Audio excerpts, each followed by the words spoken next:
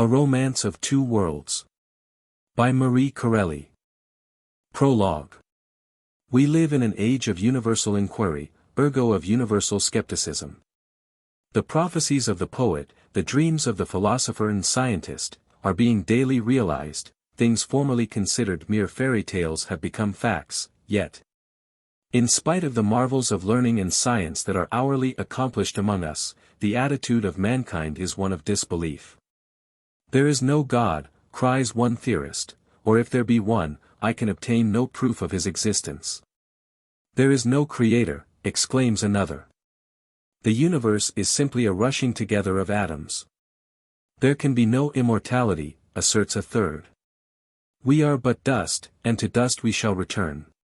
What is called by idealists the soul, argues another, is simply the vital principle composed of heat and air, which escapes from the body at death, and mingles again with its native element. A candle when lit emits flame, blow out the light, the flame vanishes, where? Would it not be madness to assert the flame immortal? Yet the soul, or vital principle of human existence, is no more than the flame of a candle. If you propound to these theorists the eternal question why is the world in existence? Why is there a universe? Why do we live? Why do we think and plan? Why do we perish at the last?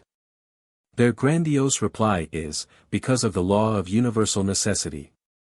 They cannot explain this mysterious law to themselves, nor can they probe deep enough to find the answer to a still more tremendous why, namely, why is there a law of universal necessity? But they are satisfied with the result of their reasonings, if not wholly, yet in part, and seldom try to search beyond that great vague vast necessity, lest their finite brains should reel into madness worse than death. Recognizing, therefore, that in this cultivated age a wall of skepticism and cynicism is gradually being built up by intellectual thinkers of every nation against all that treats of the supernatural and unseen, I am aware that my narration of the events I have recently experienced will be read with incredulity. At a time when the great empire of the Christian religion is being assailed, or politely ignored by governments and public speakers and teachers, I realize to the fullest extent how daring is any attempt to prove, even by a plain history of strange occurrences happening to oneself, the actual existence of the supernatural around us, and the absolute certainty of a future state of being, after the passage through that brief soul torpor in which the body perishes, known to us as death. In the present narration, which I have purposely called a romance, I do not expect to be believed, as I can only relate what I myself have experienced. I know that men and women of today must have proofs, or what they are willing to accept as proofs, before they will credit anything that purports to be of a spiritual tendency. Something startling, some miracle of a stupendous nature, such as according to prophecy they are all unfit to receive. Few will admit the subtle influence and incontestable, though mysterious, authority exercised upon their lives by higher intelligences than their own, intelligences unseen, unknown, but felt. Yes. Felt by the most careless, the most cynical. In the uncomfortable prescience of danger. The inner forebodings of guilt, the moral and mental torture endured by those who fight a protracted battle to gain the hardly won victory in themselves of right over wrong, in the 1,001 sudden appeals made without warning to that compass of a man's life. Conscience, and in those brilliant and startling impulses of generosity, bravery, and self-sacrifice which carry us on, heedless of consequences, to the performance of great and noble deeds, whose fame makes the whole world one resounding echo of glory, deeds that we wonder at ourselves even in the performance of them, acts of heroism in which mere life goes for nothing, and the soul for a brief space is preeminent. Obeying blindly the guiding influence of a something akin to itself, yet higher in the realms of thought. There are no proofs as to why such things should be, but that they are, is indubitable. The miracles enacted now are silent ones, and are worked in the heart and mind of man alone. Unbelief is nearly supreme in the world today. Were an angel to descend from heaven in the middle of a great square, the crowd would think he had got himself up on pulleys and wires, and would try to discover his apparatus. Were he, in wrath, to cast destruction upon them, and with fire blazing from his wings, slay 1,000 of them with the mere shaking of a pinion, those who were left alive would either say that a tremendous dynamite explosion had occurred, or that the square was built on an extinct volcano which had suddenly broken out into frightful activity. Anything rather than believe in angels, the 19th century protests against the possibility of their existence. It sees no miracle, it pooh-poohs the very enthusiasm that might work them. Give a positive sign, it says. Prove clearly that what you say is true, and I, in spite of my progress and atom theory, will believe. The answer to such a request was spoken 1800 years and more ago. A faithless and perverse generation asketh for a sign, and no sign shall be given unto them. Were I now to assert that a sign had been given to me, as one out of the thousands who demand it, such daring assurance on my part would meet with the most strenuous opposition from all who peruse the following pages. Each person who reads having his own ideas on all subjects, and naturally considering them to be the best if not the only ideas worth anything. Therefore I wish it to be plainly understood that in this book I personally advocate no new theory of either religion or philosophy, nor do I hold myself answerable for the opinions expressed by any of my characters. My aim throughout is to let facts speak for themselves. If they seem strange, unreal, even impossible, I can only say that the things of the invisible world must always appear so to those whose thoughts and desires are centered on this life only. How do you find this book? Any thoughts about the book or the author? Any suggestion for improvement? Please take a moment to share your thoughts in a comment. If you like it, share it with your friends who might enjoy it as well. Subscribe to keep in touch. Visit CompleteAudiobooks.com for more quality content. Chapter 1. An Artist's Studio. In the winter of 188 I was afflicted by a series of nervous ailments, brought on by overwork and overworry. Chief among these was a protracted and terrible insomnia, accompanied by the utmost depression of spirits and anxiety of mind. I became filled with the gloomiest anticipations of evil. And my system was strung up by slow degrees to such a high tension of physical and mental excitement, that the quietest and most soothing of friendly voices had no other effect upon me than to jar and irritate. Work was impossible. Music, my one passion, intolerable, books became wearisome to my sight, and even a short walk in the open air brought with it such lassitude and exhaustion, that I soon grew to dislike the very thought of moving out of doors. In such a condition of health, medical aid became necessary, and a skillful and amiable physician, Dr. R., of great repute in nervous ailments, attended me for many weeks, with but slight success. He was not to blame, poor man, for his failure to effect a cure. He had only one way of treatment, and he applied it to all his patients with more or less happy results. Some died, some recovered. It was a lottery on which my medical friend staked his reputation, and won. The patients who died were never heard of more, those who recovered sang the praises of their physician everywhere, and sent him gifts of silver plate and hampers of wine, to testify their gratitude. His popularity was very great. His skill considered marvelous, and his inability to do me any good arose, I must perforce imagine, out of some defect or hidden obstinacy in my constitution, which was to him a new experience, and for which he was unprepared. Poor Dr. R. How many bottles of your tastily prepared and expensive medicines have I not swallowed, in blind confidence and blinder ignorance of the offences I thus committed against all the principles of that nature within me, which, if left to itself, always heroically struggles to recover its own proper balance and effect its own cure. But which, if subjected to the experimental tests of various poisons or drugs, often loses strength in the unnatural contest and sinks exhausted, perhaps never to rise with actual vigor again. Baffled in his attempts to remedy my ailments, Dr. R. at last resorted to the usual plan adopted by all physicians when their medicines have no power. He recommended change of air and scene, and urged my leaving London, then dark with the fogs of a dreary winter, for the gaiety and sunshine and roses of the Riviera. The idea was not unpleasant to me, and I determined to take the advice proffered. Hearing of my intention, some American friends of mine, Colonel Everard and his charming young wife, decided to accompany me, sharing with me the expenses of the journey in hotel accommodation. We left London all together on a damp foggy evening, when the cold was so intense that it seemed to bite the flesh like the sharp teeth of an animal, and after 2 days' rapid journey, during which I felt my spirits gradually rising, and my gloomy forebodings vanishing slowly one by one, we arrived at Cannes, and put up at the Hôtel de L.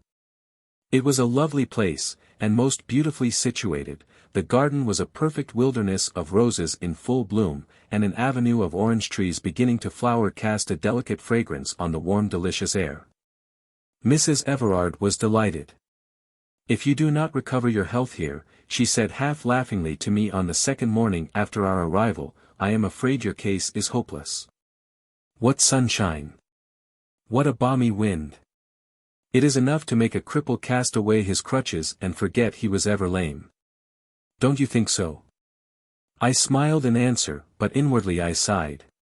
Beautiful as the scenery, the air, and the general surroundings were, I could not disguise from myself that the temporary exhilaration of my feelings, caused by the novelty and excitement of my journey to Cannes, was slowly but surely passing away.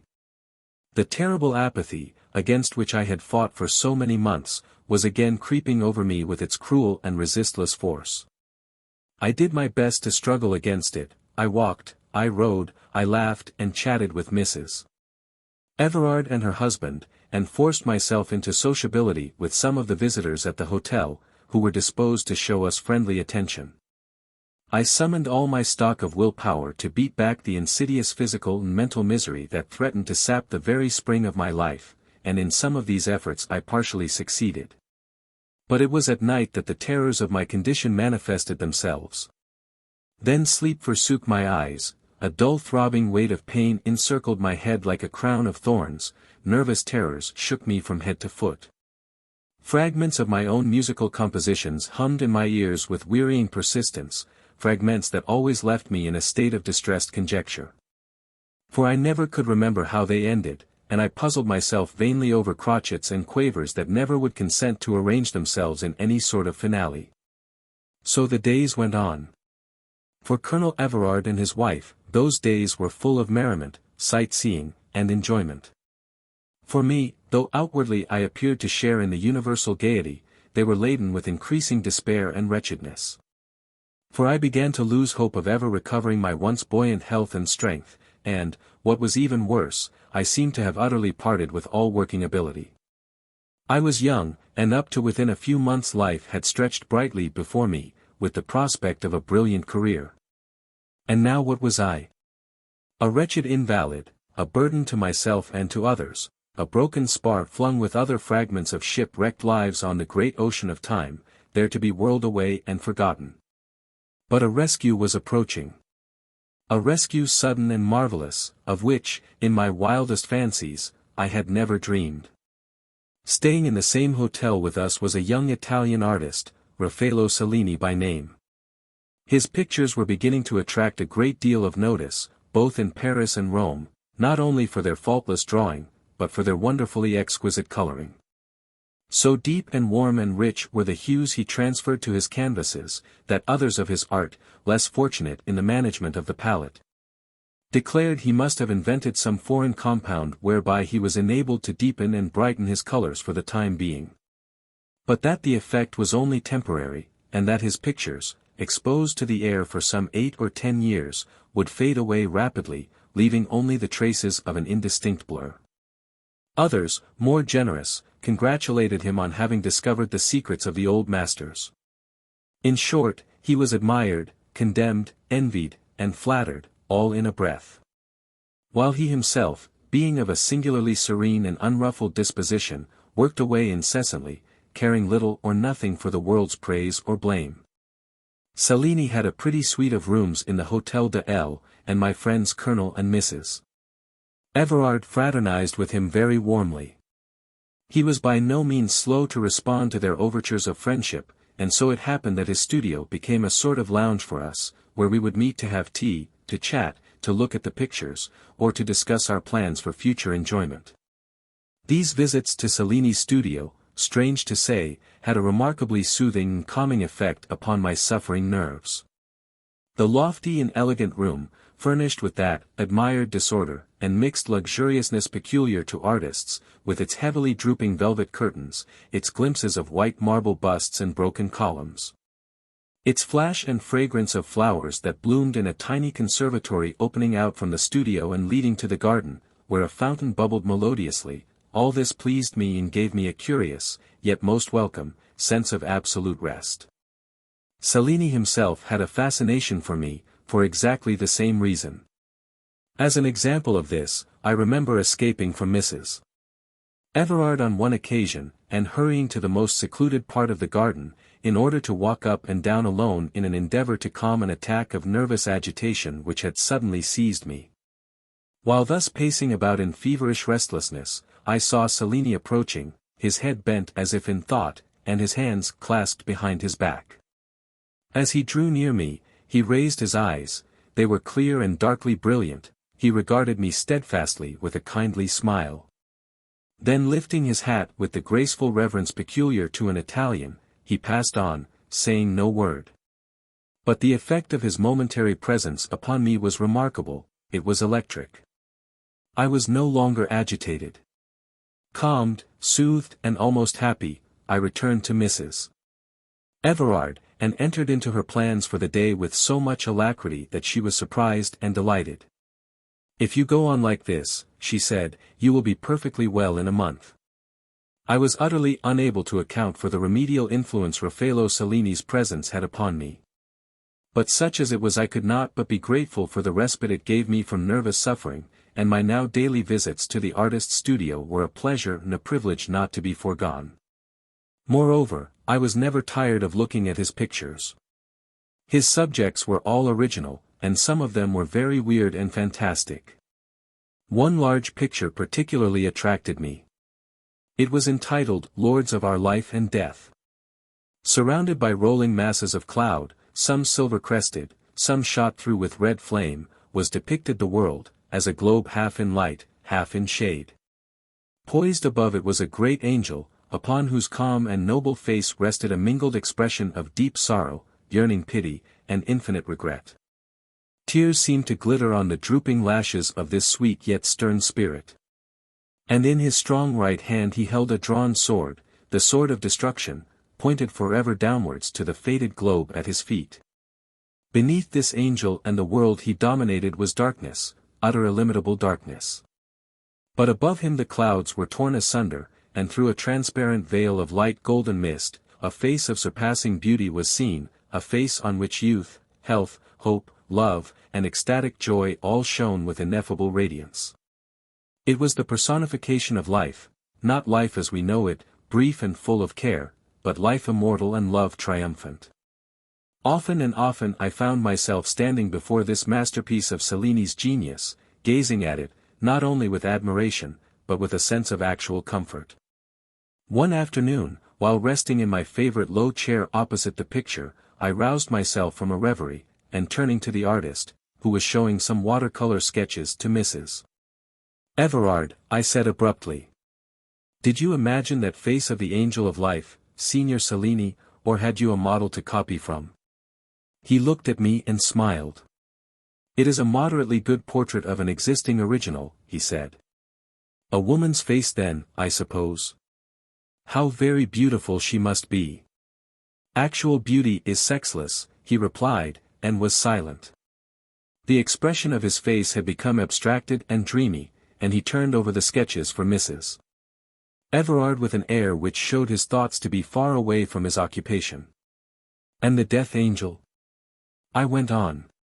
"Had you a model for that also?" This time a look of relief, almost of gladness, passed over his features. "No indeed," he answered with ready frankness, "that is entirely my own creation." I was about to compliment him on the grandeur and force of his poetical fancy, when he stopped me by a slight gesture of his hand. "If you really admire the picture," he said, "pray do not say so. If it is in truth a work of art, let it speak to you as art only, and spare the poor workman who has called it into existence the shame of having to confess that it is not above human praise. The only true criticism of high art is silence, silence as grand as heaven itself." He spoke with energy, and his dark eyes flashed.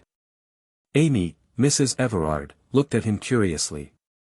"Say now," she exclaimed, with a ringing laugh, "aren't you a little bit eccentric, Signor? You talk like a long-haired prophet. I never met an artist before who couldn't stand praise. It is generally a matter of wonder to me to notice how much of that intoxicating sweet they can swallow without reeling. But you're an exception, I must admit. I congratulate you." Cellini bowed gaily in response to the half-friendly, half-mocking curtsy she gave him, and, turning to me again, said, "I have a favor to ask of you, mademoiselle. Will you sit to me for your portrait?" I exclaimed, with astonishment. "Signor Cellini, I cannot imagine why you should wish so to waste your valuable time. There is nothing in my poor physiognomy worthy of your briefest attention." "You must pardon me, mademoiselle," he replied gravely, "if I presume to differ from you. I am exceedingly anxious to transfer your features to my canvas. I am aware that you are not in strong health, and that your face has not that roundness and color formerly habitual to it. But I am not an admirer of the milkmaid type of beauty. Everywhere I seek for intelligence, for thought, for inward refinement, in short, mademoiselle, you have the face of one whom the inner soul consumes, and, as such, may I plead again with you to give me a little of your spare time? You will not regret it, I assure you." These last words were uttered in a lower tone and with singular impressiveness. I rose from my seat and looked at him steadily. He returned me glance for glance, a strange thrill ran through me, followed by that inexplicable sensation of absolute calm that I had before experienced. I smiled, I could not help smiling. "I will come tomorrow," I said. "1,000 thanks, mademoiselle. Can you be here at noon?" I looked inquiringly at Amy, who clapped her hands with delighted enthusiasm. "Of course. Any time you like, Signor. We will arrange our excursions so that they shall not interfere with the sittings. It will be most interesting to watch the picture growing day by day. What will you call it, Signor? By some fancy title?" "It will depend on its appearance when completed," he replied, as he threw open the doors of the studio and bowed us out with his usual ceremonious politeness. "Au revoir, madame. A demain, mademoiselle." And the violet velvet curtains of the portière fell softly behind us as we made our exit. "Is there not something strange about that young man?" said Mrs. Everard, as we walked through the long gallery of the Hôtel de L, back to our own rooms. "Something fiendish or angelic, or a little of both qualities mixed up.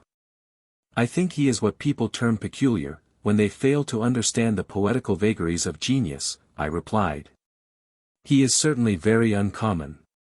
Well," continued my friend meditatively, as she contemplated her pretty mignon face and graceful figure in a long mirror placed attractively in a corner of the hall through which we were passing, "all I can say is that I wouldn't let him paint my portrait if he were to ask ever so.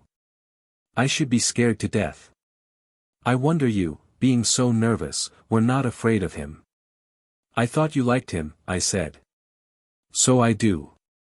So does my husband. He's awfully handsome and clever, and all that, but his conversation. There now, my dear, you must own he is slightly queer. Why, who but a lunatic would say that the only criticism of art is silence? Isn't that utter rubbish?" "The only true criticism," I corrected her gently. "Well, it's all the same. How can there be any criticism at all in silence? According to his idea, when we admire anything very much we ought to go round with long faces and gags on our mouths. That would be entirely ridiculous." "And what was that dreadful thing he said to you?" "I don't quite understand you," I answered. "I cannot remember his saying anything dreadful." "Oh, I have it now," continued Amy with rapidity, "it was awful. He said you had the face of one whom the soul consumes. You know that was most horribly mystical. And when he said it he looked ghastly.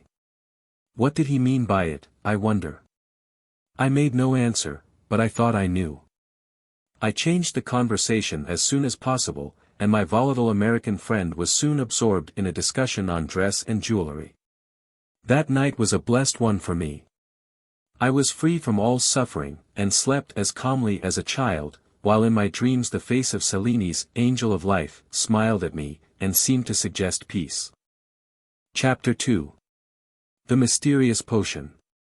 The next day, punctually at noon, according to my promise, I entered the studio. I was alone, for Amy, after some qualms of conscience respecting chaperonage, propriety, and Mrs. Grundy, had yielded to my entreaties and gone for a drive with some friends. In spite of the fears she began to entertain concerning the Mephistophelian character of Raffello Cellini, there was one thing of which both she and I felt morally certain, namely, that no truer or more honorable gentleman than he ever walked on the earth. Under his protection the loveliest and loneliest woman that ever lived would have been perfectly safe as though she were shut up, like the princess in the fairy tale, in a brazen tower, of which only an undiscoverable serpent possessed the key. When I arrived, the rooms were deserted, save for the presence of a magnificent Newfoundland dog, who, as I entered, rose, and shaking his shaggy body, sat down before me and offered me his huge paw. Wagging his tail in the most friendly manner all the while, I at once responded to his cordial greeting, and as I stroked his noble head, I wondered where the animal had come from. For though we had visited Signor Cellini's studio every day, there had been no sign or mention of this stately, brown-eyed, four-footed companion. I seated myself, and the dog immediately lay down at my feet, every now and then looking up at me with an affectionate glance and a renewed wagging of his tail. Glancing round the well-known room, I noticed that the picture I admired so much was veiled by a curtain of oriental stuff, in which were embroidered threads of gold mingled with silks of various brilliant hues. On the working easel was a large square canvas, already prepared, as I supposed, for my features to be traced thereon. It was an exceedingly warm morning, and though the windows as well as the glass doors of the conservatory were wide open, I found the air of the studio very oppressive. I perceived on the table a finely wrought decanter of Venetian glass, in which clear water sparkled temptingly. Rising from my chair, I took an antique silver goblet from the mantelpiece, filled it with the cool fluid, and was about to drink, when the cup was suddenly snatched from my hands, and the voice of Cellini, changed from its usual softness to a tone both imperious and commanding, startled me. "Do not drink that," he said, "you must not. You dare not. I forbid you." I looked up at him in mute astonishment. His face was very pale, and his large dark eyes shone with suppressed excitement. Slowly my self-possession returned to me, and I said calmly, "You forbid me, Signor. Surely you forget yourself. What harm have I done in helping myself to a simple glass of water in your studio? You are not usually so inhospitable." While I spoke his manner changed, the color returned to his face, and his eyes softened, he smiled. "Forgive me, mademoiselle, for my brusquerie. It is true I forgot myself for a moment. But you were in danger, Anne." "In danger?" I exclaimed incredulously. "Yes, mademoiselle. This," and he held up the Venetian decanter to the light, "is not water simply. If you will observe it now with the sunshine beating full against it, I think you will perceive peculiarities in it that will assure you of my veracity." I looked as he bade me, and saw, to my surprise, that the fluid was never actually still for a second. A sort of internal bubbling seemed to work in its center, and curious specks and lines of crimson and gold flashed through it from time to time. "What is it?" I asked, adding with a half-smile, "Are you the possessor of a specimen of the far-famed aqua tofana?"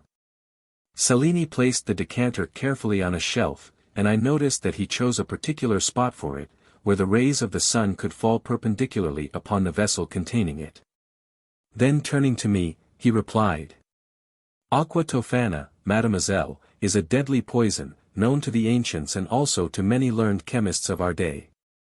It is a clear and colorless liquid, but it is absolutely still as a stagnant pool. What I have just shown you is not poison, but quite the reverse. I will prove this to you at once." And taking a tiny liqueur glass from a side table, he filled it with the strange fluid and drank it off, carefully replacing the stopper in the decanter. But, Signor Cellini, I urged, if it is so harmless, why did you forbid my tasting it?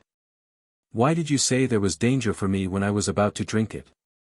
Because, mademoiselle, for you it would be dangerous. Your health is weak, your nerves unstrung. That elixir is a powerful vivifying tonic, acting with great rapidity on the entire system, and rushing through the veins with the swiftness of electricity. I am accustomed to it, it is my daily medicine. But I was brought to it by slow, and almost imperceptible degrees. A single teaspoonful of that fluid, mademoiselle, administered to anyone not prepared to receive it, would be instant death, though its actual use is to vivify and strengthen human life. You understand now why I said you were in danger. I understand, I replied, though in sober truth I was mystified and puzzled. And you forgive my seeming rudeness? Oh, certainly. But you have aroused my curiosity. I should like to know more about this strange medicine of yours. You shall know more if you wish, said Cellini, his usual equable humor and good spirits now quite restored. You shall know everything, but not today. We have too little time. I have not yet commenced your picture. And I forgot, you were thirsty, and I was, as you said, inhospitable. You must permit me to repair my fault. And with a courteous salute he left the room, to return almost immediately with a tumbler full of some fragrant, golden-colored liquid, in which lumps of ice glittered refreshingly. A few loose rose leaves were scattered on the top of this dainty-looking beverage. You may enjoy this without fear, said he, smiling, it will do you good. It is an Eastern wine, unknown to trade, and therefore untampered with. I see you are looking at the rose leaves on the surface. That is a Persian custom, and I think a pretty one. They float away from your lips in the action of drinking, and therefore they are no obstacle.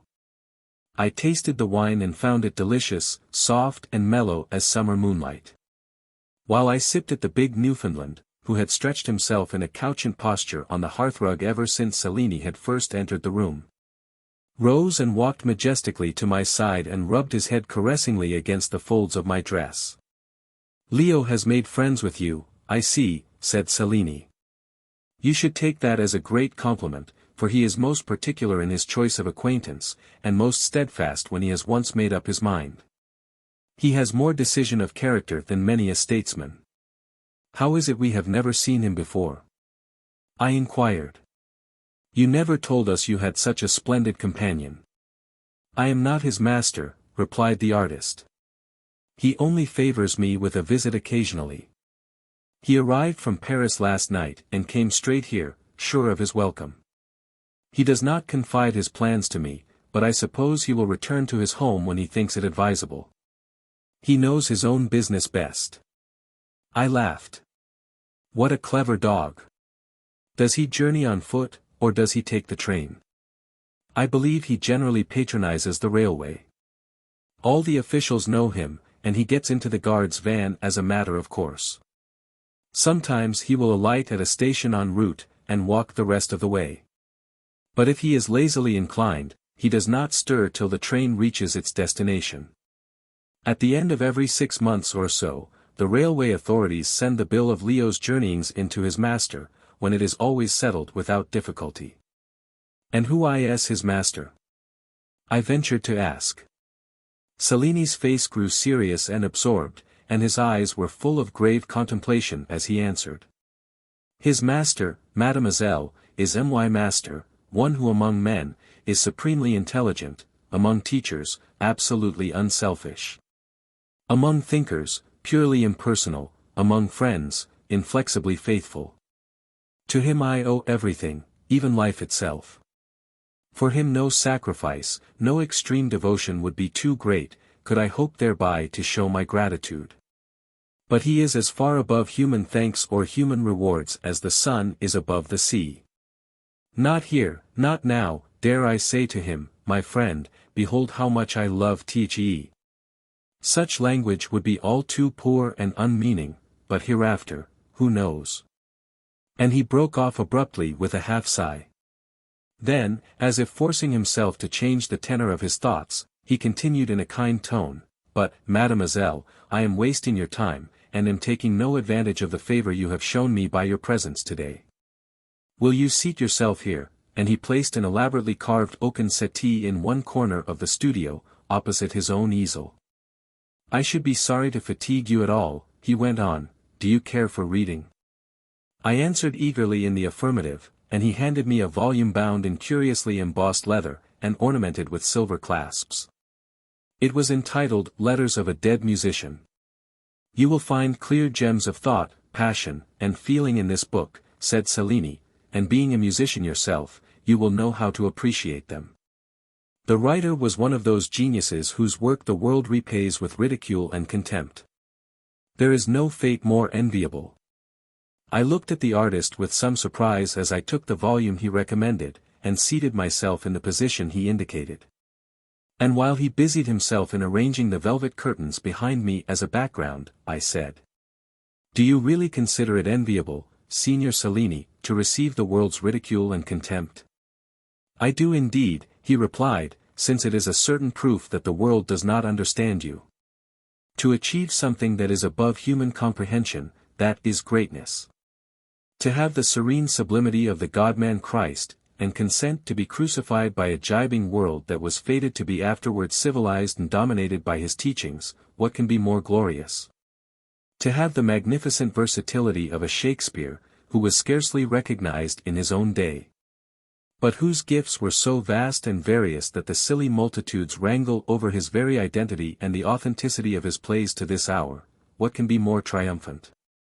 To know that one's own soul can, if strengthened and encouraged by the force of will, rise to a supreme altitude of power, is not that sufficient to compensate for the little whining cries of the common herd of men and women who have forgotten whether they ever had a spiritual spark in them, and who, straining up to see the light of genius that burns too fiercely for their earth-dimmed eyes, exclaim, 'We see nothing, therefore there can be nothing.'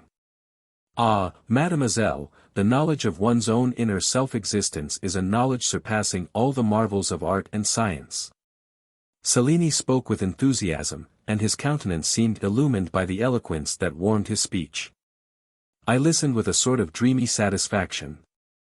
The visual sensation of utter rest that I always experienced in this man's presence was upon me, and I watched him with interest as he drew with quick and facile touch the outline of my features on his canvas. Gradually he became more and more absorbed in his work. He glanced at me from time to time, but did not speak, and his pencil worked rapidly. I turned over the Letters of a Dead Musician with some curiosity. Several passages struck me as being remarkable for their originality and depth of thought, but what particularly impressed me as I read on, was the tone of absolute joy and contentment that seemed to light up every page. There were no wailings over disappointed ambition, no regrets for the past, no complaints, no criticism, no word for or against the brothers of his art. Everything was treated from a lofty standpoint of splendid equality, save when the writer spoke of himself, and then he became the humblest of the humble, yet never abject, and always happy. "O music," he wrote, "music, thou sweetest spirit of all that serve God, what have I done that thou shouldst so often visit me? It is not well, O thou lofty and divine one, that thou shouldst stoop so low as to console him who is the unworthiest of all thy servants. For I am too feeble to tell the world how soft is the sound of thy rustling pinions, how tender is the sighing breath of thy lips, how beyond all things glorious is the vibration of thy lightest whisper. Remain aloft, thou choicest essence of the Creator's voice, remain in that pure and cloudless ether, where alone thou art fitted to dwell. My touch must desecrate thee, my voice affright thee. Suffice it to thy servant, O beloved, to dream of thee and die." Meeting Cellini's glance as I finished reading these lines, I asked, "Did you know the author of this book, Signor?" "I knew him well," he replied. "He was one of the gentlest souls that ever dwelt in human clay. As ethereal in his music as John Keats in his poetry, he was one of those creatures born of dreams and rapture that rarely visit this planet. Happy fellow! What a death was his! How did he die?" I inquired. He was playing the organ in one of the great churches of Rome on the day of the Feast of the Virgin. A choir of finely trained voices sang to his accompaniment his own glorious setting of the Regina Coeli. The music was wonderful, startling, triumphant, ever rising in power and majesty to a magnificent finale, when suddenly a slight crash was heard, the organ ceased abruptly, the singers broke off. The musician was dead. He had fallen forward on the keys of the instrument, and when they raised him, his face was fairer than the face of any sculptured angel, so serene was its expression, so rapt was its smile. No one could tell exactly the cause of his death. He had always been remarkably strong and healthy. Everyone said it was heart disease. It is the usual reason assigned by medical savants for these sudden departures out of the world. His loss was regretted by all, save myself and one other who loved him. We rejoiced, and still do rejoice, at his release. I speculated vaguely on the meaning of these last words, but I felt disinclined to ask any more questions, and Cellini, probably seeing this, worked on at his sketch without further converse. My eyes were growing heavy, and the printed words in the dead musician's letters danced before my sight like active little black demons with thin waving arms and legs. A curious yet not unpleasant drowsiness stole over me, in which I heard the humming of the bees at the open window, the singing of the birds, and the voices of people in the hotel gardens. All united in one continuous murmur that seemed a long way off. I saw the sunshine and the shadow, I saw the majestic Leo stretched full length near the easel, and the slight supple form of Raffello Cellini standing out in bold outline against the light. Yet all seemed shifting and mingling strangely into a sort of wide radiance in which there was nothing but varying tints of color. And could it have been my fancy, or did I actually see the curtain fall gradually away from my favorite picture, just enough for the face of the angel of life to be seen smiling down upon me? I rubbed my eyes violently, and started to my feet at the sound of the artist's voice. "I have tried your patience enough for today," he said, and his words sounded muffled, as though they were being spoken through a thick wall. "You can leave me now if you like." I stood before him mechanically, still holding the book he had lent me clasped in my hand.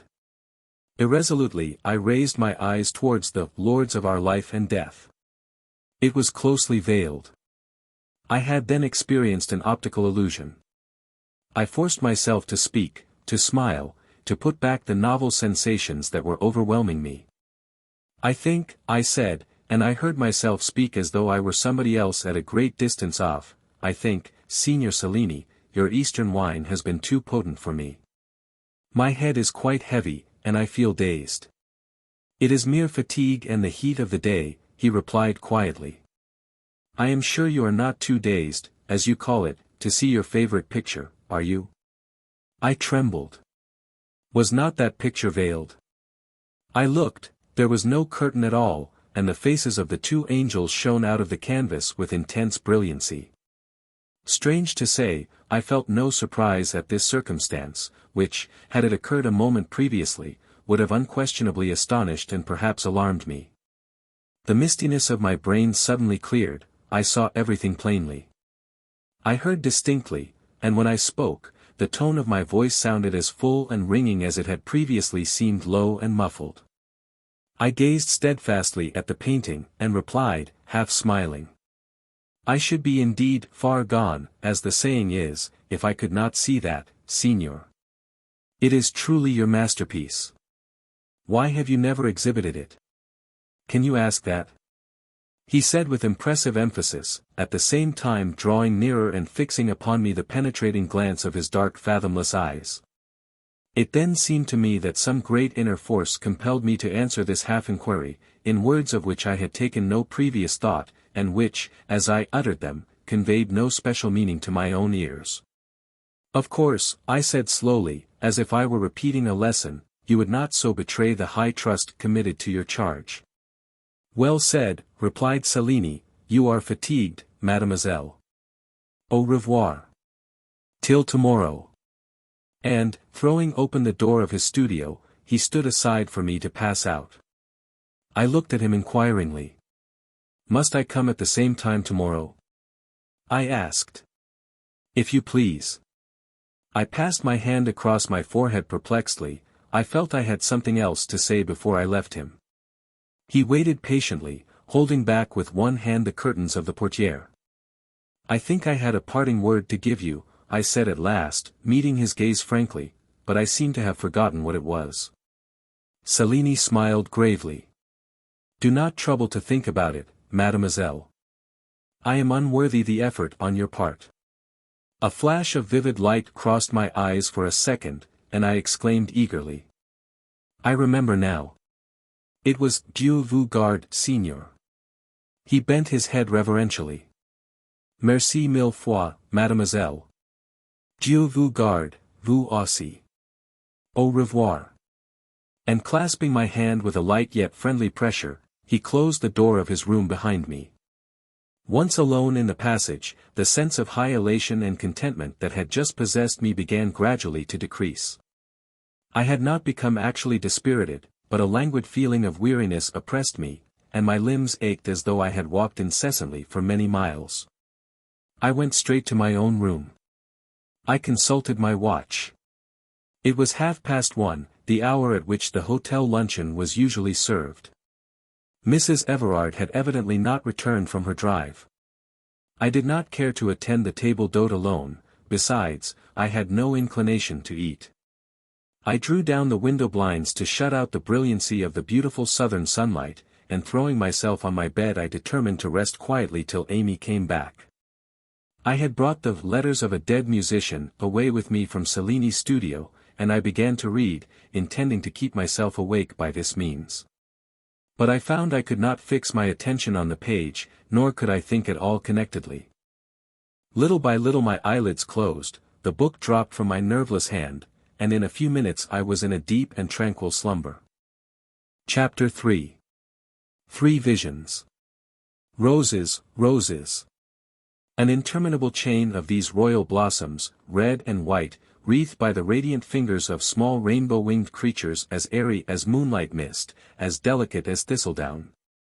They cluster round me with smiling faces and eager eyes, they place the end of their rose garland in my hand, and whisper, "Follow." Gladly I obey, and hasten onward.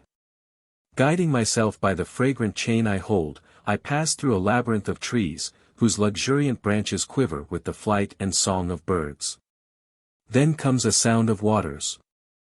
The riotous rushing of a torrent unchecked, that leaps sheer down from rocks 1,000 feet high, thundering forth the praise of its own beauty as it tosses in the air triumphant crowns of silver spray. How the living diamonds within it shift, and change, and sparkle. Fain would I linger to watch this magnificence, but the coil of roses still unwinds before me, and the fairy voices still cry, "Follow." I press on. The trees grow thicker. The songs of the birds cease, the light around me grows pale and subdued. In the far distance I see a golden crescent that seems suspended by some invisible thread in the air. Is it the young moon? No. For as I gaze it breaks apart into 1,000 points of vivid light like wandering stars.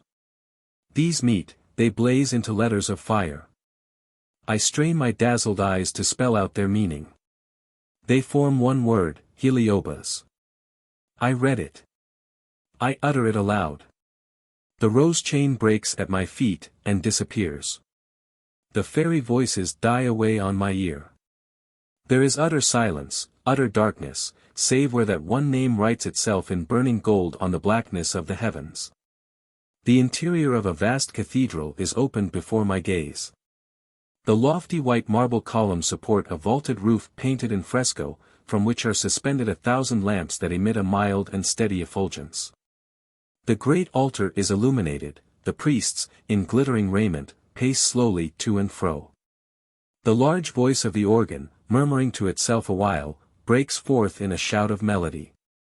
And a boy's clear, sonorous treble tones pierce the incense-laden air. Credo. And the silver, trumpet-like notes fall from the immense height of the building like a bell ringing in a pure atmosphere, Credo in unum Deum. Patrem omnipotentem, factorem celi et terrae, visibilium omnium et invisibilium. The cathedral echoes with answering voices, and, involuntarily kneeling, I follow the words of the grand chant. I hear the music slacken.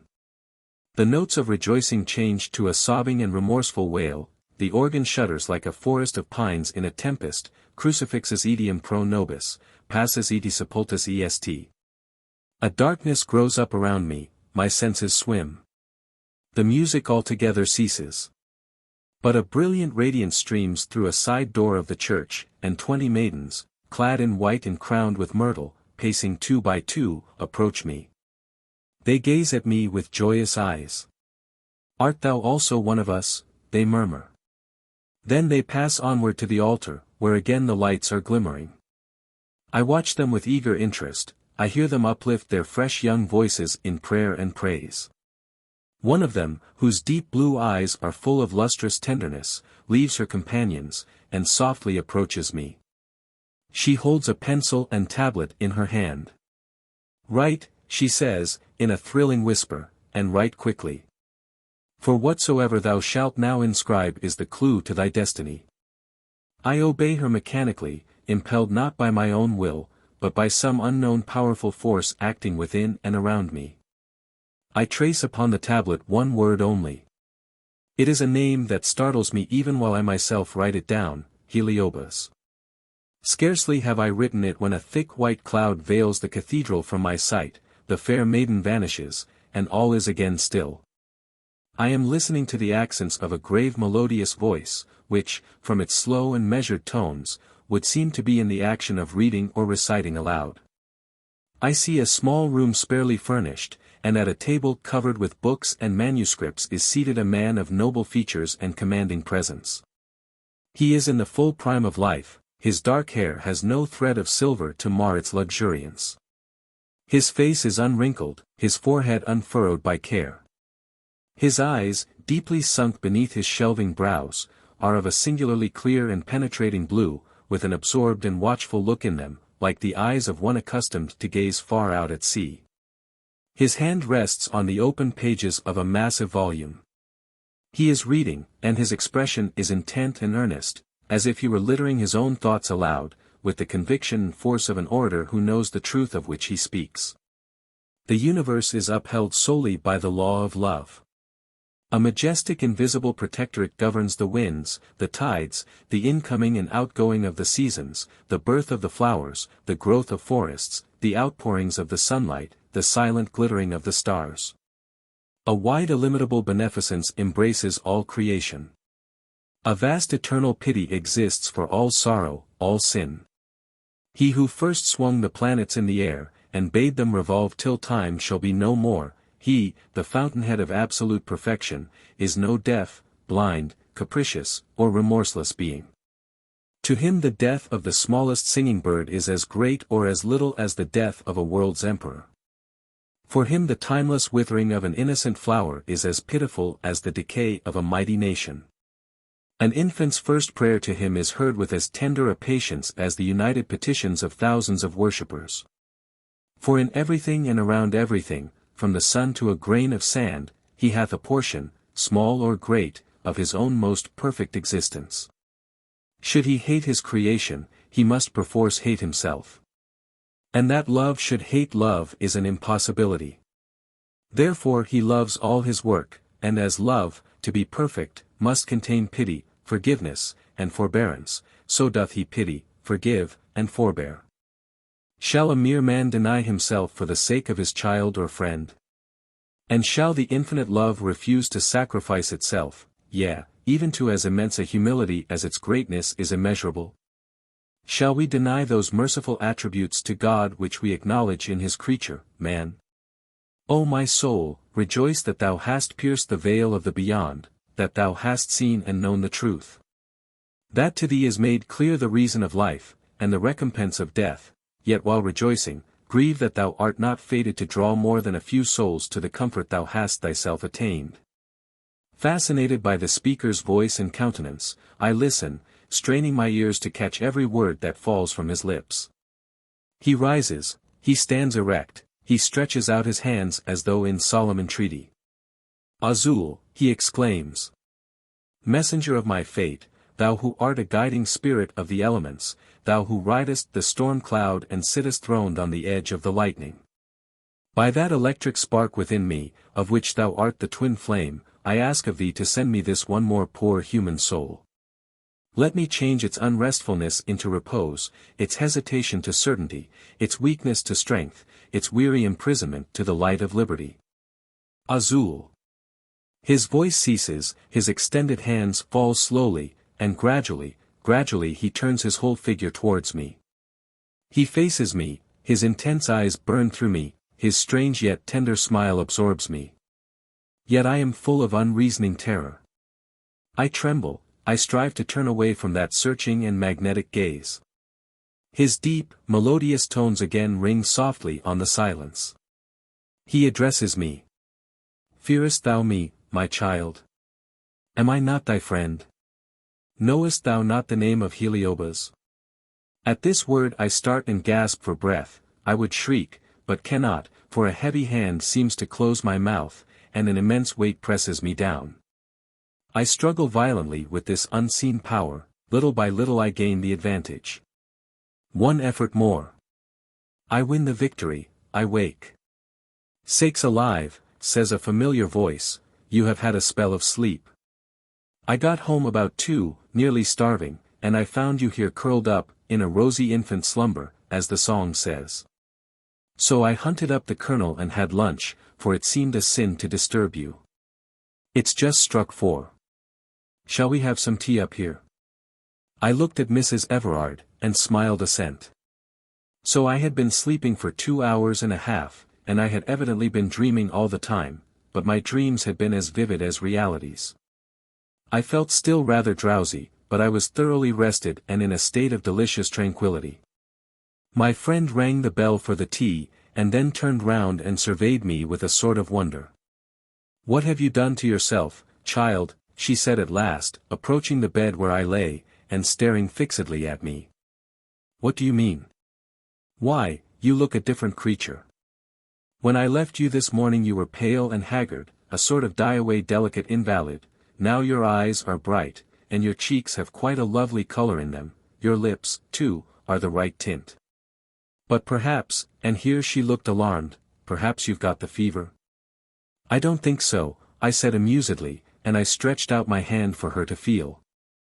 No, you haven't, she continued, evidently reassured. Your palm is moist and cool, and your pulse is regular. Well, you look spry, anyhow. I shouldn't wonder if you made up your mind to have a dance tonight. Dance? I queried. What dance, and where? Well, Madame Didier, that jolly little furbelowed Frenchwoman with whom I was driving just now, has got up a regular party tonight. Hans Brakeman give a party? I interposed, with a mock solemn air of inquiry. Amy laughed. Well, yes, it may be that kind of thing, for all I know to the contrary. Anyhow, she's hired the band and ordered a right-down elegant supper. Half the folks in the hotel are going, and a lot of outsiders have got invitations. She asked if we couldn't come, myself, the colonel, and you.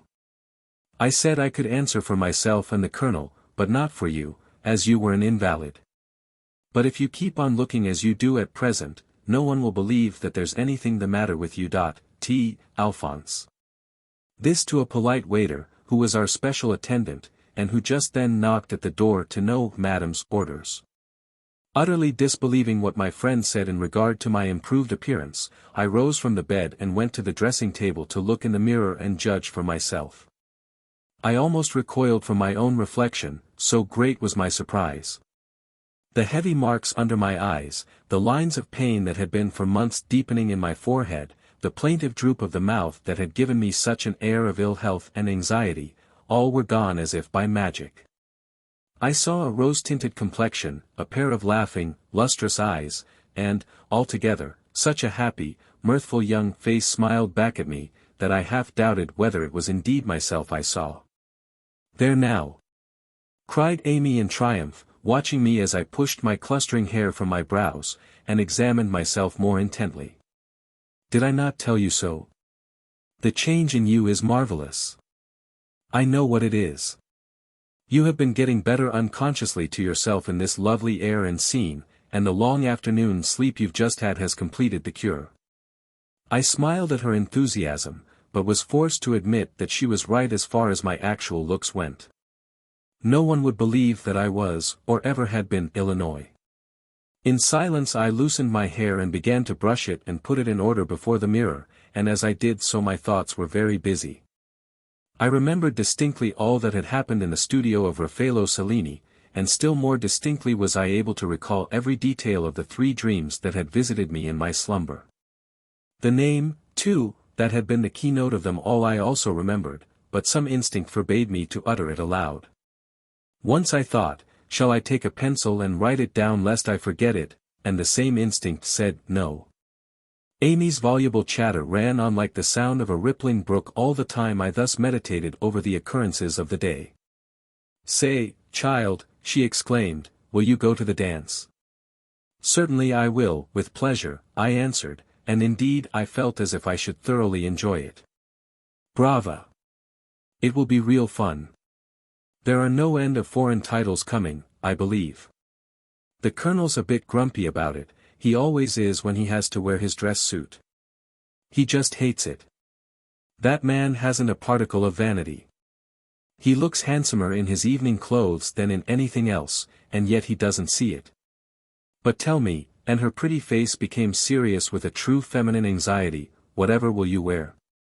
You've brought no ball fixings, have you? I finished twisting up the last coil of my hair, and turned and kissed her affectionately. She was the most sweet-tempered and generous of women, and she would have placed any one of her elaborate costumes at my disposal had I expressed the least desire in that direction. I answered. No, dear. I certainly have no regular ball fixings, for I never expected to dance here, or anywhere for that matter. I did not bring the big trunks full of Parisian toilettes that you indulge in, you spoilt bride. Still I have something that may do. In fact it will have to do. What is it? Have I seen it? Do show, and her curiosity was unappeasable. The discreet Alphonse tapped at the door again just at this moment. Entrez. I answered. An artiste, prepared with the tempting nicety peculiar to the Hôtel de L, appeared. Alphonse set the tray down with his usual artistic nourish, and produced a small note from his vest pocket. For mademoiselle, he said with a bow. And as he handed it to me, his eyes opened wide in surprise. He, too, perceived the change in my appearance. But he was dignity itself, and instantly suppressed his astonishment into the polite impassiveness of a truly accomplished waiter, and gliding from the room on the points of his toes, as was his usual custom, he disappeared. The note was from Cellini, and ran as follows. If mademoiselle will be so good as to refrain from choosing any flowers for her toilette this evening, she will confer a favor on her humble friend and servant. Raffello Cellini. I handed it to Amy, who was evidently burning with inquisitiveness to know its contents. Didn't I say he was a queer young man, she exclaimed, as she perused the missive attentively. This is only his way of saying that he means to send you some flowers himself. But what puzzles me is to think how he could possibly know you were going to make any special toilette this evening. It is really very mysterious when I come to think of it, for Madame Didier said plainly that she would not ask Cellini to the dance till she saw him at the table d'hôte tonight. Perhaps Alphonse has told him all about it, I suggested. My friend's countenance brightened. Of course. That is it, and Mr. Cellini takes it for granted that a girl of your age would not be likely to refuse a dance. Still there is something odd about it, too. By the by, I forgot to ask you how the picture got on. Oh, very well, I believe, I replied evasively. Signor Cellini only made a slight outline sketch as a beginning. And was it like you, a really good resemblance? I really did not examine it closely enough to be able to judge. What a demure young person you are, laughed Mrs. Everard. Now, I should have rushed straight up to the easel and examined every line of what he was doing. You are a model of discretion, really. I shan't be anxious about leaving you alone any more. But about your dress for tonight. Let me see it, there's a good girl. I opened my trunk and took out a robe of ivory-tinted crepe. It was made with almost severe simplicity, and was unadorned, save by a soft ruffle of old Mechlin lace round the neck and sleeves. Amy examined it critically. Now, you would have looked perfectly ghastly in this last night, when you were as pale and hollow-eyed as a sick nun, but tonight, and she raised her eyes to my face, I believe you will do. Don't you want the bodice cut lower? No, thanks. I said, smiling. I will leave that to the portly dowagers, they will expose neck enough for half a dozen other women. My friend laughed. Do as you like, she returned. Only I see your gown has short sleeves, and I thought you might like a square neck instead of that little simple Greek round. But perhaps it's better as it is. The stuff is lovely, where did you get it? At one of the London emporiums of Eastern art, I answered. My dear, your tea is getting cold. She laid the dress on the bed, and in doing so, perceived the antique-looking book with the silver clasps which I had left there. What's this? She asked, turning it round to discover its name. Letters of a Dead Musician. What a shivery title. Is it morbid reading? Not at all, I replied, as I leaned comfortably back in an easy chair and sipped my tea. It is a very scholarly, poetical, and picturesque work. Signor Cellini lent it to me, the author was a friend of his. Amy looked at me with a knowing and half-serious expression. Say now, take care, take care. Aren't you and Cellini getting to be rather particular friends, something a little beyond the platonic, eh? This notion struck me as so absurd that I laughed heartily. Then, without pausing for one instant to think what I was saying, I answered with amazing readiness and frankness, considering that I really knew nothing about it. Why, my dear, Raffello Cellini is betrothed, and he is a most devoted lover. A moment after I had uttered this assertion I was surprised at myself. What authority had I for saying that Cellini was betrothed? What did I know about it? Confused, I endeavored to find some means of retracting this unfounded and rash remark, but no words of explanation would come to my lips that had been so ready and primed to deliver what might be, for all I knew, a falsehood. Amy did not perceive my embarrassment. She was pleased and interested at the idea of Cellini's being in love. Really, she exclaimed, it makes him a more romantic character than ever. Fancy his telling you that he was betrothed. How delightful. I must ask him all about his chosen fair one. But I'm positively thankful it isn't you, for I'm sure he's just a little bit off his head. Even this book he has lent you looks like a wizard's property. And she fluttered the leaves of the Dead Musicians volume, turning them rapidly over in search of something attractive. Suddenly she paused and cried out, why, this is right down awful. He must have been a regular madman. Just listen. And she read aloud. How mighty are the kingdoms of the air. How vast they are, how densely populated, how glorious are their destinies, how all-powerful and wise are their inhabitants. They possess everlasting health and beauty, their movements are music, their glances are light, they cannot err in their laws or judgments, for their existence is love. Thrones, principalities, and powers are among them, yet all are equal. Each one has a different duty to perform, yet all their labors are lofty. But what a fate is ours on this low earth! For, from the cradle to the grave, we are watched by these spiritual spectators, watched with unflinching interest, unhesitating regard. O angelic spirits, what is there in the poor and shabby spectacle of human life to attract your mighty intelligences? Sorrow, sin, pride, shame, ambition, failure, obstinacy, ignorance, selfishness, forgetfulness, enough to make ye veil your radiant faces in unpierceable clouds to hide forever the sight of so much crime and misery. Yet if there be the faintest, feeblest effort in our souls to answer to the call of your voices, to rise above the earth by force of the same will that pervades your destinies. How the sound of great rejoicing permeates those wide continents ye inhabit, like a wave of thunderous music. And ye are glad, blessed spirits, glad with a gladness beyond that of your own lives, to feel and to know that some vestige, however fragile, is spared from the general wreck of selfish and unbelieving humanity. Truly we work under the shadow of a cloud of witnesses. Disperse, disperse, O dense yet brilliant multitudes. Turn away from me your burning, truthful, immutable eyes, filled with that look of divine, perpetual regret and pity. Lo, how unworthy am I to behold your glory! And yet I must see and know and love you all, while the mad blind world rushes on to its own destruction, and none can avert its doom. Here Amy threw down the book with a sort of contempt, and said to me, "If you are going to muddle your mind with the ravings of a lunatic, you are not what I took you for. Why, it's regular spiritualism. Kingdoms of the air indeed. And his cloud of witnesses. Rubbish." "He quotes the cloud of witnesses from St. Paul," I remarked. "More shame for him," replied my friend, with the usual inconsistent indignation that good Protestants invariably display when their pet corn, the Bible, is accidentally trodden on.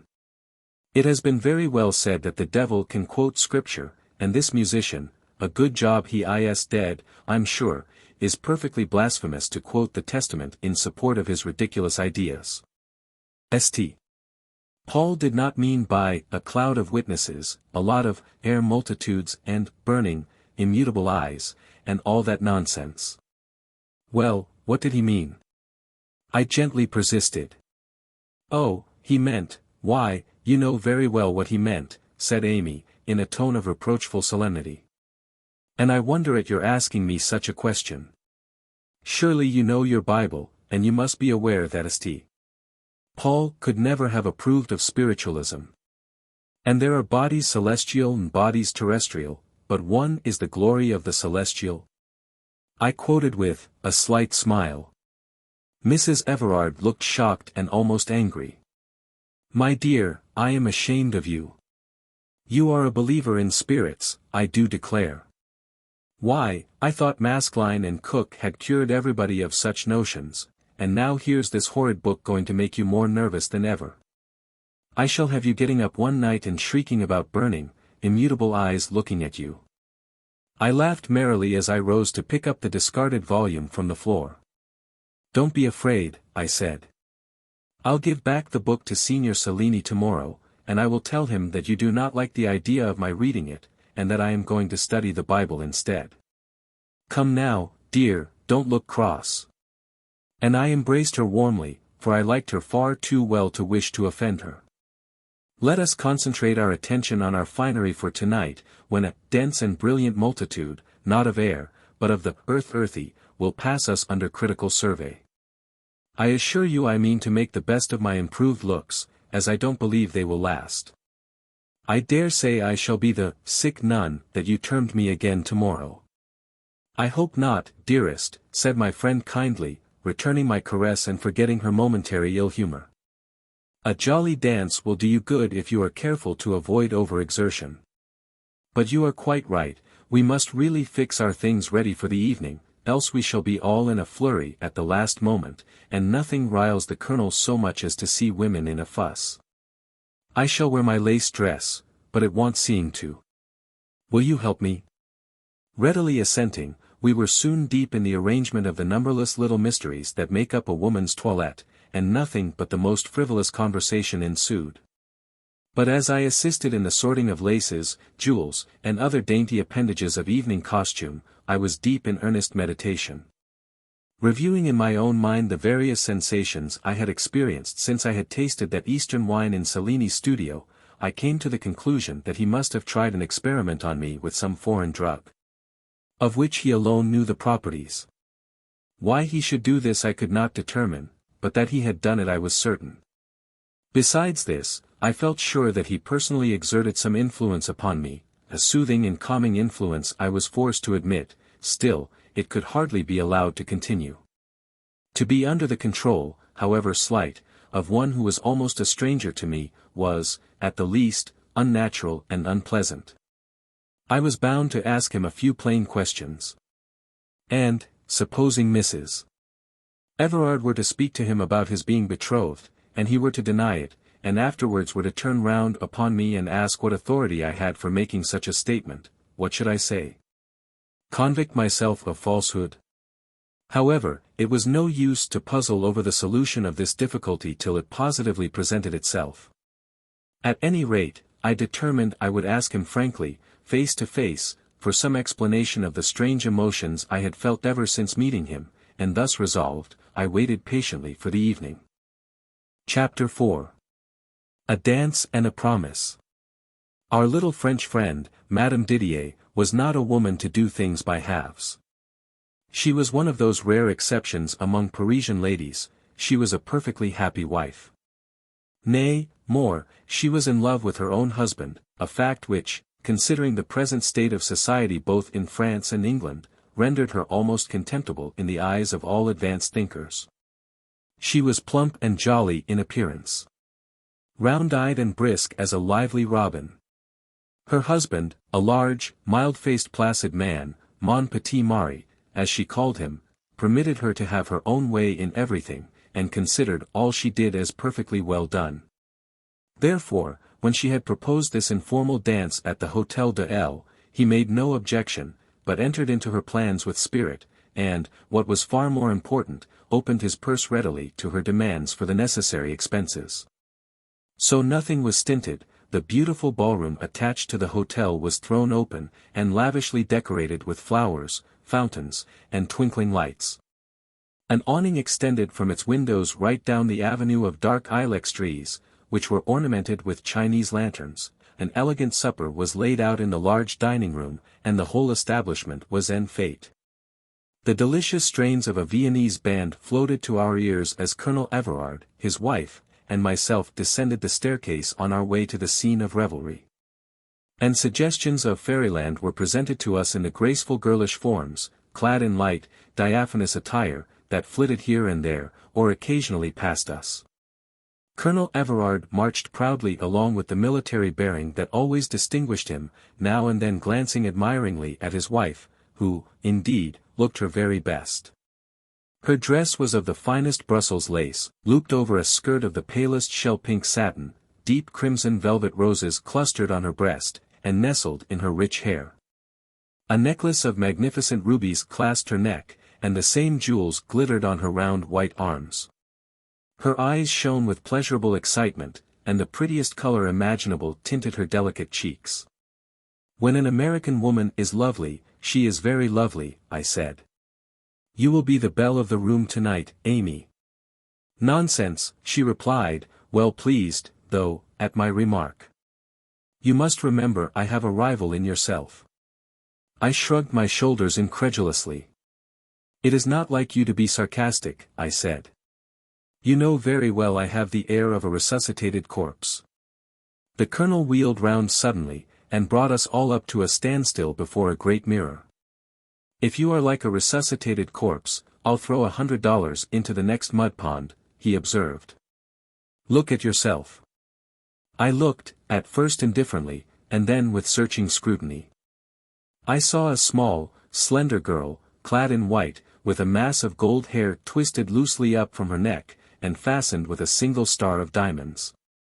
A superb garniture of natural lilies of the valley was fastened on this girl's shoulder, and, falling loosely across her breast, lost itself in the trailing folds of her gown. She held a palm-leaf fan entirely covered with lilies of the valley, and a girdle of the same flowers encircled her waist. Her face was serious, but contented. Her eyes were bright, but with an intense and thoughtful luster, and her cheeks were softly colored, as though a west wind had blown freshly against them. There was nothing either attractive or repulsive about her that I could see.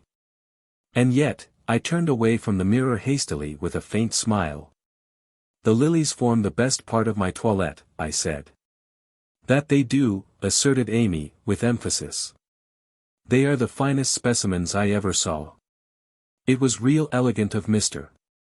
Cellini to send them all fixed up ready like that, fan and all. You must be a favorite of his. Come, let us proceed, I answered, with some abruptness. We are losing time. In a few seconds more we entered the ballroom, and were met at once by Madame Didier, who, resplendent in black lace and diamonds, gave us hearty greeting. She stared at me with unaffected amazement. "Mon Dieu!" she exclaimed. Her conversation with us was always a mixture of French and broken English. I should not ave knows this young lady again. She avait si bon mine. You veal dance, sans doute? We readily assented, and the usual assortment of dancing men of all ages and sizes was brought forward for our inspection. While the colonel, being introduced to a beaming English girl of some 17 summers, whirled her at once into the merry maze of dancers, who were spinning easily round to the lively melody of one of Strauss's most fascinating waltzes. Presently I also found myself circling the room with an amiable young German, who ambled round with a certain amount of cleverness, considering that he was evidently ignorant of the actual waltz step. And I caught a glimpse now and then of Amy's rubies as they flashed past me in the dance. She was footing it merrily with a handsome Austrian hussar. The room was pleasantly full, not too crowded for the movements of the dancers. And the whole scene was exceedingly pretty and animated. I had no lack of partners, and I was surprised to find myself so keenly alive to enjoyment, and so completely free from my usual preoccupied condition of nervous misery. I looked everywhere for Raffello Cellini, but he was not to be seen. The lilies that I wore, which he had sent me, seemed quite unaffected by the heat and glare of the gaslight. Not a leaf drooped, not a petal withered. And their remarkable whiteness and fragrance elicited many admiring remarks from those with whom I conversed. It was growing very late. There were only 2 more waltzes before the final cotillion. I was standing near the large open window of the ballroom, conversing with one of my recent partners, when a sudden inexplicable thrill shot through me from head to foot. Instinctively I turned, and saw Cellini approaching. He looked remarkably handsome, though his face was pale and somewhat wearied in expression. He was laughing and conversing gaily with 2 ladies, one of whom was Mrs. Everard. And as he came towards me he bowed courteously, saying, "I am too much honored by the kindness mademoiselle has shown in not discarding my poor flowers." "They are lovely," I replied simply. "And I am very much obliged to you, Signor, for sending them to me." "And how fresh they keep," said Amy, burying her little nose in the fragrance of my fan, "yet they have been in the heat of the room all the evening." "They cannot perish while mademoiselle wears them," said Cellini gallantly. "Her breath is their life." "Bravo," cried Amy, clapping her hands. "That is very prettily said, isn't it?"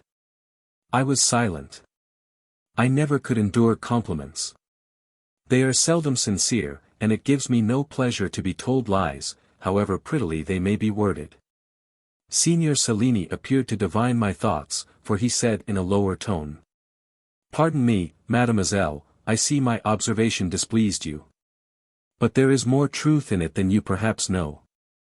"Oh, say," interrupted Mrs. Everard at this juncture, "I am so interested, Signor, to hear you are engaged.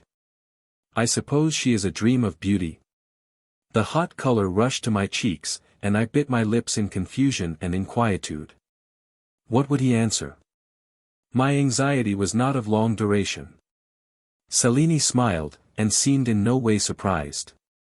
He said quietly, "Who told you, madam, that I am engaged?" "Why, she did, of course," went on my friend, nodding towards me, regardless of an imploring look I cast at her. "And said you were perfectly devoted." "She is quite right," replied Cellini, with another of those rare sweet smiles of his, "and you also are right, madam, in your supposition. My betrothed is a dream of beauty." I was infinitely relieved. I had not, then, been guilty of a falsehood. But the mystery remained. How had I discovered the truth of the matter at all?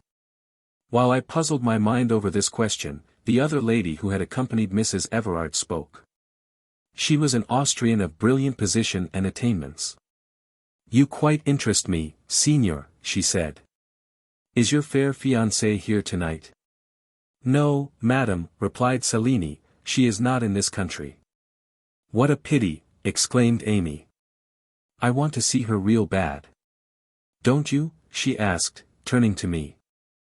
I raised my eyes and met the dark clear ones of the artist fixed full upon me. Yes, I said hesitatingly, I should like to meet her. Perhaps the chance will occur at some future time. There is not the slightest doubt about that, said Cellini. And now, mademoiselle, will you give me the pleasure of this waltz with you? Or are you promised to another partner? I was not engaged, and I at once accepted his proffered arm. Two gentlemen came hurriedly up to claim Amy and her Austrian friend. And for one brief moment Signor Cellini and I stood alone in a comparatively quiet corner of the ballroom, waiting for the music to begin. I opened my lips to ask him a question, when he stopped me by a slight gesture of his hand. Patience, he said in a low and earnest tone. In a few moments you shall have the opportunity you seek. The band burst forth just then in the voluptuous strains of a waltz by Gungel, and together we floated away to its exquisite gliding measure. I used the word floated, advisedly, for no other term could express the delightful sensation I enjoyed. Cellini was a superb dancer. It seemed to me that our feet scarcely touched the floor, so swiftly, so easily and lightly we sped along. A few rapid turns, and I noticed we were nearing the open French windows, and, before I well realized it, we had stopped dancing and were pacing quietly side by side down the Ilex Avenue, where the little lanterns twinkled like red fireflies and green glowworms among the dark and leafy branches. We walked along in silence till we reached the end of the path. There, before us, lay the open garden, with its broad green lawn, bathed in the lovely light of the full moon, sailing aloft in a cloudless sky. The night was very warm, but, regardless of this fact, Cellini wrapped carefully round me a large fleecy white burnous that he had taken from a chair where it was lying, on his way through the avenue. I am not cold, I said, smiling.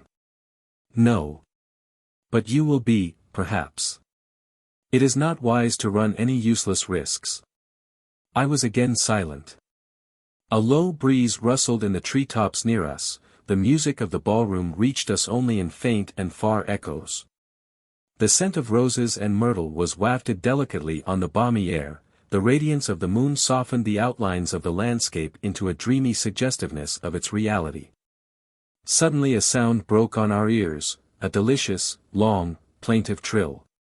Then a wonderful shower of sparkling roulades, and finally, a clear, imploring, passionate note repeated many times. It was a nightingale, singing as only the nightingales of the south can sing. I listened entranced. Thou wast not born for death, immortal bird. No hungry generations tread thee down. The voice I hear this passing night was heard in ancient days by emperor and clown. Quoted Cellini in earnest tones. You admire Keats? I asked eagerly. More than any other poet that has lived, he replied.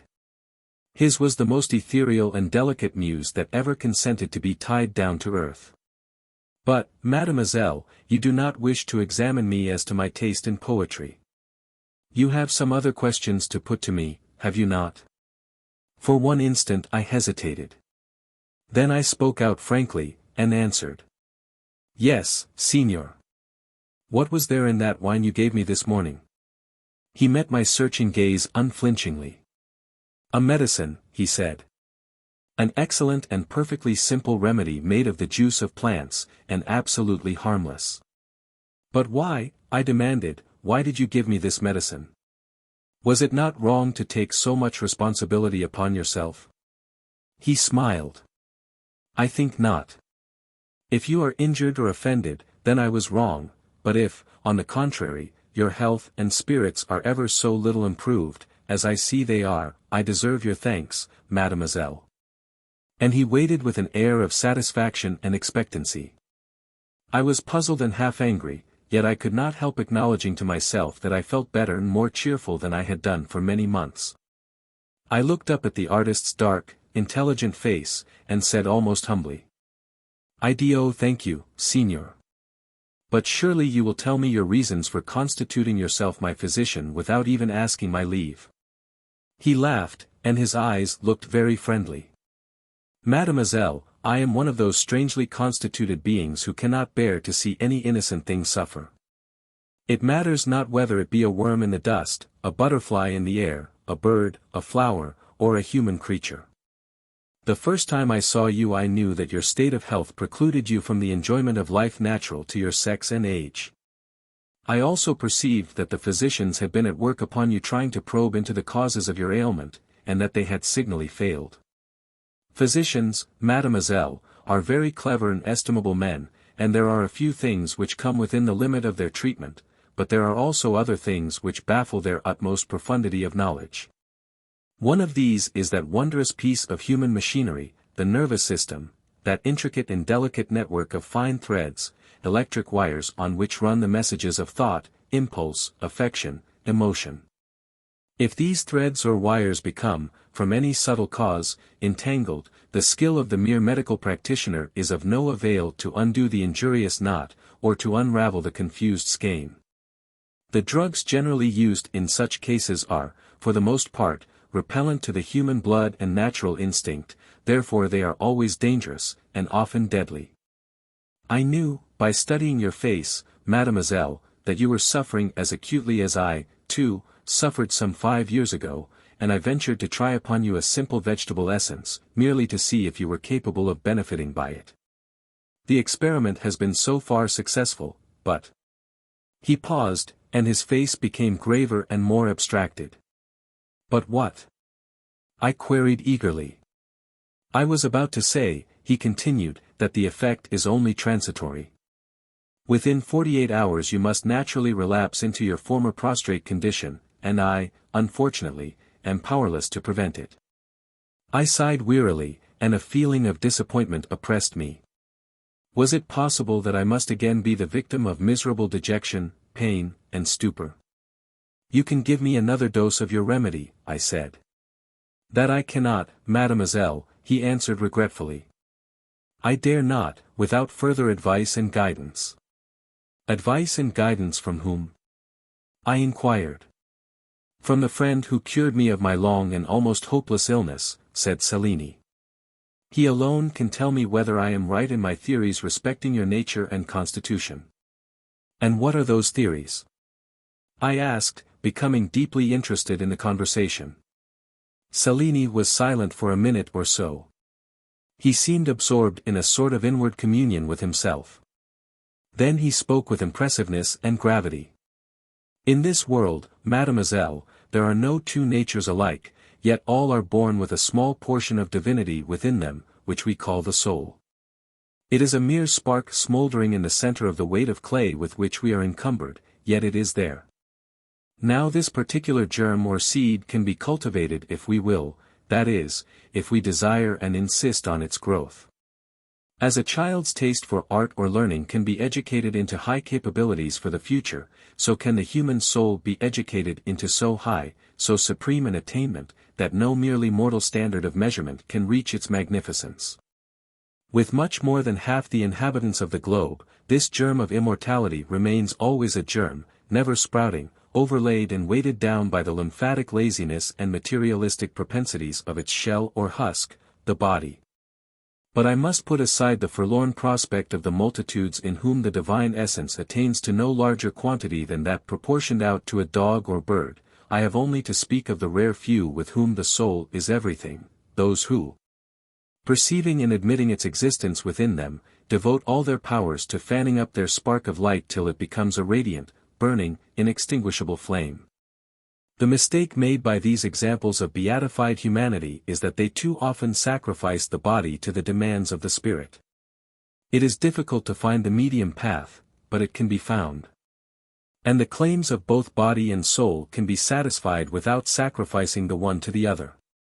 I beg your earnest attention, mademoiselle, for what I say concerning the rare few with whom the soul is everything. You are one of those few, unless I am greatly in error. And you have sacrificed your body so utterly to your spirit that the flesh rebels and suffers. This will not do. You have work before you in the world, and you cannot perform it unless you have bodily health as well as spiritual desire. And why? Because you are a prisoner here on earth, and you must obey the laws of the prison, however unpleasant they may be to you. Were you free as you have been in ages past and as you will be in ages to come, things would be different. But at present you must comply with the orders of your jailers, the lords of life and death." I heard him, half awed, half fascinated. His words were full of mysterious suggestions. "How do you know I am of the temperament you describe?" I asked in a low voice. "I do not know, mademoiselle, I can only guess. There is but one person who can perhaps judge of you correctly, a man older than myself by many years, whose life is the very acme of spiritual perfection, whose learning is vast and unprejudiced. I must see and speak to him before I try any more of my, or rather his, remedies. But we have lingered long enough out here, and unless you have something more to say to me, we will return to the ballroom. You will otherwise miss the cotillion." And he turned to retrace the way through the illuminated grove. But a sudden thought had struck me, and I resolved to utter it aloud. Laying my hand on his arm and looking him full in the face, I said slowly and distinctly, "This friend of yours that you speak of, is not his name Heliobas?" Cellini started violently. The blood rushed up to his brows and as quickly receded, leaving him paler than before. His dark eyes glowed with suppressed excitement, his hand trembled. Recovering himself slowly, he met my gaze fixedly. His glance softened, and he bent his head with an air of respect and reverence. "Mademoiselle, I see that you must know all. It is your fate. You are greatly to be envied. Come to me tomorrow, and I will tell you everything that is to be told. Afterwards your destiny rests in your own hands. Ask nothing more of me just now." He escorted me without further words back to the ballroom, where the merriment of the cotillion was then at its height. Whispering to Mrs. Everard as I passed her that I was tired and was going to bed, I reached the outside passage, and there, turning to Cellini, I said gently, "Good night, signor. Tomorrow at noon I will come." He replied, "Good night, mademoiselle. Tomorrow at noon you will find me ready." With that he saluted me courteously and turned away. I hurried up to my own room, and on arriving there I could not help observing the remarkable freshness of the lilies I wore. They looked as if they had just been gathered. I unfastened them all from my dress, and placed them carefully in water, then quickly disrobing, I was soon in bed. I meditated for a few minutes on the various odd occurrences of the day. But my thoughts soon grew misty and confused, and I travelled quickly off into the land of Nod, and thence into the region of sleep, where I remained undisturbed by so much as the shadow of a dream. Chapter 5. Cellini's Story. The following morning at the appointed hour, I went to Cellini's studio, and was received by him with a sort of gentle courtesy and kindliness that became him very well. I was already beginning to experience an increasing languor and weariness, the sure forerunner of what the artist had prophesied, namely, a return of all my old sufferings. Amy, tired out by the dancing of the previous night, was still in bed, as were many of those who had enjoyed Madame Didier's fête, and the hotel was unusually quiet, almost seeming as though half the visitors had departed during the night.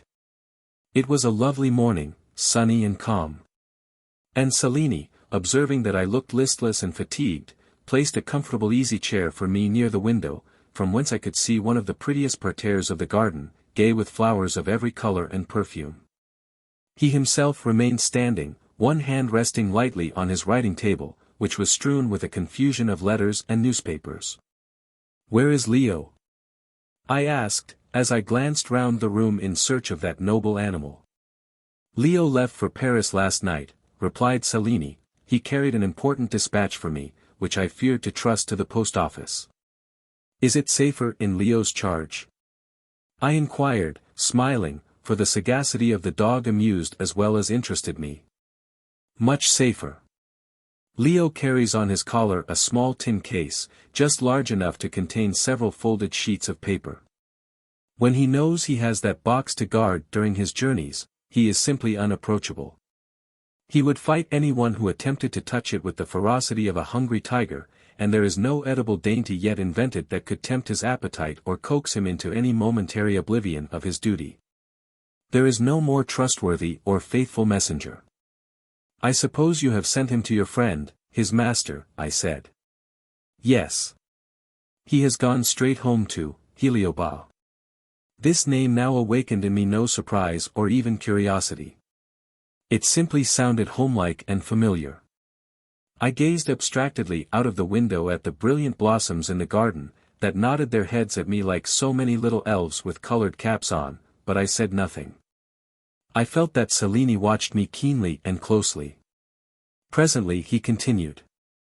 Shall I tell you everything now, mademoiselle? I turned towards him eagerly. If you please, I answered. May I ask you one question? Certainly.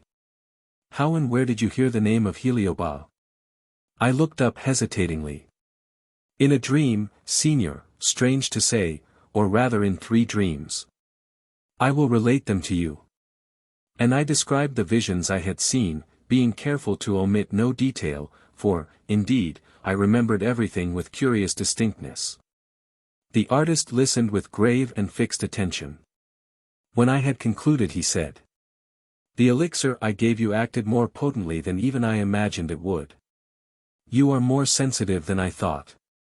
Do not fatigue yourself any more, mademoiselle, by talking. With your permission I will sit down here opposite to you and tell you my story. Afterwards you must decide for yourself whether you will adopt the method of treatment to which I owe my life, and something more than my life, my reason. He turned his own library chair towards me, and seated himself. A few moments passed in silence, his expression was very earnest and absorbed, and he regarded my face with a sympathetic interest which touched me profoundly.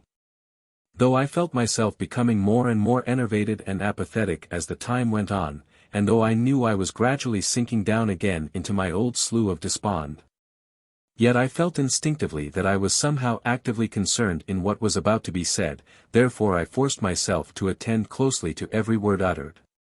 Cellini began to speak in low and quiet tones as follows.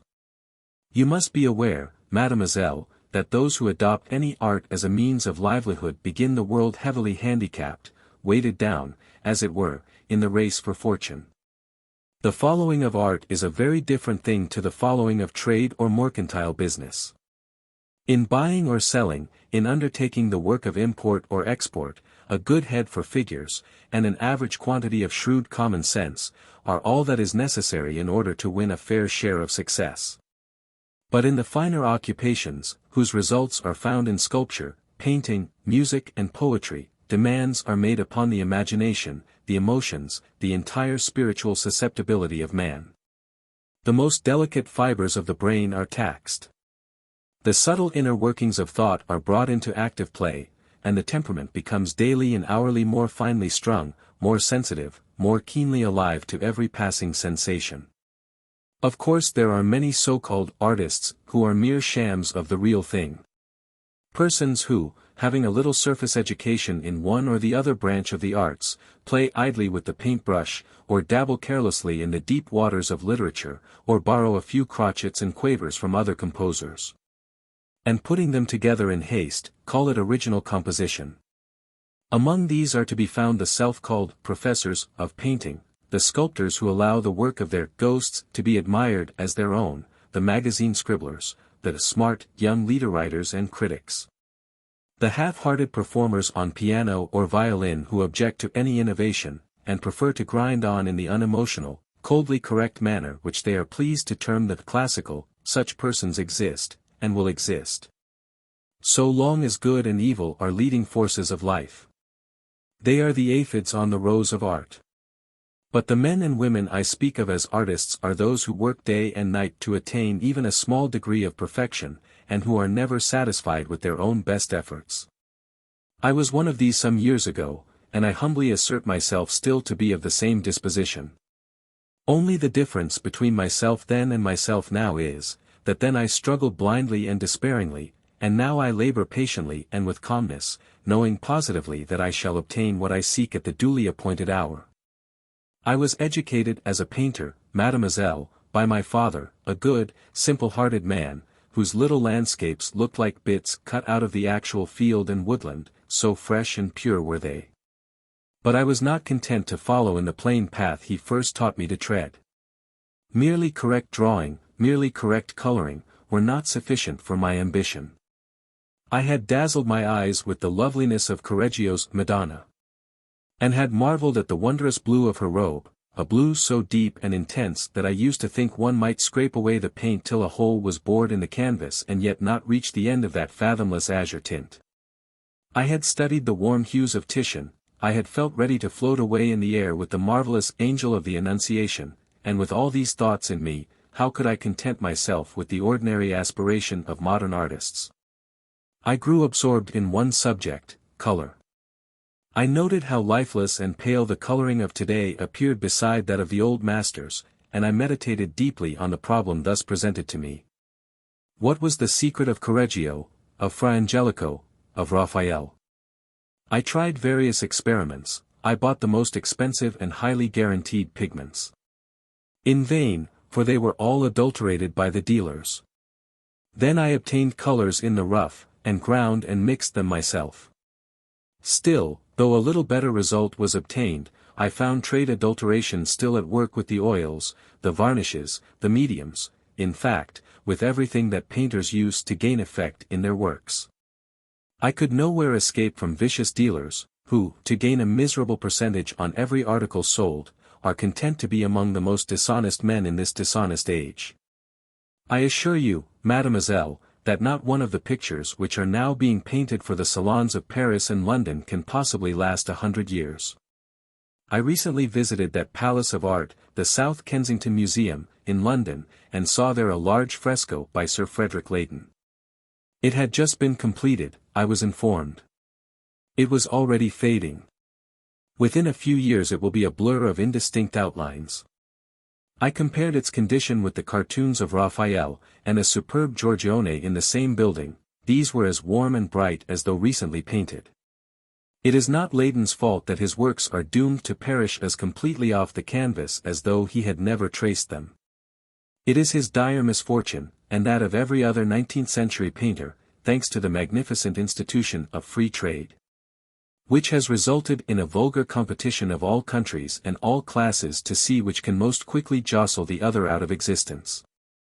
But I am wearying you, mademoiselle, pardon me. To resume my own story.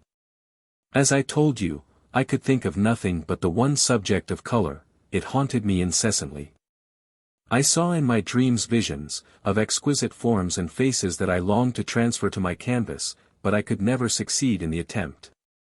My hands seemed to have lost all skill.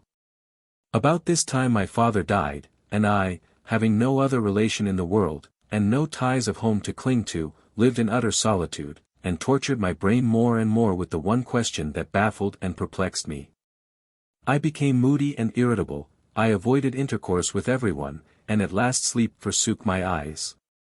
Then came a terrible season of feverish trouble, nervous dejection and despair. At times I would sit silently brooding.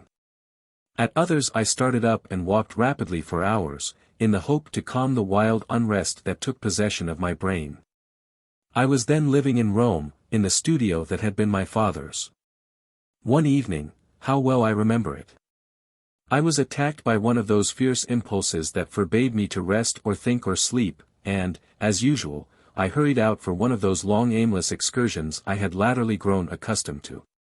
At the open street door stood the proprietress of the house, a stout, good-natured contadina, with her youngest child Pippa holding to her skirt. As she saw me approaching, she started back with an exclamation of alarm, and catching the little girl up in her arms, she made the sign of the cross rapidly.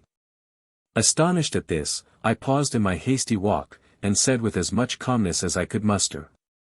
"What do you mean by that? Have I the evil eye, think you?" Curly-haired Pippa stretched out her arms to me. I had often caressed the little one, and given her sweetmeats and toys, but her mother held her back with a sort of smothered scream, and muttered, "Holy Virgin! Pippa must not touch him. He is mad." Mad?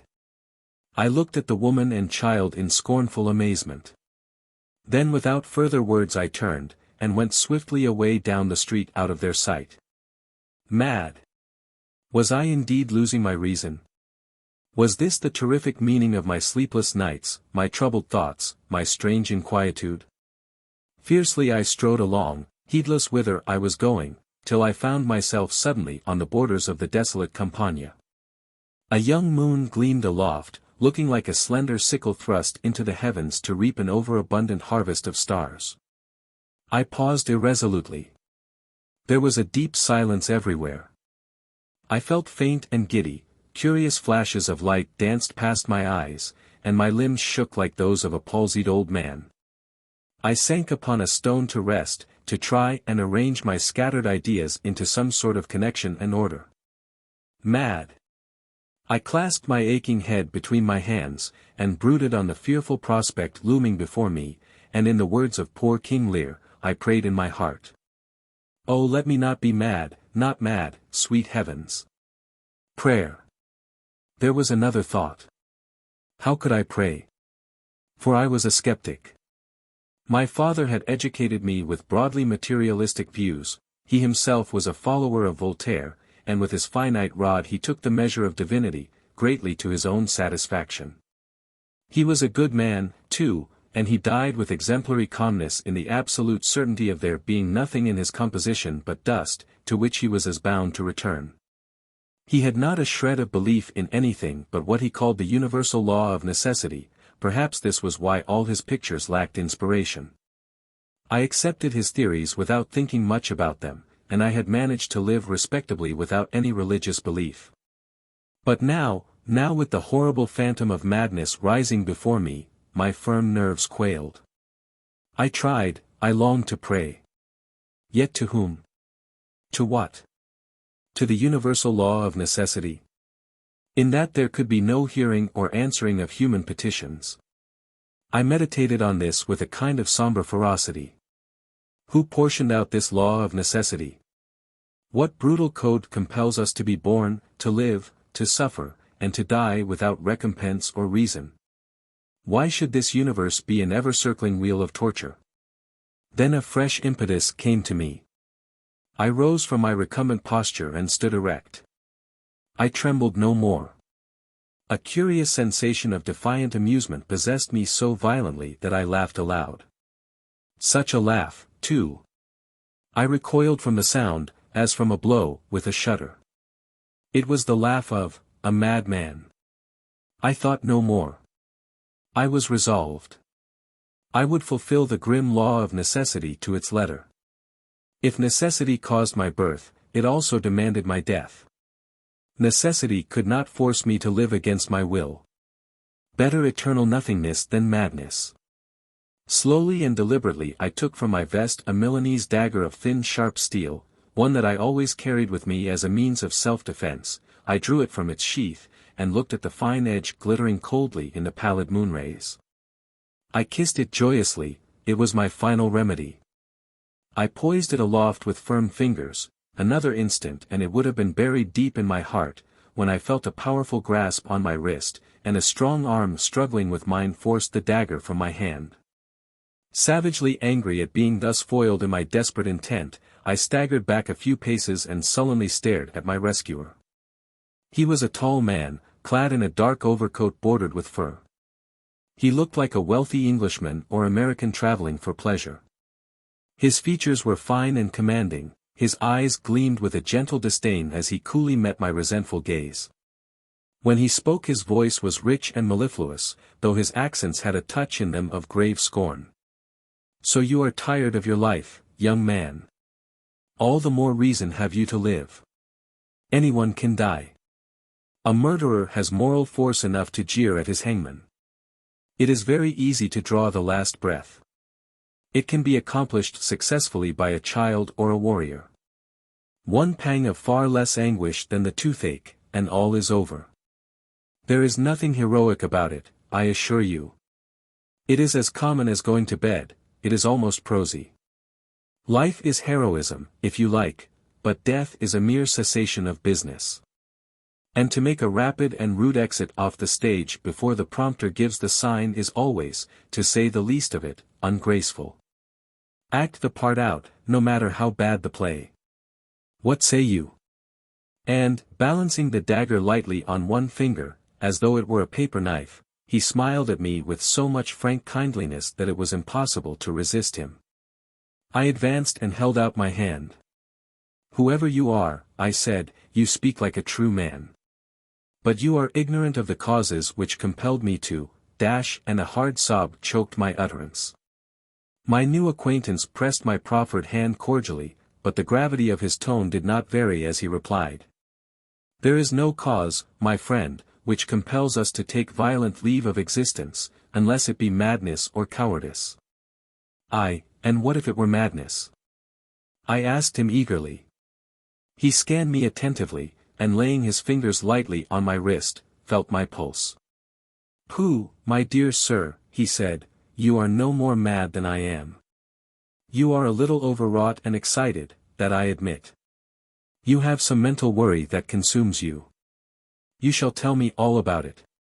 I have no doubt I can cure you in a few days. Cure me? I looked at him in wonderment and doubt. Are you a physician? I asked. He laughed. Not I. I should be sorry to belong to the profession. Yet I administer medicines and give advice in certain cases. I am simply a remedial agent, not a doctor. But why do we stand here in this bleak place, which must be peopled by the ghosts of olden heroes? Come with me, will you? I am going to the Hotel Costanza, and we can talk there. As for this pretty toy, permit me to return it to you.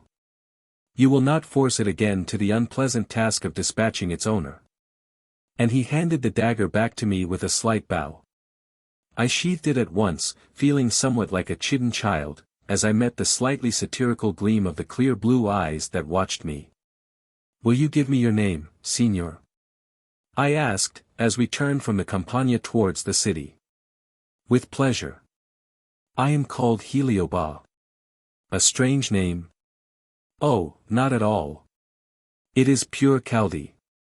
My mother, as lovely an Eastern Houri as Murillo's Madonna, and as devout as Santa Teresa, gave me the Christian saint's name of Casimir also, but Heliobas per e simple suits me best, and by it I am generally known. You are a Chaldean? I inquired. Exactly so.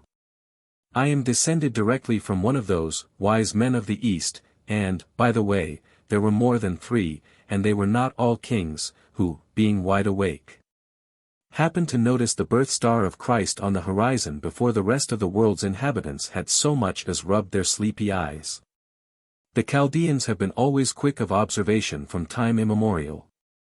But in return for my name, you will favor me with yours? I gave it readily, and we walked on together. I felt wonderfully calmed and cheered, as soothed, mademoiselle, as I have noticed you yourself have felt when in my company. Here Cellini paused, and looked at me as though expecting a question. But I preferred to remain silent till I had heard all he had to say. He therefore resumed. We reached the Hotel Costanza, where Heliobas was evidently well known. The waiters addressed him as Monsieur le Comte. But he gave me no information as to this title. He had a superb suite of rooms in the hotel, furnished with every modern luxury, and as soon as we entered a light supper was served. He invited me to partake, and within the space of half an hour I had told him all my history, my ambition, my strivings after the perfection of color, my disappointment, dejection, and despair, and, finally, the fearful dread of coming madness that had driven me to attempt my own life. He listened patiently and with unbroken attention. When I had finished, he laid one hand on my shoulder, and said gently, "Young man, pardon me if I say that up to the present your career has been an inactive, useless, selfish, kicking against the pricks, as St. Paul says. You set before yourself a task of noble effort, namely, to discover the secret of coloring as known to the old masters. And because you meet with the petty difficulty of modern trade adulteration in your materials, you think that there is no chance, that all is lost. Fie! Do you think nature is overcome by a few dishonest traders? She can still give you in abundance the unspoiled colors she gave to Raphael and Titian, but not in haste, not if you vulgarly scramble for her gifts in a mood that is impatient of obstacle and delay. Ohne Hast, ohne Rast, is the motto of the stars. Learn it well. You have injured your bodily health by useless fretfulness and peevish discontent, and with that we have first to deal. In a week's time, I will make a sound, sane man of you. And then I will teach you how to get the colors you seek, yes," he added, smiling, even to the compassing of Correggio's blue. I could not speak for joy and gratitude. I grasped my friend and preserver by the hand. We stood thus together for a brief interval, when suddenly Heliobas drew himself up to the full stateliness of his height and bent his calm eyes deliberately upon me. A strange thrill ran through me. I still held his hand. "Rest," he said in slow and emphatic tones, "weary and overwrought frame, take thy full and needful measure of repose. Struggling and deeply injured spirit, be free of thy narrow prison. By that force which I acknowledge within me and thee and in all created things, I command thee, rest." Fascinated, awed, overcome by his manner, I gazed at him and would have spoken, but my tongue refused its office, my senses swam, my eyes closed, my limbs gave way, I fell senseless. Cellini again paused and looked at me. Intent on his words, I would not interrupt him.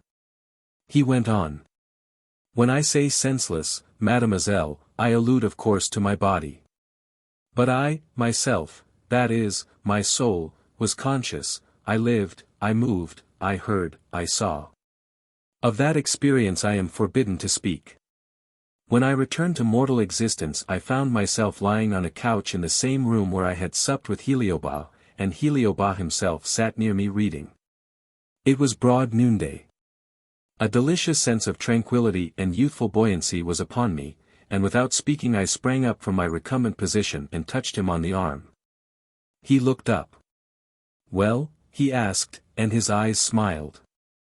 I seized his hand, and pressed it reverently to my lips. "My best friend!" I exclaimed. "What wonders have I not seen, what truths have I not learned, what mysteries!"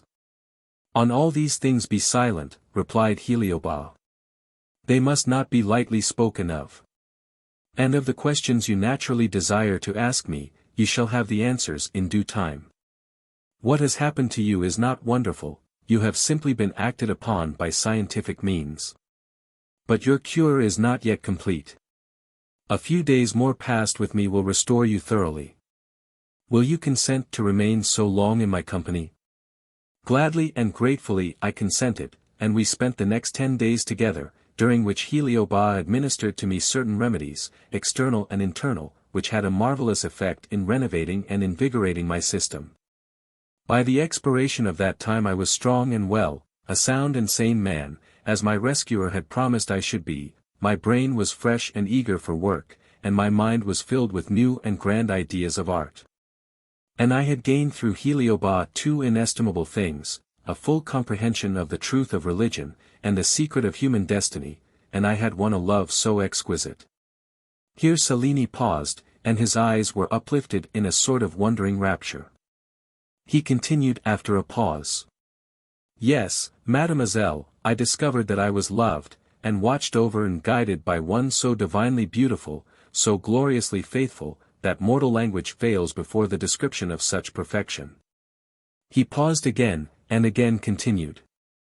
"When he found me perfectly healthy again in mind and body, Heliobas showed me his art of mixing colors.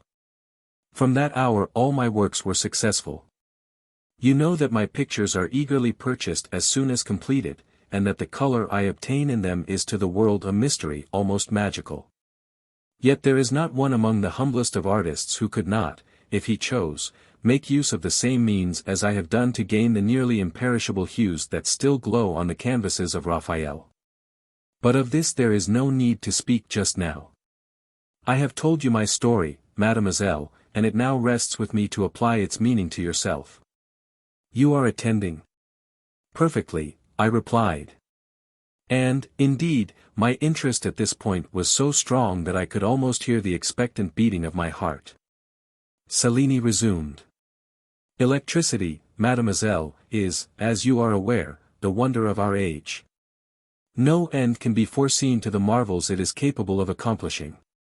But one of the most important branches of this great science is ignorantly derided just now by the larger portion of society, I mean the use of human electricity. That force which is in each one of us, in you and in me, and, to a very large extent, in Heliobas. He has cultivated the electricity in his own system to such an extent that his mere touch, his lightest glance, have healing in them, or the reverse, as he chooses to exert his power. I may say it is never the reverse, for he is full of kindness, sympathy, and pity for all humanity. His influence is so great that he can, without speaking, by his mere presence suggest his own thoughts to other people who are perfect strangers, and cause them to design and carry out certain actions in accordance with his plans. You are incredulous. Mademoiselle, this power is in every one of us, only we do not cultivate it, because our education is yet so imperfect. To prove the truth of what I say, though I have only advanced a little way in the cultivation of my own electric force, even I have influenced you. You cannot deny it. By my thought, impelled to you, you saw clearly my picture that was actually veiled. By my force, you replied correctly to a question I asked you concerning that same picture. By my desire, you gave me, without being aware of it, a message from one I love when you said, Dieu vous garde. You remember. And the elixir I gave you, which is one of the simplest remedies discovered by Heliobas, had the effect of making you learn what he intended you to learn, his name. I exclaimed. Why, he does not know me, he can have no intentions towards me. Mademoiselle, replied Cellini gravely, if you will think again of the last of your 3 dreams, you will not doubt that he has intentions towards you. As I told you, he is a physical electrician. By that is meant a great deal. He knows by instinct whether he is or will be needed sooner or later. Let me finish what I have to say. You are ill, mademoiselle, ill from overwork. You are an improvisatrice, that is, you have the emotional genius of music, a spiritual thing unfettered by rules, and utterly misunderstood by the world. You cultivate this faculty, regardless of cost, you suffer, and you will suffer more. In proportion as your powers in music grow, so will your health decline. Go to Heliobas, he will do for you what he did for me. Surely you will not hesitate. Between years of weak invalidism and perfect health, in less than a fortnight, there can be no question of choice. I rose from my seat slowly. Where is this Heliobas? I asked. In Paris? Yes, in Paris. If you decide to go there, take my advice, and go alone. You can easily make some excuse to your friends. I will give you the address of a ladies' pension, where you will be made at home and comfortable. May I do this? If you please, I answered. He wrote rapidly in pencil on a card of his own. Madame Denise. 36, Avenue du Midi. Paris. And handed it to me. I stood still where I had risen, thinking deeply. I had been impressed and somewhat startled by Cellini's story. But I was in no way alarmed at the idea of trusting myself to the hands of a physical electrician such as Heliobas professed to be. I knew that there were many cases of serious illnesses being cured by means of electricity, that electric baths and electric appliances of all descriptions were in ordinary use. And I saw no reason to be surprised at the fact of a man being in existence who had cultivated electric force within himself to such an extent that he was able to use it as a healing power. There seemed to me to be really nothing extraordinary in it. The only part of Cellini's narration I did not credit was the soul transmigration he professed to have experienced. And I put that down to the overexcitement of his imagination at the time of his first interview with Heliobas. But I kept this thought to myself. In any case, I resolved to go to Paris. The great desire of my life was to be in perfect health, and I determined to omit no means of obtaining this inestimable blessing. Cellini watched me as I remained standing before him in silent abstraction. Will you go? He inquired at last. Yes, I will go, I replied. But will you give me a letter to your friend? Leo has taken it and all necessary explanations already, said Cellini, smiling. I knew you would go. Heliobas expects you the day after tomorrow. His residence is Hotel Mars, Champs-Élysées. You are not angry with me, mademoiselle? I could not help knowing that you would go. I smiled faintly. Electricity again, I suppose. No, I am not angry. Why should I be? I thank you very much, Signor, and I shall thank you more if Heliobas indeed effects my cure. Oh, that is certain, positively certain, answered Cellini. You can indulge that hope as much as you like, mademoiselle, for it is one that cannot be disappointed. Before you leave me, you will look at your own picture, will you not? And, advancing to his easel, he uncovered it. I was greatly surprised. I thought he had but traced the outline of my features, whereas the head was almost completed. I looked at it as I would look at the portrait of a stranger. It was a wistful, sad-eyed, plaintive face, and on the pale gold of the hair rested a coronal of lilies. It will soon be finished, said Cellini, covering the easel again. I shall not need another sitting, which is fortunate, as it is so necessary for you to go away. And now will you look at the life and death once more? I raised my eyes to the grand picture, unveiled that day in all its beauty. The face of the life angel there, went on Cellini quietly, is a poor and feeble resemblance of the one I love. You knew I was betrothed, mademoiselle? I felt confused, and was endeavoring to find an answer to this when he continued. Do not trouble to explain, for I know how you knew. But no more of this. Will you leave Cannes tomorrow? Yes. In the morning. Then goodbye, mademoiselle. Should I never see you again, dash. Never see me again. I interrupted. Why, what do you mean? I do not allude to your destinies, but to mine, he said, with a kindly look. My business may call me away from here before you come back, our paths may lie apart, many circumstances may occur to prevent our meeting, so that, I repeat, should I never see you again, you will, I hope, bear me in your friendly remembrance as one who was sorry to see you suffer, and who was the humble means of guiding you to renewed health and happiness. I held out my hand, and my eyes filled with tears. There was something so gentle and chivalrous about him, and withal so warm and sympathetic, that I felt indeed as if I were bidding adieu to one of the truest friends I should ever have in my life.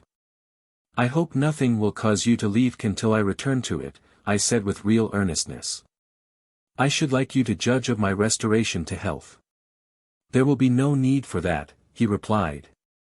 I shall know when you are quite recovered through Heliobas.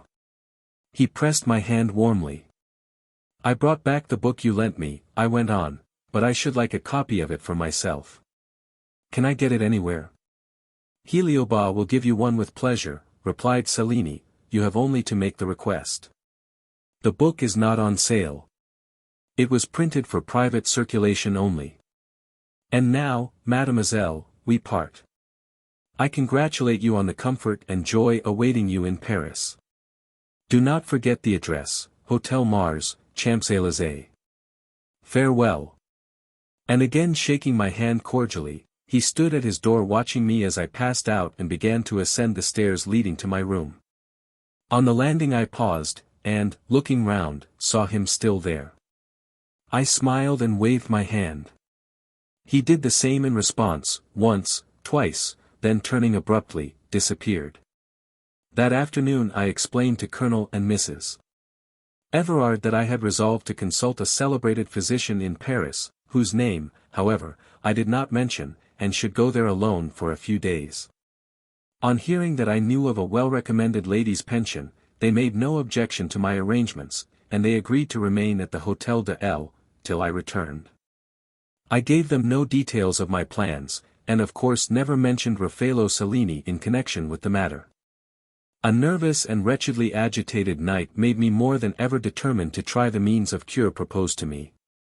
At 10 o'clock the following morning I left Cannes by express train for Paris.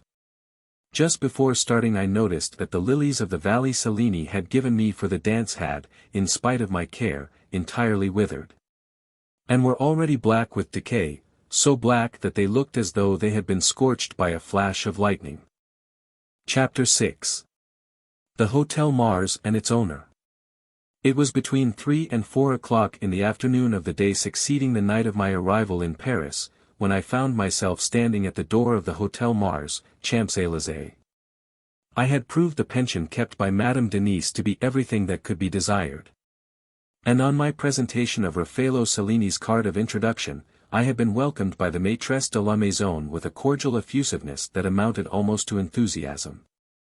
"Ce cher Cellini!" the cheery and pleasant little woman had exclaimed, as she set before me a deliciously prepared breakfast. "Je l'aime tant. Il a si bon cœur. Ses beaux yeux. Mon Dieu, comme un ange." As soon as I had settled the various little details respecting my room and attendance, and had changed my traveling dress for a quiet visiting toilette, I started for the abode of Heliobas. The weather was very cold. I had left the summer behind me at Cannes, to find winter reigning supreme in Paris. A bitter east wind blew, and a few flakes of snow fell now and then from the frowning sky. The house to which I betook myself was situated at a commanding corner of a road facing the Champs-Élysées. It was a noble-looking building. The broad steps leading to the entrance were guarded on either side by a sculptured sphinx, each of whom held, in its massive stone paws, a plain shield, inscribed with the old Roman greeting to strangers, Salve. Over the portico was designed a scroll which bore the name Hotel Mars, in clearly cut capitals, and the monogram CH. I ascended the steps with some hesitation, and twice I extended my hand towards the bell, desiring yet fearing to awaken its summons. I noticed it was an electric bell, not needing to be pulled but pressed. And at last, after many doubts and anxious suppositions, I very gently laid my fingers on the little button which formed its handle. Scarcely had I done this than the great door slid open rapidly without the least noise. I looked for the servant in attendance, there was none. I paused an instant, the door remained invitingly open, and through it I caught a glimpse of flowers. Resolving to be bold, and to hesitate no longer, I entered. As I crossed the threshold, the door closed behind me instantly with its previous swiftness and silence. I found myself in a spacious hall, light and lofty, surrounded with fluted pillars of white marble. In the center a fountain bubbled melodiously, and tossed up every now and then a high jet of sparkling spray, while round its basin grew the rarest ferns and exotics, which emitted a subtle and delicate perfume. No cold air penetrated here. It was as warm and balmy as a spring day in southern Italy. Light Indian bamboo chairs provided with luxurious velvet cushions were placed in various corners between the marble columns, and on one of these I seated myself to rest a minute, wondering what I should do next. And whether anyone would come to ask me the cause of my intrusion. My meditations were soon put to flight by the appearance of a young lad, who crossed the hall from the left-hand side and approached me. He was a handsome boy of 12 or 13 years of age, and he was attired in a simple Greek costume of white linen, relieved with a broad crimson silk sash. A small flat crimson cap rested on his thick black curls. This he lifted with deferential grace, and, saluting me, said respectfully, "My master is ready to receive you, mademoiselle." I rose without a word and followed him, scarcely permitting myself to speculate as to how his master knew I was there at all. The hall was soon traversed, and the lad paused before a magnificent curtain of deep crimson velvet, heavily bordered with gold. Pulling a twisted cord that hung beside it, the heavy, regal folds parted in twain with noiseless regularity, and displayed an octagon room, so exquisitely designed and ornamented that I gazed upon it as upon some rare and beautiful picture. It was unoccupied, and my young escort placed a chair for me near the central window, informing me as he did so that Monsieur le Comte would be with me instantly, whereupon he departed. Left alone, I gazed in bewilderment at the loveliness round me. The walls and ceiling were painted in fresco. I could not make out the subjects, but I could see faces of surpassing beauty smiling from clouds, and peering between stars and crescents. The furniture appeared to be of very ancient Arabian design. Each chair was a perfect masterpiece of wood carving, picked out and inlaid with gold. The sight of a semi-grand piano, which stood open, brought me back to the realization that I was living in modern times, and not in a dream of the Arabian Nights. While the Paris Figaro and the London Times, both of that day's issue, lying on a side table, demonstrated the 19th century to me with every possible clearness. There were flowers everywhere in this apartment, in graceful vases and in gilded osier baskets, and a queer lopsided oriental jar stood quite near me, filled almost to overflowing with Neapolitan violets. Yet it was winter in Paris, and flowers were rare and costly. Looking about me, I perceived an excellent cabinet photograph of Raffello Cellini, framed in antique silver, and I rose to examine it more closely, as being the face of a friend. While I looked at it, I heard the sound of an organ in the distance playing softly an old familiar church chant. I listened. Suddenly I bethought myself of the 3 dreams that had visited me, and a kind of nervous dread came upon me. This Heliobas, was I right after all in coming to consult him? Was he not perhaps a mere charlatan? And might not his experiments upon me prove fruitless, and possibly fatal? An idea seized me that I would escape while there was yet time. Yes. I would not see him today, at any rate, I would write and explain. These and other disjointed thoughts crossed my mind. And yielding to the unreasoning impulse of fear that possessed me, I actually turned to leave the room, when I saw the crimson velvet portière dividing again in its regular and graceful folds, and Heliobas himself entered. I stood mute and motionless. I knew him well, he was the very man I had seen in my third and last dream, the same noble, calm features, the same commanding presence, the same keen, clear eyes, the same compelling smile. There was nothing extraordinary about his appearance except his stately bearing and handsome countenance. His dress was that of any well-to-do gentleman of the present day, and there was no affectation of mystery in his manner. He advanced and bowed courteously, then, with a friendly look, held out his hand. I gave him mine at once. "So you are the young musician," he said, in those warm mellifluous accents that I had heard before and that I so well remembered. "My friend Raffello Cellini has written to me about you. I hear you have been suffering from physical depression." He spoke as any physician might do who inquired after a patient's health. I was surprised and relieved. I had prepared myself for something darkly mystical, almost cabalistic. But there was nothing unusual in the demeanor of this pleasant and good-looking gentleman who, bidding me be seated, took a chair himself opposite to me, and observed me with that sympathetic and kindly interest which any well-bred doctor would esteem it his duty to exhibit.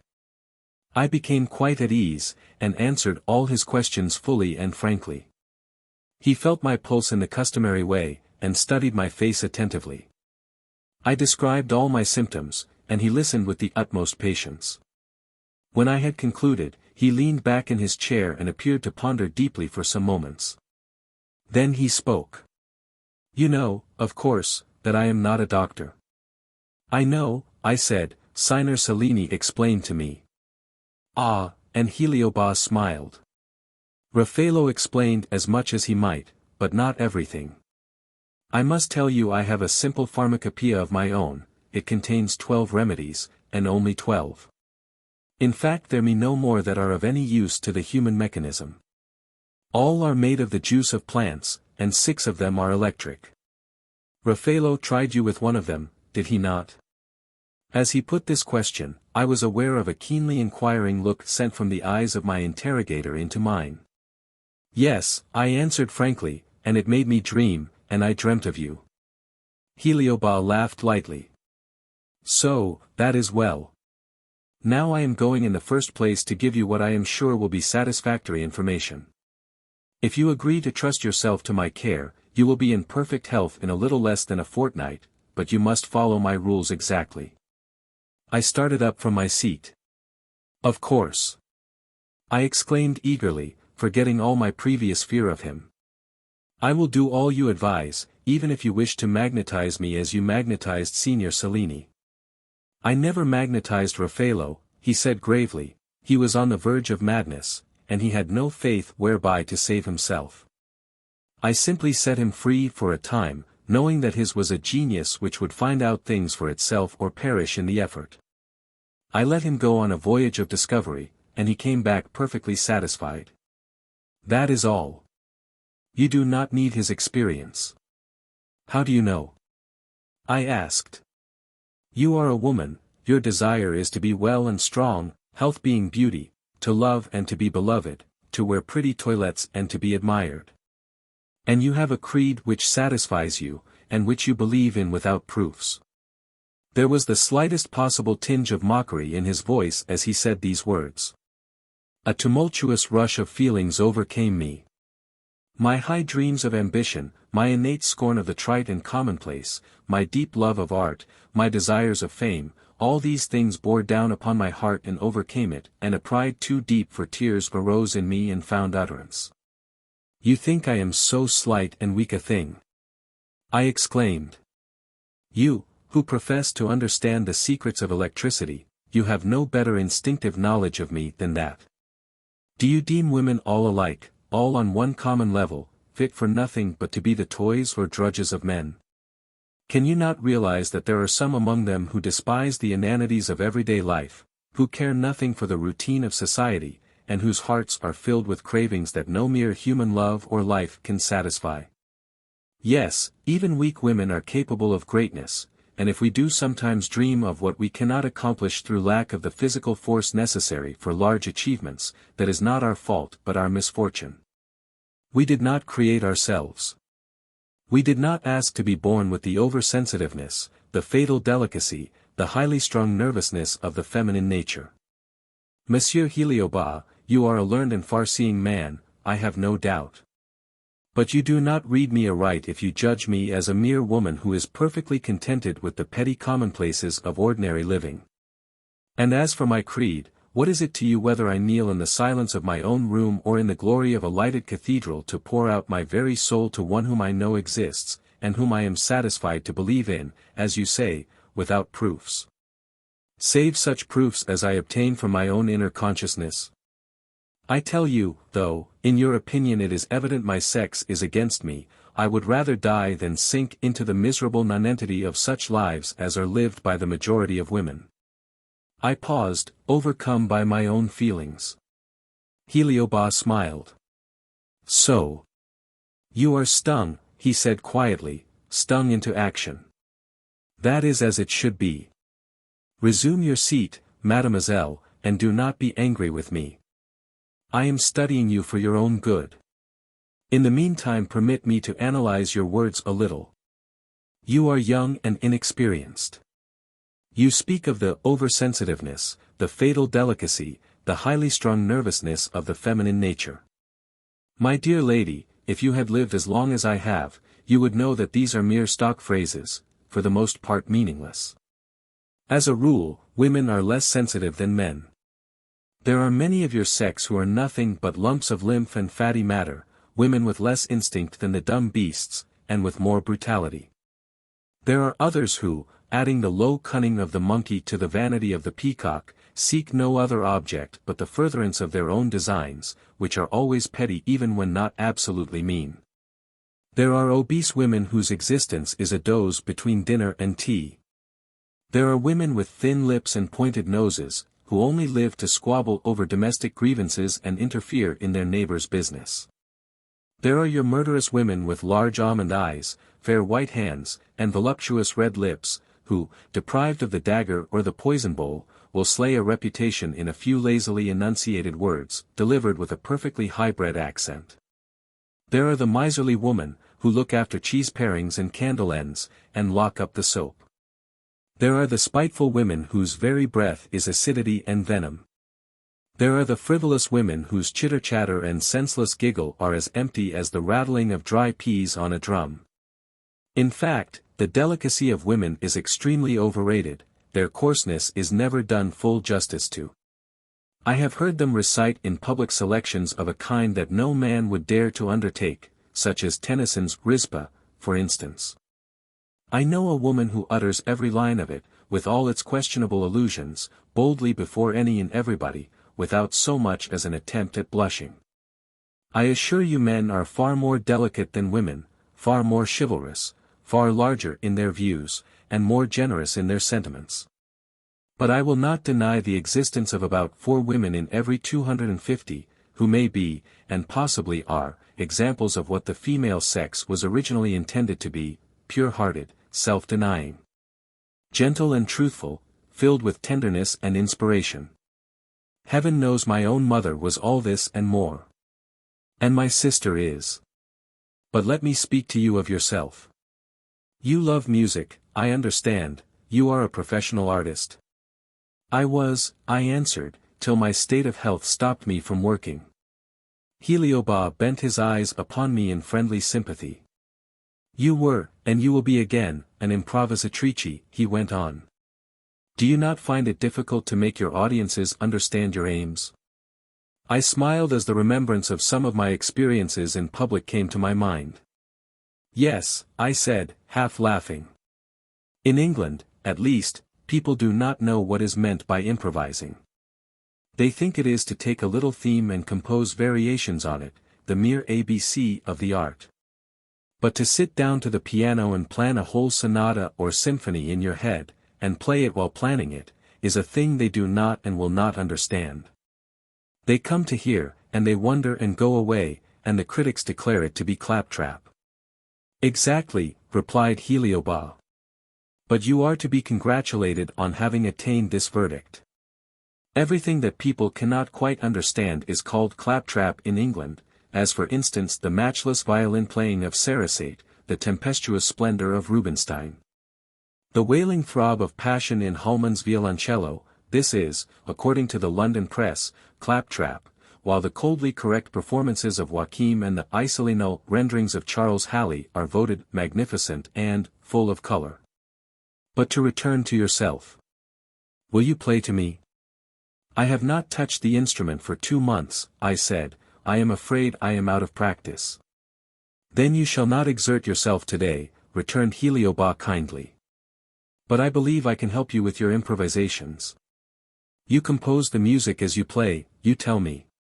Well, have you any idea how the melodies or the harmonies form themselves in your brain? Not the least in the world, I replied. Is the act of thinking them out an effort to you? He asked. Not at all.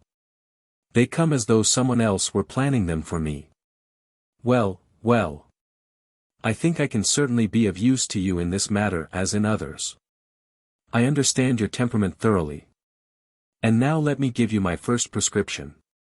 He went to a corner of the room and lifted from the floor an ebony casket, curiously carved and ornamented with silver. This he unlocked. It contained 12 flasks of cut glass, stoppered with gold and numbered in order. He next pulled out a side drawer in this casket, and in it I saw several little thin empty glass tubes, about the size of a cigarette holder. Taking 2 of these he filled them from 2 of the larger flasks, corked them tightly, and then turning to me, said. Tonight, on going to bed, have a warm bath, empty the contents of the tube marked No. 1 into it, and then immerse yourself thoroughly for about 5 minutes. After the bath, put the fluid in this other tube marked 2, into a tumbler of fresh spring water, and drink it off. Then go straight to bed. Shall I have any dreams? I inquired with a little anxiety. Certainly not, replied Heliobas, smiling. I wish you to sleep as soundly as a year-old child. Dreams are not for you tonight. Can you come to me tomorrow afternoon at 5 o'clock? If you can arrange to stay to dinner, my sister will be pleased to meet you, but perhaps you are otherwise engaged. I told him I was not, and explained where I had taken rooms, adding that I had come to Paris expressly to put myself under his treatment. You shall have no cause to regret this journey, he said earnestly. I can cure you thoroughly, and I will. I forget your nationality, you are not English. No, not entirely. I am half Italian. Ah, yes. I remember now. But you have been educated in England? Partly. I am glad it is only partly, remarked Heliobas. If it had been entirely, your improvisations would have had no chance. In fact, you never would have improvised. You would have played the piano like poor mechanical Arabella Goddard. As it is, there is some hope of originality in you, you need not be one of the rank and file unless you choose. I do not choose, I said. Well, but you must take the consequences, and they are bitter. A woman who does not go with her time is voted eccentric, a woman who prefers music to tea and scandal is an undesirable acquaintance, and a woman who prefers Byron to Austin Dobson is, in fact, no measure can gauge her general impossibility. I laughed gaily. I will take all the consequences as willingly as I will take your medicines, I said, stretching out my hand for the little vases which he gave me wrapped in paper. And I thank you very much, monsieur. And, here I hesitated. Ought I not to ask him his fee? Surely the medicines ought to be paid for. Heliobas appeared to read my thoughts, for he said, as though answering my unuttered question. I do not accept fees, mademoiselle. To relieve your mind from any responsibility of gratitude to me, I will tell you at once that I never promise to effect a cure unless I see that the person who comes to be cured has a certain connection with myself. If the connection exists, I am bound by fixed laws to serve him or her. Of course I am able also to cure those who are not by nature connected with me.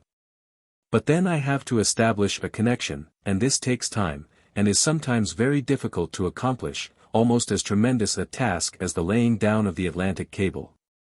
But in your case I am actually compelled to do my best for you, so you need be under no sense of obligation. Here was a strange speech, the first really inexplicable one I had heard from his lips. I am connected with you? I asked, surprised. How? In what way? It would take too long to explain to you just now, said Heliobas gently, but I can prove to you in a moment that a connection does exist between your inner self and my inner self, if you wish it. I do wish it very much, I answered.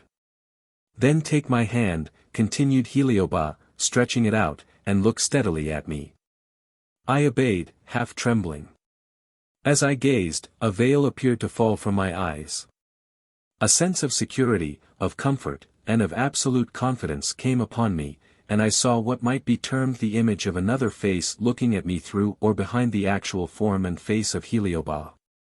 And that other face was his, and yet not his.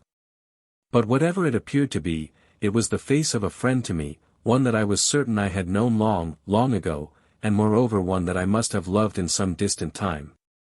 For my whole soul seemed to yearn towards that indistinct haze where smiled the fully recognized yet unfamiliar countenance. This strange sensation lasted but a few seconds, for Heliobas suddenly dropped my hand. The room swam round me, the walls seemed to rock, then everything steadied and came right again, and all was as usual, only I was amazed and bewildered. What does it mean? I murmured. It means the simplest thing in nature, replied Heliobas quietly, namely, that your soul and mine are for some reason or other placed on the same circle of electricity. Nothing more nor less. Therefore we must serve each other. Whatever I do for you, you have it in your power to repay me amply for hereafter. I met the steady glance of his keen eyes, and a sense of some indestructible force within me gave me a sudden courage. Decide for me as you please, I answered fearlessly. I trust you completely, though I do not know why I do so. You will know before long. You are satisfied of the fact that my touch can influence you? Yes, most thoroughly. Very well. All other explanations, if you desire them, shall be given you in due time. In the power I possess over you and some others, there is neither mesmerism nor magnetism, nothing but a purely scientific fact which can be clearly and reasonably proved and demonstrated. But till you are thoroughly restored to health, we will defer all discussion. And now, mademoiselle, permit me to escort you to the door. I shall expect you tomorrow. Together we left the beautiful room in which this interview had taken place, and crossed the hall. As we approached the entrance, Heliobas turned towards me and said with a smile, "Did not the maneuvers of my street door astonish you?" "A little," I confessed. "It is very simple. The button you touch outside is electric, it opens the door and at the same time rings the bell in my study, thus informing me of a visitor. When the visitor steps across the threshold he treads, whether he will or no, on another apparatus, which closes the door behind him and rings another bell in my page's room, who immediately comes to me for orders. You see how easy. And from within it is managed in almost the same manner. And he touched a handle similar to the one outside, and the door opened instantly. Heliobas held out his hand, that hand which a few minutes previously had exercised such strange authority over me. Goodbye, mademoiselle. You are not afraid of me now. I laughed. I do not think I was ever really afraid of you, I said. If I was, I am not so any longer. You have promised me health, and that promise is sufficient to give me entire courage. That is well, said Heliobas. Courage and hope in themselves are the precursors of physical and mental energy. Remember tomorrow at 5, and do not keep late hours tonight. I should advise you to be in bed by 10 at the latest. I agreed to this, and we shook hands and parted. I walked blithely along, back to the Avenue du Midi, where, on my arrival indoors, I found a letter from Mrs. Everard. She wrote, in haste, to give me the names of some friends of hers whom she had discovered, through the American Register, to be staying at the Grand Hotel. She begged me to call upon them, and enclosed 2 letters of introduction for the purpose. She concluded her epistle by saying, Raffello Cellini has been invisible ever since your departure, but our inimitable waiter, Alphonse, says he is very busy finishing a picture for the Salon, something that we have never seen. I shall intrude myself into his studio soon on some pretense or other, and will then let you know all about it. In the meantime, believe me, your ever devoted friend, Amy. I answered this letter, and then spent a pleasant evening at the pension, chatting sociably with Madame Denise and another cheery little Frenchwoman, a day governess, who boarded there, and who had no end of droll experiences to relate. Her enviable temperament being to always see the humorous side of life. I thoroughly enjoyed her sparkling chatter and her expressive gesticulations, and we all 3 made ourselves merry till bedtime. Acting on the advice of Heliobas, I retired early to my room, where a warm bath had been prepared in compliance with my orders. I uncorked the glass tube No. 1, and poured the colorless fluid it contained into the water, which immediately bubbled gently, as though beginning to boil. After watching it for a minute or 2, and observing that this seething movement steadily continued, I undressed quickly and stepped in. Never shall I forget the exquisite sensation I experienced. I can only describe it as the poor little doll's dressmaker in Our Mutual Friend described her angel visitants, her blessed children, who used to come and take her up and make her light. If my body had been composed of no grosser matter than fire and air, I could not have felt more weightless, more buoyant, more thoroughly exhilarated than when, at the end of the prescribed 5 minutes, I got out of that marvelous bath of healing. As I prepared for bed, I noticed that the bubbling of the water had entirely ceased. But this was easy of comprehension, for if it had contained electricity, as I supposed, my body had absorbed it by contact, which would account for the movement being stilled. I now took the second little phial, and prepared it as I had been told. This time the fluid was motionless. I noticed it was very faintly tinged with amber. I drank it off, it was perfectly tasteless. Once in bed, I seemed to have no power to think any more, my eyes closed readily, the slumber of a year-old child, as Heliobas had said, came upon me with resistless and sudden force, and I remembered no more. Chapter 7. Zara and Prince Ivan. The sun poured brilliantly into my room when I awoke the next morning. I was free from all my customary aches and pains, and a delightful sense of vigor and elasticity pervaded my frame. I rose at once, and, looking at my watch, found to my amazement that it was 12 o'clock in the day. Hastily throwing on my dressing gown, I rang the bell, and the servant appeared. "Is it actually midday?" I asked her. "Why did you not call me?" The girl smiled apologetically. I did knock at Mademoiselle's door, but she gave me no answer. Madame Denise came up also, and entered the room. But seeing Mademoiselle in so sound a sleep, she said it was a pity to disturb mademoiselle. Which statement good Madame Denise, toiling upstairs just then with difficulty, she being stout and short of breath, confirmed with many smiling nods of her head. Breakfast shall be served at the instant, she said, rubbing her fat hands together, but to disturb you when you slept, ah, heaven! The sleep of an infant, I could not do it. I should have been wicked. I thanked her for her care of me. I could have kissed her, she looked so motherly, and kind, and altogether lovable. And I felt so merry and well. She and the servant retired to prepare my coffee, and I proceeded to make my toilette. As I brushed out my hair I heard the sound of a violin. Someone was playing next door. I listened, and recognized a famous Beethoven concerto.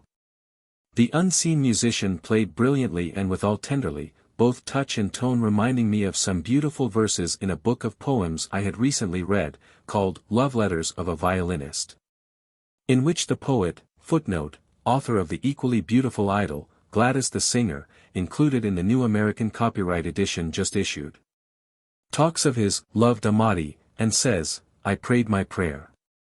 I wove into my song fervor, and joy, and mystery, and the bleak, the wan despair that words could never speak. I prayed as if my spirit did belong to some old master who was wise and strong, because he loved and suffered, and was weak. I trilled the notes, and curbed them to a sigh. And when they faltered most, I made them leap fierce from my bow, as from a summer sleep. A young she-devil. I was fired thereby to bolder efforts, and a muffled cry came from the strings as if a saint did weep. I changed the theme. I dallied with the bow, just time enough to fit it to a mesh of merry tones, and drew it back afresh to talk of truth, and constancy, and woe, and life, and love, and madness, and the glow of mine own soul which burns into my flesh.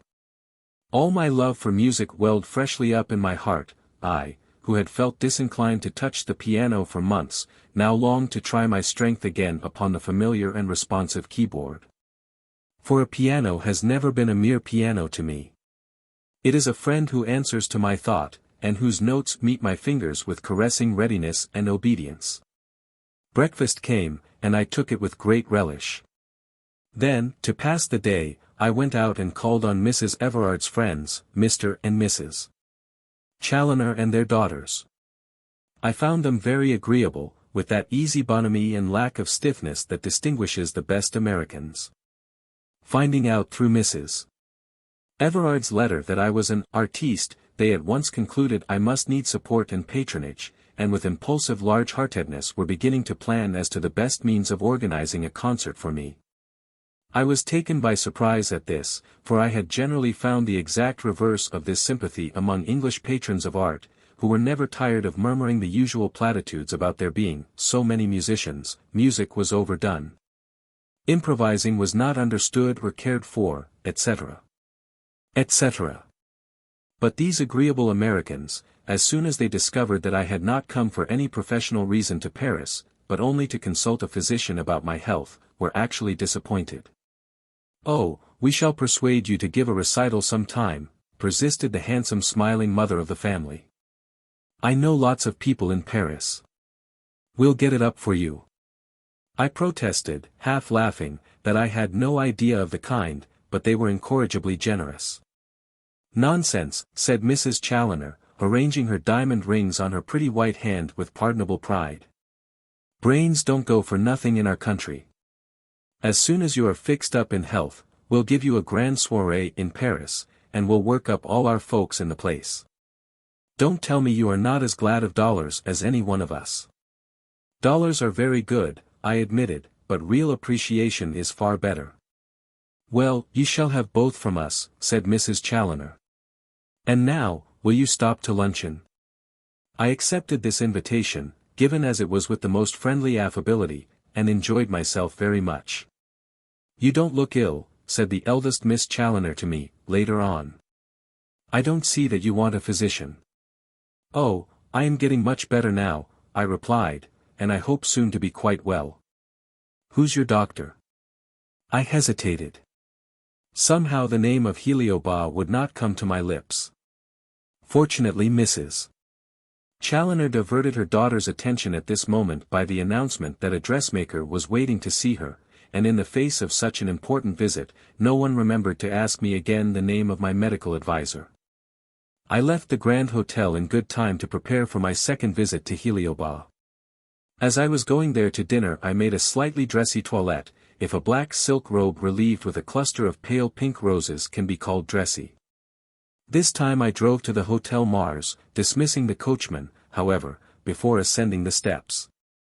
The door opened and closed as usual, and the first person I saw in the hall was Heliobas himself, seated in one of the easy chairs, reading a volume of Plato.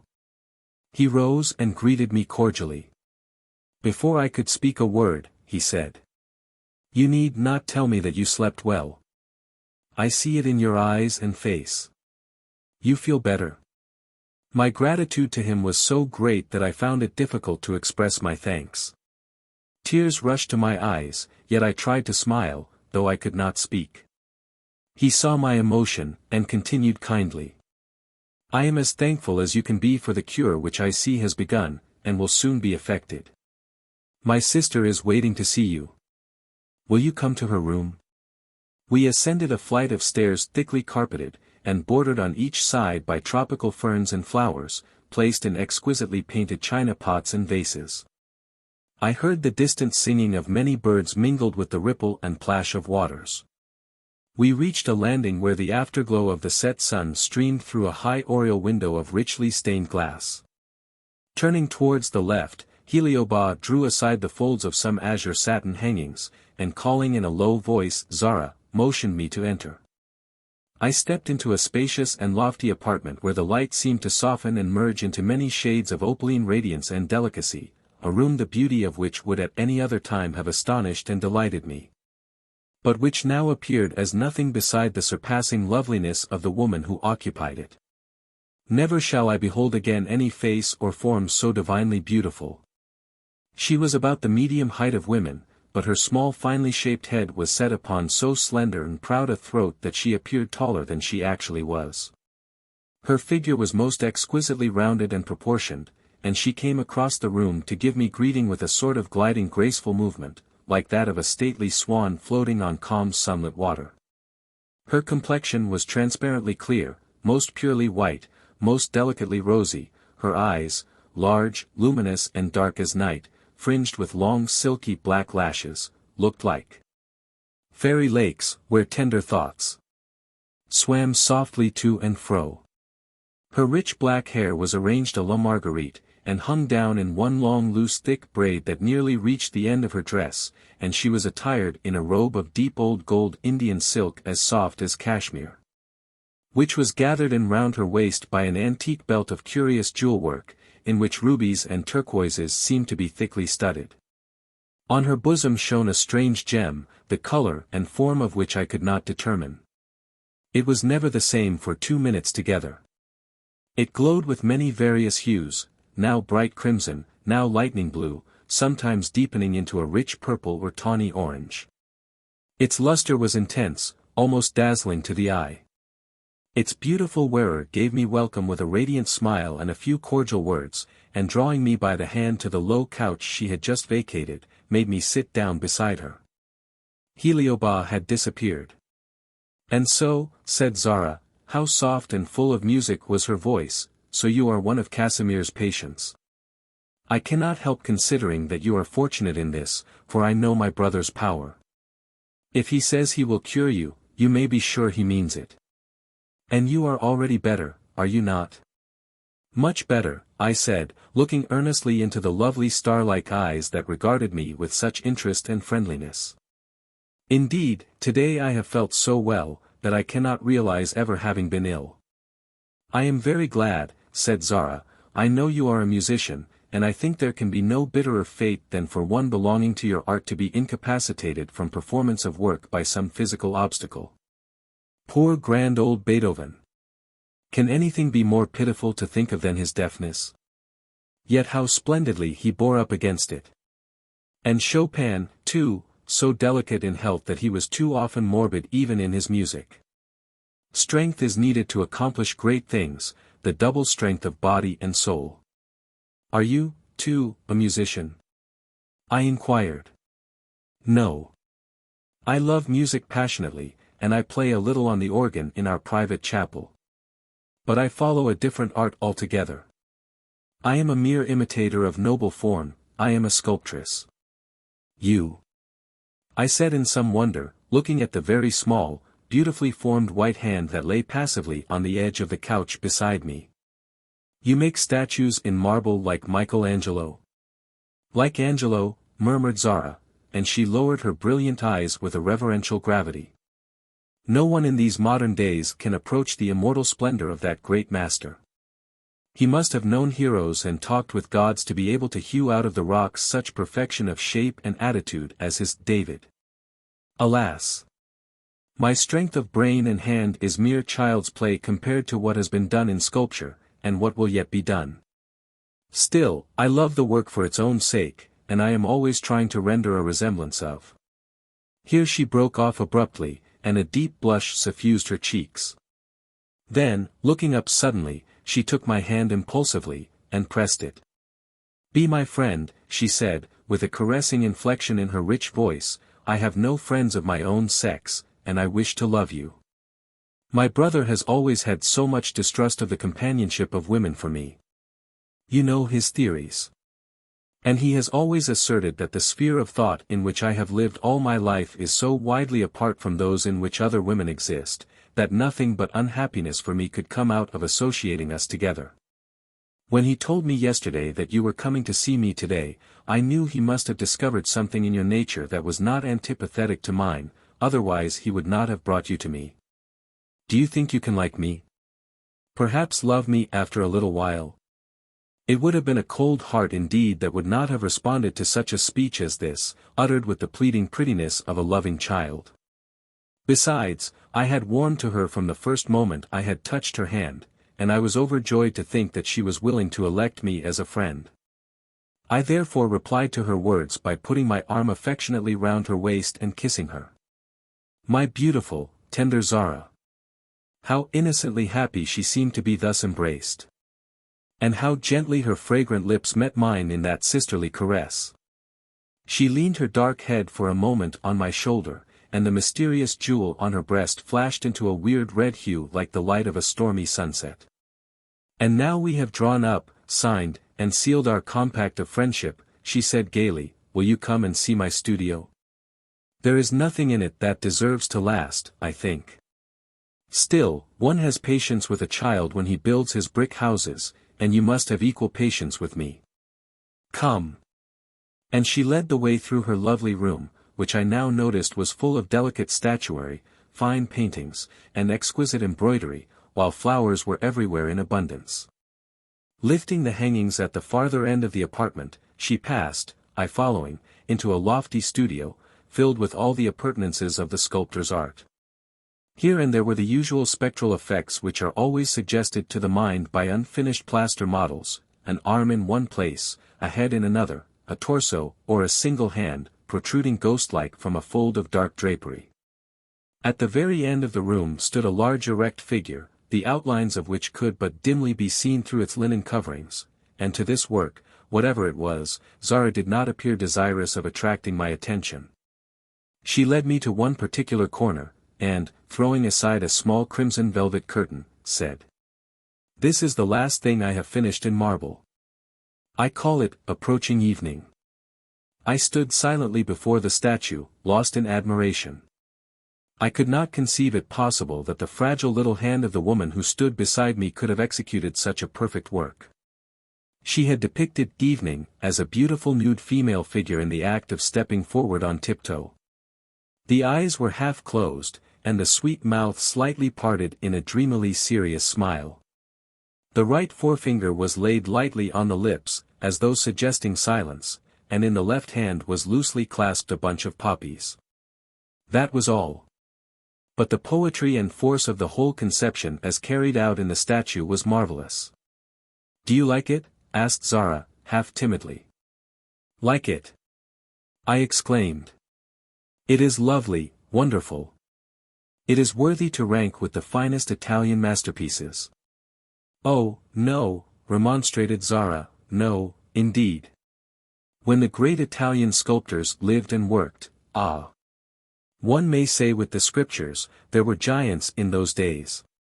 Giants, veritable ones, and we modernists are the pygmies. We can only see art now through the eyes of others who came before us. We cannot create anything new. We look at painting through Raphael, sculpture through Angelo, poetry through Shakespeare, philosophy through Plato. It is all done for us. We are copyists. The world is getting old, how glorious to have lived when it was young. But nowadays the very children are blasé. And you, are not you blasé to talk like that, with your genius and all the world before you? I asked laughingly, slipping my arm through hers. Come, confess. Zara looked at me gravely. I sincerely hope the world is not all before me, she said. I should be very sorry if I thought so. To have the world all before you in the general acceptation of that term means to live long, to barter whatever genius you have for gold, to hear the fulsome and unmeaning flatteries of the ignorant, who are as ready with condemnation as praise, to be envied and maligned by those less lucky than you are. Heaven defend me from such a fate. She spoke with earnestness and solemnity, then, dropping the curtain before her statue, turned away. I was admiring the vine-wreathed head of a young Bacchante that stood on a pedestal near me, and was about to ask Zara what subject she had chosen for the large veiled figure at the farthest end of her studio, when we were interrupted by the entrance of the little Greek page whom I had seen on my first visit to the house. He saluted us both, and addressing himself to Zara, said, Monsieur le Comte desires me to tell you, madam, that Prince Ivan will be present at dinner. Zara looked somewhat vexed. But the shade of annoyance flitted away from her fair face like a passing shadow, as she replied quietly. Tell Monsieur le Comte, my brother, that I shall be happy to receive Prince Ivan.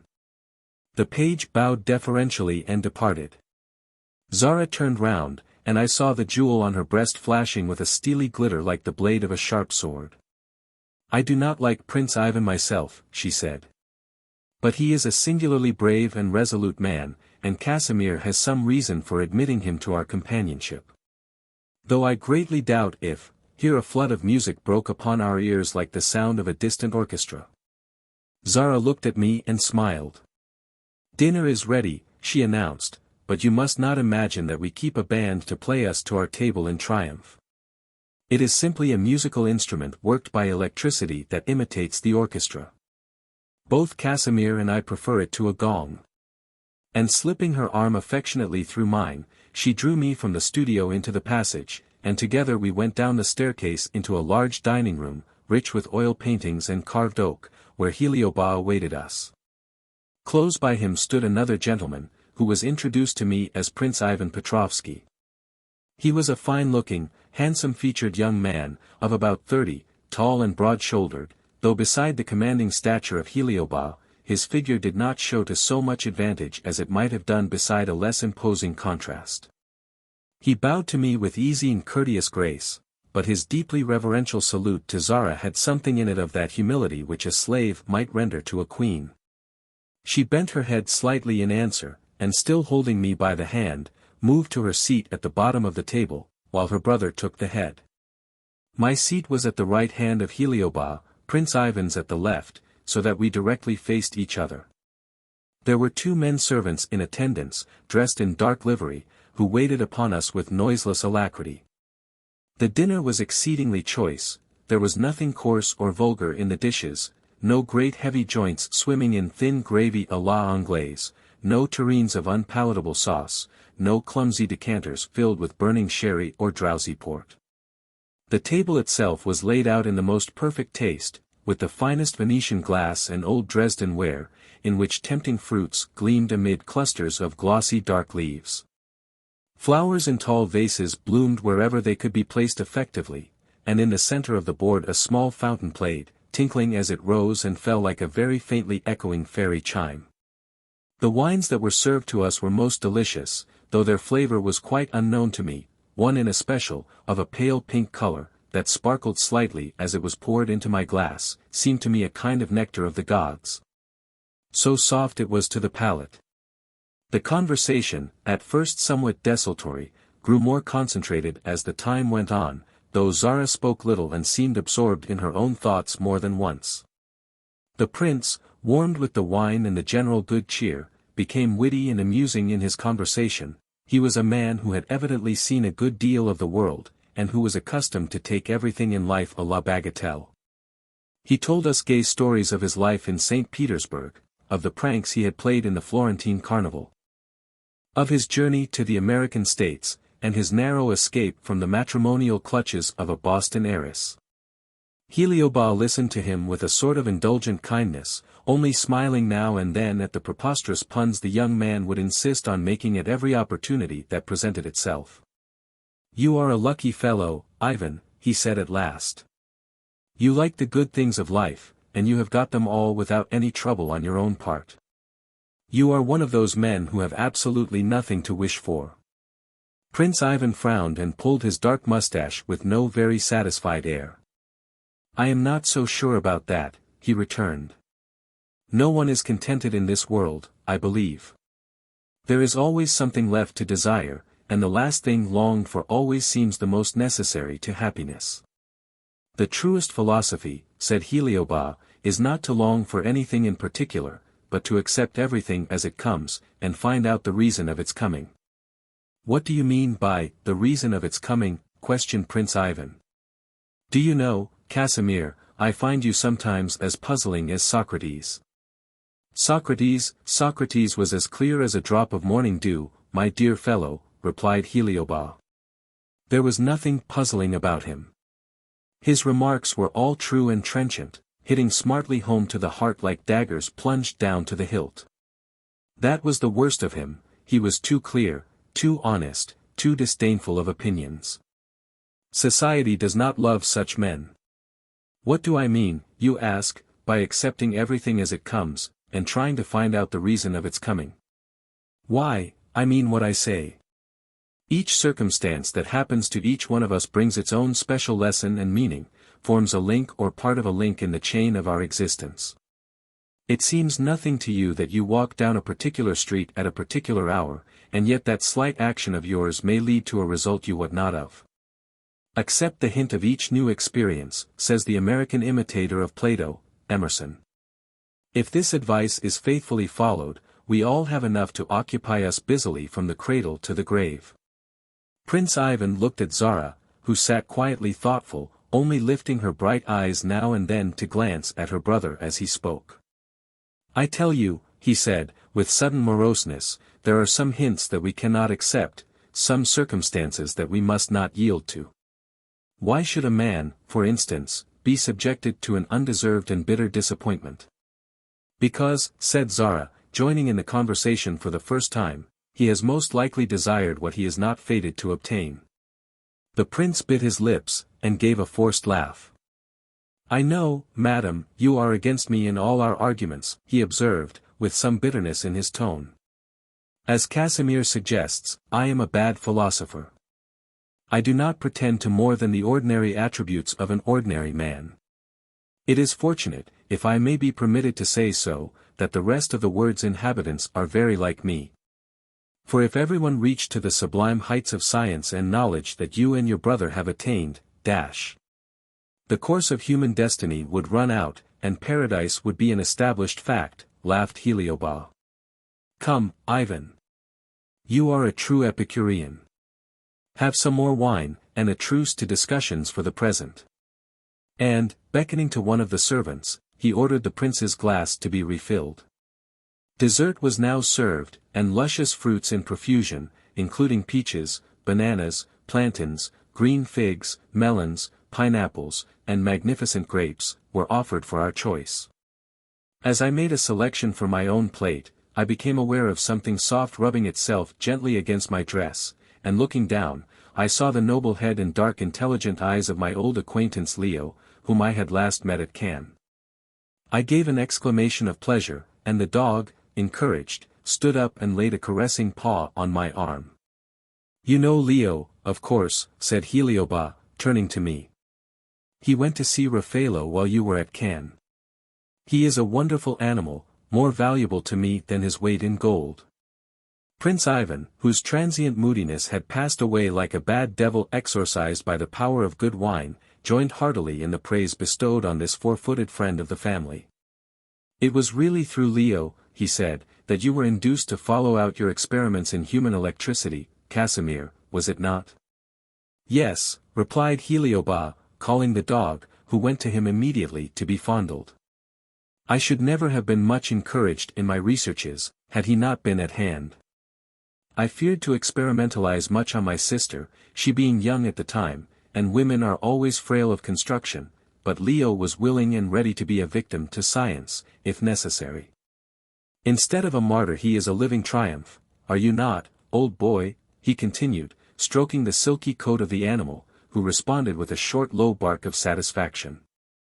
My curiosity was much excited by these remarks, and I said eagerly, will you tell me in what way Leo has been useful to you? I have a great affection for dogs, and I never tire of hearing stories of their wonderful intelligence. I will certainly tell you, replied Heliobas. To some people the story might appear improbable, but it is perfectly true and at the same time simple of comprehension. When I was a very young man, younger than Prince Ivan, I absorbed myself in the study of electricity, its wonderful powers, and its various capabilities. From the consideration of electricity in the different forms by which it is known to civilized Europe, I began to look back through history, to what are ignorantly called, the Dark Ages. But which might more justly be termed the enlightened youth of the world. I found that the force of electricity was well understood by the ancients, better understood by them, in fact, than it is by the scientists of our day. The mean, tekel, upharsin that glittered in unearthly characters on the wall at Belshazzar's feast, was written by electricity. And the Chaldean kings and priests understood a great many secrets of another form of electric force which the world today scoffs at and almost ignores, I mean human electricity, which we all possess, but which we do not all cultivate within us. When once I realized the existence of the fact of human electric force, I applied the discovery to myself, and spared no pains to foster and educate whatever germ of this power lay within me. I succeeded with more ease and celerity than I had imagined possible. At the time I pursued these studies, Leo here was quite a young dog, full of the clumsy playfulness and untrained ignorance of a Newfoundland puppy.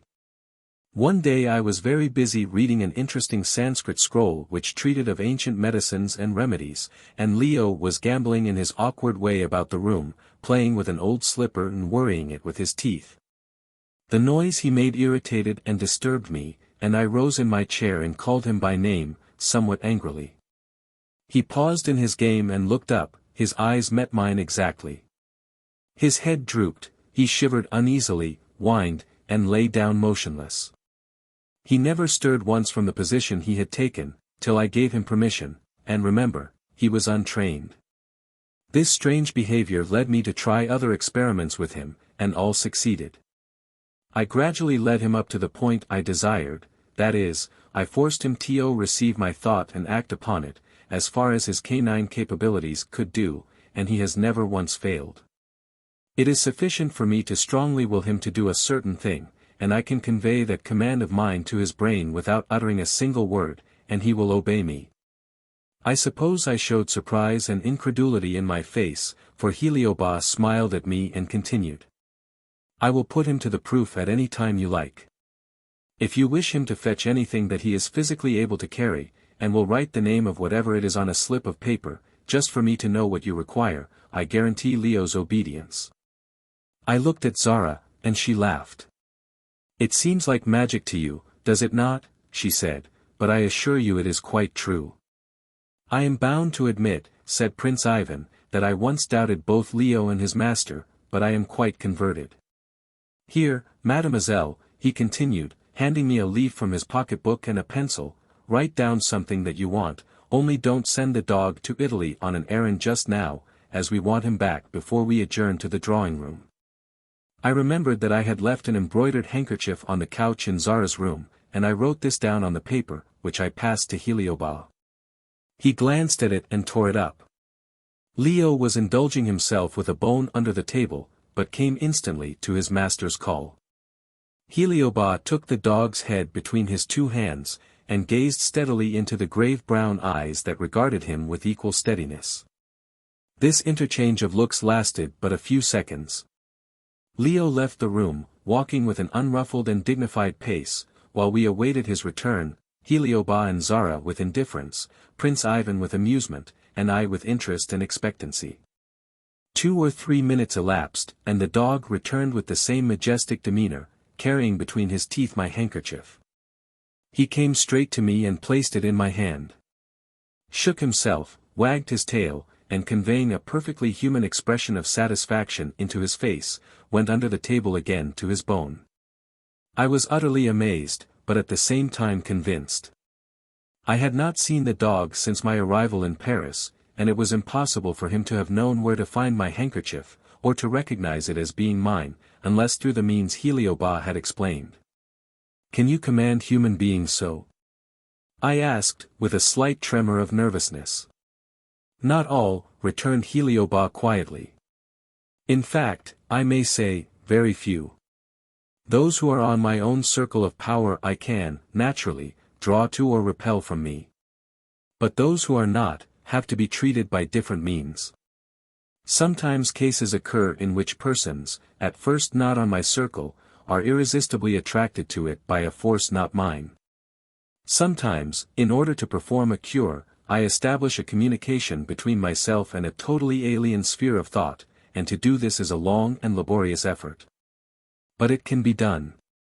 "Then, if it can be done," said Prince Ivan, "why do you not accomplish it for me?" "Because you are being forcibly drawn towards me without any effort on my part," replied Heliobas, with one of his steady, keen looks. "For what motive I cannot at present determine, but I shall know as soon as you touch the extreme edge of my circle. You are a long way off it yet, but you are coming in spite of yourself, Ivan." The prince fidgeted restlessly in his chair, and toyed with the fruit on his plate in a nervous manner. "If I did not know you to be an absolutely truthful and honorable man, Casimir," he said, "I should think you were trying to deceive me. But I have seen what you can do, therefore I must believe you. Still I confess I do not follow you in your circle theory." "To begin with," returned Heliobas, "the universe is a circle. Everything is circular, from the motion of planets down to the human eye, or the cup of a flower, or a drop of dew. My circle theory, as you call it, applied to human electric force, is very simple. But I have proved it to be mathematically correct.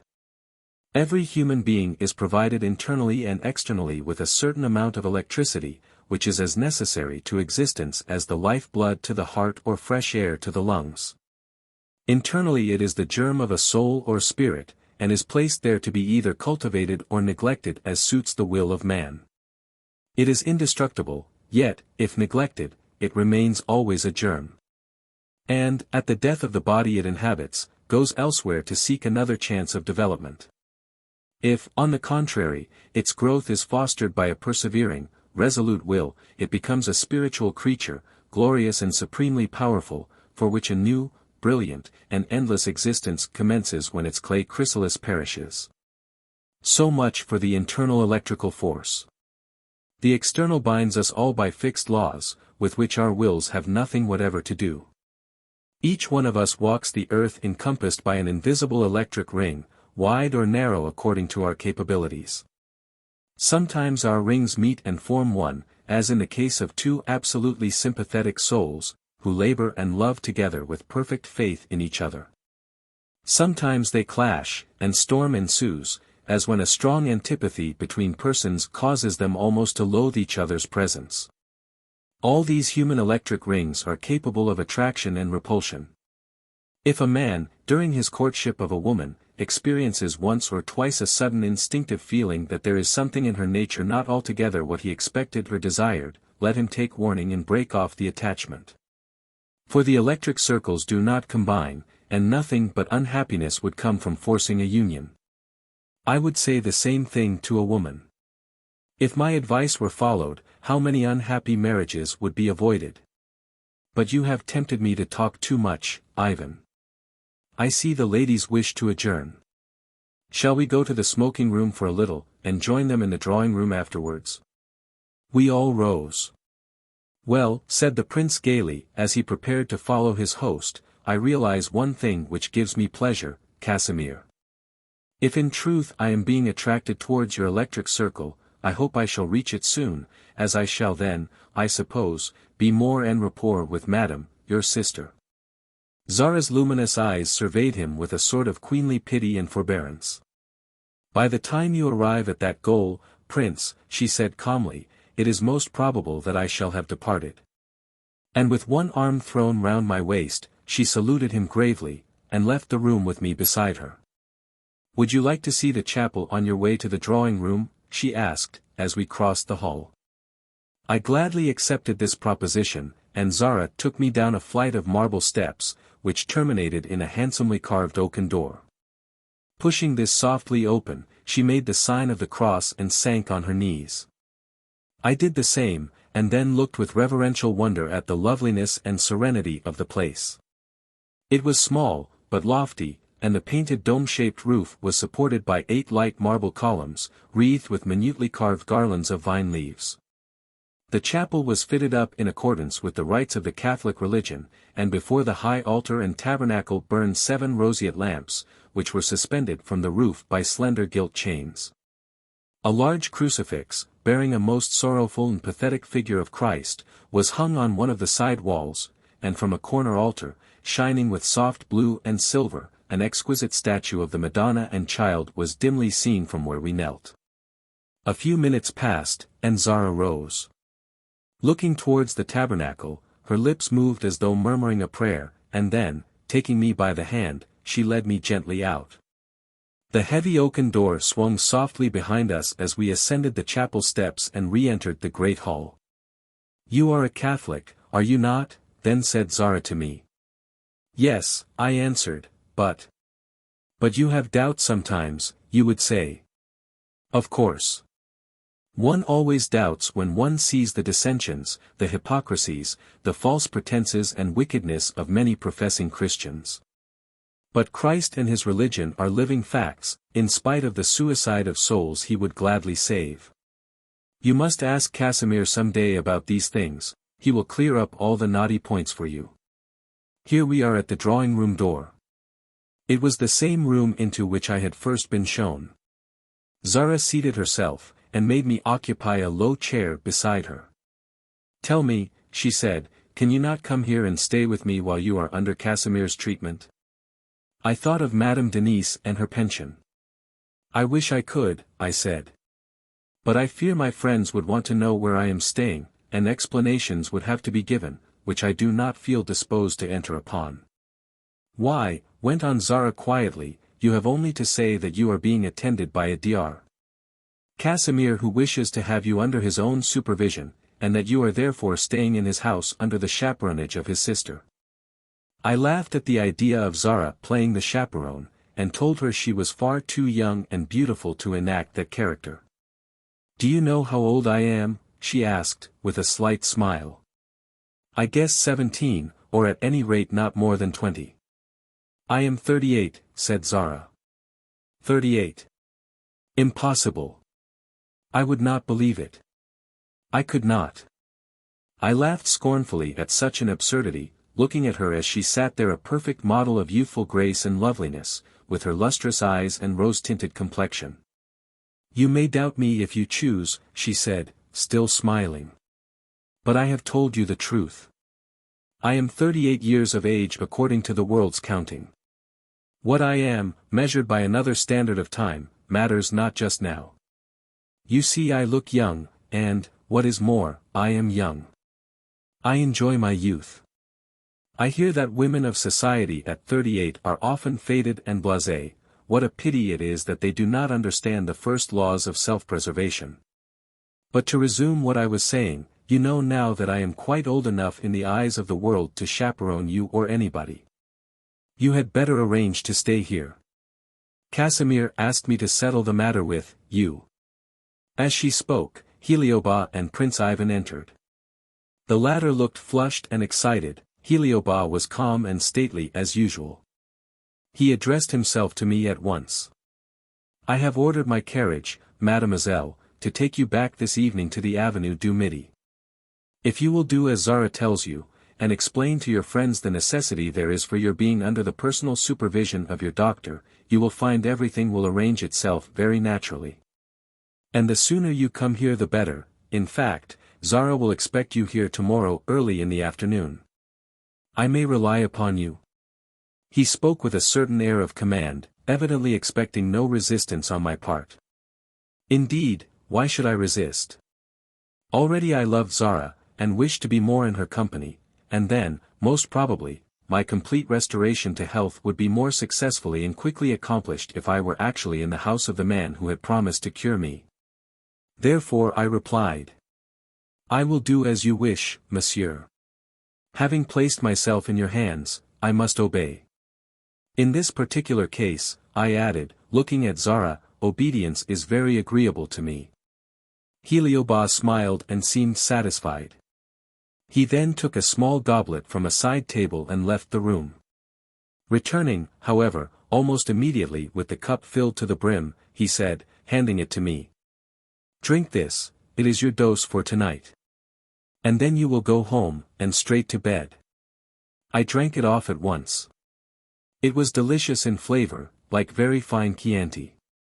"Have you no soothing draught for me?" said Prince Ivan, who had been turning over a volume of photographs in a sullenly abstracted sort of way. "No," replied Heliobas, with a keen glance at him, "the draught fitted for your present condition might soothe you too thoroughly." The prince looked at Zara, but she was mute. She had taken a piece of silk embroidery from a work-basket near her, and was busily employed with it. Heliobas advanced and laid his hand on the young man's arm. "Sing to us, Ivan," he said, in a kind tone. "Sing us one of your wild Russian airs. Zara loves them, and this young lady would like to hear your voice before she goes." The prince hesitated, and then, with another glance at Zara's bent head, went to the piano. He had a brilliant touch, and accompanied himself with great taste and delicacy. But his voice was truly magnificent, a baritone of deep and mellow quality, sonorous, and at the same time tender. He sang a French rendering of a Slavonic love song, which, as nearly as I can translate it into English, ran as follows. "As the billows fling shells on the shore. As the sun poureth light on the sea. As a lark on the wing scatters song to the spring. So rushes my love to thee. As the ivy clings close to the tower. As the dew leaf deep in a flower. As the shadow to light, as the day unto night. So clings my wild soul to thee. As the moon glitters coldly alone.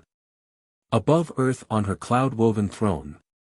As the rocky-bound cave repulses a wave. So thy anger repulseth me. As the bitter black frost of a night. Slays the roses with pitiless might.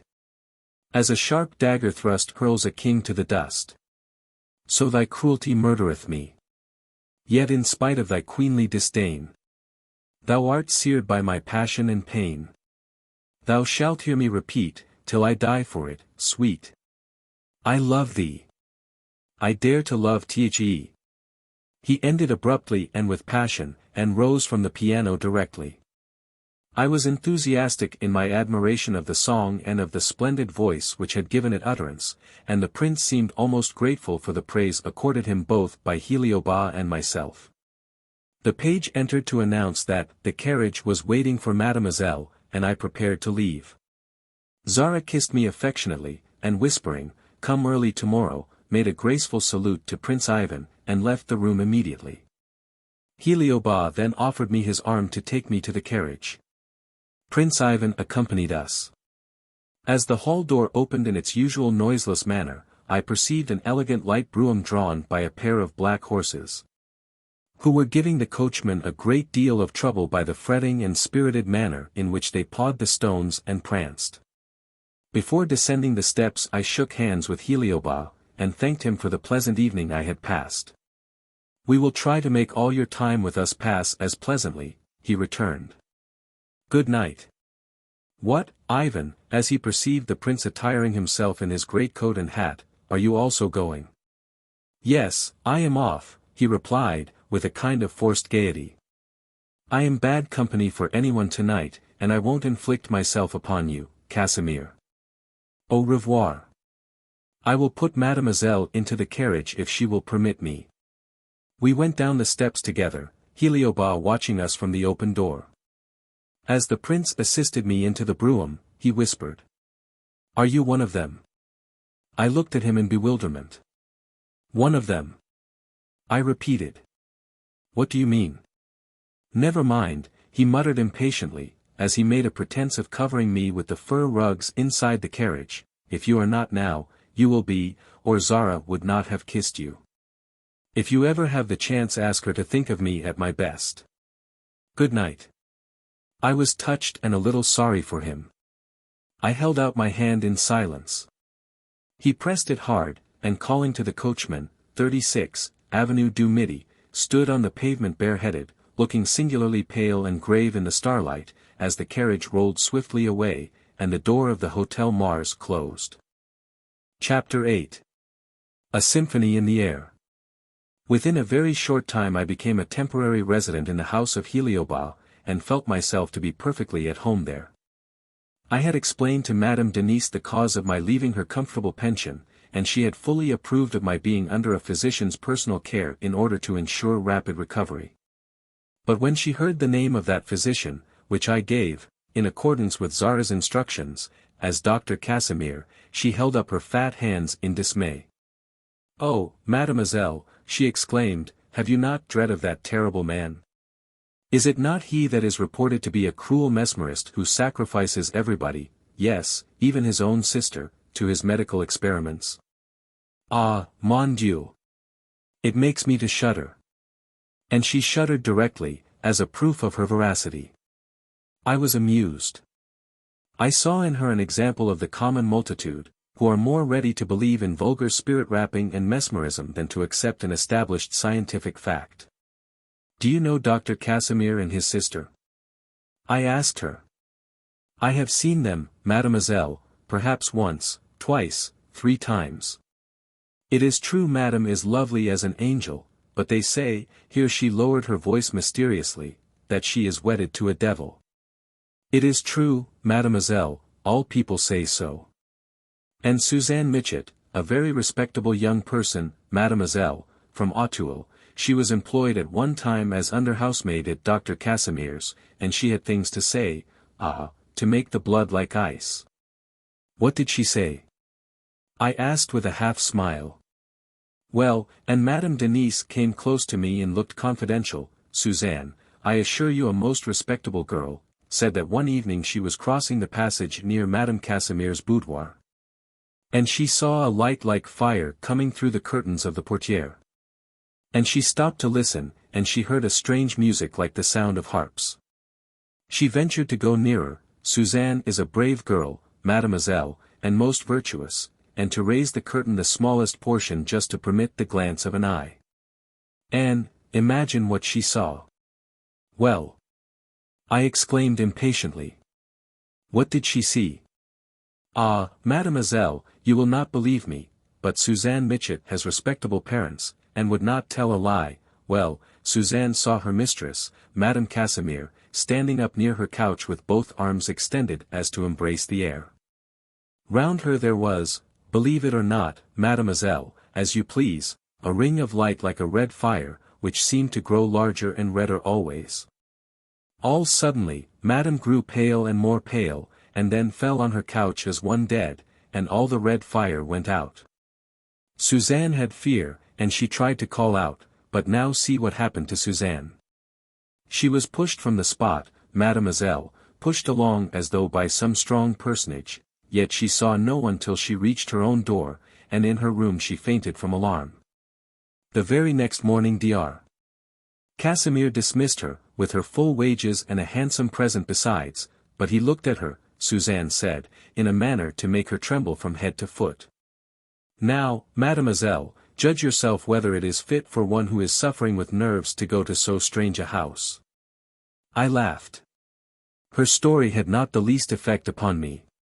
In fact, I made up my mind that the so respectable and virtuous Suzanne Mitchett had been drinking some of her master's wine. I said, "Your words only make me more desirous to go, Madame Denise. Besides, Dr. Casimir has already done me a great deal of good. You must have heard things of him that are not altogether bad, surely." The little woman reflected seriously, and then said, as with some reluctance, "It is certainly true, mademoiselle, that in the quarter of the poor he is much beloved. Jean Duclos, he is a chiffonier, had his one child dying of typhoid fever, and he was watching it struggling for breath, it was at the point to die. Monsieur le Comte Casimir, or Dr. Casimir, for he is called both, came in all suddenly, and in half an hour had saved the little one's life. I do not deny that he may have some good in him, and that he understands medicine. But there is something wrong," and Madame Denise shook her head forlornly a great number of times. None of her statements deterred me from my intention, and I was delighted when I found myself fairly installed at the Hotel Mars. Zara gave me a beautiful room next to her own. She had taken pains to fit it up herself with everything that was in accordance with my particular tastes, such as a choice selection of books. Music, including many of the fascinating scores of Schubert and Wagner, writing materials, and a pretty, full-toned pianette. My window looked out on a small courtyard, which had been covered over with glass and transformed into a conservatory. I could enter it by going down a few steps, and could have the satisfaction of gathering roses and lilies of the valley, while outside the east wind blew and the cold snowflakes fell over Paris. I wrote to Mrs. Everard from my retreat, and I also informed the Chaloner's where they could find me if they wanted me. These duties done, I gave myself up to enjoyment. Zara and I became inseparables. We worked together, read together, and together every morning gave those finishing touches to the ordering and arrangement of the household which are essentially feminine, and which not the wisest philosopher in all the world has been, or ever will be, able to accomplish successfully. We grew to love each other dearly, with that ungrudging, sympathizing, confiding friendship that is very rarely found between two women. In the meantime my cure went on rapidly. Every night on retiring to rest Heliobas prepared a medicinal dose for me, of the qualities of which I was absolutely ignorant, but which I took trustingly from his hand. Every morning a different little phial of liquid was placed in the bathroom for me to empty into the water of my daily bath, and every hour I grew better, brighter, and stronger. The natural vivacity of my temperament returned to me. I suffered no pain, no anxiety, no depression, and I slept as soundly as a child, unvisited by a single dream. The mere fact of my being alive became a joy to me. I felt grateful for everything, for my eyesight, my speech, my hearing, my touch, because all my senses seemed to be sharpened and invigorated and braced up to the keenest delight. This happy condition of my system did not come suddenly. Sudden cures mean sudden relapses. It was a gradual, steady, ever-increasing, reliable recovery. I found the society of Heliobas and his sister very fascinating. Their conversation was both thoughtful and brilliant, their manners were evenly gracious and kindly, and the life they led was a model of perfect household peace and harmony. There was never a fuss about anything, the domestic arrangements seemed to work on smoothly oiled wheels, the different repasts were served with quiet elegance and regularity, the servants were few, but admirably trained. And we all lived in an absolutely calm atmosphere, unruffled by so much as a breath of worry. Nothing of a mysterious nature went on, as far as I could see. Heliobas passed the greater part of the day in his study, a small, plainly furnished room, the facsimile of the one I had beheld him in when I had dreamed those 3 dreams at Cannes. Whether he received many or few patients there I could not tell. But that some applied to him for advice I knew, as I often met strangers crossing the hall on their way in and out. He always joined us at dinner, and was invariably cheerful, generally entertaining us with lively converse and sparkling narrative, though now and then the thoughtful tendency of his mind predominated, and gave a serious tone to his remarks. Zara was uniformly bright and even in her temperament. She was my very ideal of the Greek psyche, radiant yet calm, pensive yet mirthful. She was full of beautiful ideas and poetical fancies, and so thoroughly untouched by the world and its aims, that she seemed to me just to poise on the earth like a delicate butterfly on a flower. And I should have been scarcely surprised had I seen her unfold a pair of shining wings and fly away to some other region. Yet in spite of this spirituelle nature, she was physically stronger and more robust than any other woman I ever saw. She was gay and active, she was never tired, never ailing, and she enjoyed life with a keen zest such as is unknown to the tired multitudes who toil on hopelessly and wearily, wondering, as they work, why they were born. Zara evidently had no doubts or speculations of this kind. She drank in every minute of her existence as if it were a drop of honey-dew prepared specially for her palate. I never could believe that her age was what she had declared it to be. She seemed to look younger every day. Sometimes her eyes had that limpid, lustrous innocence that is seen in the eyes of a very little child. And, again, they would change and glow with the earnest and lofty thought of one who had lived through years of study, research, and discovery. For the first few days of my visit she did not work in her studio at all, but appeared to prefer reading or talking with me. One afternoon, however, when we had returned from a short drive in the Bois de Boulogne, she said half-hesitatingly, "I think I will go to work again tomorrow morning, if you will not think me unsociable." "Why, Zara dearest?" I replied. "Of course I shall not think you unsociable. I would not interfere with any of your pursuits for the world." She looked at me with a sort of wistful affection, and continued. "But you must know I like to work quite alone, and though it may look churlish, still not even you must come into the studio. I never can do anything before a witness. Casimir himself knows that, and keeps away from me." "Well," I said, "I should be an ungrateful wretch if I could not oblige you in so small a request. I promise not to disturb you, Zara, and do not think for one moment that I shall be dull. I have books, a piano, flowers, what more do I want? And if I like I can go out, then I have letters to write, and all sorts of things to occupy me. I shall be quite happy, and I shall not come near you till you call me." Zara kissed me. "You are a dear girl," she said. "I hate to appear inhospitable, but I know you are a real friend, that you will love me as much away from you as near you, and that you have none of that vulgar curiosity which some women give way to, when what they desire to see is hidden from them. You are not inquisitive, are you?" I laughed.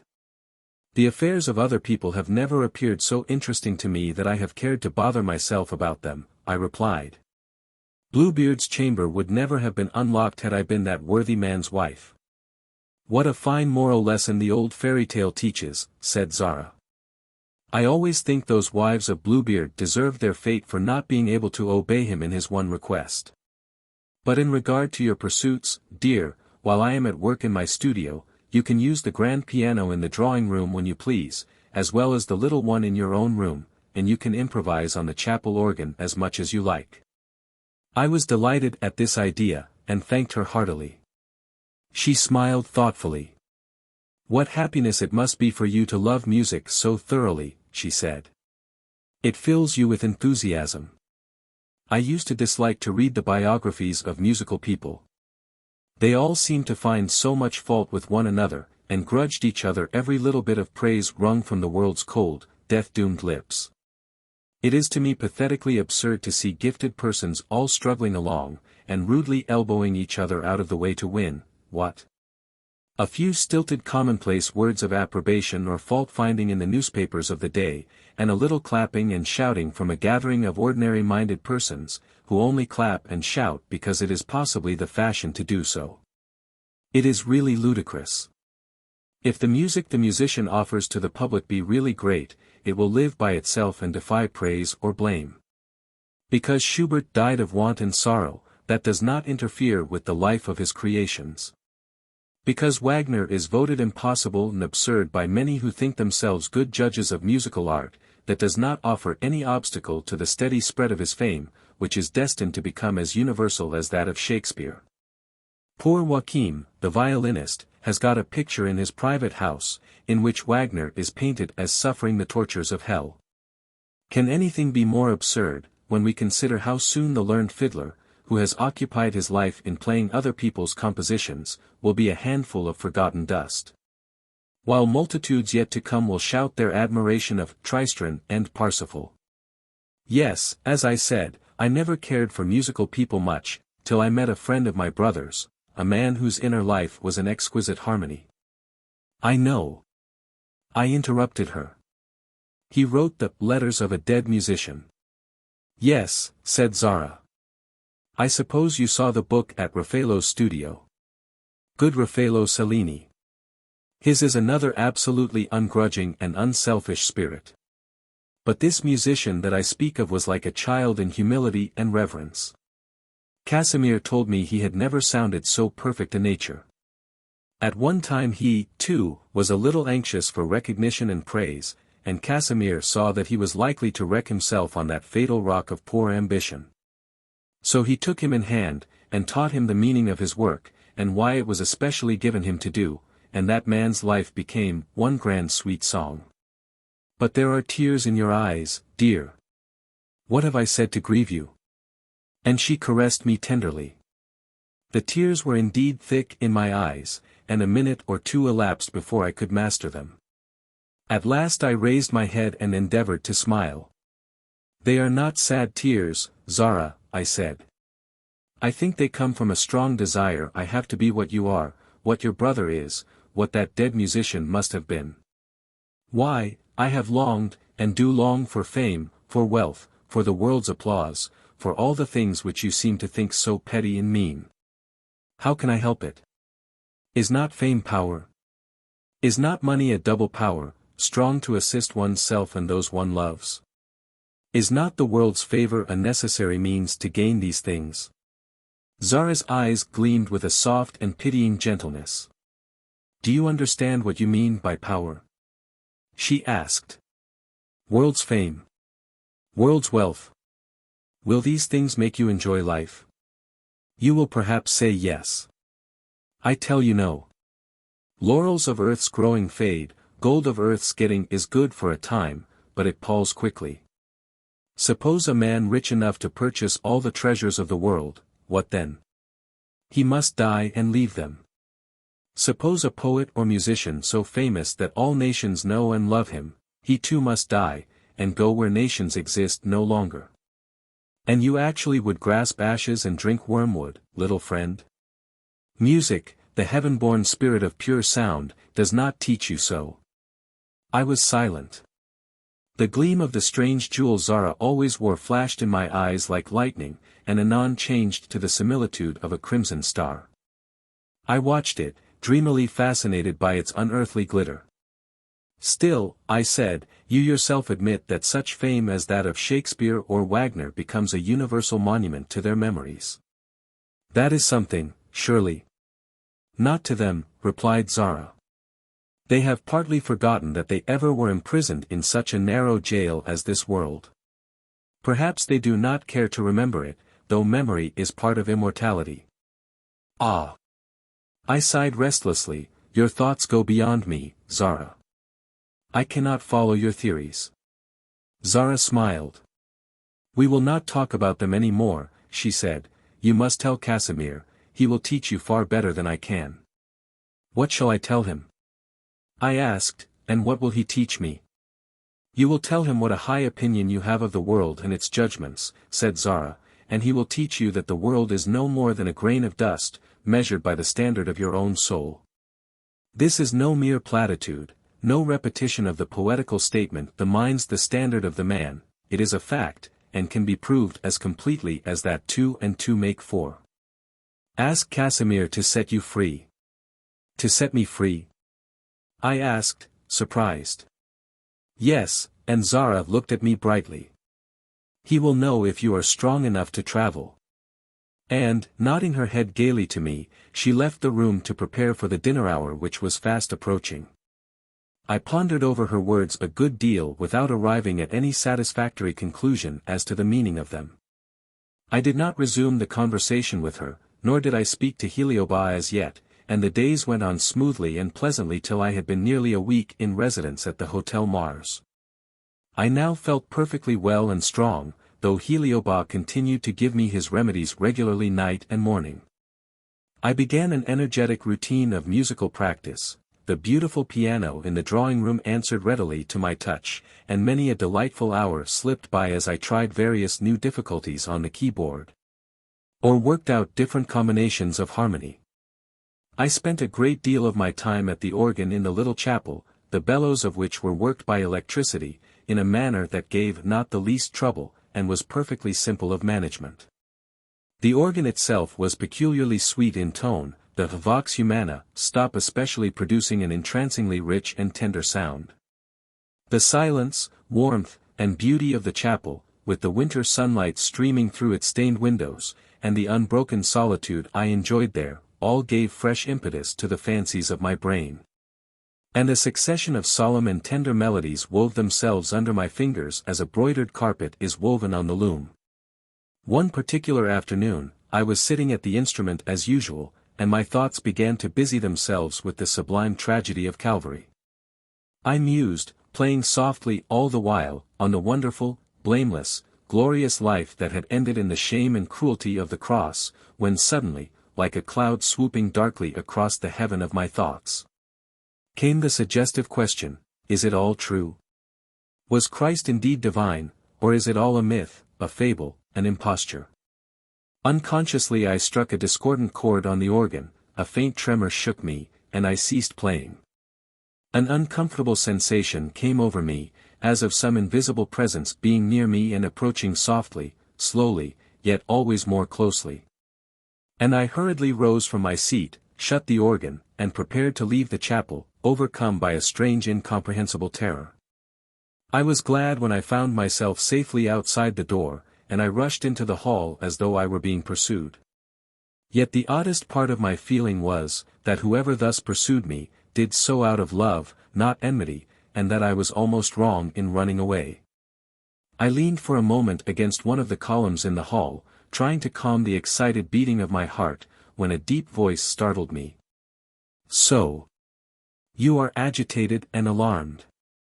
Unbelief is easily scared. I looked up and met the calm eyes of Heliobas.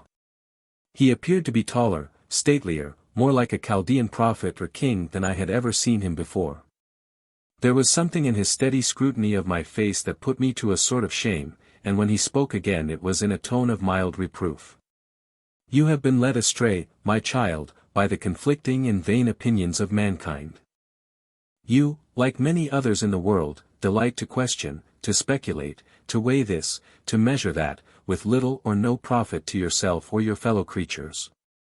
And you have come freshly from a land where, in the great Senate house, a poor perishable lump of clay calling itself a man, dares to stand up boldly and deny the existence of God, while his compeers, less bold than he, pretend a holy displeasure.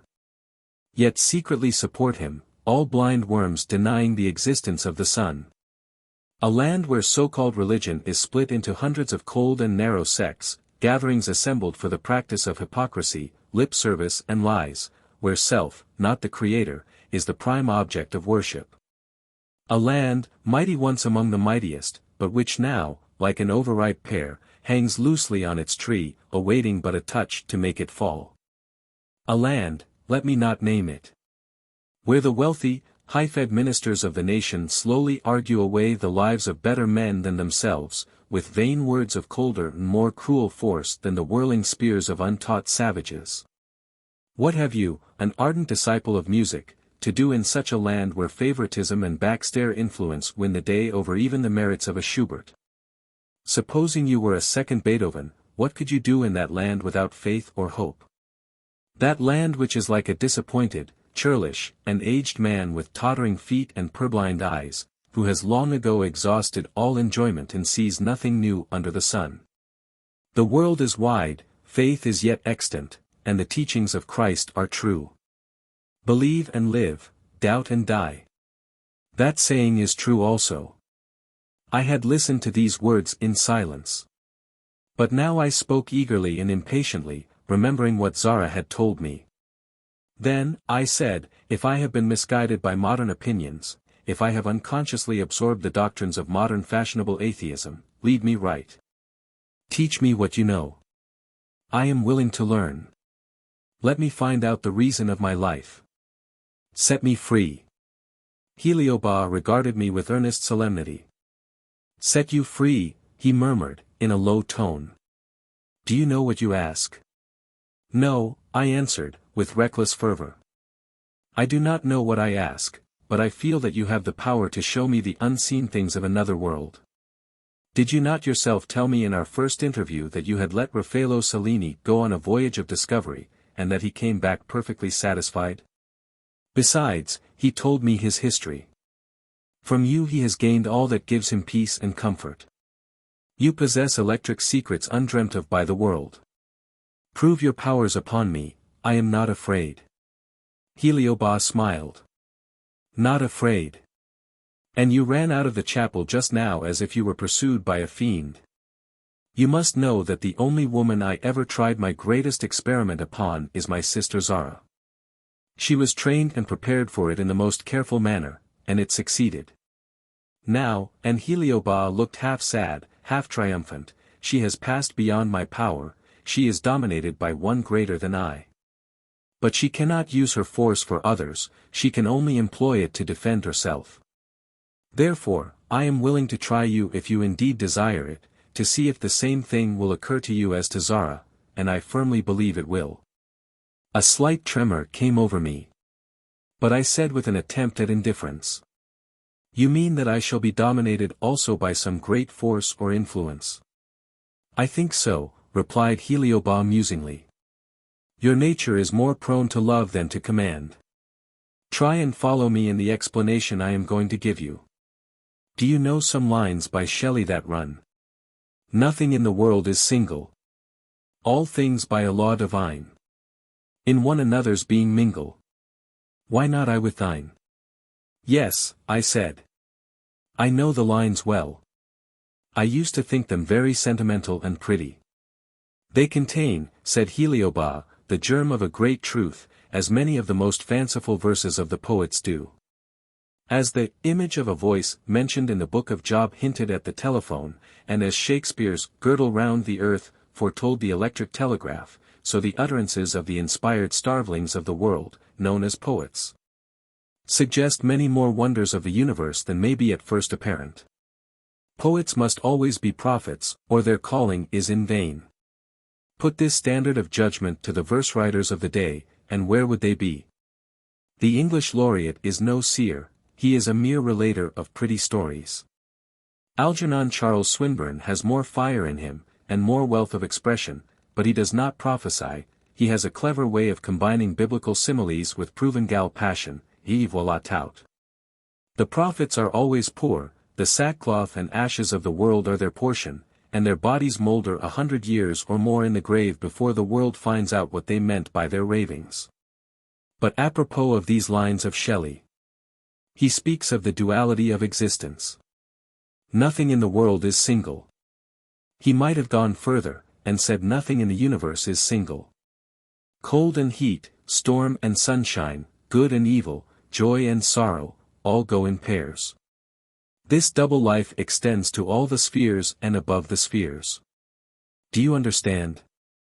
I understand what you say, I said slowly, but I cannot see your meaning as applied to myself or yourself. I will teach you in a few words, went on Heliobas. You believe in the soul? Yes. Very well. Now realize that there is no soul on this earth that is complete, alone. Like everything else, it is dual. It is like half a flame that seeks the other half, and is dissatisfied and restless till it attains its object. Lovers, misled by the blinding light of love, think they have reached completeness when they are united to the person beloved. Now, in very, very rare cases, perhaps one among 1,000, this desirable result is effected, but the majority of people are content with the union of bodies only, and care little or nothing about the sympathy or attachment between souls. There are people, however, who do care, and who never find their twin flame or companion spirit at all on earth, and never will find it. And why? Because it is not imprisoned in clay, it is elsewhere. Well? I asked eagerly. Well, you seem to ask me by your eyes what this all means. I will apply it at once to myself. By my researches into human electrical science, I discovered that my companion, my other half of existence, though not on earth, was near me, and could be commanded by me, and, on being commanded, obeyed. With Zara it was different. She could not command, she obeyed, she was the weaker of the two. With you, I think it will be the same thing. Men sacrifice everything to ambition, women to love. It is natural. I see there is much of what I have said that appears to have mystified you. It is no good puzzling your brain any more about it. No doubt you think I am talking very wildly about twin flames and spiritual affinities that live for us in another sphere. You do not believe, perhaps, in the existence of beings in the very air that surrounds us, invisible to ordinary human eyes, yet actually akin to us, with a closer relationship than any tie of blood known on earth? I hesitated. Heliobas saw my hesitation, and his eyes darkened with a somber wrath. Are you one of those also who must see in order to believe? He said, half angrily. Where do you suppose your music comes from? Where do you suppose any music comes from that is not mere imitation? The greatest composers of the world have been mere receptacles of sound, and the emptier they were of self-love and vanity, the greater quantity of heaven-born melody they held. The German Wagner, did he not himself say that he walked up and down in the avenues, trying to catch the harmonies as they floated in the air? Come with me, come back to the place you left, and I will see if you, like Wagner, are able to catch a melody flying. He grasped my unresisting arm, and led me, half frightened, half curious, into the little chapel, where he bade me seat myself at the organ. Do not play a single note, he said, till you are compelled. And standing beside me, Heliobas laid his hands on my head, then pressed them on my ears, and finally touched my hands, that rested passively on the keyboard. He then raised his eyes, and uttered the name I had often thought of but never mentioned, the name he had called upon in my dream. Azul, he said, in a low, penetrating voice, open the gateways of the air that we may hear the sound of song. A soft rushing noise of wind answered his adjuration. This was followed by a burst of music, transcendently lovely, but unlike any music I had ever heard. There were sounds of delicate and entrancing tenderness such as no instrument made by human hands could produce. There was singing of clear and tender tone, and of infinite purity such as no human voices could be capable of. I listened, perplexed, alarmed, yet entranced. Suddenly I distinguished a melody running through the wonderful air symphonies, a melody like a flower, fresh and perfect. Instinctively I touched the organ and began to play it. I found I could produce it note for note. I forgot all fear in my delight, and I played on and on in a sort of deepening rapture. Gradually I became aware that the strange sounds about me were dying slowly away. Fainter and fainter they grew, softer, farther, and finally ceased. But the melody, that one distinct passage of notes I had followed out, remained with me, and I played it again and again with feverish eagerness lest it should escape me. I had forgotten the presence of Heliobas. But a touch on my shoulder roused me. I looked up and met his eyes fixed upon me with a steady and earnest regard. A shiver ran through me, and I felt bewildered. Have I lost it? I asked. Lost what? He demanded. The tune I heard, the harmonies. No, he replied, at least I think not. But if you have, no matter. You will hear others. Why do you look so distressed? It is lovely, I said wistfully, all that music, but it is not mine. And tears of regret filled my eyes. Oh, if it were only mine, my very own composition. Heliobas smiled kindly. It is as much yours as anything belongs to anyone. Yours? Why, what can you really call your own? Every talent you have, every breath you draw, every drop of blood flowing in your veins, is lent to you only, you must pay it all back. And as far as the arts go, it is a bad sign of poet, painter, or musician, who is arrogant enough to call his work his own. It never was his, and never will be. It is planned by a higher intelligence than his, only he happens to be the hired labor chosen to carry out the conception, a sort of mechanic in whom boastfulness looks absurd. As absurd as if one of the stonemasons working at the cornice of a cathedral were to vaunt himself as the designer of the whole edifice. And when a work, any work, is completed, it passes out of the laborer's hands. It belongs to the age and the people for whom it was accomplished, and, if deserving, goes on belonging to future ages and future peoples. So far, and only so far, music is your own. But are you convinced? Or do you think you have been dreaming all that you heard just now? I rose from the organ, closed it gently, and, moved by a sudden impulse, held out both my hands to Heliobas. He took them and held them in a friendly clasp, watching me intently as I spoke. "I believe in you," I said firmly, "and I know thoroughly well that I was not dreaming. I certainly heard strange music and entrancing voices. But in acknowledging your powers over something unseen, I must explain to you the incredulity I at first felt, which I believe annoyed you. I was made skeptical on one occasion, by attending a so-called spiritual séance, where they tried to convince me of the truth of table turning." Heliobas laughed softly, still holding my hands. "Your reason will at once tell you that disembodied spirits never become so undignified as to upset furniture or rap on tables. Neither do they write letters in pen and ink and put them under doors. Spiritual beings are purely spiritual. They cannot touch anything human, much less deal in such vulgar display as the throwing about of chairs, and the opening of locked sideboards. You were very rightly skeptical in these matters. But in what I have endeavored to prove to you, you have no doubts, have you?" "None in the world," I said. "I only ask you to go on teaching me the wonders that seem so familiar to you. Let me know all I may, and soon." I spoke with trembling eagerness. "You have been only 8 days in the house, my child," said Heliobas, loosening my hands, and signing me to come out of the chapel with him. "And I do not consider you sufficiently strong as yet for the experiment you wish me to try upon you. Even now you are agitated. Wait 1 week more, and then you shall be." "What?" I asked impatiently. "Lifted up," he replied. "Lifted up above this little speck called earth. But now, no more of this. Go to Zara, keep your mind well employed, study, read, and pray much and often in few and simple words, and with as utterly unselfish a heart as you can prepare. Think that you are going to some high festival, and attire your soul in readiness. I do not say to you, have faith. I would not compel your belief in anything against your own will. You wish to be convinced of a future existence, you seek proofs. You shall have them.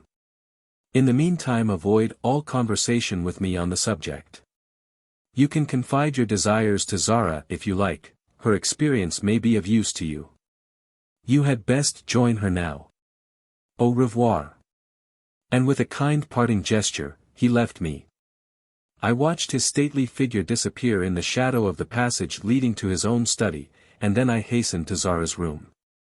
The musical episode in the chapel had certainly startled me, and the words of Heliobas were full of mysterious meaning.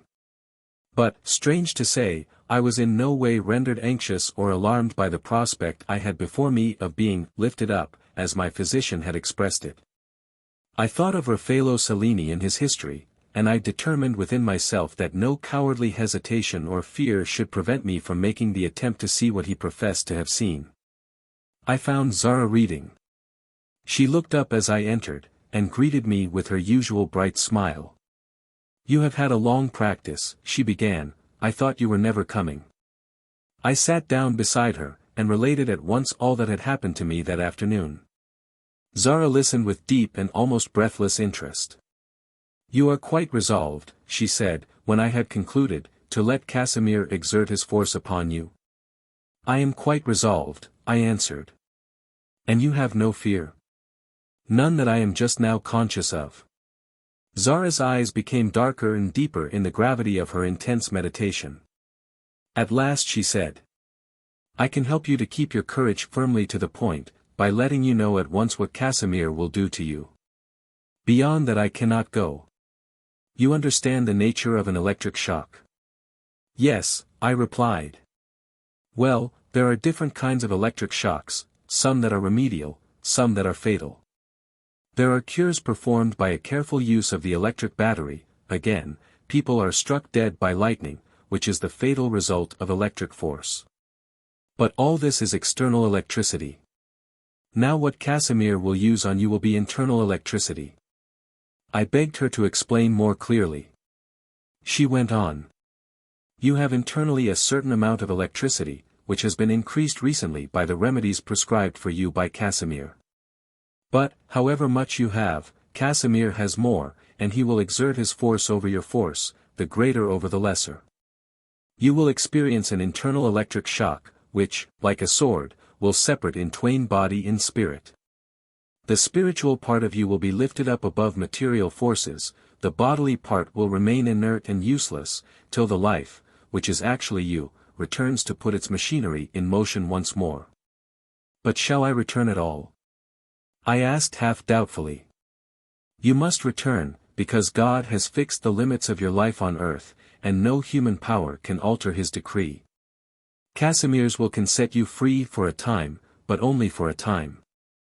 You are bound to return, be it never so reluctantly. Eternal liberty is given by death alone, and death cannot be forced to come. How about suicide? I asked. The suicide, replied Zara, has no soul. He kills his body, and by the very act proves that whatever germ of an immortal existence he may have had once, has escaped from its unworthy habitation and gone, like a flying spark, to find a chance of growth elsewhere. Surely your own reason proves this to you. The very animals have more soul than a man who commits suicide. The beasts of prey slay each other for hunger or in self-defense, but they do not slay themselves. That is a brutality left to man alone, with its companion degradation, drunkenness. I mused a while in silence. In all the wickedness and cruelty of mankind, I said, it is almost a wonder that there is any spiritual existence left on earth at all. Why should God trouble himself to care for such few souls as thoroughly believe in and love him? They can be but a mere handful. Such a mere handful are worth more than the world to him, said Zara gravely. Oh, my dear, do not say such things as why should God trouble himself? Why do you trouble yourself for the safety and happiness of anyone you love? Her eyes grew soft and tender, and the jewels she wore glimmered like moonlight on the sea. I felt a little abashed, and, to change the subject, I said. Tell me, Zara, what is that stone you always wear? Is it a talisman? It belonged to a king, said Zara, at least, it was found in a king's coffin. It has been in our family for generations. Casimir says it is an electric stone, there are such still to be found in remote parts of the sea. Do you like it? It is very brilliant and lovely, I said. When I die, went on Zara slowly, I will leave it to you. I hope I shall have to wait a long time before I get it, then, I exclaimed, embracing her affectionately. Indeed, I will pray never to receive it. You will pray wrongly, said Zara, smiling. But tell me, do you quite understand from my explanation what Casimir will do to you? I think I do. And you are not afraid? Not at all. Shall I suffer any pain? No actual pang. You will feel giddy for a moment, and your body will become unconscious. That is all. I meditated for a few moments, and then looking up, saw Zara's eyes watching me with a wistful inquiring tenderness. I answered her look with a smile, and said, half gaily. Laudis, elaudis, et toujours elaudis. That must be my motto, Zara. I have a chance now of proving how far a woman's bravery can go, and I assure you I am proud of the opportunity. Your brother uttered some very cutting remarks on the general inaptitude of the female sex when I first made his acquaintance, so, for the honor of the thing, I must follow the path I have begun to tread. A plunge into the unseen world is surely a bold step for a woman, and I am determined to take it courageously. That is well, said Zara. I do not think it possible for you ever to regret it. "It is growing late, shall we prepare for dinner?" I assented, and we separated to our different rooms. Before commencing to dress I opened the pianette that stood near my window, and tried very softly to play the melody I had heard in the chapel. To my joy it came at once to my fingers, and I was able to remember every note. I did not attempt to write it down, somehow I felt sure it would not escape me now. A sense of profound gratitude filled my heart, and, remembering the counsel given by Heliobas, I knelt reverently down and thanked God for the joy and grace of music. As I did so, a faint breath of sound, like a distant whisper of harps played in unison, floated past my ears, then appeared to sweep round in ever-widening circles, till it gradually died away. But it was sweet and entrancing enough for me to understand how glorious and full of rapture must have been the star symphony played on that winter's night long ago, when the angels chanted together, "Glory to God in the highest, and on earth peace and goodwill to man." Chapter 9.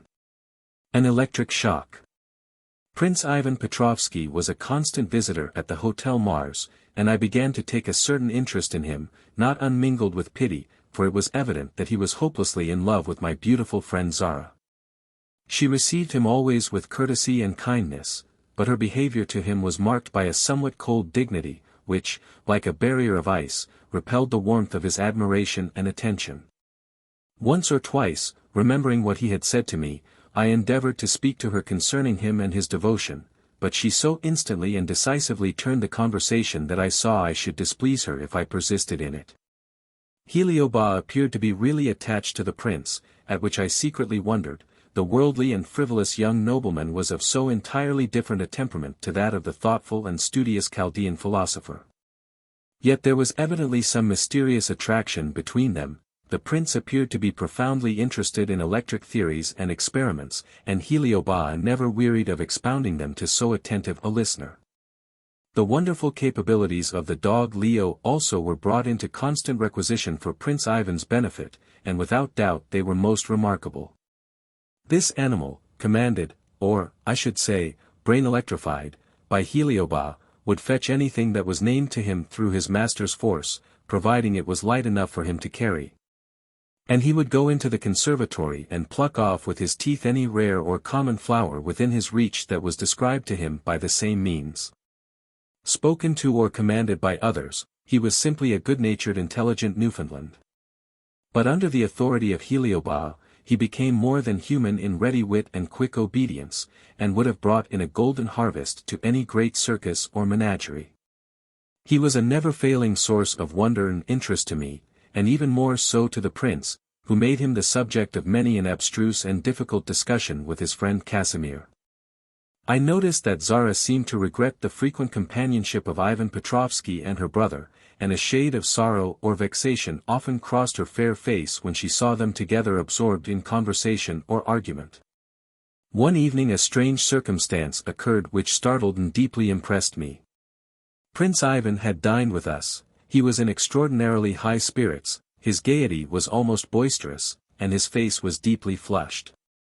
Zara glanced at him half indignantly more than once when his laughter became unusually uproarious, and I saw that Heliobas watched him closely and half inquiringly, as if he thought there was something amiss. The prince, however, heedless of his host's observant eye, tossed off glass after glass of wine, and talked incessantly. After dinner, when we all assembled in the drawing-room, he seated himself at the piano without being asked, and sang several songs. Whether he were influenced by drink or strong excitement, his voice at any rate showed no sign of weakness or deterioration. Never had I heard him sing so magnificently. He seemed possessed not by an angel but by a demon of song. It was impossible not to listen to him, and while listening, equally impossible not to admire him. Even Zara, who was generally indifferent to his music, became, on this particular night, fascinated into a sort of dreamy attention. He perceived this, and suddenly addressed himself to her in softened tones which bore no trace of their previous loudness. "Madam, you honor me tonight by listening to my poor efforts. It is seldom I am thus rewarded." Zara flushed deeply, and then grew very pale. "Indeed, Prince," she answered quietly, "you mistake me. I always listen with pleasure to your singing. Tonight, perhaps, my mood is more fitted to music than is usual with me, and thus I may appear to you to be more attentive. But your voice always delights me as it must delight everybody who hears it. While you are in a musical mood then, returned Prince Ivan, let me sing you an English song, one of the loveliest ever penned. I have set it to music myself, as such words are not of the kind to suit ordinary composers or publishers. They are too much in earnest, too passionate, too full of real human love and sorrow. The songs that suit modern drawing rooms and concert halls, as a rule, are those that are full of sham sentiment. A real, strong, throbbing heart pulsing through a song is too terribly exciting for lackadaisical society. Listen. And, playing a dreamy, murmuring prelude like the sound of a brook flowing through a hollow cavern, he sang Swinburne's Leave-Taking, surely one of the saddest and most beautiful poems in the English language. He subdued his voice to suit the melancholy hopelessness of the lines, and rendered it with so much intensity of pathetic expression that it was difficult to keep tears from filling the eyes. When he came to the last verse, the anguish of a wasted life seemed to declare itself in the complete despair of his low vibrating tones. Let us go hence and rest, she will not love. She shall not hear us if we sing hereof. Nor see love's ways, how sore they are and steep. Come hence, let be, lie still, it is enough. Love is a barren sea, bitter and deep. And though she saw all heaven in flower above, she would not love. The deep melancholy of the music and the quivering pathos of the deep baritone voice were so affecting that it was almost a relief when the song ceased. I had been looking out of the window at the fantastic patterns of the moonlight on the garden walk, but now I turned to see in Zara's face her appreciation of what we had just heard. To my surprise she had left the room. Heliobas reclined in his easy chair, glancing up and down the columns of the Figaro, and the prince still sat at the piano, moving his fingers idly up and down the keys without playing. The little page entered with a letter on a silver salver. It was for his master. Heliobas read it quickly, and rose, saying, I must leave you to entertain yourselves for 10 minutes while I answer this letter. Will you excuse me? And with the ever-courteous salute to us which was part of his manner, he left the room. I still remained at the window. Prince Ivan still dumbly played the piano. There were a few minutes of absolute silence. Then the prince hastily got up, shut the piano, and approached me. Do you know where Zara is? He demanded in a low, fierce tone. I looked at him in surprise and a little alarm. He spoke with so much suppressed anger, and his eyes glittered so strangely. No, I answered frankly. I never saw her leave the room. I did, he said. She slipped out like a ghost, or a witch, or an angel, while I was singing the last verse of Swinburne's song. Do you know Swinburne, mademoiselle? No, I replied, wondering at his manner more and more. I only know him, as you do, to be a poet. Poet, madman, or lover, all three should be one and the same thing, muttered the prince, clenching and unclenching that strong right hand of his on which sparkled a diamond like a star. I have often wondered if poets feel what they write, whether Swinburne, for instance, ever felt the weight of a dead cold thing within him here, slightly touching the region of his heart. And realized that he had to drag that corpse of unburied love with him everywhere, even to the grave, and beyond, O God. Beyond the grave. I touched him gently on the arm. I was full of pity for him, his despair was so bitter and keen. Prince Ivan, I said, you are excited and overwrought. Zara meant no slight to you in leaving the room before your song was finished. I am quite sure of that. She is kindness itself, her nature is all sweetness and gentleness. She would not willingly offend you. Offend me, he exclaimed. She could not offend me if she tried. She could tread upon me, stab me, slay me, but never offend me. I see you are sorry for me, and I thank you. I kiss your hand for your gentle pity, mademoiselle. And he did so, with a knightly grace that became him well. I thought his momentary anger was passing, but I was mistaken. Suddenly he raised his arm with a fierce gesture, and exclaimed. By heaven! I will wait no longer. I am a fool to hesitate. I may wait a century before I draw out of Casimir the secret that would enable me to measure swords with my rival. Listen, and he grasped my shoulder roughly. Stay here, you. If Casimir returns, tell him I have gone for a walk of half an hour. Play to him, keep him occupied, be my friend in this one thing, I trust you.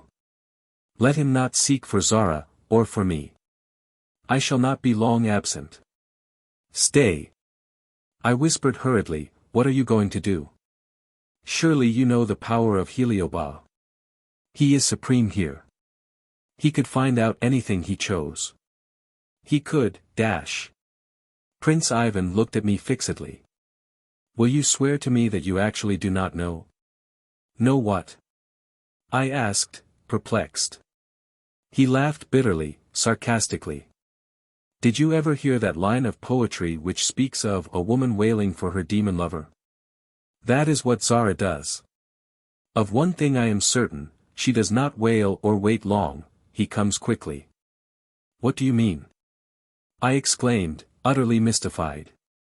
Who comes quickly? I am sure you do not know what you are talking about. I do know, he replied firmly, and I am going to prove my knowledge. Remember what I have asked you. And without another word or look, he threw open the velvet curtains of the portière, and disappeared behind them. Left to myself, I felt very nervous and excited. All sorts of odd fancies came into my head, and would not go away, but danced about like will-o'-the-wisps on a morass. What did Prince Ivan mean? Was he mad? Or had he drunk too much wine? What strange illusion had he in his mind about Zara and a demon? Suddenly a thought flashed upon me that made me tremble from head to foot.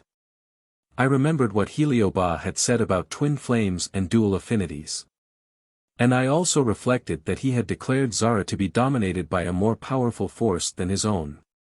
But then, I had accepted it as a matter of course that, whatever the force was, it must be for good, not evil, over a being so pure, so lovely, and so intelligent as Zara. I knew and felt that there were good and evil forces. Now, suppose Zara were commanded by some strange evil thing, unguessed at, undreamt of in the wildest nightmare? I shuddered as with icy cold. It could not be. I resolutely refused to admit such a fearful conjecture. Why, I thought to myself, with a faint smile, I was no better in my imaginings than the so virtuous and ever-respectable Suzanne Mitchett of whom Madame Denise had spoken. Still the hateful thought came back again and again, and refused to go away. I went to my old place at the window and looked out. The moonlight fell in cold slanting rays. But an army of dark clouds were hurrying up from the horizon, looking in their weird shapes like the mounted Valkyrs in Wagner's Nibelungen Ring, galloping to Valhalla with the bodies of dead warriors slung before them. A low moaning wind had arisen, and was beginning to sob round the house like the banshee. Hark! What was that? I started violently. Surely that was a faint shriek. I listened intently. Nothing but the wind rustling among some creaking branches. A woman wailing for her demon lover. How that line haunted me!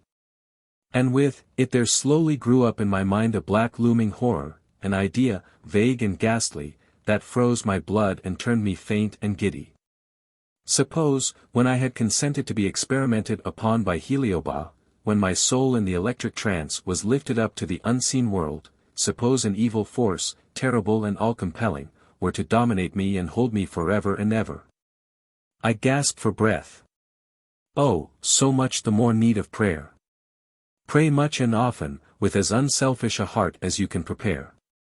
Thus Heliobas had said. And I thought to myself, if all those who were on the brink of great sin or crime could only be brought to feel beforehand what I felt when facing the spectral dread of unknown evil, then surely sins would be fewer and crimes never committed. And I murmured softly, lead us not into temptation, but deliver us from evil. The mere utterance of these words seemed to calm and encourage me. And as I gazed up at the sky again, with its gathering clouds, one star, like a bright consoling eye, looked at me, glittering cheerfully amid the surrounding darkness. More than 10 minutes had elapsed since Prince Ivan had left the room, and there was no sound of returning footsteps. And where was Zara? I determined to seek her. I was free to go anywhere in the house, only avoiding her studio during her hours of work, and she never worked at night. I would go to her and confide all my strange thoughts and terrors to her friendly sympathy. I hurried through the hall and up the staircase quickly, and should have gone straight into Zara's boudoir had I not heard a sound of voices which caused me to stop precipitately outside the door. Zara was speaking. Her low, musical accents fell like a silver chime on the air. "I have told you," she said, "again and again that it is impossible. You waste your life in the pursuit of a phantom. For a phantom I must be to you always, a mere dream, not a woman such as your love would satisfy. You are a strong man, in sound health and spirits, you care for the world and the things that are in it. I do not. You would make me happy, you say. No doubt you would do your best, your wealth and influence, your good looks, your hospitable and friendly nature would make most women happy. But what should I care for your family diamonds? For your surroundings? For your ambitions? The society of the world fills me with disgust and prejudice. Marriage, as the world considers it, shocks and outrages my self-respect. The idea of a bodily union without that of souls is to me repulsive and loathsome. Why, therefore, waste your time in seeking a love which does not exist, which never will exist for you?" I heard the deep, passionate tones of Prince Ivan in answer. "One light kindles another, Zara. The sunlight melts the snow. I cannot believe but that a long and faithful love may, nay, must, have its reward at last. Even according to your brother's theories, the emotion of love is capable of powerful attraction. Cannot I hope that my passion, so strong, so great, so true, Zara, will, with patience, draw you, star of my life, closer and closer, till I at last call you mine?" I heard the faint rustle of Zara's silk robe, as though she were moving farther from him. "You speak ignorantly, Prince. Your studies with Casimir appear to have brought you little knowledge. Attraction. How can you attract what is not in your sphere? As well ask for the moons of Jupiter or the ring of Saturn. The laws of attraction and repulsion, Prince Ivan, are fixed by a higher authority than yours, and you are as powerless to alter or abate them by one iota, as a child is powerless to repel the advancing waves of the sea." Prince Ivan spoke again, and his voice quivered, with suppressed anger. "You may talk as you will, beautiful Zara, but you shall never persuade me against my reason. I am no dreamer, no speculator in aerial nothings. No clever charlatan like Casimir, who, because he is able to magnetize a dog, pretends to the same authority over human beings, and dares to risk the health, perhaps the very sanity, of his own sister. And that of the unfortunate young musician whom he has inveigled in here, all for the sake of proving his dangerous, almost diabolical, experiments. Oh, yes, I see you are indignant, but I speak truth. I am a plain man, and if I am deficient in electric germs, as Casimir would say, I have plenty of common sense. I wish to rescue you, Zara. You are becoming a prey to morbid fancies. Your naturally healthy mind is full of extravagant notions concerning angels and demons and what not, and your entire belief in, and enthusiasm for, your brother is a splendid advertisement for him. Let me tear the veil of credulity from your eyes. Let me teach you how good a thing it is to live and love and laugh like other people, and leave electricity to the telegraph wires and the lampposts." Again I heard the silken rustle of Zara's dress, and, impelled by a strong curiosity and excitement, I raised a corner of the curtain hanging over the door, and was able to see the room distinctly. The prince stood, or rather lounged, near the window, and opposite to him was Zara. She had evidently retreated from him as far as possible, and held herself proudly erect, her eyes flashing with unusual brilliancy contrasted with the pallor of her face. "Your insults to my brother, Prince," she said calmly, "I suffer to pass by me, knowing well to what a depth of wilful blind ignorance you are fallen. I pity you, and I despise you. You are indeed a plain man, as you say, nothing more and nothing less. You can take advantage of the hospitality of this house, and pretend friendship to the host, while you slander him behind his back, and insult his sister in the privacy of her own apartment. Very manlike, truly. And perfectly in accordance with a reasonable being who likes to live and love and laugh according to the rule of society, a puppet whose wires society pulls, and he dances or dies as society pleases. I told you a gulf existed between us, you have widened it, for which I thank you. As I do not impose any of my wishes upon you, and therefore cannot request you to leave the room, you must excuse me if I retire elsewhere. And she approached the entrance of her studio, which was opposite to where I stood, but the prince reached it before her, and placed his back against it. His face was deathly pale, and his dark eyes blazed with wrath and love intermingled. No, Zara, he exclaimed in a sort of loud whisper. If you think to escape me so, you are in error. I came to you reckless and resolved. You shall be mine if I die for it. And he strove to seize her in his arms. But she escaped him and stood at bay, her lips quivering, her bosom heaving, and her hands clenched. I warn you, she exclaimed. By the intense loathing I have for you, by the force which makes my spirit rise in arms against you, I warn you. Do not dare to touch me. If you care for your own life, leave me while there is time. Never had she looked so supremely, terribly beautiful. I gazed at her from my corner of the doorway, awed, yet fascinated. The jewel on her breast glowed with an angry red luster, and shot forth dazzling opaline rays, as though it were a sort of living, breathing star. Prince Ivan paused, entranced no doubt, as I was, by her unearthly loveliness. His face flushed, he gave a low laugh of admiration. Then he made 2 swift strides forward and caught her fiercely in his embrace. His triumph was brief. Scarcely had his strong arm clasped her waist, when it fell numb and powerless, scarcely had his eager lips stooped towards hers, when he reeled and sank heavily on the ground, senseless. The spell that had held me a silent spectator of the scene was broken. Terrified, I rushed into the room, crying out. Zara, Zara! What have you done? Zara turned her eyes gently upon me, they were soft and humid as though recently filled with tears. All the burning scorn and indignation had gone out of her face, she looked pityingly at the prostrate form of her admirer. He is not dead, she said quietly. I will call Casimir. I knelt beside the prince and raised his hand. It was cold and heavy. His lips were blue, and his closed eyelids looked as though, in the words of Homer, death's purple finger had shut them fast forever. No breath, no pulsation of the heart. I looked fearfully at Zara. She smiled half sadly. He is not dead, she repeated. Are you sure? I murmured. What was it, Zara, that made him fall? I was at the door, I saw and heard everything. I know you did, said Zara gently, and I am glad of it. I wished you to see and hear all. Is it a fit, do you think? I asked again, looking sorrowfully at the sad face of the unfortunate Ivan, which seemed to me to have already graven upon it the stern sweet smile of those who have passed all passion and pain forever. Oh, Zara! Do you believe he will recover? And tears choked my voice, tears of compassion and regret. Zara came and kissed me.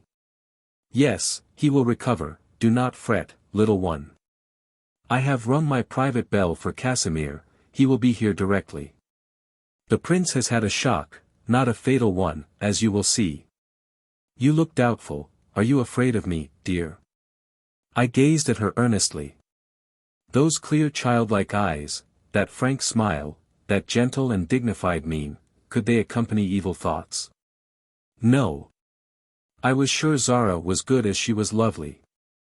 I am not afraid of you, Zara, I said gravely, I love you too well for that.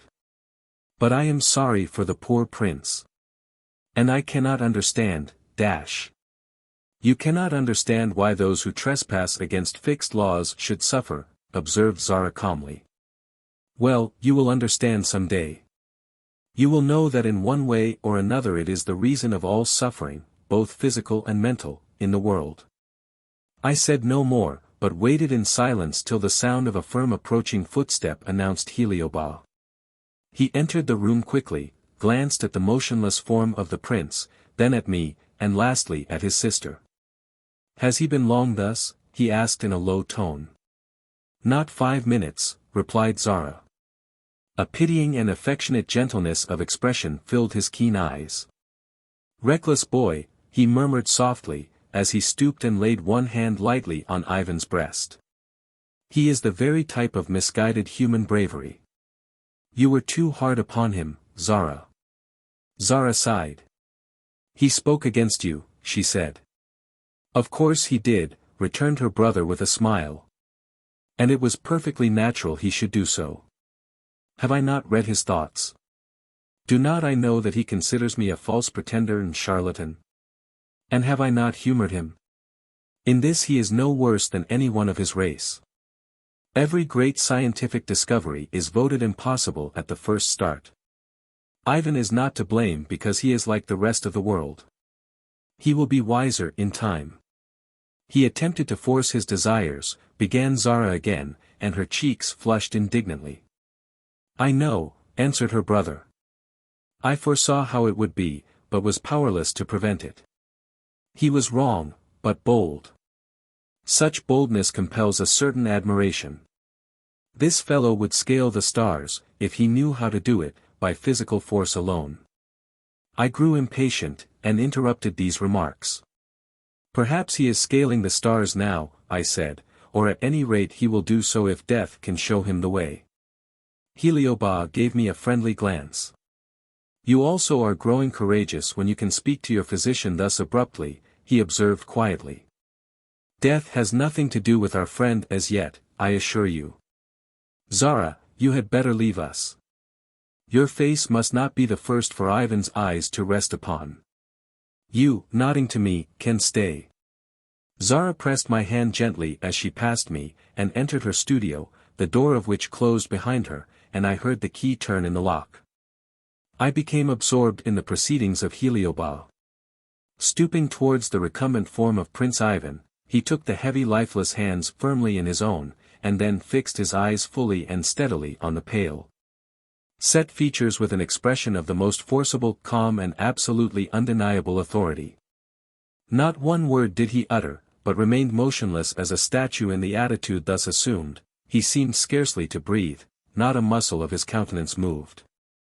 Perhaps 20 or 30 seconds might have elapsed, when a warm tinge of color came back to the apparently dead face, the brows twitched, the lips quivered and parted in a heavy sigh.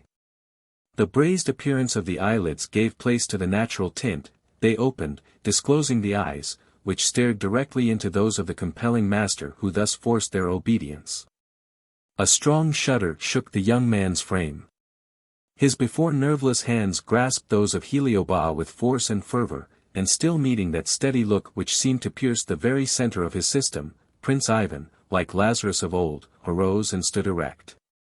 As he did so, Heliobas withdrew his eyes, dropped his hands and smiled. You are better, Ivan? He inquired kindly. The prince looked about him, bewildered. He passed one hand across his forehead without replying.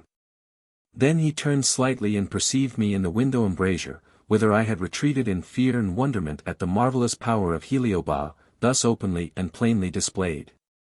Tell me, he said, addressing me, have I been dreaming? I could not answer him. I was glad to see him recover, yet I was a little afraid. Heliobas pushed a chair gently towards him. Sit down, Ivan, he said quietly. The prince obeyed, and covered his face with his hand as though in deep and earnest meditation. I looked on in silence and wonderment. Heliobas spoke not another word, and together we watched the pensive figure in the chair, so absorbed in serious thought. Some minutes passed. The gentle tick of the clock in the outer hall grew almost obtrusive, so loud did it seem in the utter stillness that surrounded us. I longed to speak, to ask questions, to proffer sympathy, but dared not move or utter a syllable. Suddenly the prince rose, his manner was calm and dignified, yet touched with a strange humility. He advanced to Heliobas, holding out his hand. "Forgive me, Casimir," he said simply. Heliobas at once grasped the proffered palm within his own, and looked at the young man with an almost fatherly tenderness. "Say no more, Ivan," he returned, his rich voice sounding more than usually mellow in its warmth and heartiness. "We must all learn before we can know, and some of our lessons are sharp and difficult. Whatever you have thought of me, remember I have not, and do not, blame you. To be offended with unbelievers is to show that you are not yourself quite sure of the faith to which you would compel them. I would ask you one thing," went on the prince, speaking in a low tone. "Do not let me stay to fall into fresh errors. Teach me, guide me, Casimir, I will be the most docile of your pupils. As for Zara." He paused, as if overcome. "Come with me," said Heliobas, taking his arm, "a glass of good wine will invigorate you. It is better to see Zara no more for a time. Let me take charge of you. You, mademoiselle," turning to me, "will be kind enough to tell Zara that the prince has recovered, and sends her a friendly good night." "Will that message suffice?" he inquired of Ivan, with a smile. The prince looked at me with a sort of wistful gravity as I came forward to bid him farewell. "You will embrace her," he said slowly, "without fear. Her eyes will rain sunshine upon you, they will not dart lightning. Her lips will meet yours, and their touch will be warm, not cold, as sharp steel. Yes, bid her good night for me, tell her that an erring man kisses the hem of her robe, and prays her for pardon. Tell her that I understand. Tell her I have seen her lover." With these words, uttered distinctly and emphatically, he turned away with Heliobas, who still held him by the arm in a friendly, half-protecting manner. The tears stood in my eyes. I called softly, "Good night, Prince Ivan." He looked back with a faint smile. "Good night, mademoiselle." Heliobas also looked back and gave me an encouraging nod, which meant several things at once, such as, "Do not be anxious, he will be all right soon," and, "Always believe the best." I watched their two figures disappear through the doorway, and then, feeling almost cheerful again, I knocked at the door of Zara's studio. She opened it at once, and came out. I delivered the prince's message, word for word, as he had given it. She listened, and sighed deeply. "Are you sorry for him, Zara?" I asked. "Yes," she replied, "I am sorry for him as far as I can be sorry for anything. I am never actually very sorry for any circumstances, however grievous they may appear." I was surprised at this avowal. "Why, Zara," I said, "I thought you were so keenly sympathetic." "So I am sympathetic, but only with suffering ignorance, a dying bird that knows not why it should die, a withering rose that sees not the reason for its withering. But for human beings who willfully blind themselves to the teachings of their own instincts, and are always doing what they know they ought not to do in spite of warning, I cannot say I am sorry. And for those who do study the causes and ultimate results of their existence, there is no occasion to be sorry, as they are perfectly happy, knowing everything that happens to them to be for their advancement and justification. Tell me," I asked with a little hesitation, "what did Prince Ivan mean by saying he had seen your lover, Zara?" "He meant what he said, I suppose," replied Zara, with sudden coldness. "Excuse me, I thought you said you were not inquisitive." I could not bear this change of tone in her, and I clasped my arms tight about her and smiled in her face. "You shall not get angry with me, Zara. I am not going to be treated like poor Ivan. I have found out what you are, and how dangerous it is to admire you, but I do admire and love you. And I defy you to knock me down as unceremoniously as you did the prince, you beautiful living bit of lightning." Zara moved restlessly in my embrace, but I held her fast. At the last epithet I bestowed on her, she grew very pale, but her eyes resembled the jewels on her breast in their sheeny glitter. "What have you found out?" she murmured. "What do you know?" "I cannot say I know, I went on boldly, still keeping my arms round her, but I have made a guess which I think comes near the truth. Your brother has had the care of you ever since you were a little child, and I believe he has, by some method known only to himself, charged you with electricity. Yes, Zara, for she had started and tried to loosen my hold of her. And it is that which keeps you young and fresh as a girl of 16, at an age when other women lose their bloom and grow wrinkles. It is that which gives you the power to impart a repelling shock to people you dislike, as in the case of Prince Ivan. It is that which gives you such an attractive force for those with whom you have a little sympathy, such as myself, for instance. And you cannot, Zara, with all your electric strength, unclasp my arms from your waist, because you have not the sentiment of repulsion towards me which would enable you to do it. Shall I go on guessing? Zara made a sign of assent, the expression of her face had softened, and a dimpling smile played round the corners of her mouth. Your lover, I went on steadily and slowly, is a native of some other sphere, perhaps a creation of your own fancy, perhaps, for I will not be skeptical any more, a beautiful and all-powerful angelic spirit. I will not discuss this with you. I believe that when Prince Ivan fell senseless, he saw, or fancied he saw, that nameless being. And now, I added, loosening my clasp of her, have I guessed well? Zara looked meditative. I do not know, she said, why you should imagine. Stop! I exclaimed, there is no imagination in the case. I have reasoned it out. Here is a book I found in the library on electric organs as they are discovered to exist in certain fish. Listen, they are nervous apparatuses which in the arrangement of their parts may be compared to a voltaic pile. They develop electricity and give electrical discharges. Well, said Zara. You say, well, as if you did not know. I exclaimed half angrily, half laughingly. These fish have helped me to understand a great deal, I assure you. Your brother must have discovered the seed or commencement of electrical organs like those described, in the human body.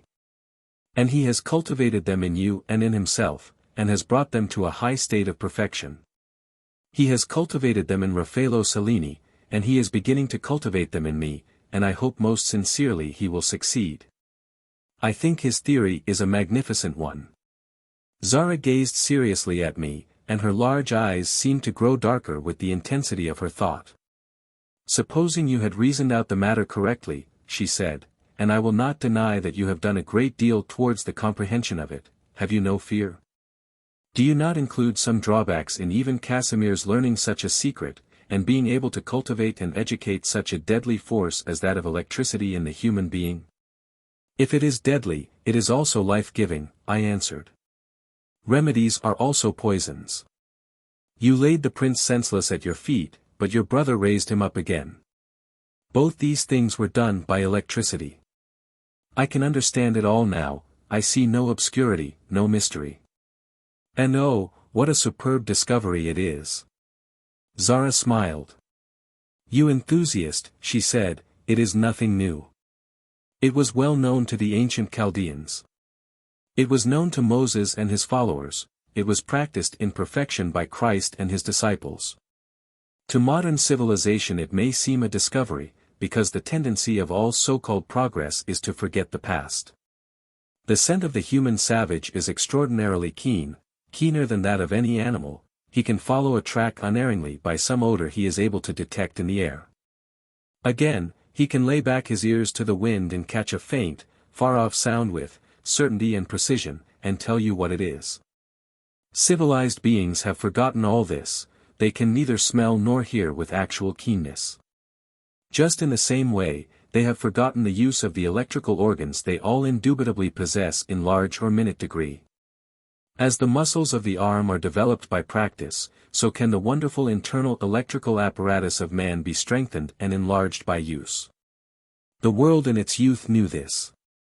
The world in its age forgets, as an old man forgets or smiles disdainfully at the past sports of his childhood. But do not let us talk any more tonight. If you think your ideas of me are correct, dash. I am sure they are. I cried triumphantly. Zara held out her arms to me. And you are sure you love me? She asked. I nestled into her embrace and kissed her. Sure. I answered. Zara, I love and honor you more than any woman I ever met or ever shall meet. And you love me, I know you do. How can I help it, she said. Are you not one of us? Good night, dearest. Sleep well. Good night. I answered. And remember Prince Ivan asked for your pardon. I remember, she replied softly. I have already pardoned him, and I will pray for him. And a sort of radiant pity and forbearance illumined her lovely features, as we parted for the night. So might an angel look on some repentant sinner pleading for heaven's forgiveness. I lay awake for some time that night, endeavoring to follow out the track of thought I had entered upon in my conversation with Zara. With such electricity as Heliobas practiced, once admitting that human electric force existed, a fact which no reasoning person could deny, all things were possible. Even a knowledge of superhuman events might be attained, if there were anything in the universe that was superhuman, and surely it would be arrogant and ignorant to refuse to contemplate such a probability. At one time people mocked at the wild idea that a message could flash in a moment of time from one side of the Atlantic to the other by means of a cable laid under the sea. Now that it is an established fact, the world has grown accustomed to it, and has ceased to regard it as a wonder. Granting human electricity to exist, why should not a communication be established, like a sort of spiritual Atlantic cable, between man and the beings of other spheres and other solar systems? The more I reflected on the subject the more lost I became in daring speculations concerning that other world, to which I was soon to be lifted. Then in a sort of half-doze, I fancied I saw an interminable glittering chain of vivid light composed of circles that were all looped one in another, which seemed to sweep round the realms of space and to tie up the sun, moon, and stars like flowers in a ribbon of fire. After much anxious and humble research, I found myself to be one of the smallest links in this great chain. I do not know whether I was grateful or afraid at this discovery, for sleep put an end to my drowsy fancies, and dropped a dark curtain over my waking dreams. Chapter 10. My strange departure. The next morning brought me 2 letters, one from Mrs. Everard, telling me that she and the Colonel had resolved on coming to Paris. All the nice people are going away from here, she wrote. Madame Didier and her husband have started for Naples, and, to crown our lonesomeness, Raffello Cellini packed up all his traps, and left us yesterday morning en route for Rome. The weather continues to be delicious. But as you seem to be getting on so well in Paris, in spite of the cold there, we have made up our minds to join you, the more especially as I want to renovate my wardrobe. We shall go straight to the Grand Hotel, and I am writing to Mrs. Challoner by this post, asking her to get us rooms. We are so glad you are feeling nearly recovered. Of course, you must not leave your physician till you are quite ready. At any rate, we shall not arrive till the end of next week. I began to calculate. During that strange interview in the chapel, Heliobas had said that in 8 days more I should be strong enough to undergo the transmigration he had promised to effect upon me. Those 8 days were now completed on this very morning. I was glad of this, for I did not care to see Mrs. Everard or anyone till the experiment was over. The other letter I received was from Mrs. Challoner, who asked me to give an improvisation at the Grand Hotel that day fortnight. When I went down to breakfast, I mentioned both these letters, and said, addressing myself to Heliobas, "Is it not rather a sudden freak of Raffello Cellini's to leave Cannes? We all thought he was settled for the winter there. Did you know he was going to Rome?" "Yes," replied Heliobas, as he stirred his coffee abstractedly. "I knew he was going there some day this month. His presence is required there on business." "And are you going to give the improvisation this Mrs. Challoner asks you for?" inquired Zara. I glanced at Heliobas. He answered for me. "I should certainly give it if I were you," he said quietly. "There will be nothing to prevent your doing so at the date named." I was relieved. I had not been altogether able to divest myself of the idea that I might possibly never come out alive from the electric trance to which I had certainly consented, and this assurance on the part of Heliobas was undoubtedly comforting. We were all very silent that morning, we all wore grave and preoccupied expressions. Zara was very pale, and appeared lost in thought. Heliobas, too, looked slightly careworn, as though he had been up all night, engaged in some brain-exhausting labor. No mention was made of Prince Ivan, we avoided his name by a sort of secret mutual understanding. When the breakfast was over, I looked with a fearless smile at the calm face of Heliobas, which appeared nobler and more dignified than ever with that slight touch of sadness upon it, and said softly, "The 8 days are accomplished." He met my gaze fully, with a steady and serious observation of my features, and replied, "My child, I am aware of it. I expect you in my private room at noon. In the meantime speak to no one, not even to Zara, read no books, touch no note of music. The chapel has been prepared for you, go there and pray. When you see a small point of light touch the extreme edge of the cross upon the altar, it will be 12 o'clock, and you will then come to me." With these words, uttered in a grave and earnest tone, he left me. A sensation of sudden awe stole upon me. I looked at Zara. She laid her finger on her lips and smiled, enjoining silence. Then drawing my hand close within her own, she led me to the door of the chapel. There she took a soft veil of some white transparent fabric, and flung it over me, embracing and kissing me tenderly as she did so, but uttering no word.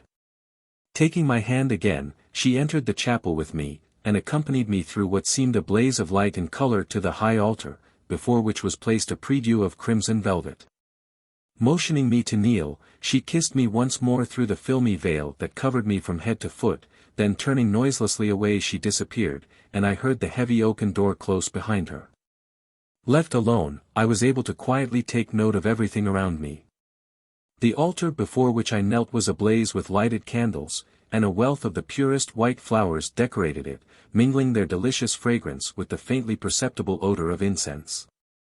On all sides of the chapel, in every little niche, and at every shrine, tapers were burning like fireflies in a summer twilight. At the foot of the large crucifix, which occupied a somewhat shadowy corner, lay a wreath of magnificent crimson roses. It would seem as though some high festival were about to be celebrated, and I gazed around me with a beating heart, half expecting some invisible touch to awaken the notes of the organ and a chorus of spirit voices to respond with the Gloria in excelsis Deo.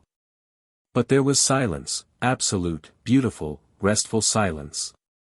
I strove to collect my thoughts, and turning my eyes towards the jeweled cross that surmounted the high altar, I clasped my hands, and began to wonder how and for what I should pray. Suddenly the idea struck me that surely it was selfish to ask heaven for anything. Would it not be better to reflect on all that had already been given to me, and to offer up thanks? Scarcely had this thought entered my mind and a sort of overwhelming sense of unworthiness came over me. Had I ever been unhappy? I wondered. If so, why? I began to count up my blessings and compare them with my misfortunes. Exhausted pleasure-seekers may be surprised to hear that I proved the joys of my life to have far exceeded my sorrows. I found that I had sight, hearing, youth, sound limbs, an appreciation of the beautiful in art and nature, and an intense power of enjoyment. For all these things, impossible of purchase by mere wealth, should I not give thanks? For every golden ray of sunshine, for every flower that blooms, for the harmonies of the wind and sea, for the singing of birds and the shadows of trees, should we not all give thanks? For is there any human sorrow so great that the blessing of mere daylight on the earth does not far exceed? We mortals are spoilt and petted children, the more gifts we have the more we crave. And when we burn or wound ourselves by our own obstinacy or carelessness, we are ungratefully prone to blame the supreme benefactor for our own faults.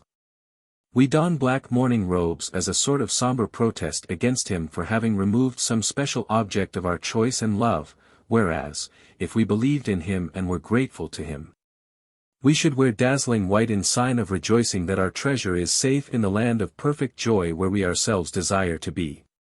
Do we suffer from illness, loss of money, position, or friends, we rail against fate, another name for God, and complain like babes who have broken their toys. Yet the sun shines on, the seasons come and go, the lovely panorama of nature unrolls itself all for our benefit, while we murmur and fret and turn our eyes away in anger. Thinking of these things and kneeling before the altar, my heart became filled with gratitude, and no petition suggested itself to me save one, and that was, let me believe and love. I thought of the fair, strong, stately figure of Christ, standing out in the world's history, like a statue of pure white marble against a dark background.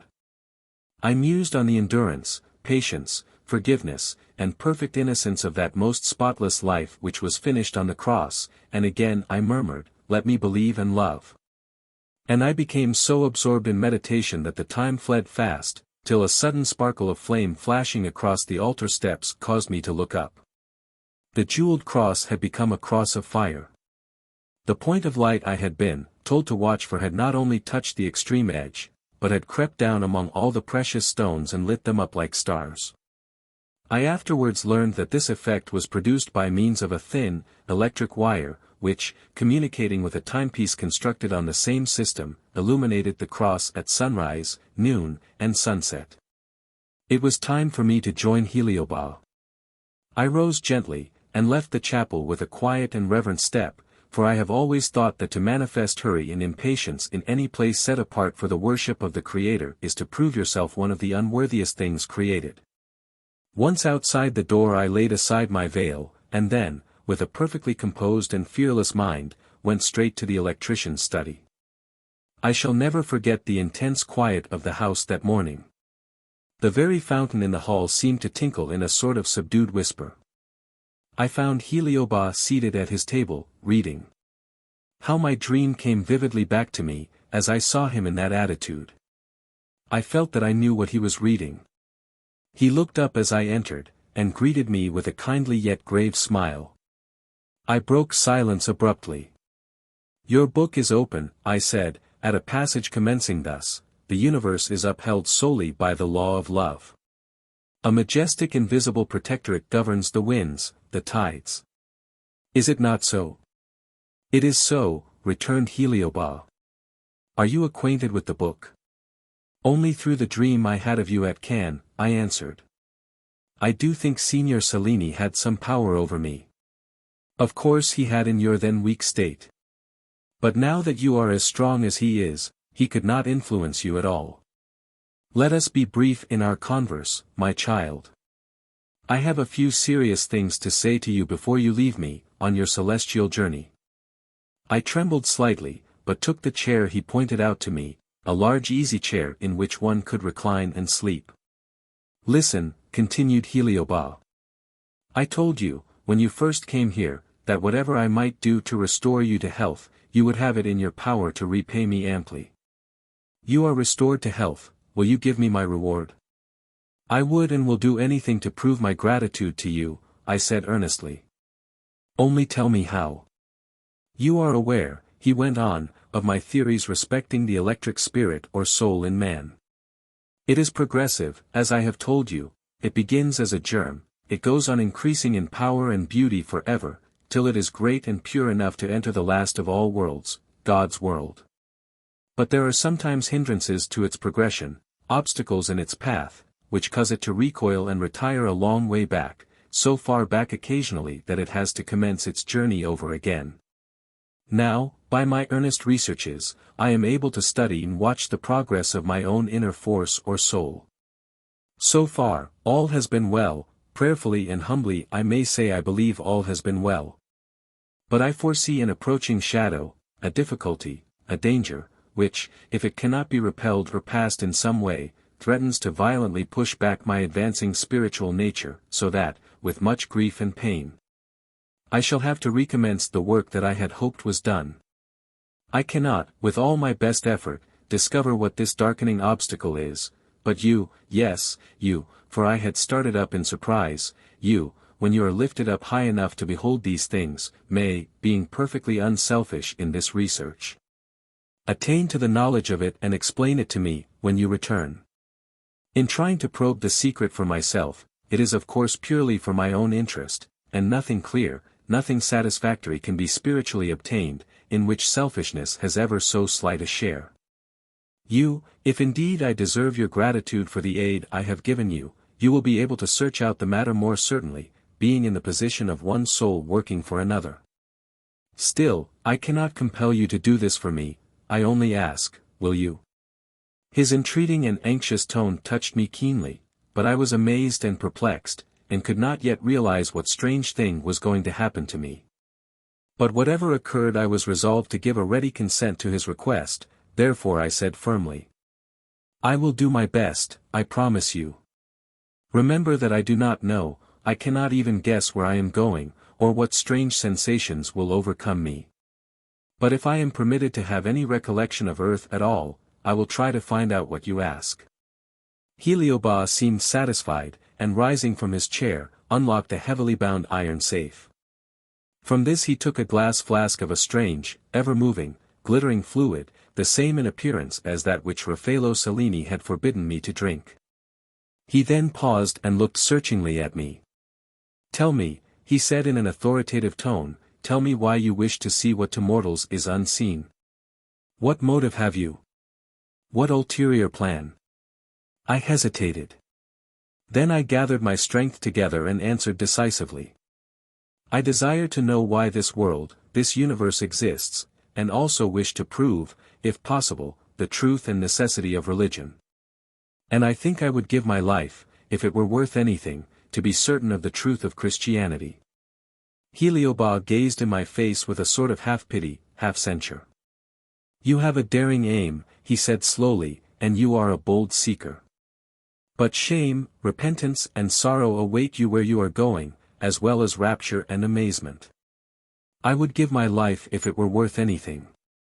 That utterance has saved you, otherwise to soar into an unexplored wilderness of spheres, weighted by your own doubts and guided solely by your own wild desires, would be a fruitless journey. I felt abashed as I met his steady, scrutinizing eyes. Surely it is well to wish to know the reason of things? I asked, with some timidity. The desire of knowledge is a great virtue, certainly, he replied, it is not truly felt by 1 in 1,000. Most persons are content to live and die, absorbed in their own petty commonplace affairs, without troubling themselves as to the reasons of their existence. Yet it is almost better, like these, to wallow in blind ignorance than wantonly to doubt the Creator because he is unseen, or to put a self-opinionated construction on his mysteries because he chooses to veil them from our eyes. I do not doubt. I exclaimed earnestly. I only want to make sure, and then perhaps I may persuade others. You can never compel faith, said Heliobas calmly. You are going to see wonderful things that no tongue or pen can adequately describe. Well, when you return to earth again, do you suppose you can make people believe the story of your experiences? Never. Be thankful if you are the possessor of a secret joy yourself, and do not attempt to impart it to others, who will only repel and mock you. Not even to one other? I asked hesitatingly. A warm, kindly smile seemed to illuminate his face as I put this question. Yes, to one other, the other half of yourself, you may tell all things, he said. But now, no more converse. If you are quite ready, drink this. He held out to me a small tumbler filled with the sparkling volatile liquid he had poured from the flask. For one moment my courage almost forsook me, and an icy shiver ran through my veins. Then I bethought myself of all my boasted bravery. Was it possible that I should fail now at this critical moment? I allowed myself no more time for reflection, but took the glass from his hand and drained its contents to the last drop. It was tasteless, but sparkling and warm on the tongue. Scarcely had I swallowed it, when a curiously light, dizzy sensation overcame me, and the figure of Heliobas standing before me seemed to assume gigantic proportions. I saw his hands extend, his eyes, like lamps of electric flame, burned through and through me, and like a distant echo, I heard the deep vibrating tones of his voice uttering the following words. Azul! Azul! Lift up this light and daring spirit unto thyself, be its pioneer upon the path it must pursue, suffer it to float untrammeled through the wide and glorious continents of air. Give it form and force to alight on any of the vast and beautiful spheres it may desire to behold, and if worthy, permitted to gaze, if only for a brief interval, upon the supreme vision of the first and last of worlds. By the force thou givest unto me, I free this soul, do thou, Azul, quickly receive it. A dense darkness now grew thickly around me, I lost all power over my limbs, I felt myself being lifted up forcibly and rapidly, up, into some illimitable, terrible space of blackness and nothingness. I could not think, move, or cry out, I could only feel that I was rising, steadily, swiftly, breathlessly, when suddenly a long quivering flash of radiance, like the fragment of a rainbow, struck dazzlingly across my sight. Darkness? What had I to do with darkness? I knew not the word, I was only conscious of light exquisitely pure and brilliant, light through which I stepped as easily as a bird flies in air. Perfectly awake to my sensations, I felt somehow that there was nothing remarkable in them, I seemed to be at home in some familiar element. Delicate hands held mine, a face far lovelier than the loveliest face of woman ever dreamed by poet or painter, smiled radiantly at me, and I smiled back again. A voice whispered in strange musical murmurs, such as I well seem to know and comprehend. Gaze behind thee ere the picture fades. I obeyed, half reluctantly, and saw as a passing shadow in a glass, or a sort of blurred miniature painting, the room where Heliobas stood, watching some strange imperfect shape, which I seemed faintly to recognize. It looked like a small cast in clay, very badly executed, of the shape I at present wore, but it was incomplete, as though the sculptor had given it up as a failure and gone away, leaving it unfinished. Did I dwell in that body? I mused to myself, as I felt the perfection of my then state of being. How came I shut in such a prison? How poor of form, how destitute of faculties, how full of infirmities, how limited in capabilities, how narrow in all intelligence, how ignorant, how mean. And I turned for relief to the shining companion who held me, and obeying an impulse suddenly imparted, I felt myself floating higher and higher till the last limits of the atmosphere surrounding the earth were passed. And fields of pure and cloudless ether extended before us. Here we met myriads of creatures like ourselves, all hastening in various directions, all lovely and radiant as a dream of the fairies. Some of these beings were quite tiny and delicate, some of lofty stature and glorious appearance, their forms were human, yet so refined, improved, and perfected, that they were unlike, while so like humanity. Askest thou nothing? Whispered the voice beside me. Tell me, I answered, what I must know. These spirits that we behold, went on the voice, are the guardians of all the inhabitants of all the planets. Their labors are those of love and penitence. Their work is to draw other souls to God, to attract them by warnings, by pleading, by praying. They have all worn the garb of mortality themselves, and they teach mortals by their own experience.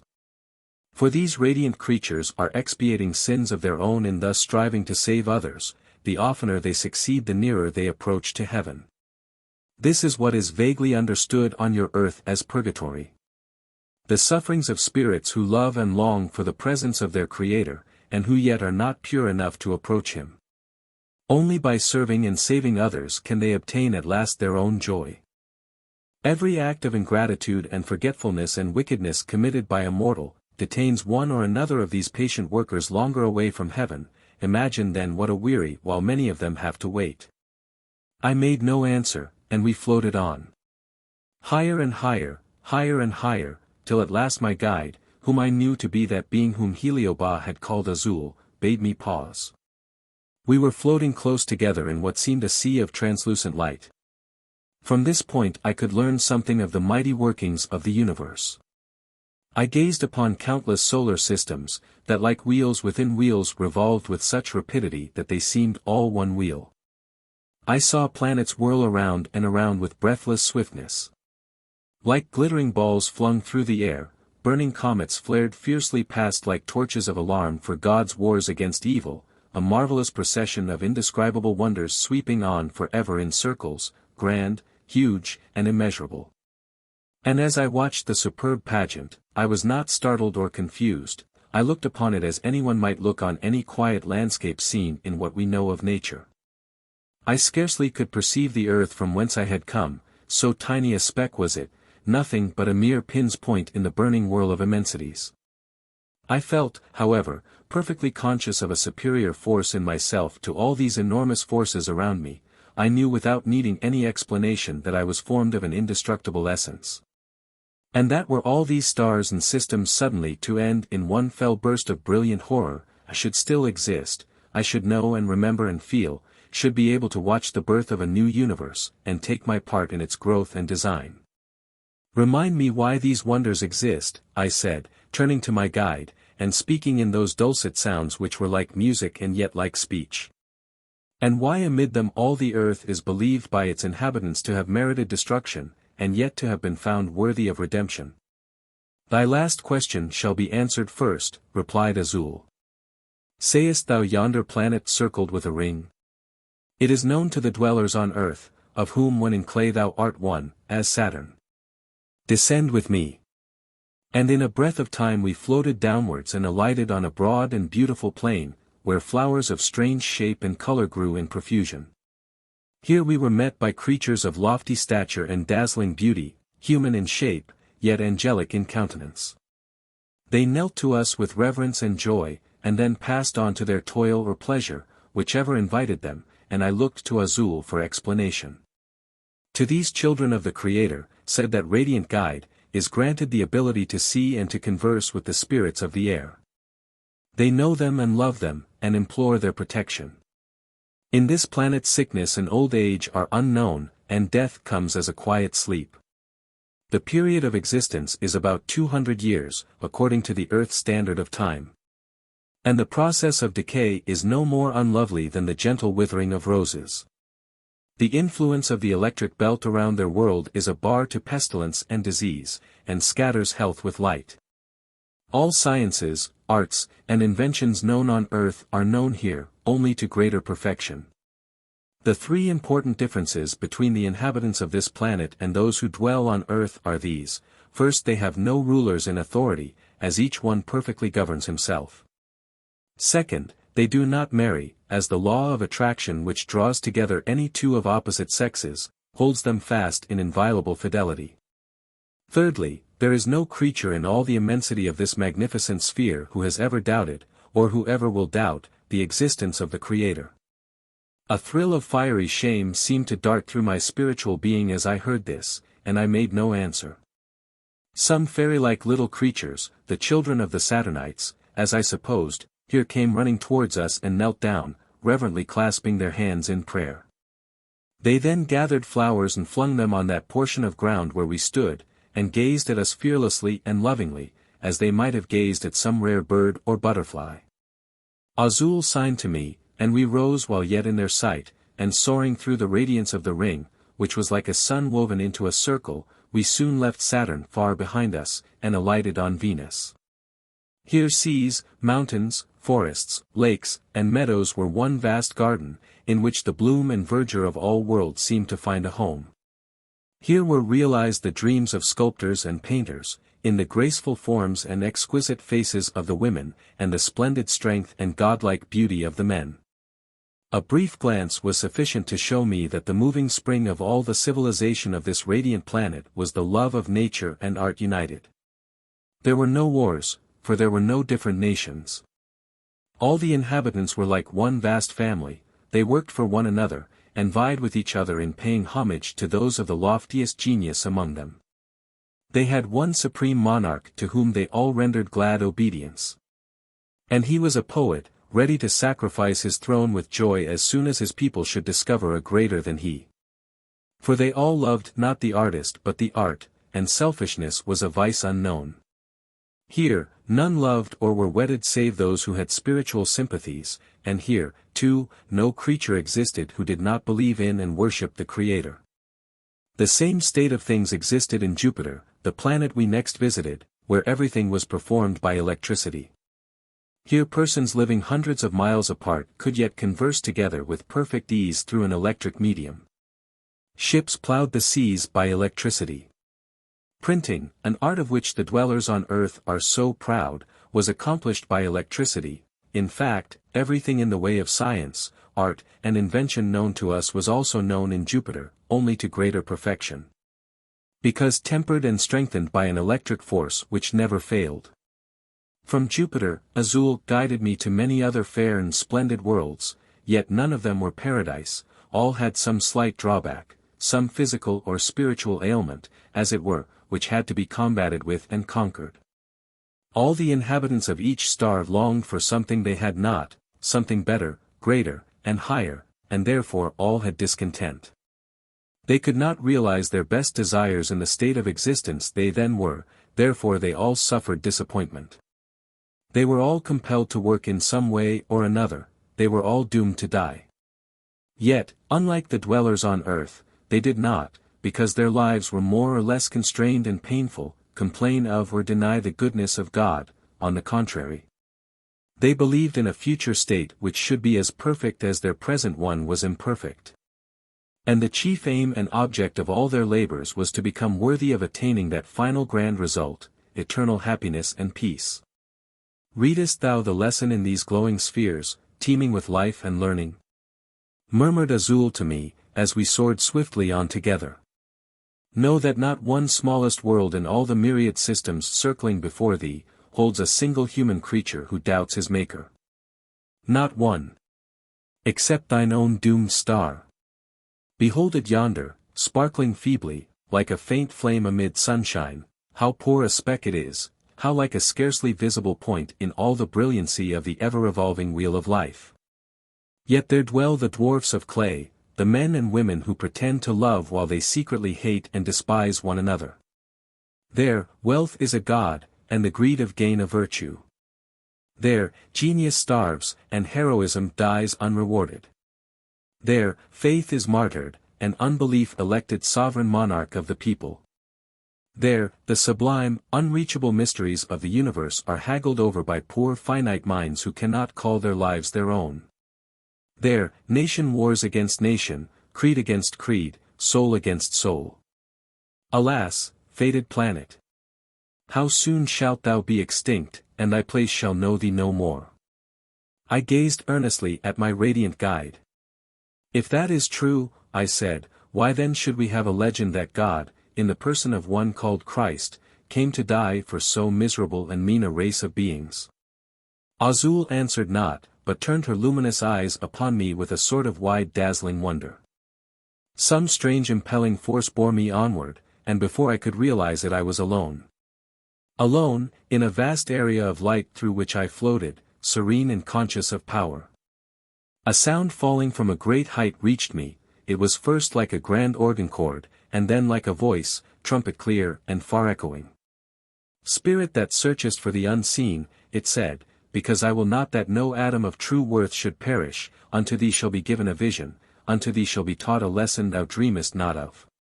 Teach, O you shalt create, teach, O you shalt design and plan. Teach, O you shalt be worshipped, and teach, O you shalt destroy. Rest therefore in the light and behold the things that are in the light, for the tune cometh when all that seemeth clear and visible now shall be but darkness. And they that love me not shall have no place of abode in that hour. The voice ceased.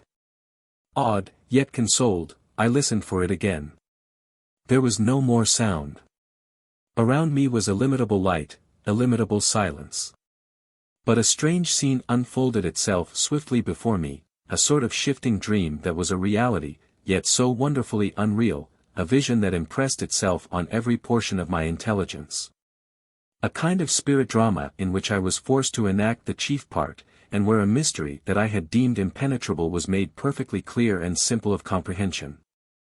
Chapter 11. A Miniature Creation.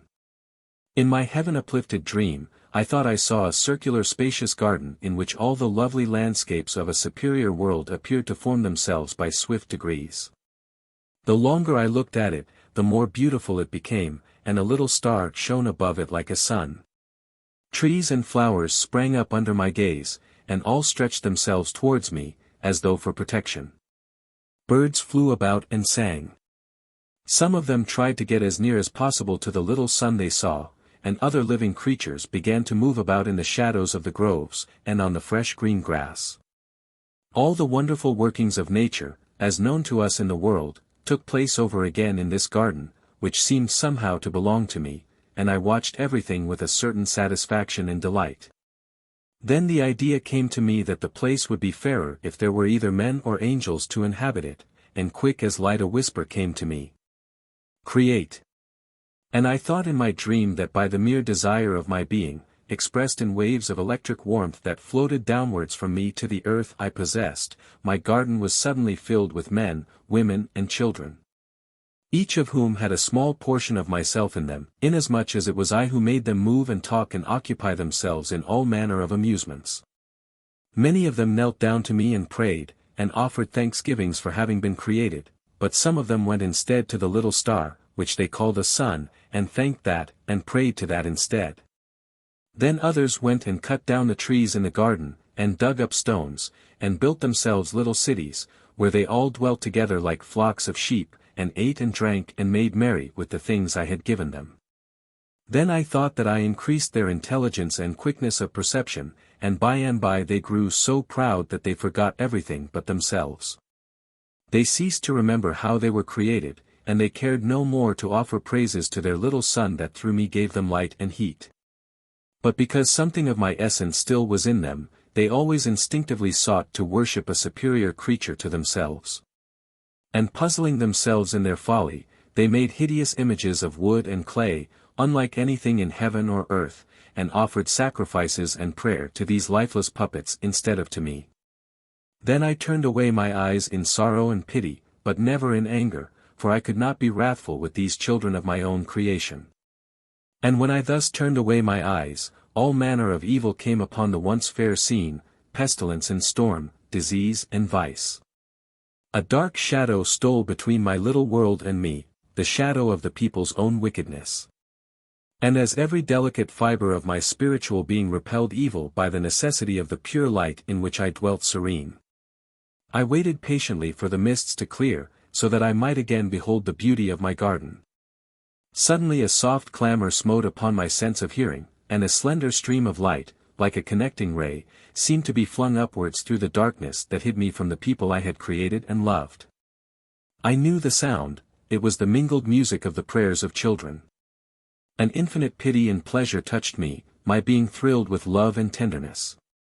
And yielding to these little ones who asked me for protection, I turned my eyes again towards the garden I had designed for fairness and pleasure. But alas! How changed it had become! No longer fresh and sweet, the people had turned it into a wilderness. They had divided it into small portions, and in so doing had divided themselves into separate companies called nations, all of whom fought with each other fiercely for their different little parterres or flower beds. Some haggled and talked incessantly over the mere possession of a stone which they called a rock. Others busied themselves in digging a little yellow metal out of the earth, which, when once obtained, seemed to make the owners of it mad, for they straightway forgot everything else. As I looked, the darkness between me and my creation grew denser, and was only pierced at last by those long wide shafts of radiance caused by the innocent prayers of those who still remembered me. And I was full of regret, for I saw my people wandering hither and thither, restless and dissatisfied, perplexed by their own errors, and caring nothing for the love I bore them. Then some of them advanced and began to question why they had been created, forgetting completely how their lives had been originally designed by me for happiness, love and wisdom. Then they accused me of the existence of evil, refusing to see that where there is light there is also darkness, and that darkness is the rival force of the universe, whence cometh silently the unnameable oblivion of souls. They could not see, my self-willed children, that they had of their own desire sought the darkness and found it. And now, because it gloomed above them like a pall, they refused to believe in the light where still I was loving and striving to attract them still.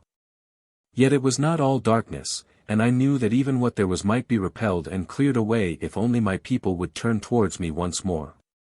So I sent down upon them all possible blessings, some they rejected angrily, some they snatched at and threw away again, as though they were poor and trivial, none of them were they thankful for, and none did they desire to keep.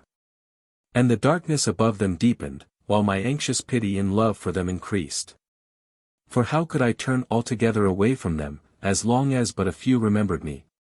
There were some of these weak children of mine who loved and honored me so well that they absorbed some of my light into themselves, and became heroes, poets, musicians, teachers of high and noble thought, and unselfish, devoted martyrs for the sake of the reverence they bore me. There were women pure and sweet, who wore their existence as innocently as lilies, and who turned to me to seek protection, not for themselves, but for those they loved. There were little children, whose asking voices were like waves of delicious music to my being, and for whom I had a surpassing tenderness. And yet all these were a mere handful compared to the numbers who denied my existence, and who had willfully crushed out and repelled every spark of my essence in themselves. And as I contemplated this, the voice I had heard at the commencement of my dream rushed towards me like a mighty wind broken through by thunder. Destroy! A great pity and love possessed me. In deep awe, yet solemn earnestness, I pleaded with that vast commanding voice. Bid me not destroy. I implored. Command me not to disperse into nothingness these children of my fancy, some of whom yet love and trust to me for safety. Let me strive once more to bring them out of their darkness into the light, to bring them to the happiness I designed them to enjoy. They have not all forgotten me, let me give them more time for thought and recollection. Again the great voice shook the air. They love darkness rather than light, they love the perishable earth of which they are in part composed, better than the germ of immortality with which they were in the beginning endowed. This garden of thine is but a caprice of thy intelligence, the creatures that inhabit it are soulless and unworthy, and are an offense to that indestructible radiance of which thou art one ray. Therefore I say unto thee again, destroy. My yearning love grew stronger, and I pleaded with renewed force. O, thou unseen glory! I cried. Thou who hast filled me with this emotion of love and pity which permeates and supports my existence, how canst thou bid me take this sudden revenge upon my frail creation? No caprice was it that caused me to design it. Nothing but a thought of love and a desire of beauty. Even yet I will fulfill my plan, even yet shall these erring children of mine return to me in time, with patience. While one of them still lifts a hand in prayer to me, or gratitude, I cannot destroy. Bid me rather sink into the darkness of the uttermost deep of shadow, only let me save these feeble little ones from destruction. The voice replied not. A flashing opal brilliancy shot across the light in which I rested, and I beheld an angel, grand, lofty, majestic, with a countenance in which shone the luster of a myriad summer mornings. Spirit that art escaped from the sorrowful star, it said in accents clear and sonorous, wouldst thou indeed be content to suffer the loss of heavenly joy and peace, in order to rescue thy perishing creation? I would. I answered. If I understood death, I would die to save one of those frail creatures, who seek to know me and yet cannot find me through the darkness they have brought upon themselves. To die, said the angel, to understand death, thou wouldst need to become one of them, to take upon thyself their form, to imprison all that brilliancy of which thou art now composed, into a mean and common case of clay. And even if thou couldst accomplish this, would thy children know thee or receive thee? Nay, but if I could suffer shame by them, I cried impetuously, I could not suffer sin. My being would be incapable of error, and I would show these creatures of mine the bliss of purity, the joy of wisdom, the ecstasy of light, the certainty of immortality, if they followed me. And then I would die to show them death is easy, and that in dying they would come to me and find their happiness forever. The stature of the angel grew more lofty and magnificent, and its star-like eyes flashed fire. Then, O thou wanderer from the earth, it said, understandest thou not the Christ? A deep awe trembled through me. Meanwhile the garden I had thought a world appeared to roll up like a cloudy scroll, and vanished, and I knew that it had been a vision, and no more. O doubting and foolish spirit! Went on the angel, thou who art but one point of living light in the supreme radiance, even teach you wouldst consent to immure thyself in the darkness of mortality for sake of thy fancied creation. Even teach you wouldst submit to suffer and to die, in order to show the frail children of thy dream a purely sinless and spiritual example. Even thou hast had the courage to plead with the one all-sufficing voice against the destruction of what to thee was but a mirage floating in this ether. Even thou hast had love, forgiveness, pity. Even thou wouldst be willing to dwell among the creatures of thy fancy as one of them, knowing in thy inner self that by so doing, thy spiritual presence would have marked thy little world forever as sanctified and impossible to destroy. Even thou wouldst sacrifice a glory to answer a child's prayer, even thou wouldst have patience. And yet thou hast dared to deny to God those attributes which thou thyself dost possess. He is so great and vast, thou so small and slight. For the love thou feelest throbbing through thy being, he is the very commencement and perfection of all love. If thou hast pity, he has 10,000 times more pity. If thou canst forgive, remember that from him flows all thy power of forgiveness. There is nothing thou canst do, even at the highest height of spiritual perfection, that he cannot surpass by 1,000,000,000-fold.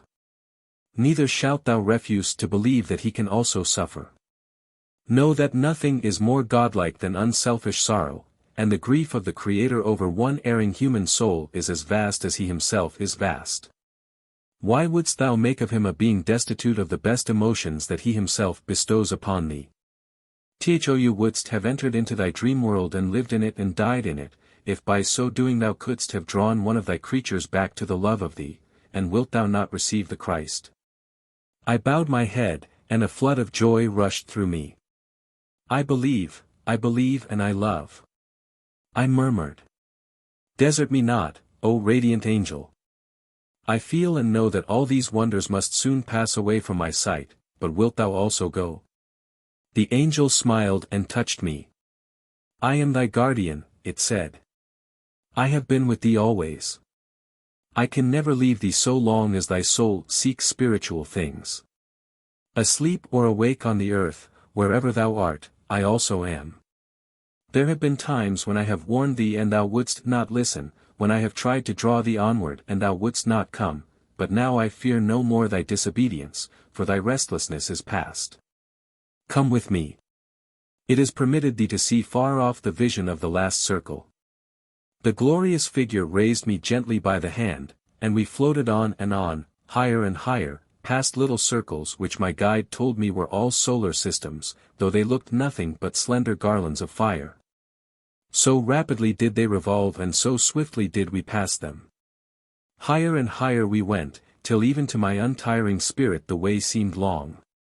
Beautiful creatures in human shape, but as delicate as gossamer, passed us every now and then, some in bands of 2s and 3s, some alone. And the higher we soared the more dazzlingly lovely these inhabitants of the air seemed to be. They are all born of the great circle, my guardian angel explained to me, and to them is given the power of communicating high thought or inspiration. Among them are the spirits of music, of poesy, of prophecy, and of all art ever known in all worlds. The success of their teaching depends on how much purity and unselfishness there is in the soul to which they whisper their divine messages, messages as brief as telegrams which must be listened to with entire attention and acted upon at once. Or the lesson is lost and may never come again. Just then I saw a shape coming towards me as of a lovely fair-haired child, who seemed to be playing softly on a strange glittering instrument like a broken cloud strung through with sunbeams. Heedless of consequences, I caught at its misty robe in a wild effort to detain it. It obeyed my touch, and turned its deeply luminous eyes first upon me, and then upon the angel who accompanied my flight. "What seekest thou?" it asked in a voice like the murmuring of the wind among flowers. "Music," I answered. "Sing me thy melodies, fill me with harmonies divine and unreachable, and I will strive to be worthy of thy teachings." The young shape smiled and drew closer towards me. "Thy wish is granted, sister spirit," it replied. "The pity I shall feel for thy fate when thou art again pent in clay, shall be taught thee in minor music. Thou shalt possess the secret of unwritten sound, and I will sing to thee and bring thee comfort. On earth, call but my name, Aeon. And thou shalt behold me. For thy longing voice is known to the children of music, and hath oft shaken the vibrating light wherein they dwell. Fear not. As long as thou dost love me, I am thine. And parting slowly, still smiling, the lovely vision, with its small radiant hands ever wandering among the starry strings of its cloud-like lyre, floated onward. Suddenly a clear voice said, "Welcome," and looking up I saw my first friend, Azul. I smiled in glad recognition. I would have spoken, but lo! A wide immensity of blazing glory broke like many-colored lightning around me, so dazzling, so overpowering, that I instinctively drew back and paused. I felt I could go no further. "Here," said my guardian gently, "here ends thy journey.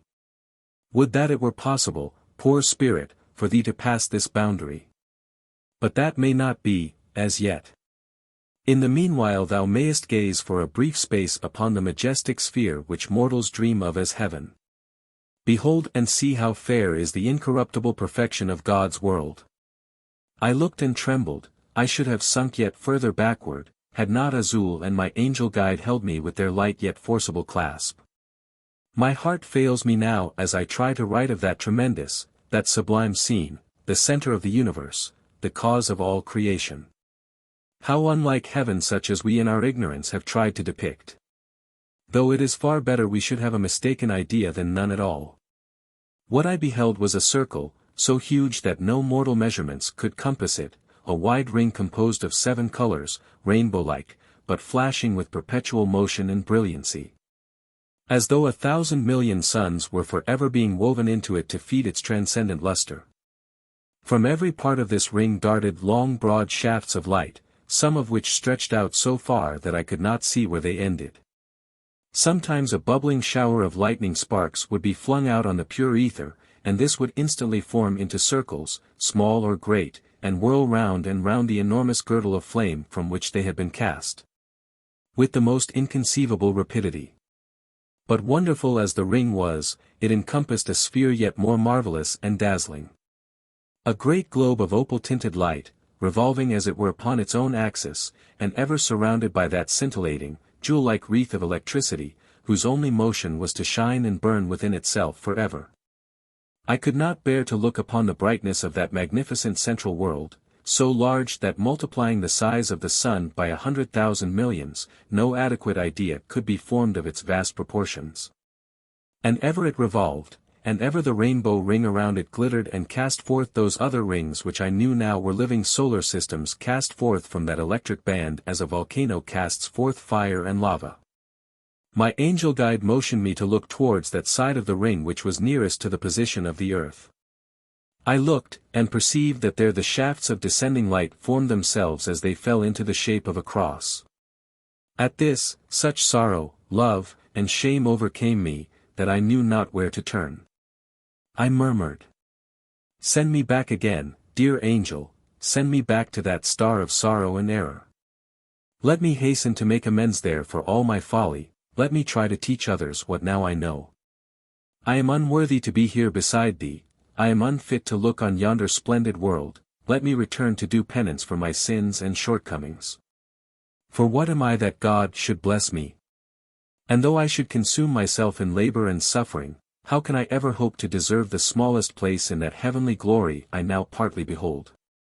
And could spirits shed tears, I should have wept with remorse and grief." Azul spoke, softly and tenderly. "Now thou dost believe, henceforth thou must love. Love alone can pass yon flaming barrier, love alone can gain for the eternal bliss. In love and for love were all things made, God loveth his creatures, even so let his creatures love him, and so shall the twain be drawn together. Listen," added my angel guide. "Thou hast not travelled so far as yet to remain in ignorance. That burning ring thou sayest is the result of the Creator's ever-working intelligence, from it all the universe hath sprung. It is exhaustless and perpetually creative, it is pure and perfect light.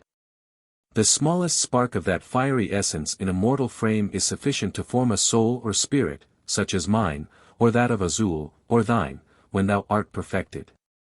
The huge world rolling within the ring is where God dwells. Dare not thou to question his shape, his look, his mien. Know that he is the supreme spirit in which all beauty, all perfection, all love, find consummation. His breath is the fire of the ring. His look, his pleasure, 'cause the motion of his world and all worlds. There where he dwells, dwell also all pure souls. There all desires have fulfillment without satiety, and there all loveliness, wisdom or pleasure known in any or all of the other spheres are also known. Speak, Azul, and tell this wanderer from earth what she will gain in winning her place in heaven. Azul looked tenderly upon me and said, when thou hast slept the brief sleep of death, when thou art permitted to throw off for ever thy garb of clay. And when by thine own ceaseless love and longing thou hast won the right to pass the great circle, thou shalt find thyself in a land where the glories of the natural scenery alone shall overpower thee with joy, scenery that forever changes into new wonders and greater beauty. Thou shalt hear music such as thou canst not dream of. Thou shalt find friends, beyond all imagination fair and faithful. Thou shalt read and see the history of all the planets, produced for thee in an ever-moving panorama. Thou shalt love and be beloved forever by thine own twin soul, wherever that spirit may be now, it must join thee hereafter. The joys of learning, memory, consciousness, sleep, waking, and exercise shall all be thine. Sin, sorrow, pain, disease and death thou shalt know no more. Thou shalt be able to remember happiness, to possess it, and to look forward to it. Thou shalt have full and pleasant occupation without fatigue, thy food and substance shall be light and air. Flowers, rare and imperishable, shall bloom for thee, birds of exquisite form and tender voice shall sing to thee. Angels shall be thy companions. Thou shalt have fresh and glad desires to offer to God with every portion of thy existence, and each one shall be granted as soon as asked, for then thou wilt not be able to ask anything that is displeasing to him. But because it is a joy to wish, thou shalt wish. And because it is a joy to grant, so also will he grant. No delight, small or great, is wanting in that vast sphere, only sorrow is lacking, and satiety and disappointment have no place. Wilt thou seek for admittance there or wilt thou faint by the way and grow weary? I raised my eyes full of ecstasy and reverence. My mere efforts must count as nothing, I said. But if love can help me, I will love and long for God's world until I die. My guardian angel pointed to those rays of light I had before noticed, that slanted downwards towards earth in the form of a cross. That is the path by which thou must travel. Mark it well. All pilgrims from the sorrowful star must journey by that road. Woe to them that turn aside to roam mid spheres they know not of, to lose themselves in seas of light wherein they cannot steer. Remember my warning. And now, spirit who art commended to my watchful care, thy brief liberty is ended. Thou hast been lifted up to the outer edge of the electric circle, further we dare not take thee. Hast thou aught else to ask before the veil of mortality again enshrouds thee? I answered not, but within myself I formed a wild desire. The electric ring flashed fiercely on my uplifted eyes, but I kept them fixed hopefully and lovingly on its intensely deep brilliancy. If love and faith can avail me, I murmured, I shall see what I have sought. I was not disappointed. The fiery waves of light parted on either side of the spot where I with my companions rested, and a figure, majestic, unutterably grand and beautiful, approached me. At the same moment a number of other faces and forms shone hoveringly out of the ring, one I noticed like an exquisitely lovely woman, with floating hair and clear, earnest, unfathomable eyes. Azul and the angels sank reverently down and drooped their radiant heads like flowers in hot sunshine. I alone, daringly, yet with inexpressible affection welling up within me, watched with unshrinking gaze the swift advance of that supreme figure, upon whose broad brows rested the faint semblance of a crown of thorns. A voice penetratingly sweet addressed me. Mortal from the star I saved from ruin, because thou hast desired me, I come. Even as thy former unbelief, shall be now thy faith. Because thou lovest me, I am with thee. For do I not know thee better than the angels can? Have I not dwelt in thy clay, suffered thy sorrows, wept thy tears, died thy deaths? One with my Father, and yet one with thee, I demand thy love, and so through me shalt thou attain immortal life. I felt a touch upon me like a scorching flame, a thrill rushed through my being, and then I knew that I was sinking down, further and further away. I saw that wondrous figure standing serene and smiling between the retiring waves of electric radiance. I saw the great inner sphere revolve, and glitter as it rolled, like an enormous diamond encircled with gold and sapphire, and then all suddenly the air grew dim and cloudy, and the sensation of falling became more and more rapid. Azul was beside me still, and I also perceived the outline of my guardian angel's form, though that was growing indistinct. I now recalled the request of Heliobas, and spoke. Azul, tell me what shadow rests upon the life of him to whom I am now returning. Azul looked at me earnestly, and replied. Thou daring one! Seekest thou to pierce the future fate of others? Is it not enough for thee to have heard the voice that mocketh the angels singing silent, and wouldst thou yet know more? I was full of a strange unhesitating courage, therefore I said fearlessly. He is thy beloved one, Azul, thy twin soul. And wilt thou let him fall away from thee when a word or sign might save him? Even as he is my beloved, so let him not fail to hear my voice, replied Azul, with a tinge of melancholy. For though he has accomplished much, he is as yet but mortal. Thou canst guide him thus far, tell him, when death lies like a gift in his hand, let him withhold it, and remember me. And now, my friend, farewell. I would have spoken again, but could not. An oppressed sensation came over me, and I seemed to plunge coldly into a depth of inextricable blackness. I felt cramped for room, and struggled for existence, for motion, for breath. What had happened to me? I wondered indignantly. Was I a fettered prisoner? Had I lost the use of my light aerial limbs that had borne me so swiftly through the realms of space? What crushing weight overpowered me? Why such want of air and loss of delightful ease? I sighed restlessly and impatiently at the narrow darkness in which I found myself, a sorrowful, deep, shuddering sigh. And woke. That is to say, I languidly opened mortal eyes to find myself once more pent up in mortal frame, though I retained a perfect remembrance and consciousness of everything I had experienced during my spirit wanderings. Heliobas stood in front of me with outstretched hands, and his eyes were fixed on mine with a mingled expression of anxiety and authority, which changed into a look of relief and gladness as I smiled at him and uttered his name aloud. Chapter 12. Secrets of the Sun and Moon. Have I been long away?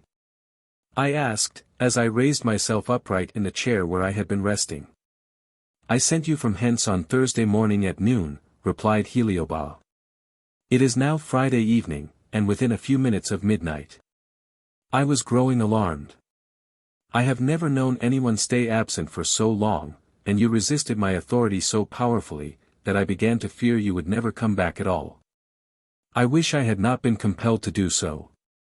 I said regretfully. He smiled. No doubt you do. It is the general complaint. Will you stand up now and see how you feel? I obeyed. There was still a slight sensation about me as of being cramped for space, but this was passing, and otherwise I felt singularly strong, bright and vigorous. I stretched out my hands in unspeakable gratitude to him through whose scientific power I had gained my recent experience. I can never thank you enough.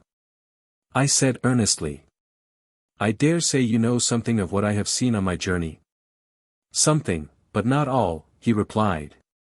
Of course I know what worlds and systems you saw, but what was said to you, or what special lessons were given you for your comfort, I cannot tell.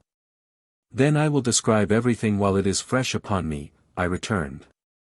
I feel that I must do so in order that you may understand how glad I am, how grateful I am to you.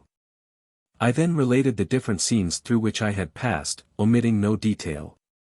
Heliobas listened with profound interest and attention. When I had finished, he said. Yours has been a most wonderful, I may say almost exceptional, experience. It proves to me more than ever the omnipotence of will. Most of those who have been placed by my means in the uplifted or electric state of being, have consented to it simply to gratify a sense of curiosity, few therefore have gone beyond the pure ether, where, as in a sea, the planets swim. Cellini, for instance, never went farther than Venus, because in the atmosphere of that planet he met the spirit that rules and divides his destiny. Zara, she was daring, and reached the outer rim of the great circle. But even she never caught a glimpse of the great central sphere. You, differing from these, started with a daring aim which you never lost sight of till you had fulfilled it. How true are those words, ask, and it shall be given you. Seek, and ye shall find, knock, and it shall be opened unto you. It is not possible, and here he sighed, that amid such wonders you could have remembered me. It were foolish on my part to expect it. I confess I thought nothing of you, I said frankly, till I was approaching earth again, but then my memory prompted me in time, and I did not forget your request. And what did you learn? He asked anxiously. Simply this. Azul said that I might deliver you this message: when death lies like a gift in your hand, withhold it, and remember her.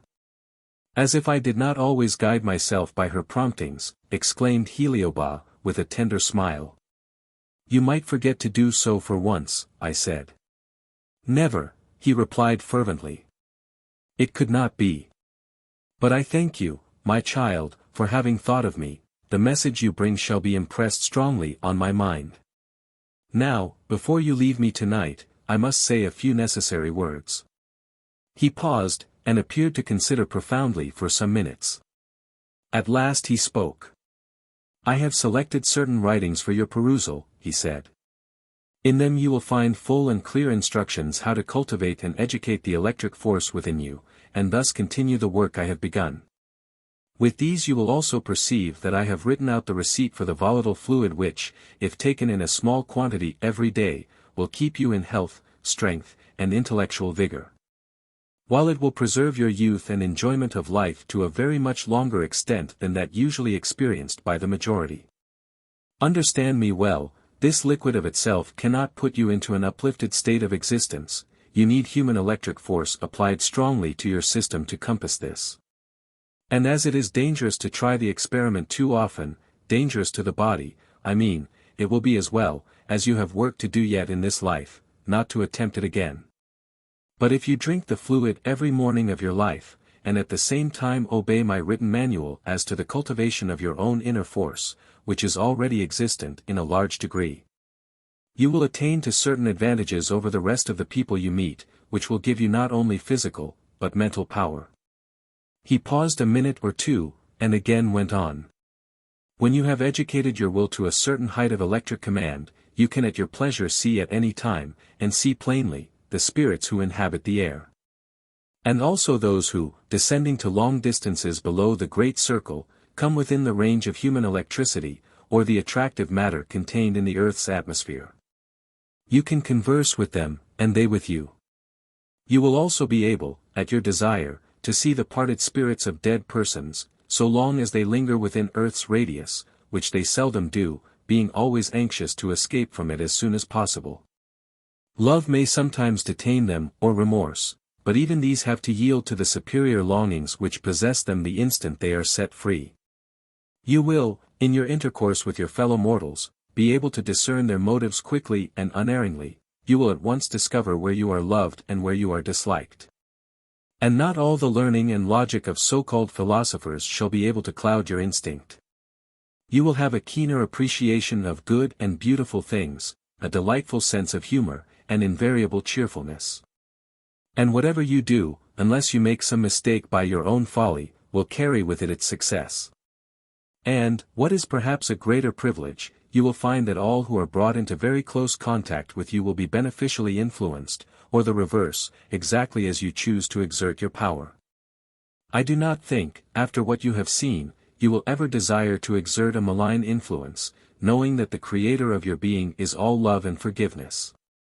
At any rate, the greatest force in the universe, electricity, is yours, that is, it has begun to form itself in you, and you have nothing to do but to encourage its growth, just as you would encourage a taste for music or the fine arts.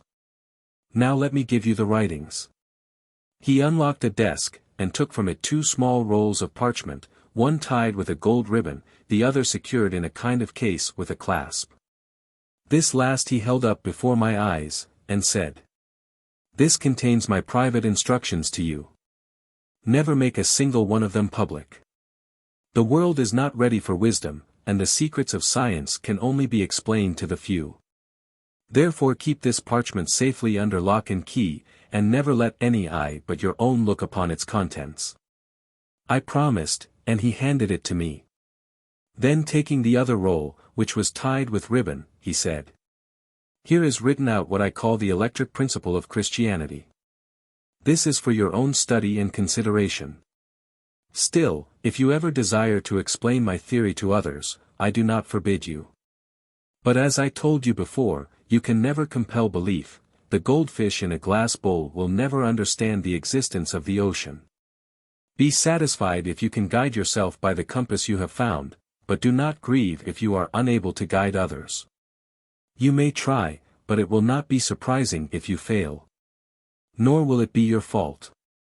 The only sorrow that might happen to you in these efforts would be in case you should love someone very dearly, and yet be unable to instill the truth of what you know into that particular soul. You would then have to make a discovery, which is always more or less painful, namely, that your love was misplaced, inasmuch as the nature you had selected as worthy of love had no part with yours. And that separation utter and eternal must therefore occur, if not in this life, then in the future. So I would say beware of loving, lest you should not love rightly, though I believe you will soon be able to discern clearly the spirit that is by fate destined to complete and perfect your own. And now, though I know you are scarcely fatigued enough to sleep, I will say good night." I took the second roll of parchment from his hand, and opening it a little way, I saw that it was covered with very fine small writing. Then I said, "Does Zara know how long I have been absent?" "Yes," replied Heliobas, and she, like myself, was surprised and anxious. "I think she went to bed long ago. But you may look into her room and see if she is awake, before you yourself retire to rest." As he spoke of Zara his eyes grew melancholy and his brow clouded. An instinctive sense of fear came upon me. "Is she not well?" I asked. "She is perfectly well," he answered. "Why should you imagine her to be otherwise?" "Pardon me," I said, "I fancied that you looked unhappy when I mentioned her." Heliobas made no answer. He stepped to the window, and throwing back the curtain, called me to his side. "Look out yonder," he said in low and earnest tones, "look at the dark blue veil strewn with stars, through which so lately your daring soul pierced its flight. See how the small moon hangs like a lamp in heaven, apparently outshining the myriad worlds around her, that are so much vaster and fairer. How deceptive is the human eye, nearly as deceptive as the human reason. Tell me, why did you not visit the moon, or the sun, in your recent wanderings?" This question caused me some surprise. It was certainly very strange that I had not thought of doing so. Yet, on pondering the matter in my mind, I remembered that during my aerial journey suns and moons had been no more to me than flowers strewn on a meadow. I now regretted that I had not sought to know something of those two fair luminaries which light and warm our earth. Heliobas, after watching my face intently, resumed. "You cannot guess the reason of your omission. I will tell you. There is nothing to see in either sun or moon. They were both inhabited worlds once, but the dwellers in the sun have ages ago lived their lives and passed to the central sphere.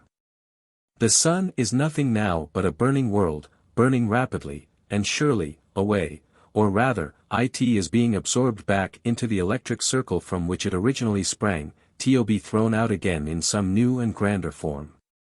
And so with all worlds, suns and systems, for ever and ever. Hundreds of thousands of those brief time-breathings called years may pass before this consummation of the sun. But its destruction is going on now, or rather its absorption, and we on our cold small star warm ourselves, and are glad, in the light of an empty world on fire." I listened with awe and interest. "And the moon?" I asked eagerly. "The moon does not exist. What we see is the reflection or the electrograph of what she once was. Atmospherical electricity has imprinted this picture of a long-ago living world upon the heavens, just as Raphael drew his cartoons for the men of today to see." "But," I exclaimed in surprise, how about the moon's influence on the tides? And what of eclipses? Not the moon, but the electric photograph of a once living but now absorbed world, has certainly an influence on the tides. The sea is impregnated with electricity. Just as the sun will absorb colors, so the electricity in the sea is repelled or attracted by the electric picture of the moon in heaven.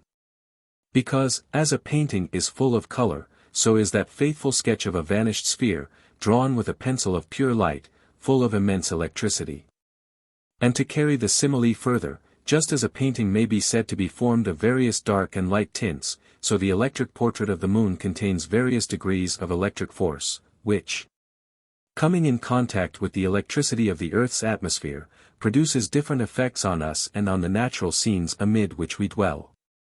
As for eclipses, if you slowly pass a round screen between yourself and a blazing fire, you will only see the edges of the fire. In the same way the electrograph of the moon passes at stated intervals between the Earth and the burning world of the sun. Yet surely, I said, the telescope has enabled us to see the moon as a solid globe. We have discerned mountains and valleys on its surface, and then it revolves round us regularly. How do you account for these facts? The telescope, returned Heliobas, is merely an aid to the human eye, and, as I told you before, nothing is so easily deceived as our sense of vision, even when assisted by mechanical appliances. The telescope, like the stereoscope, simply enables us to see the portrait of the moon more clearly, but all the same, the moon, as a world, does not exist. Her likeness, taken by electricity, may last some thousands of years, and as long as it lasts it must revolve around us, because everything in the universe moves, and moves in a circle. Besides which, this portrait of the moon being composed of pure electricity, is attracted and forced to follow the Earth by the compelling influence of the Earth's own electric power. Therefore, till the picture fades, it must attend the Earth like the haunting spectre of a dead joy. You can understand now why we never see what we imagine to be the other side of the moon. It simply has no other side, except space. Space is the canvas, the moon is a sketch. How interested we are when a discovery is made of some rare old painting, of which the subject is a perfectly beautiful woman. It bears no name, perhaps no date, but the face that smiles at us is exquisite, the lips yet pout for kisses, the eyes brim over with love. And we admire it tenderly and reverently, we mark it portrait of a lady, and give it an honored place among our art collections. With how much more reverence and tenderness ought we to look up at the portrait of a fair lost sphere, circling yonder in that dense ever-moving gallery of wonders where the hurrying throng of spectators are living and dying worlds. I had followed the speaker's words with fascinated attention, but now I said, "Dying, Heliobas? There is no death." "True," he answered, with hesitating slowness. "But there is what we call death, transition, and it is always a parting. But not for long," I exclaimed, with all the gladness and eagerness of my lately instructed soul.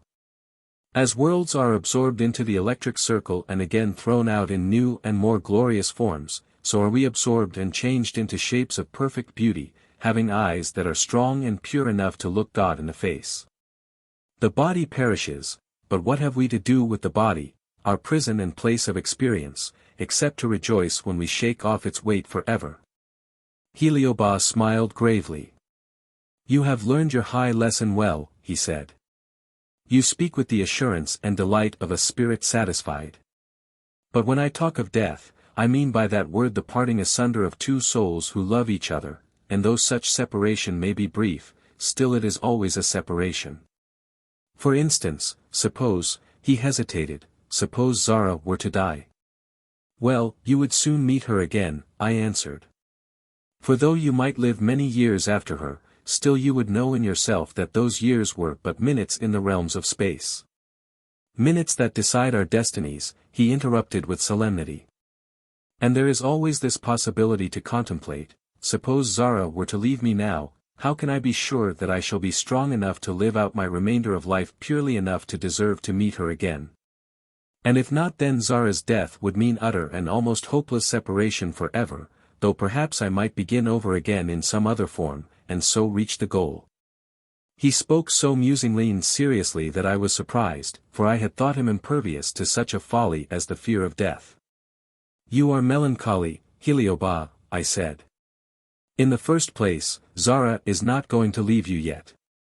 And secondly, if she did, you know your strongest efforts would be brought to bear on your career, in order that no shadow of obstinacy or error might obstruct your path. Why, the very essence of our belief is in the strength of willpower.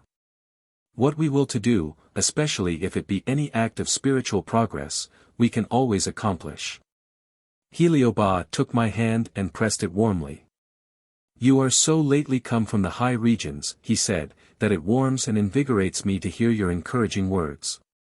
Pray do not think me capable of yielding long to the weakness of foreboding.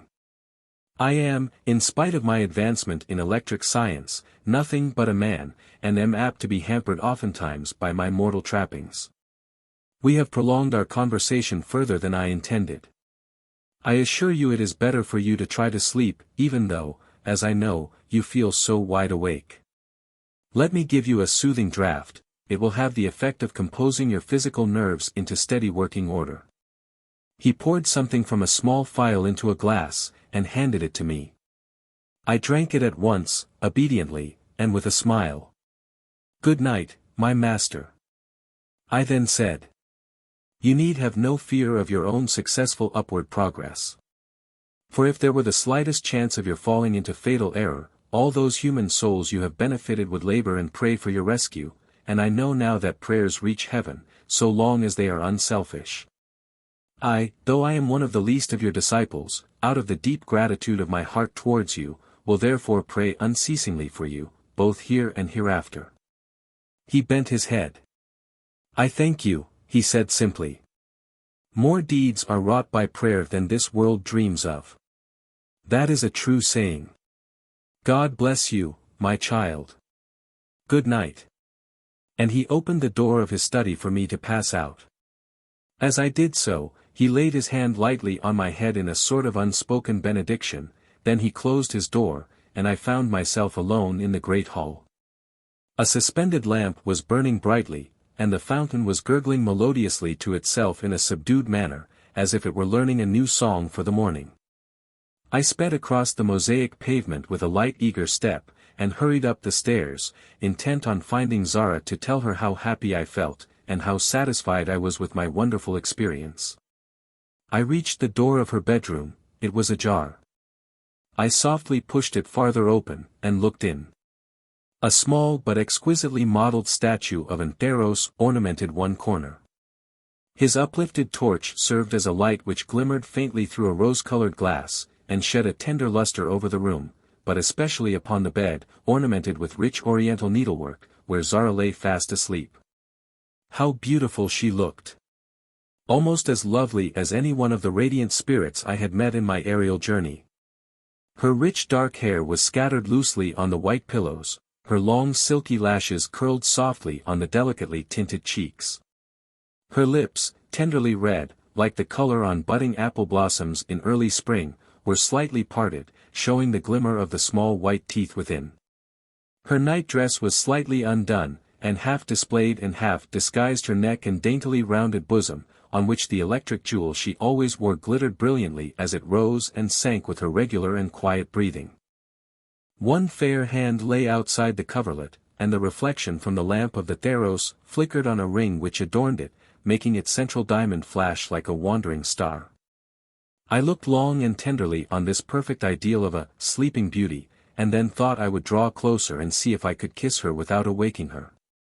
I advanced a few steps into the room, when suddenly I was stopped. Within about a yard's distance from the bed something opposed my approach. I could not move a foot forward, I tried vigorously, but in vain. I could step backward, and that was all. Between me and Zara there seemed to be an invisible barrier, strong, and absolutely impregnable. There was nothing to be seen, nothing but the softly shaded room, the ever-smiling Theros, and the exquisite reposeful figure of my sleeping friend. 2 steps, and I could have touched her, but those 2 steps I was forcibly prevented from making, as forcibly as though a deep ocean had rolled between her and me. I did not stop long to consider this strange occurrence. I felt sure it had something to do with her spiritual life and sympathy, therefore it neither alarmed nor perplexed me. Kissing my hand tenderly towards my darling, who lay so close to me, and who was yet so jealously and invisibly guarded during her slumbers, I softly and reverently withdrew. On reaching my own apartment, I was more than half inclined to sit up reading and studying the parchments Heliobas had given me, but on second thoughts I resolved to lock up these precious manuscripts and go to bed. I did so, and before preparing to sleep I remembered to kneel down and offer up praise and honor, with a loving and believing heart, to that supreme glory, of which I had been marvelously permitted to enjoy a brief but transcendent glimpse. And as I knelt, absorbed and happy, I heard, like a soft echo falling through the silence of my room, a sound like distant music, through which these words floated towards me: "A new commandment give I unto you, that you love one another, even as I have loved you." Chapter 13. Sociable Converse. The next morning Zara came herself to awaken me, looking as fresh and lovely as a summer morning. She embraced me very tenderly, and said, "I have been talking for more than an hour with Casimir. He has told me everything. What wonders you have seen! And are you not happy, dearest? Are you not strong and satisfied?" "Perfectly," I replied. "But, oh Zara! What a pity that all the world should not know what we know." "All have not a desire for knowledge," replied Zara. "Even in your vision of the garden you possessed, there were only a few who still sought you. For those few you would have done anything, but for the others your best efforts were in vain." "They might not have been always in vain," I said musingly. "No, they might not," agreed Zara. "That is just the case of the world today. While there is life in it, there is also hope. And talking of the world, let me remind you that you are back in it now, and must therefore be hampered with tiresome trivialities. Two of these are as follows: first, here is a letter for you, which has just come. Secondly, breakfast will be ready in 20 minutes. I looked at her smiling face attentively. She was the very embodiment of vigorous physical health and beauty. It seemed like a dream to remember her in the past night, guarded by that invincible barrier, the work of no mortal hand. I uttered nothing, however, of these thoughts, and responding to her evident gaiety of heart, I smiled also. "I will be down punctually at the expiration of the 20 minutes, I said. "I assure you, Zara, I am quite sensible of the claims of earthly existence upon me. For instance, I am very hungry, and I shall enjoy breakfast immensely if you will make the coffee." Zara, who among her other accomplishments had the secret of making coffee to perfection, promised laughingly to make it extra well, and flitted from the room, singing softly as she went a fragment of the Neapolitan stornello. "Fier di mortel. Quest menine Tuesday son tanto bel. Fier di limon. Ti voglio far morire di passion. Salta. Lari, lira." The letter Zara had brought me was from Mrs. Everard, announcing that she would arrive in Paris that very day, Sunday. "By the time you get this note," so ran her words, "we shall have landed at the Grand Hotel. Come and see us at once, if you can. The Colonel is anxious to judge for himself how you are looking. If you are really recovered sufficiently to leave your medical pension, we shall be delighted to have you with us again. I, in particular, shall be glad, for it is real lonesome when the Colonel is out, and I do hate to go shopping by myself, so take pity upon your affectionate Amy." Seated at breakfast, I discussed this letter with Heliobas and Zara, and decided that I would call at the Grand Hotel that morning. "I wish you would come with me, Zara," I said wistfully. To my surprise, she answered, "Certainly I will, if you like. But we will attend High Mass at Notre Dame first. There will be plenty of time for the call afterwards." I gladly agreed to this, and Heliobas added with cheerful cordiality, "Why not ask your friends to dine here tomorrow? Zara's call will be a sufficient opening formality. And you yourself have been long enough with us now to know that any of your friends will be welcome here. We might have a pleasant little party, especially if you add Mr. and Mrs. Challoner and their daughters to the list. And I will ask Ivan. I glanced at Zara when the prince's name was uttered, but she made no sign of either offense or indifference. You are very hospitable, I said, addressing Heliobas. But I really see no reason why you should throw open your doors to my friends, unless, indeed, you specially desire to please me. Why, of course I do, he replied heartily, and Zara looked up and smiled. Then, I returned, I will ask them to come. What am I to say about my recovery, which I know is little short of miraculous? Say, replied Heliobas, that you have been cured by electricity. There is nothing surprising in such a statement nowadays. But say nothing of the human electric force employed upon you, no one would believe you, and the effort to persuade unpersuadable people is always a waste of time. An hour after this conversation Zara and I were in the Cathedral of Notre Dame. I attended the service with very different feelings to those I had hitherto experienced during the same ceremony. Formerly my mind had been distracted by harassing doubts and perplexing contradictions, now everything had a meaning for me, high, and solemn, and sweet. As the incense rose, I thought of those rays of connecting light I had seen, on which prayers travel exactly as sound travels through the telephone. As the grand organ pealed sonorously through the fragrant air, I remembered the ever-youthful and gracious spirits of music, one of whom, Aeon, had promised to be my friend. Just to try the strength of my own electric force, I whispered the name and looked up. There, on a wide slanting ray of sunlight that fell directly across the altar was the angelic face I well remembered. The delicate hands holding the semblance of a harp in air. It was but for an instant I saw it, one brief breathing space in which its smile mingled with the sunbeams and then it vanished. But I knew I was not forgotten, and the deep satisfaction of my soul poured itself in unspoken praise on the flood of the Sanctus. Sanctus, that just then rolled triumphantly through the aisles of Notre Dame. Zara was absorbed in silent prayer throughout the Mass, but at its conclusion, when we came out of the cathedral, she was unusually gay and elate. She conversed vivaciously with me concerning the social merits and accomplishments of the people we were going to visit. While the brisk walk through the frosty air brightened her eyes and cheeks into warmer luster, so that on our arrival at the Grand Hotel she looked to my fancy even lovelier than usual. Mrs. Everard did not keep us waiting long in the private salon to which we were shown. She fluttered down, arrayed in a wonderful, art gown of terracotta and pale blue hues cunningly intermixed, and proceeded to hug me with demonstrative fervor.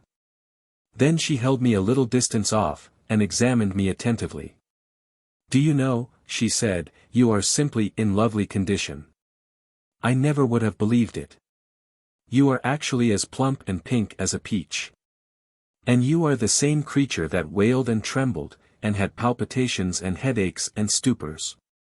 Your doctor must be a perfect magician. I think I must consult him, for I am sure I don't look half as well as you do." And indeed she did not. I thought she had a tired, dragged appearance, but I would not say so. I knew her well, and I was perfectly aware that though she was fascinating and elegant in every way, her life was too much engrossed in trifles ever to yield her healthy satisfaction. After responding warmly to her affectionate greeting, I said, "Amy, you must allow me to introduce the sister of my doctor to you. Madame Zara Casimir, Mrs. Everard." Zara, who had moved aside a little way out of delicacy, to avoid intruding on our meeting, now turned, and with her own radiant smile and exquisite grace, stretched out her little well-gloved hand. "I am delighted to know you," she said, in those sweet penetrating accents of hers which were like music. "Your friend," here indicating me by a slight yet tender gesture, "has also become mine, but I do not think we shall be jealous, shall we?" Mrs.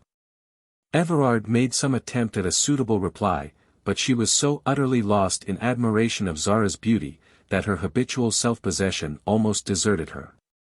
Zara, however, had the most perfect tact, and with it the ability of making herself at home anywhere, and we were soon all three talking cheerfully and without constraint.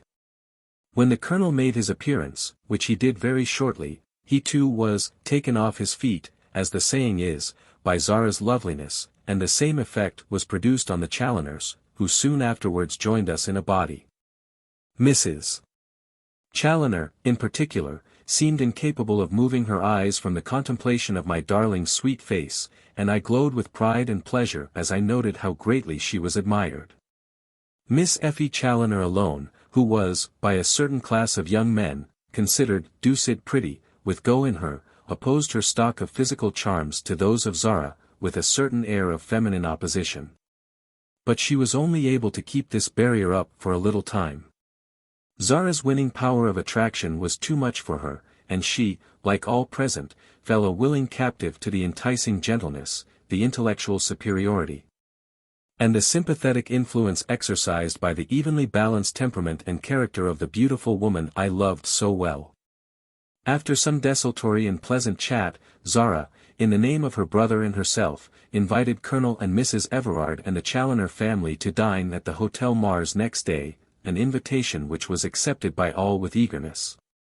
I perceived at once that every one of them was anxious to know more of Zara and her surroundings, a curiosity which I could not very well condemn. Mrs. Everard then wanted me to remain with her for the rest of the afternoon. But an instinctive feeling came upon me, that soon perhaps I should have to part from Heliobas and Zara, and all the wonders and delights of their household. In order to resume my own working life, therefore I determined I would drain my present cup of pleasure to the last drop. So I refused Amy's request, pleading as an excuse that I was still under my doctor's authority, and could not indulge in such an excitement as an afternoon in her society without his permission. Zara bore me out in this assertion, and added for me to Mrs. Everard. Indeed, I think it will be better for her to remain perfectly quiet with us for a day or two longer, then she will be thoroughly cured, and free to do as she likes. Well, said Mrs. Challoner, I must say she doesn't look as if anything were the matter with her. In fact, I never saw two more happy, healthy-looking girls than you both. What secret do you possess to make yourselves look so bright? No secret at all, replied Zara, laughing, we simply follow the exact laws of health, and they suffice. Colonel Everard, who had been examining me critically and asking me a few questions, here turned to Zara and said, Do you really mean to say, Madame Casimir, that your brother cured this girl by electricity? Purely so, she answered earnestly. Then it's the most wonderful recovery I ever saw. Why, at Cannes, she was hollow-eyed, pale, and thin as a willow wand. Now she looks, well, she knows how she is herself, but if she feels as spry as she looks, she's in first-rate training. I laughed. I do feel spry, Colonel, I said. Life seems to me like summer sunshine. Brava, exclaimed Mr. Challoner. He was a staid, rather slow Kentuckian who seldom spoke, and when he did, seemed to find it rather an exertion. If there's one class of folk I detest more than another, it is those all-possessed people who find life unsuited to their fancies. Nobody asked them to come into it, nobody would miss them if they went out of it. Being in it, it's barely civil to grumble at the deity who sent them along here. I never do it myself if I can help it. We laughed, and Mrs. Challoner's eyes twinkled. In England, dear, for instance, she said, with a mischievous glance at her spouse, in England you never grumbled, did you? Mr. Challoner looked volumes, his visage reddened, and he clenched his broad fist with ominous vigor. Why, by the Lord, he said, with even more than his usual deliberate utterance, in England the liveliest flea that ever gave a triumphal jump in air would find his spirits inclined to droop.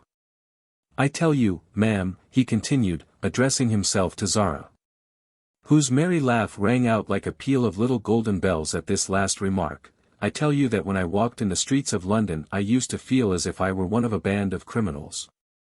Every person I met looked at me as if the universe were about to be destroyed next minute, and they had to build another up right away without God to help them.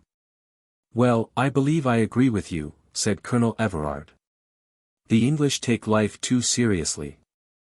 In their craze for business they manage to do away with pleasure altogether. They seem afraid to laugh, and they even approach the semblance of a smile with due caution. I'm free to confess, added his wife, that I'm not easily chilled through. But an English at home acts upon me like a patent refrigerator, I get regularly frozen to the bone. Dear me, laughed Zara. You give very bad accounts of Shakespeare's land. It must be very sad. I believe it wasn't always so, pursued Colonel Everard, there are legends which speak of it as Merry England. I dare say it might have been merry once, before it was governed by shopkeepers, but now, you must get away from it if you want to enjoy life. At least such is my opinion. But have you never been in England, Madame Casimir? You speak English perfectly. Oh, I am a fairly good linguist, replied Zara, thanks to my brother. But I have never crossed the Channel. The Mrs. Challoner looked politely surprised. Their father's shrewd face wore an expression of grim contentment. Don't cross it, ma'am, he said emphatically, unless you have a special desire to be miserable. If you want to know how Christians love one another and how to be made limply and uselessly wretched, spend a Sunday in London. I think I will not try the experiment, Mr. Challoner, returned Zara gaily. Life is short, and I prefer to enjoy it. Say, interrupted Mrs. Challoner, turning to me at this juncture, now you are feeling so well, would it be asking you too much to play us a piece of your own improvising? I glanced at the grand piano, which occupied a corner of the salon where we sat, and hesitated. But at a slight nod from Zara, I rose, drew off my gloves, and seated myself at the instrument. Passing my hands lightly over the keys, I wandered through a few running passages, and as I did so, murmured a brief petition to my aerial friend Aeon. Scarcely had I done this, when a flood of music seemed to rush to my brain and thence to my fingers, and I played, hardly knowing what I played. But merely absorbed in trying to give utterance to the sounds which were falling softly upon my inner sense of hearing like drops of summer rain on a thirsty soil. I was just aware that I was threading the labyrinth of a minor key, and that the result was a network of delicate and tender melody reminding me of Heinrich Heine's words. Lady, did you not hear the nightingale sing? A beautiful silken voice, a web of happy notes, and my soul was taken in its meshes, and strangled and tortured thereby. A few minutes, and the inner voice that conversed with me so sweetly, died away into silence, and at the same time my fingers found their way to the closing chord. As one awaking from a dream, I looked up. The little group of friendly listeners were wrapped in the deepest attention, and when I ceased, a murmur of admiration broke from them all, while Zara's eyes glistened with sympathetic tears. How can you do it? Asked Mrs. Challoner in good-natured amazement. It seems to me impossible to compose like that while seated at the piano, and without taking previous thought. It is not my doing, I began. It seems to come to me from. But I was checked by a look from Zara, that gently warned me not to hastily betray the secret of my spiritual communion with the unseen sources of harmony. So I smiled and said no more. Inwardly I was full of a great rejoicing, for I knew that however well I had played in past days, it was nothing compared to the vigor and ease which were now given to me, a sort of unlocking of the storehouse of music. With freedom to take my choice of all its vast treasures. Well, it's what we call inspiration, said Mr. Challoner, giving my hand a friendly grasp, and wherever it comes from, it must be a great happiness to yourself as well as to others. It is, I answered earnestly. I believe few are so perfectly happy in music as I am. Mrs. Everard looked thoughtful. No amount of practice could make me play like that, she said, yet I have had 2 or 3 masters who were supposed to be first-rate. One of them was a German, who used to clutch his hair like a walking tragedian whenever I played a wrong note. I believe he got up his reputation entirely by that clutch, for he often played wrong notes himself without minding it. But just because he worked himself into a sort of frenzy when others went wrong, everybody praised him, and said he had such an ear and was so sensitive that he must be a great musician. He worried me nearly to death over Bach's well-tempered clavier, all to no purpose, for I can't play a note of it now, and shouldn't care to if I could. I consider Bach a dreadful old bore, though I know it is heresy to say so. Even Beethoven is occasionally prosy, only no one will be courageous enough to admit it. People would rather go to sleep over classical music than confess they don't like it. Schubert would have been a grander master than Beethoven, if he had only lived long enough, said Zara, but I dare say very few will agree with me in such an assertion. Unfortunately, most of my opinions differ from those of everyone else. You should say fortunately, madam, said Colonel Everard, bowing gallantly, as the circumstance has the happy result of making you perfectly original as well as perfectly charming. Zara received this compliment with her usual sweet equanimity, and we rose to take our leave. As we were passing out, Amy Everard drew me back and crammed into the pocket of my cloak a newspaper. "Read it when you are alone," she whispered. "And you will see what Raffello Cellini has done with the sketch he made of you."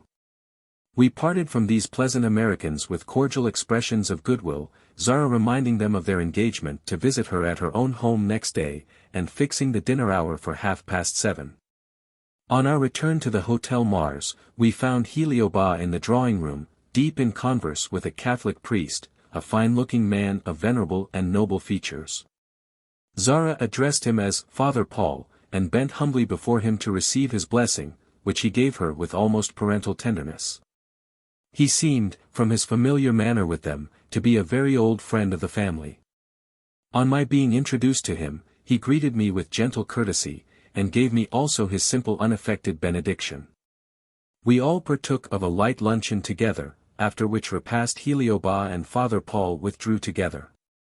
Zara looked after their retreating figures with a sort of meditative pathos in her large eyes, and then she told me she had something to finish in her studio. Would I excuse her for about an hour? I readily consented, for I myself was desirous of passing a little time in solitude, in order to read the manuscripts Heliobas had given me. For, thought I, if there is anything in them not quite clear to me, he will explain it, and I had better take advantage of his instruction while I can. As Zara and I went upstairs together, we were followed by Leo, a most unusual circumstance, as that faithful animal was generally in attendance on his master. Now, however, he seemed to have something oppressive on his mind, for he kept close to Zara, and his big brown eyes, whenever he raised them to her face, were full of intense melancholy. His tail drooped in a forlorn way, and all the vivacity of his nature seemed to have gone out of him. "Leo does not seem well," I said, patting the dog's beautiful silky coat, an attention to which he responded by a heavy sigh and a wistful gaze approaching to tears. Zara looked at him. "Poor Leo," she murmured caressingly. "Perhaps he feels lonely. Do you want to come with your mistress today, old boy? So you shall. Come along, cheer up, Leo." And, nodding to me, she passed into her studio, the dog following her. I turned into my own apartment, and then bethought myself of the newspaper Mrs. Everard had thrust into my pocket. It was a Roman journal, and the passage marked for my perusal ran as follows. "The picture of the improvisatrice, painted by our countryman Signor Raffello Cellini, has been purchased by Prince N, for the sum of 40,000 francs. The prince generously permits it to remain on view for a few days longer, so that those who have not yet enjoyed its attraction, have still time to behold one of the most wonderful pictures of the age. The coloring yet remains a marvel to both students and connoisseurs, and the lifelike appearance of the girl's figure, robed in its clinging white draperies ornamented with lilies of the valley, is so strong that one imagines she will step out of the canvas and confront the bystanders. Signor Cellini must now be undoubtedly acknowledged as one of the greatest geniuses of modern times." I could see no reason, as I perused this, to be sure that I had served as the model for this successful work of art, unless the white dress and the lilies of the valley, which I had certainly worn at Cannes, were sufficient authority for forming such a conclusion. Still I felt quite a curiosity about the picture, the more so as I could foresee no possible chance of my ever beholding it. I certainly should not go to Rome on purpose, and in a few days it would be in the possession of Prince N, a personage whom in all probability I should never know. I put the newspaper carefully by, and then turned my mind to the consideration of quite another subject, namely, the contents of my parchment documents. The first one I opened was that containing the private instructions of Heliobas to myself for the preservation of my own health, and the cultivation of the electric force within me. These were so exceedingly simple, and yet so wonderful in their simplicity, that I was surprised. They were based upon the plainest and most reasonable common-sense arguments, easy enough for a child to understand. Having promised never to make them public, it is impossible for me to give the slightest hint of their purport. But I may say at once, without trespassing the bounds of my pledged word, that if these few concise instructions were known and practiced by everyone, doctors would be entirely thrown out of employment. And chemists' shops would no longer cumber the streets. Illness would be very difficult of attainment, though in the event of its occurring each individual would know how to treat him or herself, and life could be prolonged easily and comfortably to more than 100 years, barring, of course, accidents by sea, rail and road, or by deeds of violence. But it will take many generations before the world is universally self-restrained enough to follow such plain maxims as those laid down for me in the writing of my benefactor, Heliobas, even if it be ever self-restrained at all, which, judging from the present state of society, is much to be doubted. Therefore, no more of the subject, on which, indeed, I am forbidden to speak. The other document, called The Electric Principle of Christianity, I found so curious and original, suggesting so many new theories concerning that religion which has civilized a great portion of humanity, that, as I am not restrained by any promise on this point, I have resolved to give it here in full. My readers must not be rash enough to jump to the conclusion that I set it forward as an explanation or confession of my own faith. My creed has nothing to do with anyone save myself. I simply copy the manuscript I possess, as the theory of a deeply read and widely intelligent man, such as Heliobas undoubtedly was an is. A man, too, in whose veins runs the blood of the Chaldean kings, earnest and thoughtful Orientals, who were far wiser in their generation perhaps than we, with all our boasted progress, are in ours. The coincidences which have to do with electrical science will, I believe, be generally admitted to be curious if not convincing. To me, of course, they are only fresh proofs of what I know, because I have seen the great electric circle, and know its power, guided as it is by the central intelligence within, to be capable of anything. From the sending down of a minute spark of instinct into the heart of a flower, to the perpetual manufacture and reabsorption of solar systems by the million. And it is a circle that ever widens without end. What more glorious manifestation can there be of the Creator's splendor and wisdom? But as to how this world of ours span round in its own light littleness farther and farther from the radiant ring, till its very sun began to be reabsorbed, and till its moon disappeared and became a mere picture, till it became of itself like a small blot on the fair scroll of the universe, while its inhabitants grew to resent all heavenly attraction. And how it was yet thought worth God's patience and tender consideration, just for the sake of a few human souls upon it who still remembered and loved him, to give it one more chance before it should be drawn back into the central circle like a spark within a fire. All this is sufficiently set forth in the words of Heliobas, quoted in the next chapter. Chapter 14. The Electric Creed. The electric principle of Christianity opened as follows. From all eternity God, or the Supreme Spirit of Light, existed, and to all eternity he will continue to exist. This is plainly stated in the New Testament thus: God is a spirit, and they that worship him must worship him in spirit and in truth. He is a shape of pure electric radiance. Those who may be inclined to doubt this may search the scriptures on which they pin their faith, and they will find that all the visions and appearances of the deity there chronicled were electric in character. As a poet forms poems, or a musician melodies, so God formed by a thought the vast central sphere in which he dwells, and peopled it with the pure creations of his glorious fancy. And why? Because, being pure light, he is also pure love. The power or capacity of love implies the necessity of loving. The necessity of loving points to the existence of things to be loved, hence the secret of creation. From the ever-working intelligence of this divine love proceeded the electric circle of the universe, from whence are born all worlds. This truth vaguely dawned upon the ancient poets of Scripture when they wrote, "Darkness was upon the face of the deep. And the Spirit of God moved upon the face of the waters. And God said, Let there be light. And there was light."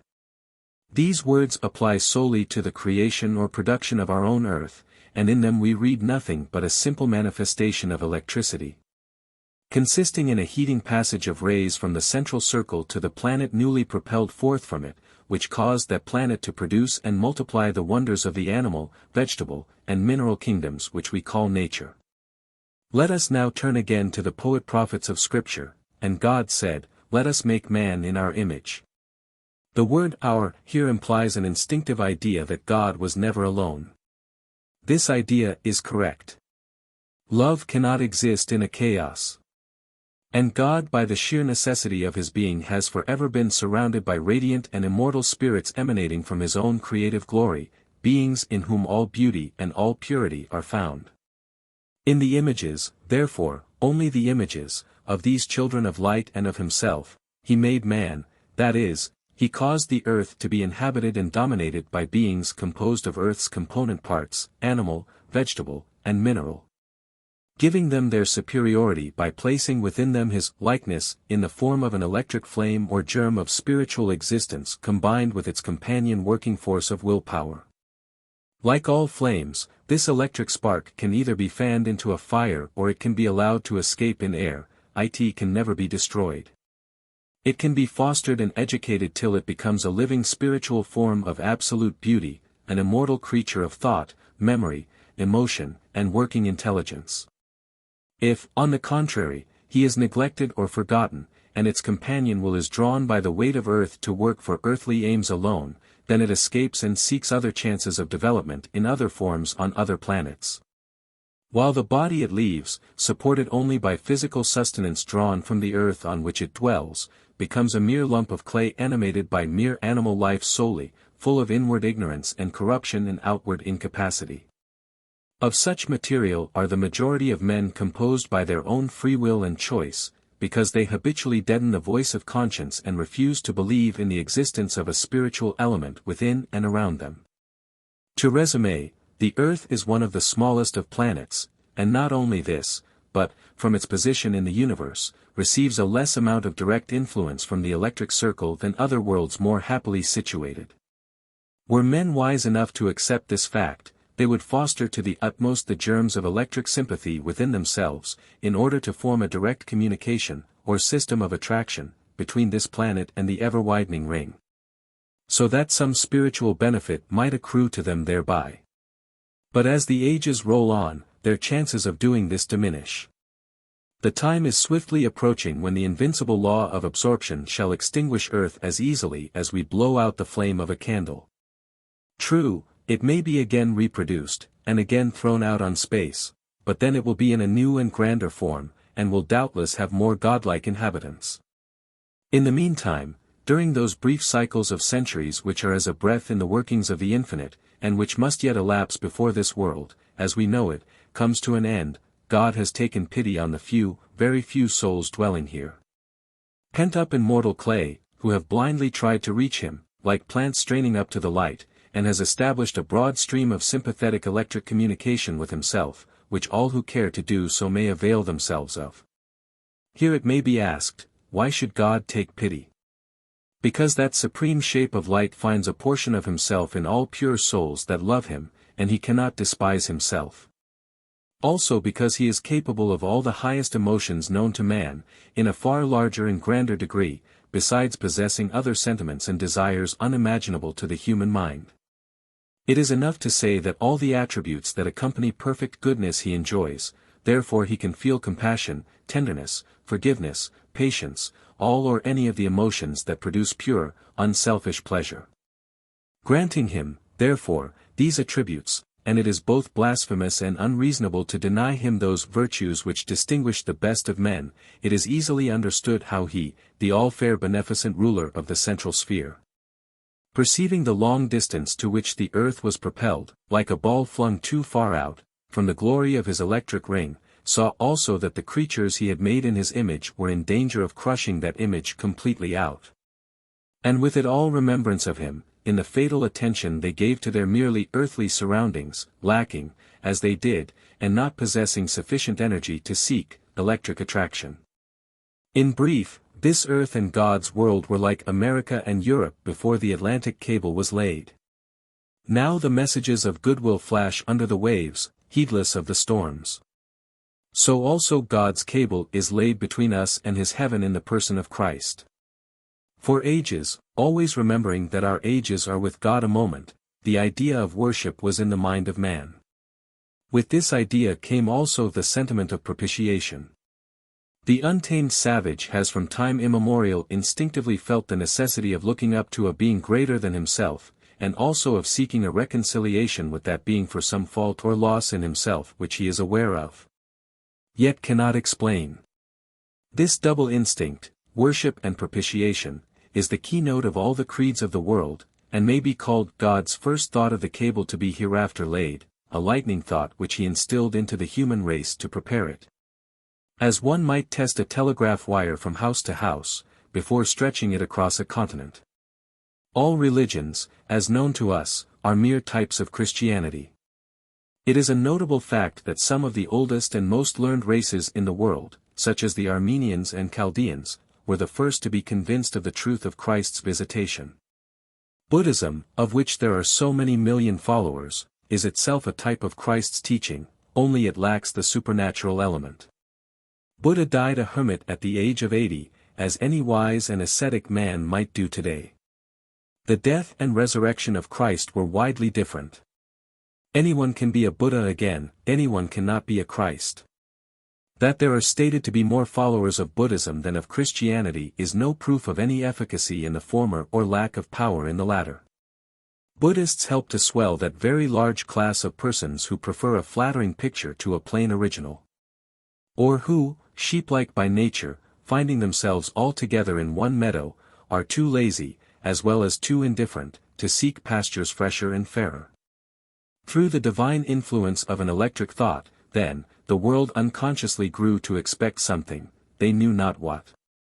The old creeds of the world, like sunflowers, turned towards that unknown sun. The poets, prophets, seers, all spoke of some approaching consolation and glory, and to this day the fated Jews expect it, unwilling to receive as their Messiah the divine martyr they slew, though their own scriptures testify to his identity.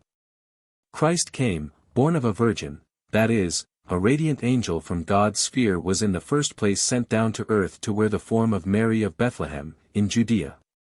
Within that vessel of absolute purity God placed an emanation of his own radiance, no germ or small flame such as is given to us in our bodies to cultivate and foster, but a complete immortal spirit, a portion of God himself, wise, sinless, and strong. This spirit, pent up in clay, was born as a helpless babe, grew up as man taught, comforted, was slain and buried, but as pure spirit rose again and returned in peace to heaven, his mission done.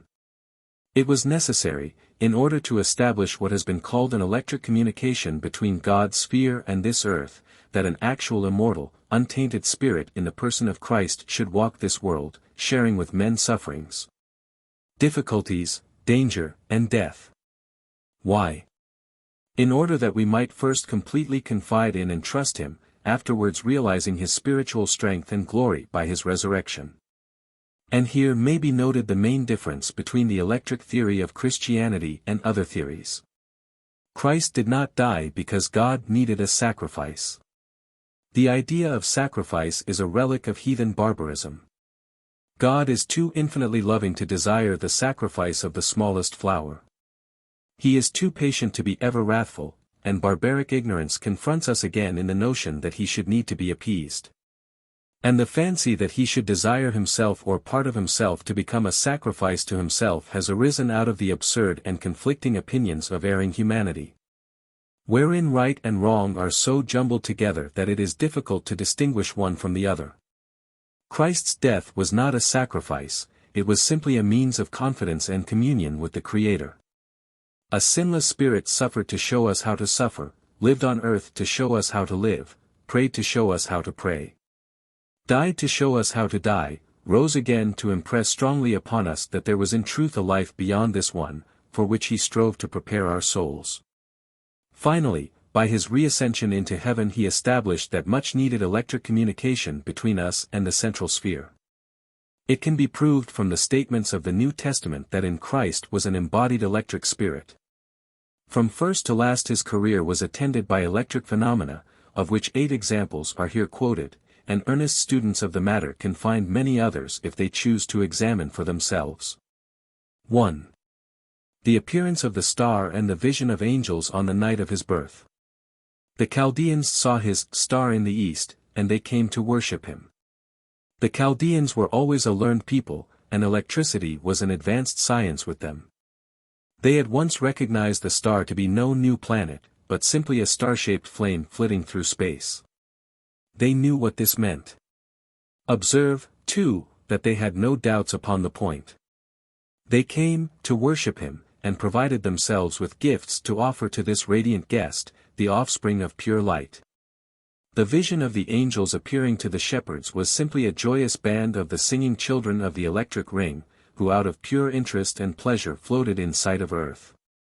Drawn thither partly by the already strong attractive influence of the radiance that was imprisoned there in the form of the babe of Bethlehem. 2. When Christ was baptized by John the Baptist, the heavens opened. 3. The sympathetic influence of Christ was so powerful that when he selected his disciples, he had but to speak to them, and at the sound of his voice, though they were engaged in other business, they left all and followed him. 4. Christ's body was charged with electricity. Thus he was easily able to heal sick and diseased persons by a touch or a look. The woman who caught at his garment in the crowd was cured of her long-standing ailment. And we see that Christ was aware of his own electric force by the words he used on that occasion, "Who touched me? For I feel that some virtue is gone out of me," which is the exact feeling that a physical electrician experiences at this day after employing his powers on a subject. The raising of Jairus' daughter, of the widow's son at Nain, and of Lazarus, were all accomplished by the same means. 5. The walking on the sea was a purely electric effort, and can be accomplished now by anyone who has cultivated sufficient inner force. The sea being full of electric particles will support anybody sufficiently and similarly charged, the two currents combining to procure the necessary equilibrium.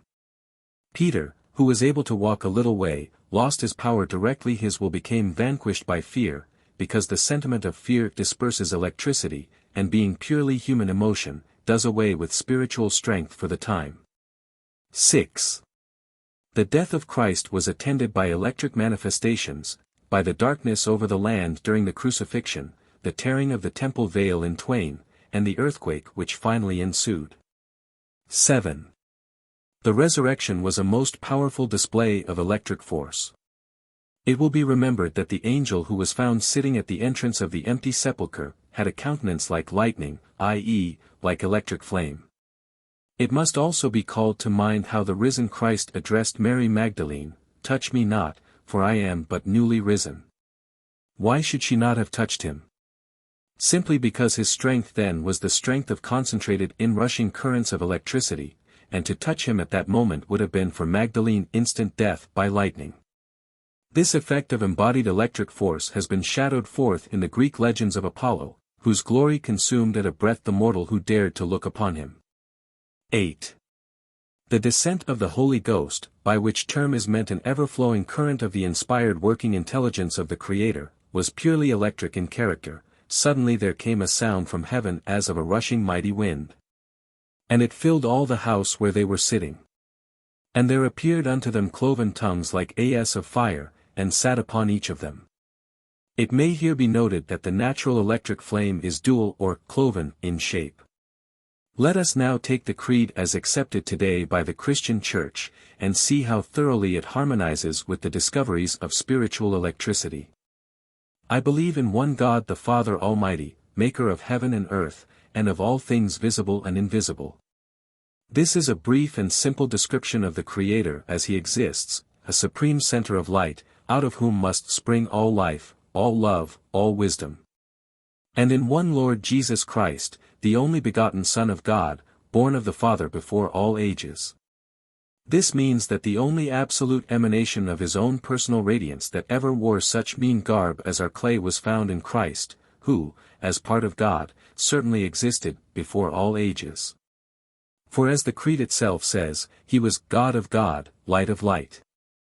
Then we go on through the circumstances of Christ's birth, life, death, and resurrection, and our profession of faith brings us to, I believe in the Holy Ghost, the Lord and giver of life, who proceedeth from the Father and the Son, etc. This, as already stated, means that we believe that since Christ ascended into heaven, our electric communication with the Creator has been established. And an ever-flowing current of divine inspiration is turned beneficially in the direction of our earth, proceeding from the Father and the Son. We admit in the Creed that this inspiration manifested itself before Christ came and spake by the prophets. But, as before stated, this only happened at rare and difficult intervals, while now Christ himself speaks through those who most strongly adhere to his teachings. It may here be mentioned that few seem to grasp the fact of the special message to women intended to be conveyed in the person of the Virgin Mary. She was actually one of the radiant spirits of the central sphere, imprisoned by God's will in woman's form. After the birth of Christ, she was still kept on earth, to follow his career to the end. There was a secret understanding between himself and her. As for instance, when she found him among the doctors of the law, she for one moment suffered her humanity to get the better of her in anxious inquiries, and his reply, Why sought ye me? Wist ye not that I must be about my Father's business, was a sort of reminder to her, which she at once accepted.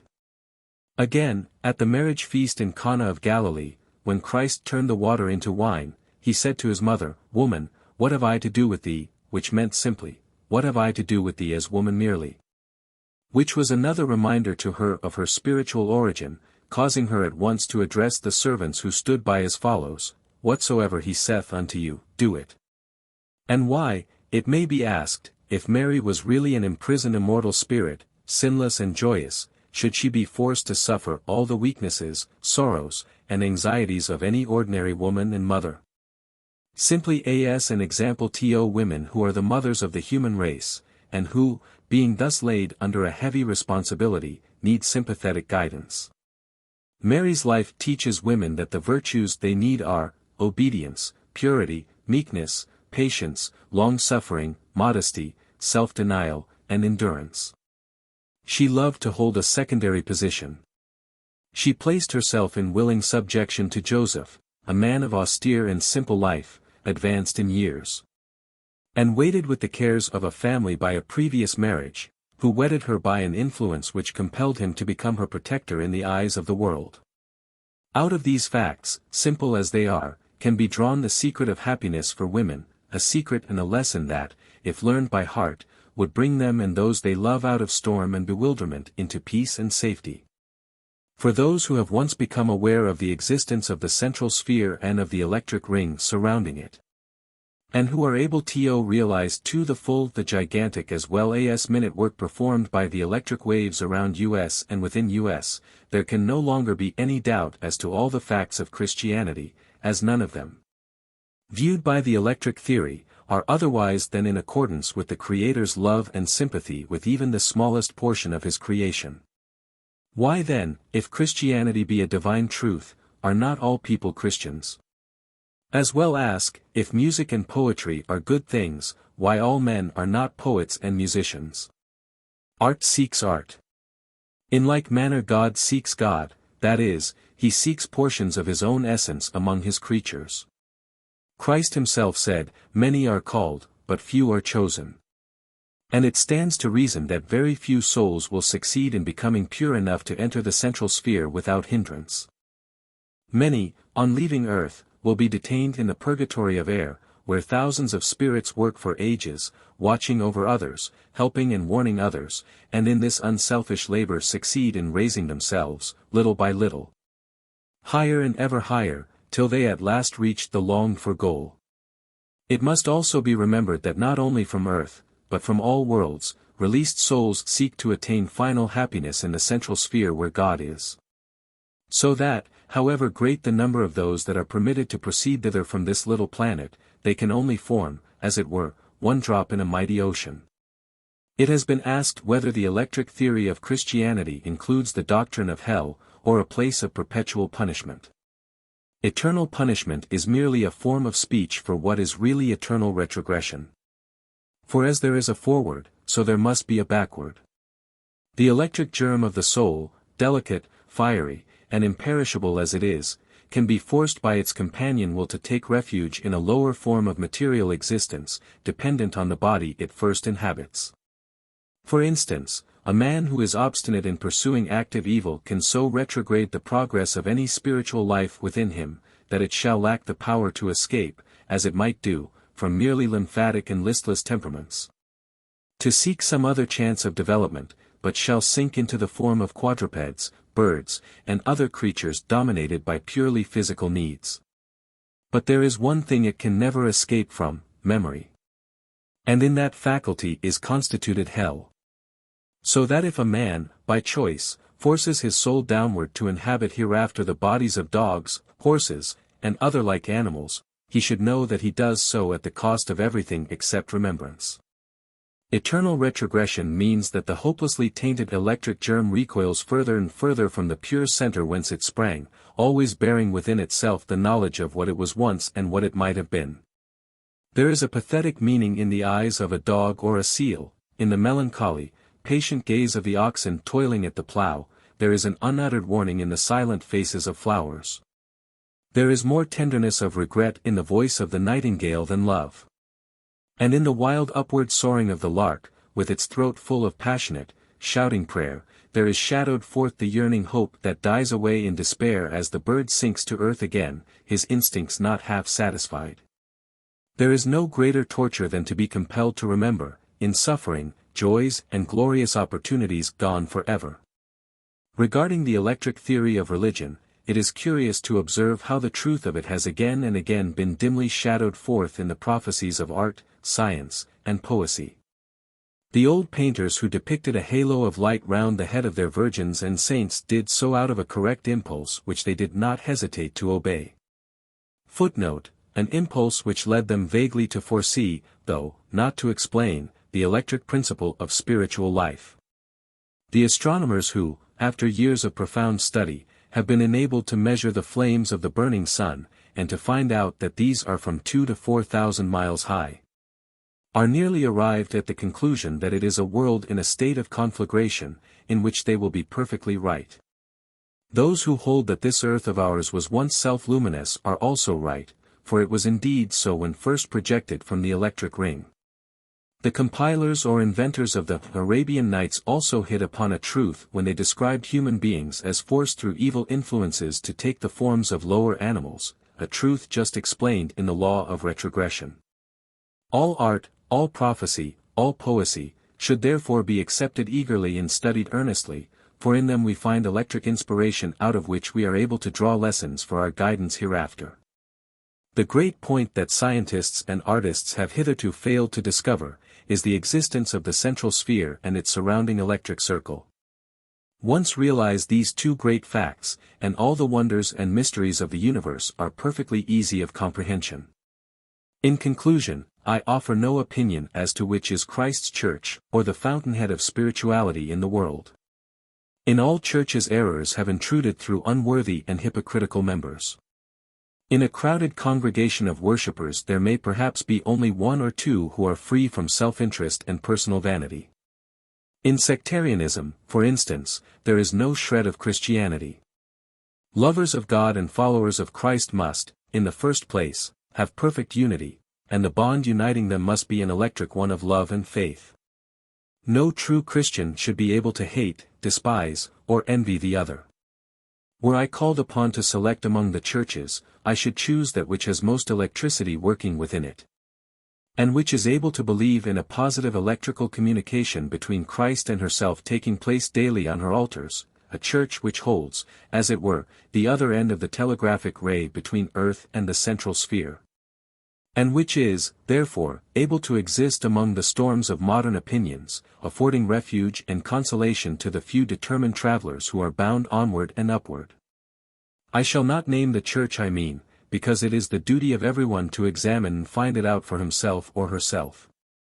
And even though this church instinctively works in the right direction, it is full of errors introduced by ignorant and unworthy members, errors which must be carefully examined and cast aside by degrees. But, as I said before, it is the only church which has principles of electricity within it, and is therefore destined to live, because electricity is life.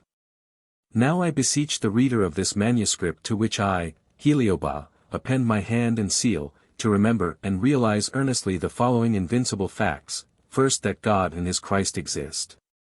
Secondly, that while the little paltry affairs of our temporal state are being built up as crazily as a child's house of cards, the huge central sphere revolves, and the electric ring, strong and indestructible, is ever at its work of production and reabsorption.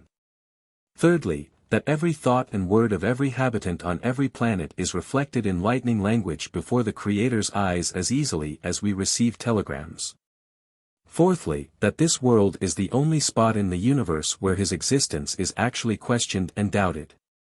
And the general spread of modern positivism, materialism and atheism is one of the most terrific and meaning signs of the times. The work of separating the wheat from the chaff is beginning. Those who love and believe in God and spiritual beauty are about to be placed on one side, the millions who worship self are drawing together in vast opposing ranks on the other. And the moment approaches which is prophesied to be, as the lightning that lighteneth out of the one part under heaven, and shineth even to the other part. In other words, the fiery whirlpool of the ring is nearly ready to absorb our planet in its vortex, and out of all who dwell upon its surface, how many shall reach the glorious central world of God? Of two men working in the same field, shall it not be as Christ foretold, the one shall be taken, and the other left? Friend, or pupil, reader, whoever thou art, take heed and foster thine own soul. For know that nothing can hinder the immortal germ within us from taking the form imposed upon it by our wills.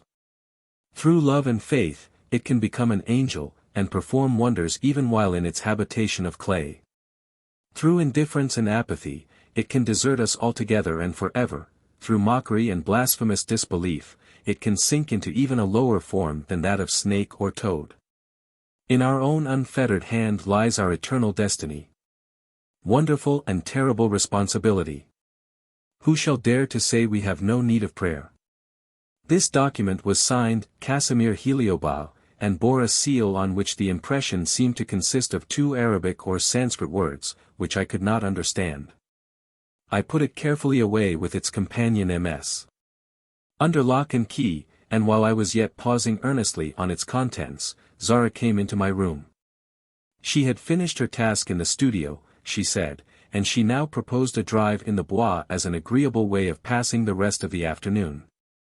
I want to be as long as possible in your company, she added, with a caressing sweetness in her manner, for now your friends have come to Paris, I expect you will soon be leaving us, so I must have as much of you as I can. My heart sank at the thought of parting from her, and I looked wistfully at her lovely face.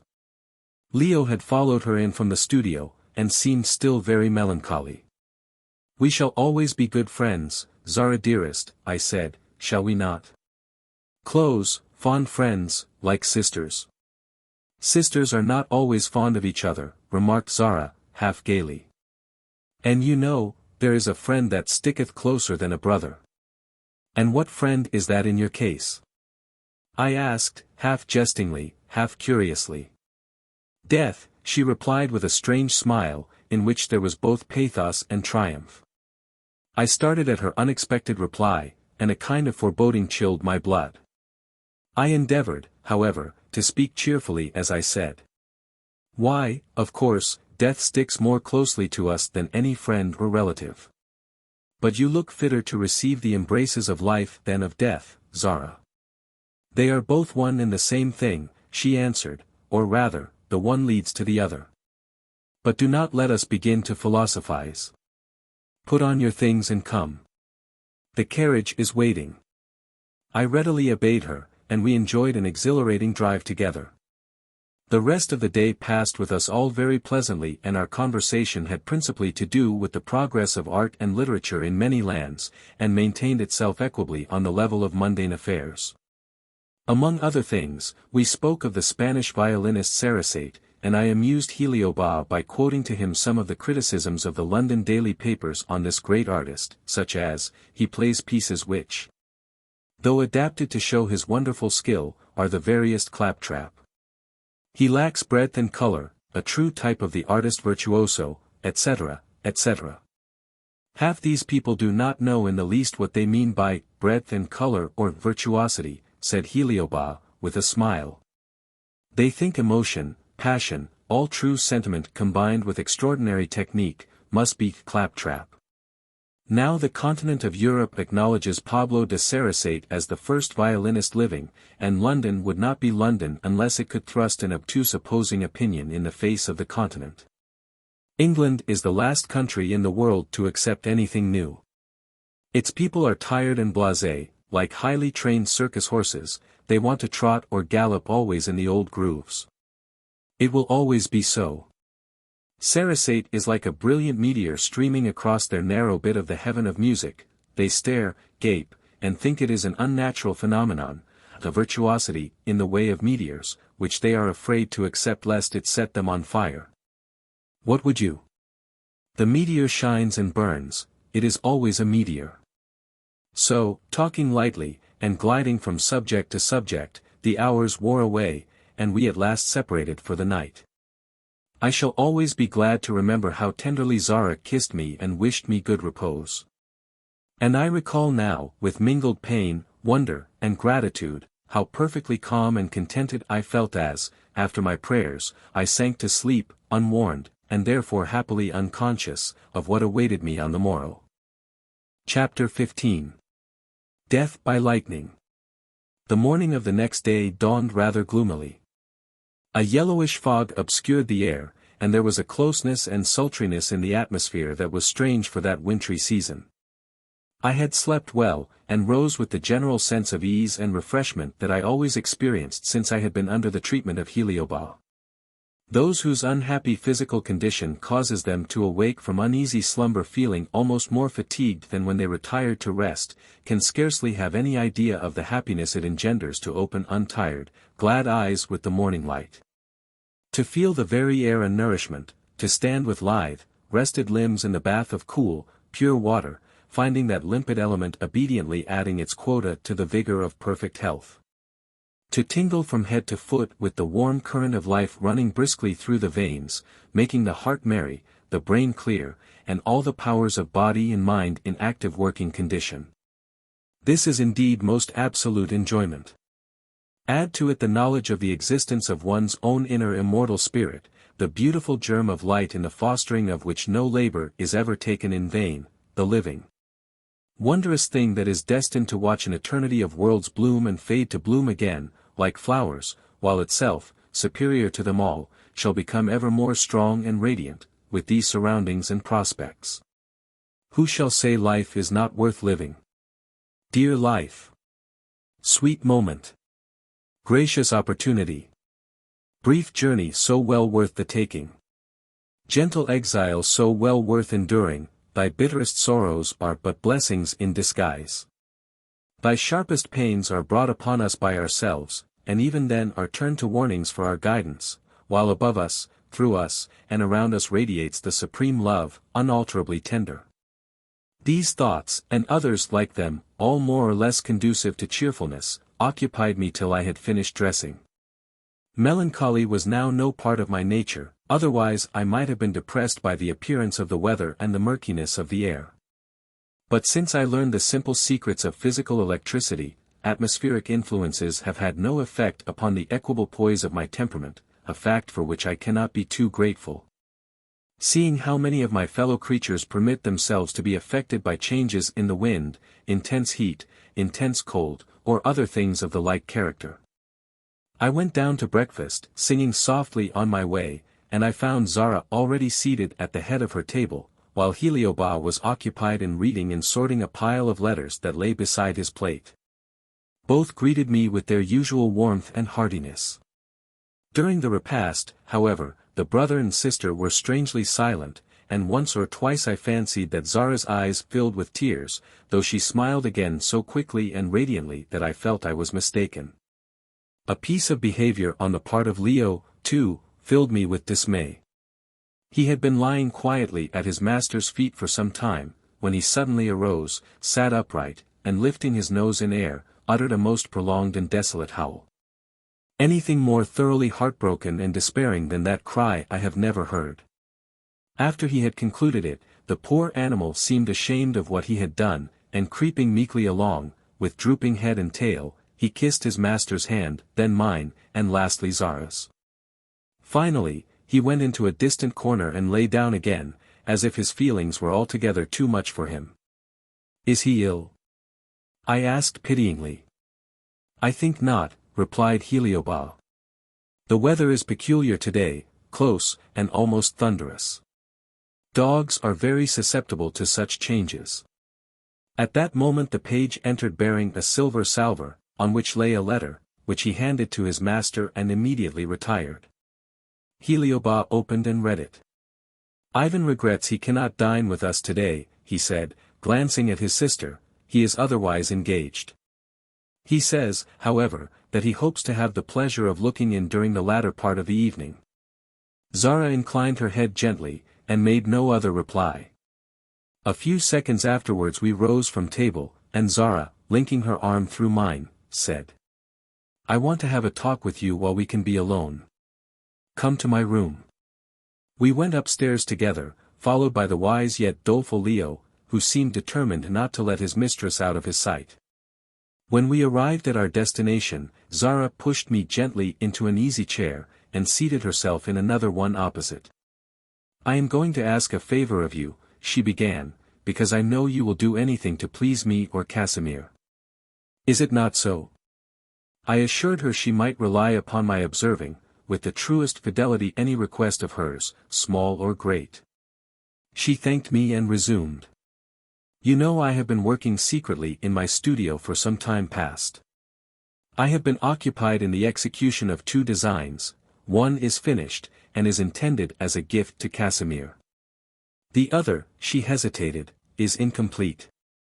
It is the colossal figure which was veiled when you first came in to see my little statue of evening. I made an attempt beyond my powers. In short, I cannot carry out the idea to my satisfaction. Now, dear, pay great attention to what I say. I have reason to believe that I shall be compelled to take a sudden journey. Promise me that when I am gone you will see that unfinished statue completely destroyed, utterly demolished." I could not answer her for a minute or two, I was so surprised by her words. "Going on a journey, Zara?" I said.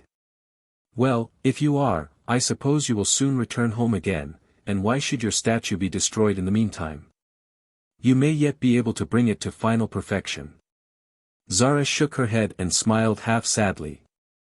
"I told you it was a favor I had to ask of you," she said, "and now you are unwilling to grant it." "I am not unwilling, believe me, dearest, I would do anything to please you," I assured her, "but it seems so strange to me that you should wish the result of your labor destroyed, simply because you are going on a journey."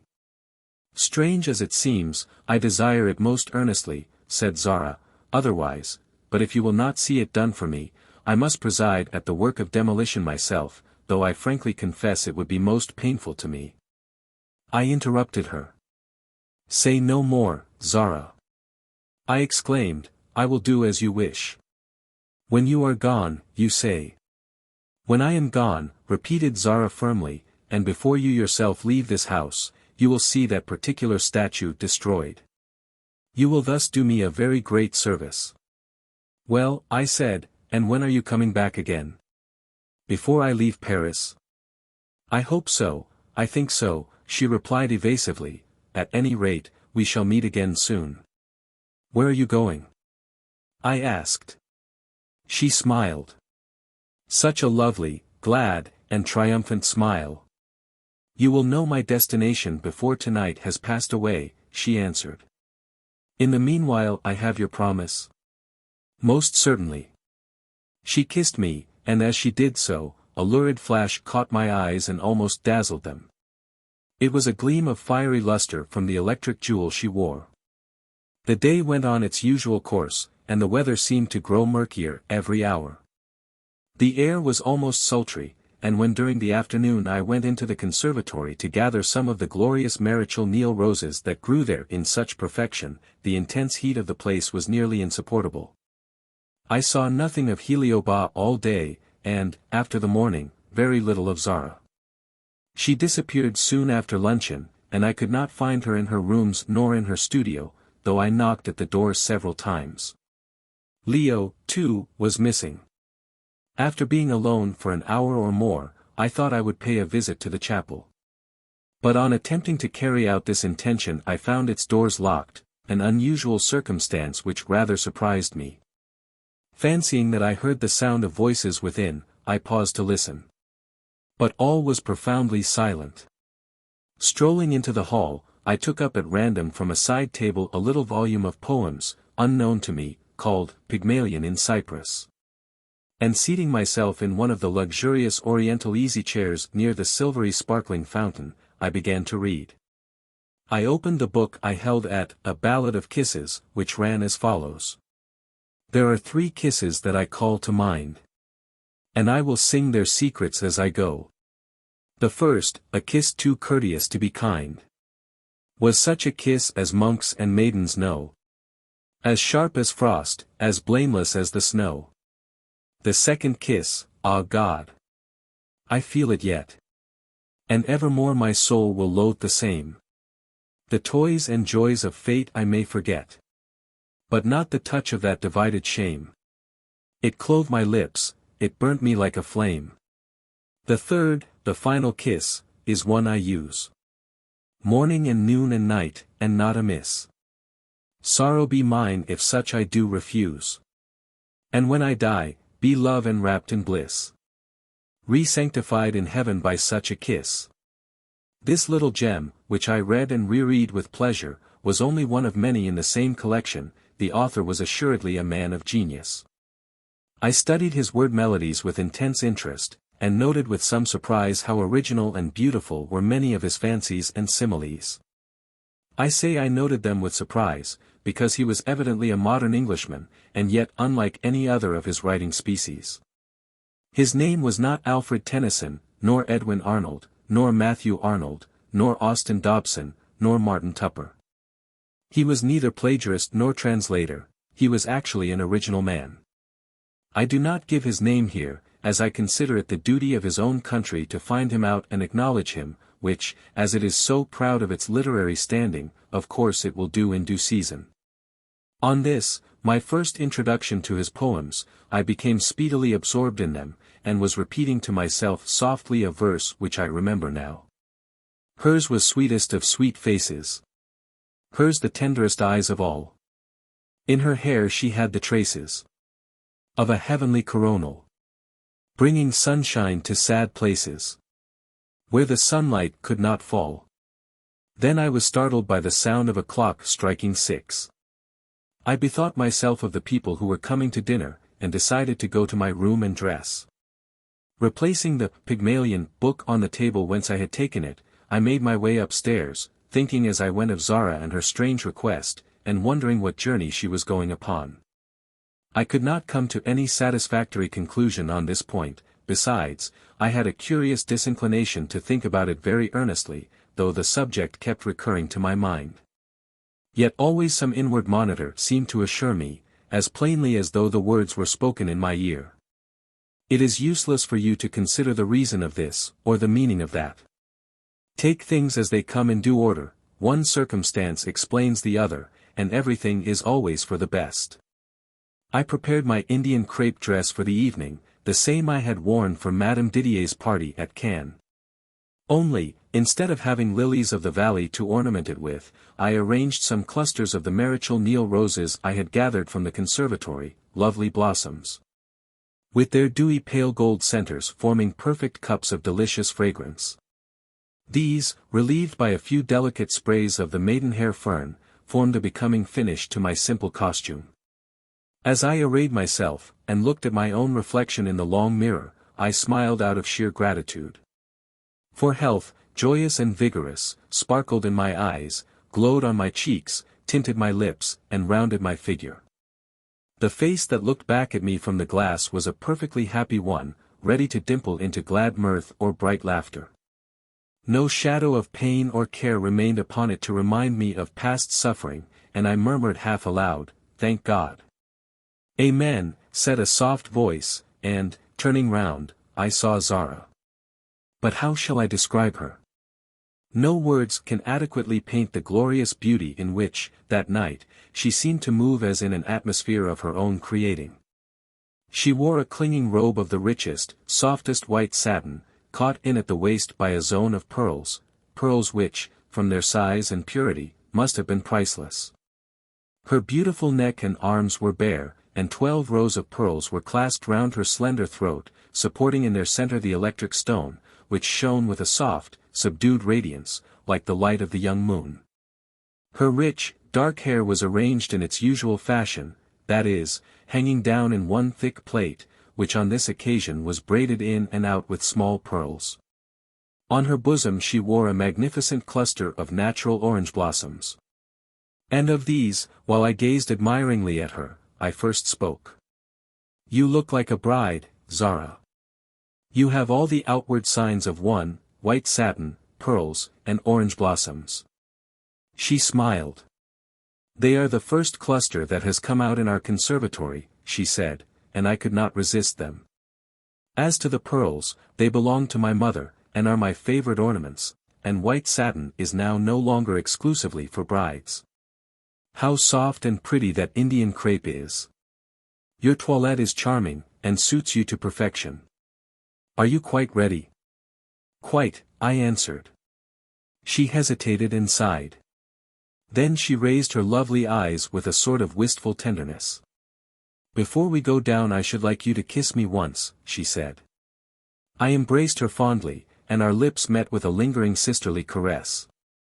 "You will never forget me, will you?" she asked almost anxiously, "never cease to think of me kindly?" "How fanciful you are tonight, Zara dear," I said. "As if I could forget you. I shall always think of you as the loveliest and sweetest woman in the world." "And when I am out of the world, what then?" she pursued. Remembering her spiritual sympathies, I answered at once. "Even then I shall know you to be one of the fairest of the angels. So you see, Zara darling, I shall always love you." "I think you will," she said meditatively, "you are one of us. But come. I hear voices downstairs. I think our expected guests have arrived, and we must be in the drawing room to receive them. Goodbye, little friend." And she again kissed me. "Goodbye." I repeated in astonishment, "Why, goodbye?" "Because it is my fancy to say the word," she replied with quiet firmness. Again, "Dear little friend, goodbye." I felt bewildered, but she would not give me time to utter another syllable. She took my hand and hurried me with her downstairs, and in another moment we were both in the drawing room, receiving and saying polite nothings to the Everards and Chaloner's, who had all arrived together, resplendent in evening costume. Amy Everard, I thought, looked a little tired and fagged, though she rejoiced in a superb arrangement, by worth of ruby velvet and salmon pink. But, though a perfect dress is consoling to most women, there are times when even that fails of its effect. And then worth ceases to loom before the feminine eye as a sort of demigod, but dwindles insignificantly to the level of a mere tailor, whose prices are ruinous. And this, I think, was the state of mind in which Mrs. Everard found herself that evening, or else she was a trifle jealous of Zara's harmonious grace and loveliness. Be this as it may, she was irritable, and whisperingly found fault with me for being in such good health. "You will have too much color if you don't take care," she said almost pettishly, "and nothing is so unfashionable." "I know," I replied with due meekness.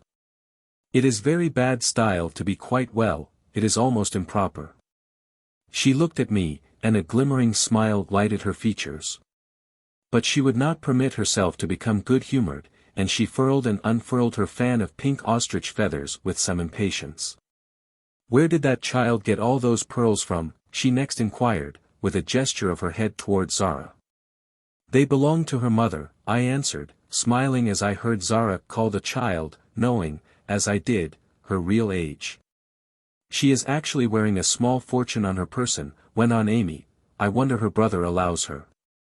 Girls never understand the value of things of that sort. They should be kept for her till she is old enough to appreciate them." I made no reply, I was absorbed in watching Heliobas, who at that moment entered the room accompanied by Father Paul.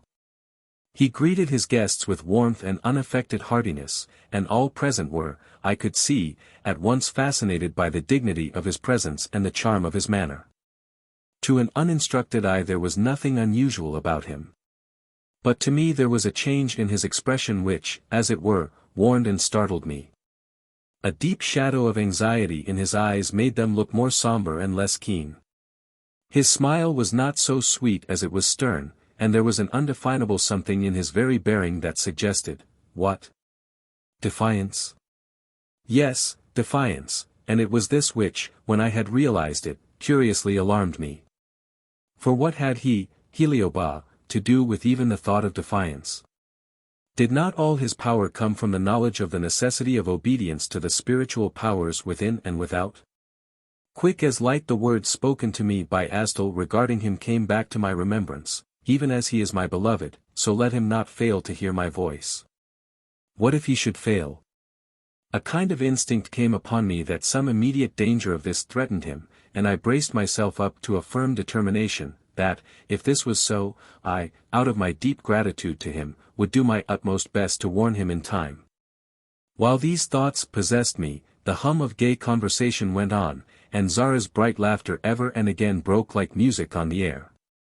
Father Paul, too, proved himself to be of quite a festive and jovial disposition, for he made himself agreeable to Mrs. Challoner and her daughters, and entertained them with the ease and bonhomie of an accomplished courtier and man of the world. Dinner was announced in the usual way, that is, with the sound of music played by the electric instrument devoted to that purpose, a performance which elicited much admiration from all the guests. Heliobas led the way into the dining room with Mrs. Everard. Colonel Everard followed, with Zara on one arm and the eldest Miss Challoner on the other. Mr. Challoner and myself came next, and Father Paul, with Mrs. Challoner and her other daughter Effie, brought up the rear. There was a universal murmur of surprise and delight as the dinner table came in view, and its arrangement was indeed a triumph of art. In the center was placed a large round of crystal in imitation of a lake, and on this apparently floated a beautiful gondola steered by the figure of a gondolier, both exquisitely wrought in fine Venetian glass. The gondolier was piled high with a cargo of roses, but the wonder of it all was, that the whole design was lit up by electricity. Electric sparkles, like drops of dew, shone on the leaves of the flowers. The gondola was lit from end to end with electric stars, which were reflected with prismatic brilliancy in the crystal below. The gondolier's long pole glittered with what appeared to be drops of water tinged by the moonlight, but which was really an electric wire, and in his cap flashed an electric diamond. The whole ornament scintillated and glowed like a marvelous piece of curiously contrived jewel work. And this was not all. Beside every guest at table a slender vase, shaped like a long-stemmed Nile lily, held roses and ferns, in which were hidden tiny electric stars, causing the blossoms to shine with a transparent and almost fairy-like luster. Four graceful youths, clad in the Armenian costume, stood waiting silently round the table till all present were seated, and then they commenced the business of serving the viands, with swift and noiseless dexterity. As soon as the soup was handed round, tongues were loosened, and the Challoners, who had been gazing at everything in almost open-mouthed astonishment, began to relieve their feelings by warm expressions of unqualified admiration. In which Colonel and Mrs. Everard were not slow to join. "I do say, and I will say, this beats all I've ever seen," said good Mrs. Challoner, as she bent to examine the glittering vase of flowers near her plate. "And this is real electric light? And is it perfectly harmless?" Heliobas smilingly assured her of the safety of his table decorations. "Electricity," he said, "though the most powerful of masters, is the most docile of slaves. It is capable of the smallest as well as of the greatest uses. It can give with equal certainty life or death, in fact, it is the keynote of creation." "Is that your theory, sir?" asked Colonel Everard.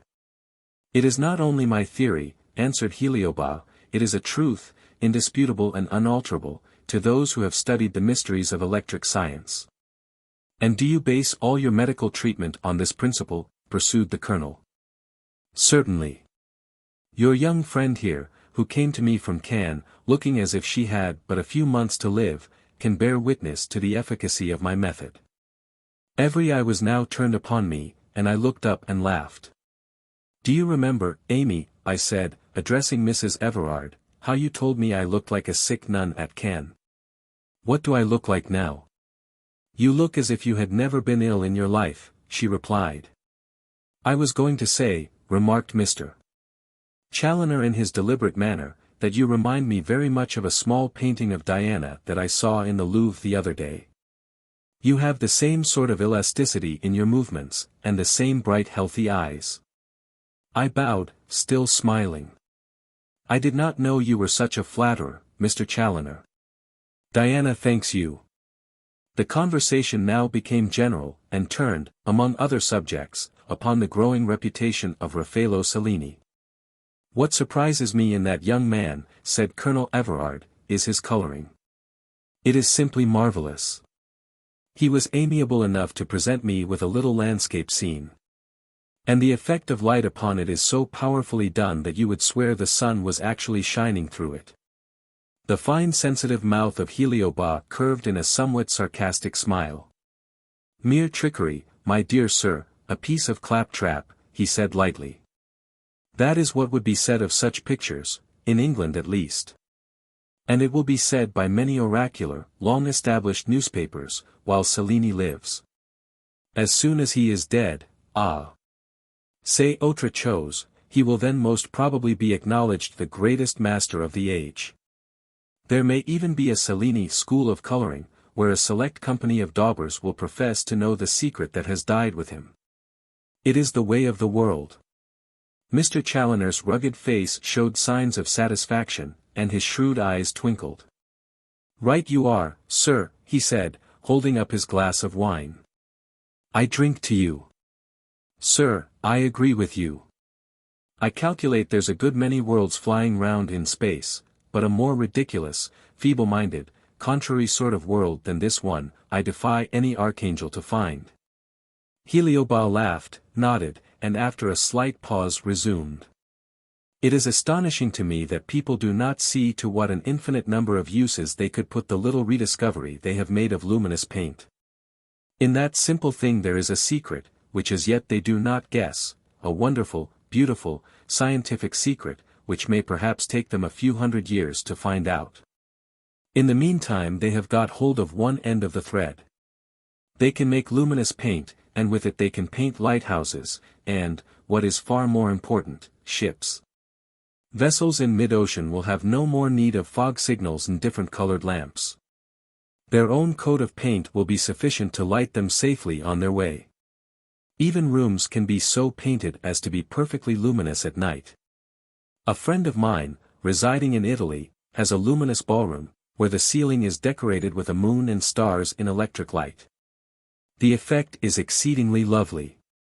And though people think a great deal of money must have been laid out upon it, it is perhaps the only great ballroom in Italy that has been really cheaply fitted up. But, as I said before, there is another secret behind the invention or discovery of luminous paint, a secret which, when once unveiled, will revolutionize all the schools of art in the world. Do you know this secret? Asked Mrs. Challoner. Yes, madam, perfectly. Then why don't you disclose it for the benefit of everybody? Demanded Challoner. Because, my dear young lady, no one would believe me if I did. The time is not yet ripe for it.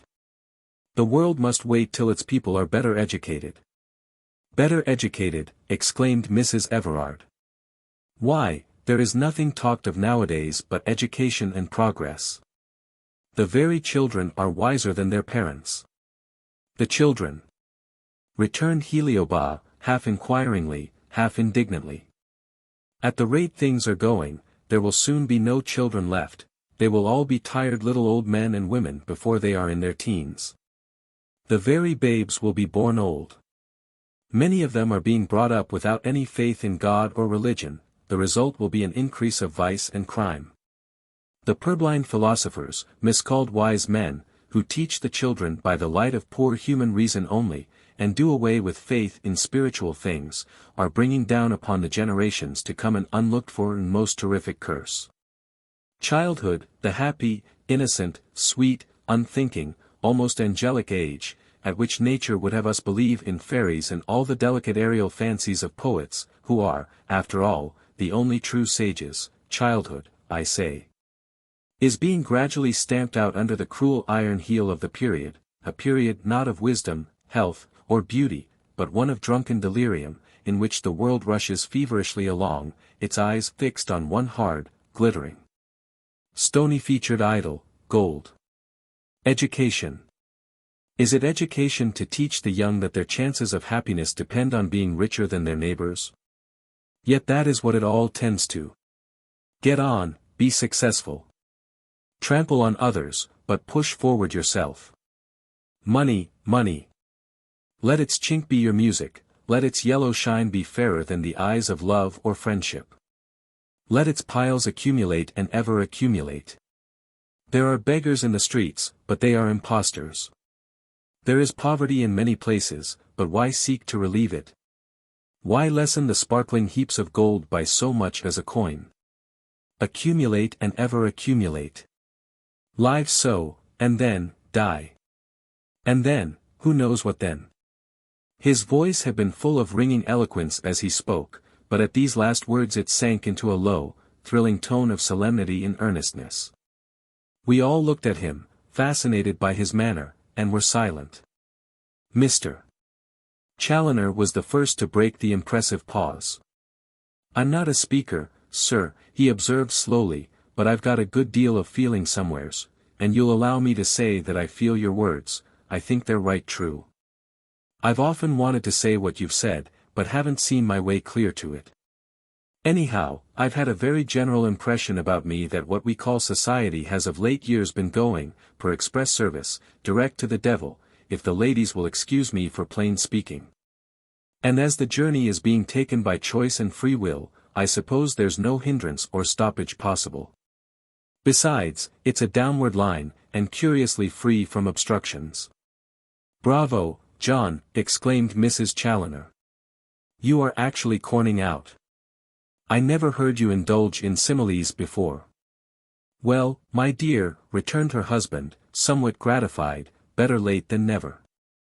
A simile is a good thing if it isn't overcrowded. For instance, Mr. Swinburne's similes are laid on too thick sometimes. There is a verse of his, which, with all my admiration for him, I never could quite fathom. It is where he earnestly desires to be as any leaf of any tree. Or, failing that, he wouldn't mind becoming as bones under the deep, sharp sea. I tried hard to see the point of that, but couldn't fix it." We all laughed. Zara, I thought, was especially merry, and looked her loveliest. She made an excellent hostess, and exerted herself to the utmost to charm, an effort in which she easily succeeded.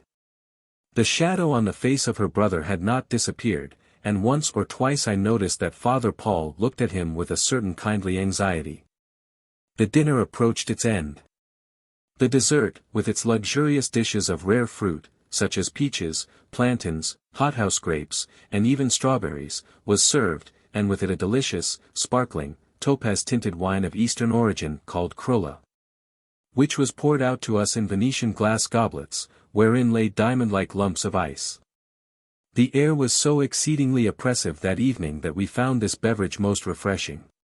When Zara's goblet was filled, she held it up smiling, and said, "I have a toast to propose." "Here, here," murmured the gentleman, Heliobas accepted. "To our next merry meeting," and as she said this she kissed the rim of the cup, and made a sign as though wafting it towards her brother. He started as if from a reverie, seized his glass, and drained off its contents to the last drop. Everyone responded with heartiness to Zara's toast, and then Colonel Everard proposed the health of the fair hostess, which was drunk with enthusiasm. After this Zara gave the signal, and all the ladies rose to adjourn to the drawing-room.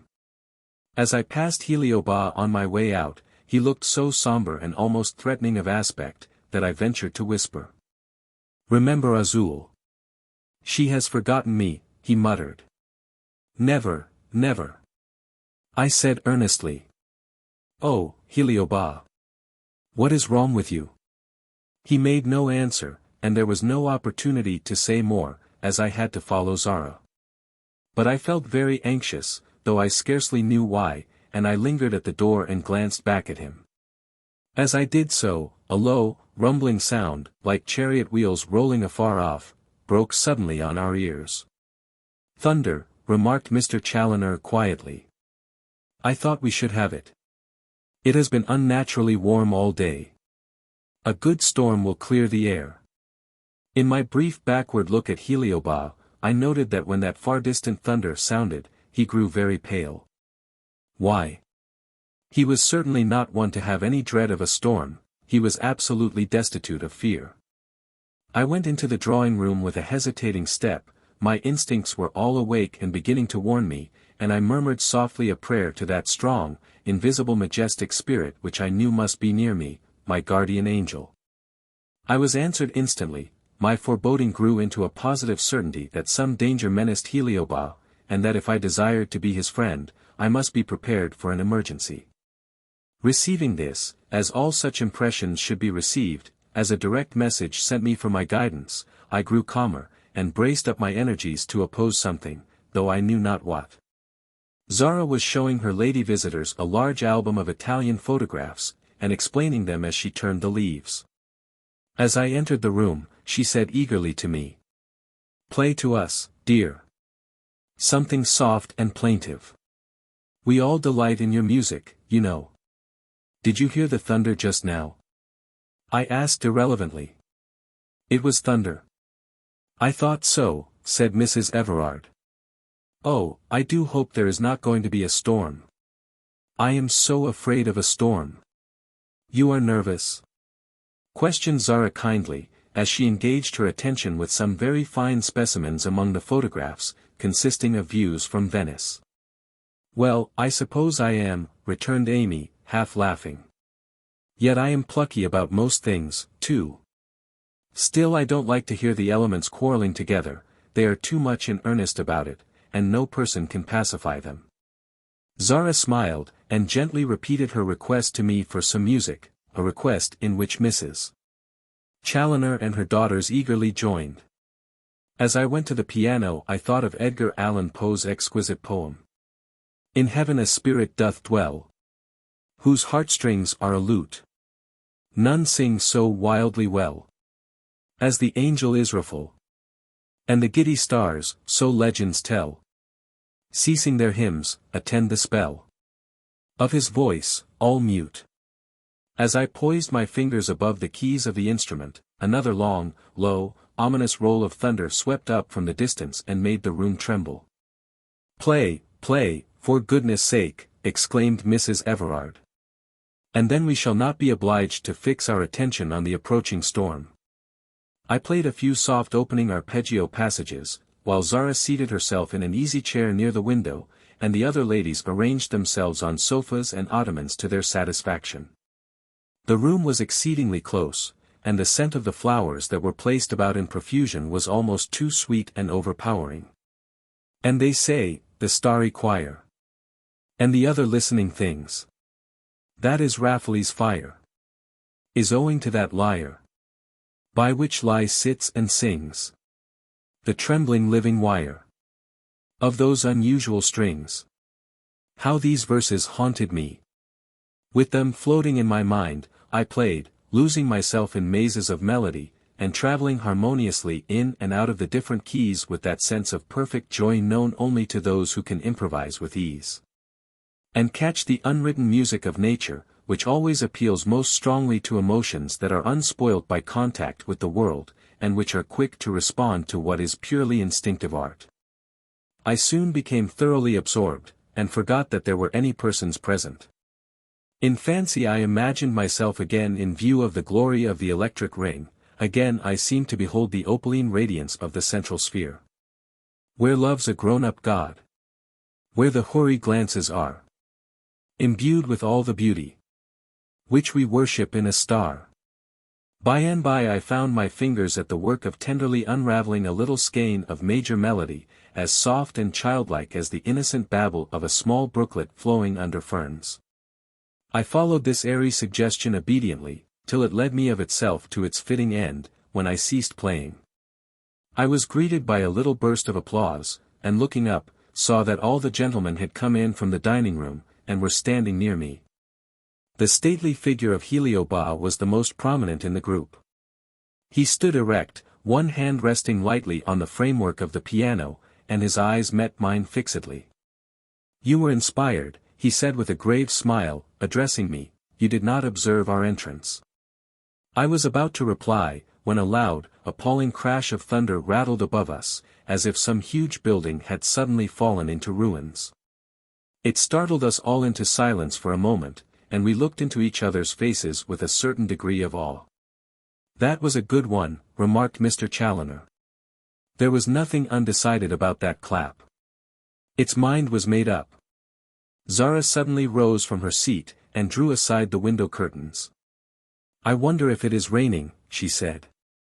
Amy Everard uttered a little shriek of dismay. "Oh, don't open the blinds," she exclaimed. "It is really dangerous."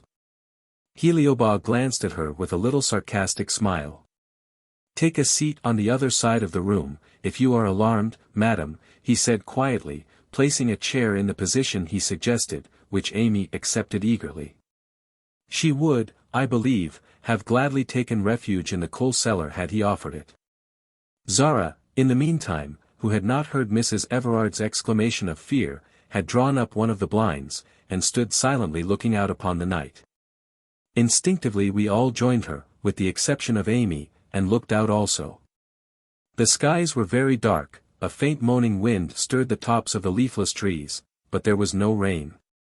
A dry volcanic heat pervaded the atmosphere. In fact we all felt the air so stifling, that Heliobas threw open the window altogether, saying, as he did so, "In a thunderstorm, it is safer to have the windows open than shut. Besides, one cannot suffocate." A brilliant glare of light flashed suddenly upon our vision. The heavens seemed torn open from end to end, and a broad lake of pale blue fire lay quivering in the heart of the mountainous black clouds, for a second only. An onrushing, ever-increasing, rattling roar of thunder ensued, that seemed to shake the very earth, and all was again darkness. "This is magnificent," cries Mrs. Challoner, who, with her family, had travelled a great deal, and was quite accustomed to hurricanes and other inconveniences caused by the unaccommodating behavior of the elements. "I don't think I ever saw anything like it, John dear. Even that storm we saw at Chamonix was not any better than this." "Well," returned her husband meditatively, "you see we had the snow mountains there, and the effect was pretty lively. Then there were the echoes, those cavernous echoes were grand. What was that passage in Job, Effie, that I used to say they reminded me of? 'The pillars of heaven tremble, and are astonished at his reproof.' The thunder of his power, who can understand?" replied Effie Challoner reverently. "That's it," he replied. "I opine that Job was pretty correct in his ideas, don't you, Reverend Sir?" turning to Father Paul. The priest nodded, and held up his finger warningly. "That lady, Mrs. Everard, is going to sing or play, I think," he observed. "Shall we not keep silence?" I looked towards Amy in some surprise. I knew she sang very prettily, but I had thought she was rendered too nervous by the storm to do aught but sit quiet in her chair. However, there she was at the piano, and in another moment her fresh, sweet mezzo-soprano rang softly through the room in Tosti's plaintive song, "Goodbye." We listened, but none of us moved from the open window where we still inhaled what air there was, and watched the lowering sky. "Hush!" A voice from the far away. "Listen and learn," it seems to say. "All the tomorrows shall be as today," sang Amy with pathetic sweetness. Zara suddenly moved, as if oppressed, from her position among us as we stood clustered together, and stepped out through the French window into the outside balcony, her head uncovered to the night. "You will catch cold." Mrs. Challoner and I both called to her simultaneously. She shook her head, smiling back at us, and folding her arms lightly on the stone balustrade, leaned there and looked up at the clouds. The link must break, and the lamp must die. Goodbye to hope. Goodbye, goodbye. Amy's voice was a peculiarly thrilling one, and on this occasion sounded with more than its usual tenderness. What with her singing and the invisible presence of the storm, an utter silence possessed us, not one of us cared to move. Heliobas once stepped to his sister's side in the open balcony, and said something, as I thought, to warn her against taking cold, but it was a very brief whisper, and he almost immediately returned to his place amongst us. Zara looked very lovely out there. The light coming from the interior of the room glistened softly on the sheen of her satin dress and its ornaments of pearls, and the electric stone on her bosom shone faintly, like a star on a rainy evening. Her beautiful face, turned upwards to the angry sky, was half in light and half in shade, a smile parted her lips, and her eyes were bright with a look of interest and expectancy. Another sudden glare, and the clouds were again broken asunder. But this time in a jagged and hasty manner, as though a naked sword had been thrust through them and immediately withdrawn. "That was a nasty flash," said Colonel Everard, with an observant glance at the lovely Juliet-like figure on the balcony. "Mademoiselle, had you not better come in?" "When it begins to rain I will come in," she said, without changing her posture. "I hear the singing so well out here. Besides, I love the storm." A tumultuous crash of thunder, tremendous for its uproar and the length of time it was prolonged, made us look at each other again with anxious faces. "What are we waiting for? Oh, my heart! Kiss me straight on the brows and part. Again. Again, my heart, my heart. What are we waiting for, you and I?" A pleading look, a stifled cry. "Goodbye forever, dash." Horror! What was that? A lithe swift serpent of fire twisting venomously through the dark heavens. Zara raised her arms, looked up, smiled, and fell, senseless. With such appalling suddenness that we had scarcely recovered from the blinding terror of that forked lightning flash, when we saw her lying prone before us on the balcony where one instant before she had stood erect and smiling. With exclamations of alarm and distress we lifted and bore her within the room and laid her tenderly down upon the nearest sofa. At that moment a deafening, terrific thunderclap, one only, as if a huge bombshell had burst in the air, shook the ground under our feet, and then with a swish and swirl of long pent-up and suddenly released wrath, down came the rain. Amy's voice died away in a last "goodbye," and she rushed from the piano, with pale face and trembling lips, gasping out.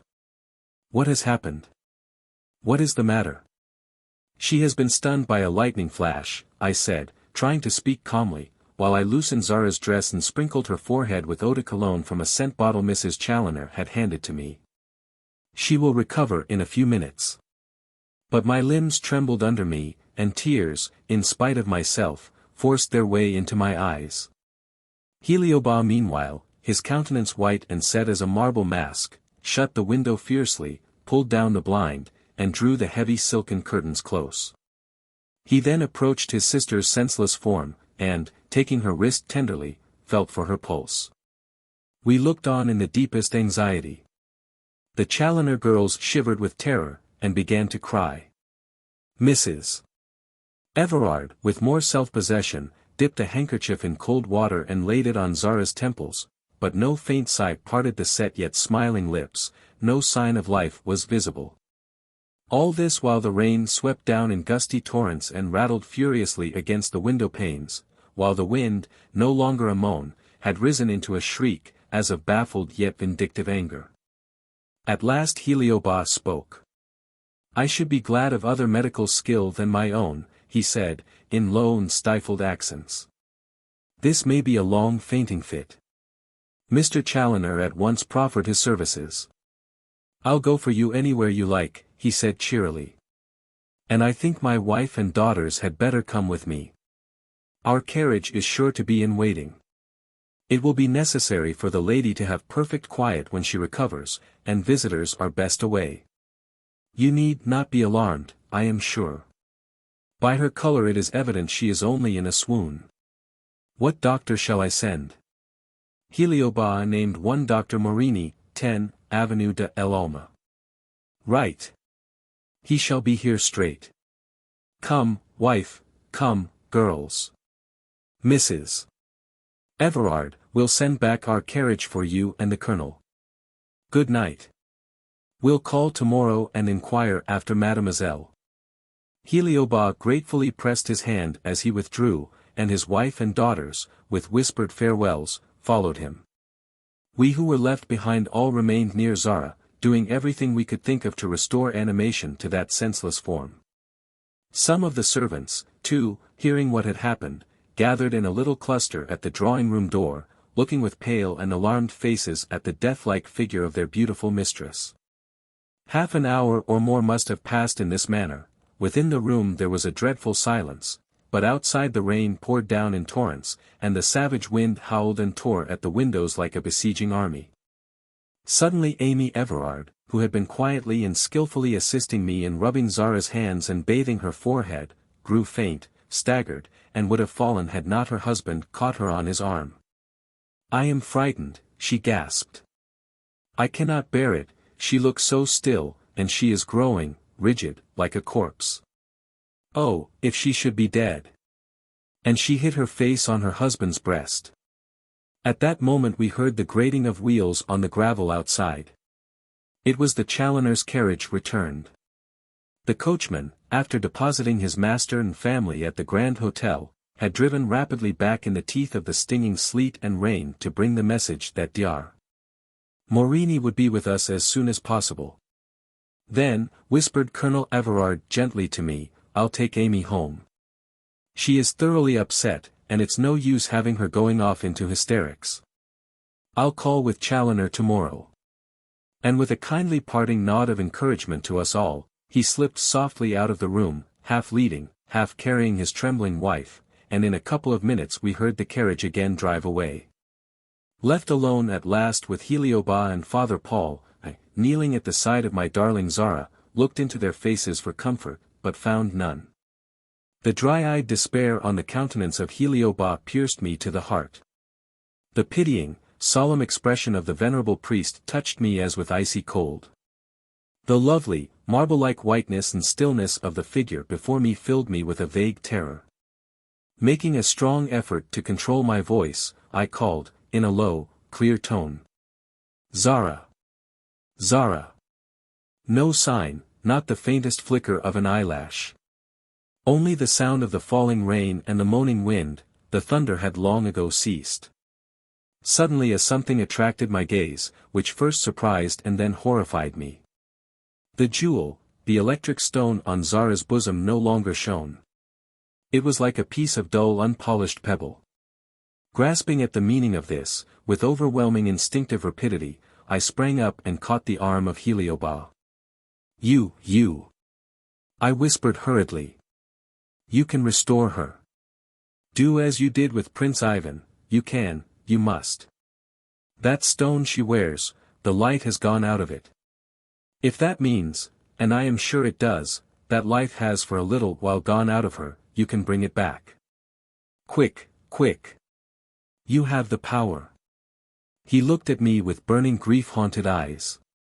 And a sigh that was almost a groan escaped his lips. I have no power, he said. Not over her. I told you she was dominated by a higher force than mine. What can I do? Nothing, worse than nothing, I am utterly helpless. I stared at him in a kind of desperate horror. Do you mean to tell me, I said slowly, that she is dead, really dead? He was about to answer, when one of the watching servants announced in a low tone, Dr. Morini. The newcomer was a wiry, keen-eyed little Italian, his movements were quick, decisive, and all to the point of action. The first thing he did was to scatter the little group of servants right and left, and send them about their business. The next, to close the doors of the room against all intrusion. He then came straight up to Heliobas, and pressing his hand in a friendly manner, said briefly. How and when did this happen? Heliobas told him in as few words as possible. Dr. Morini then bent over Zara's lifeless form, and examined her features attentively. He laid his car against her heart and listened. Finally, he caught sight of the round, lusterless pebble hanging at her neck suspended by its strings of pearls. Very gently he moved this aside, looked, and beckoned us to come and look also. Exactly on the spot where the electric stone had rested, a small circular mark, like a black bruise, tainted the fair soft skin, a mark no larger than a small finger ring. "Death by electricity," said Dr. Morini quietly. "Must have been instantaneous. The lightning flash, or downward electric current, lodged itself here, where this mark is, and passed directly through the heart. Perfectly painless, but of course fatal. She has been dead some time." And, replacing the stone ornament in its former position, he stepped back with a suggestive glance at Father Paul. I listened and saw, but I was in a state of stupefaction. Dead? My beautiful, gay, strong Zara dead? Impossible. I knelt beside her. I called her again and again by every endearing and tender name I could think of. I kissed her sweet lips. Oh, they were cold as ice, and chilled my blood. As one in a dream, I saw Heliobas advance. He kissed her forehead and mouth. He reverently unclasped the pearls from about her throat, and with them took off the electric stone. Then Father Paul stepped slowly forward, and in place of that once brilliant gem, now so dim and destitute of fire, he laid a crucifix upon the fair and gentle breast, motionless forever. At sight of this sacred symbol, some tense chord seemed to snap in my brain, and I cried out wildly. Oh, no, no. Not that. That is for the dead. Zara is not dead. It is all a mistake, a mistake. She will be quite well presently. And she will smile and tell you how foolish you were to think her dead. Dead? She cannot be dead, it is impossible, quite impossible. And I broke into a passion of sobs and tears. Very gently and kindly Dr. Morini drew me away, and by dint of friendly persuasion, in which there was also a good deal of firm determination, led me into the hall, where he made me swallow a glass of wine. As I could not control my sobs, he spoke with some sternness. Mademoiselle, you can do no good by giving way in this manner. Death is a very beautiful and solemn thing, and it is irreverent to show unseemly passion in such a great presence. You loved your friend, let it be a comfort to you that she died painlessly. Control yourself, in order to assist in rendering her the last few gentle services necessary. And try to console the desolate brother, who looks in real need of encouragement. These last words roused me. I forced back my tears, and dried my eyes. I will, Dr. Morini, I said, in a trembling voice. I am ashamed to be so weak. I know what I ought to do, and I will do it. You may trust me. He looked at me approvingly. That is well, he said briefly.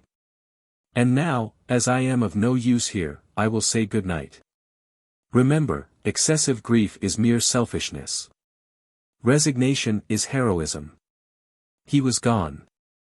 I nerved myself to the task I had before me, and within an hour the fair casket of what had been Zara lay on an open bier in the little chapel, lights burning round it, and flowers strewn above it in mournful profusion.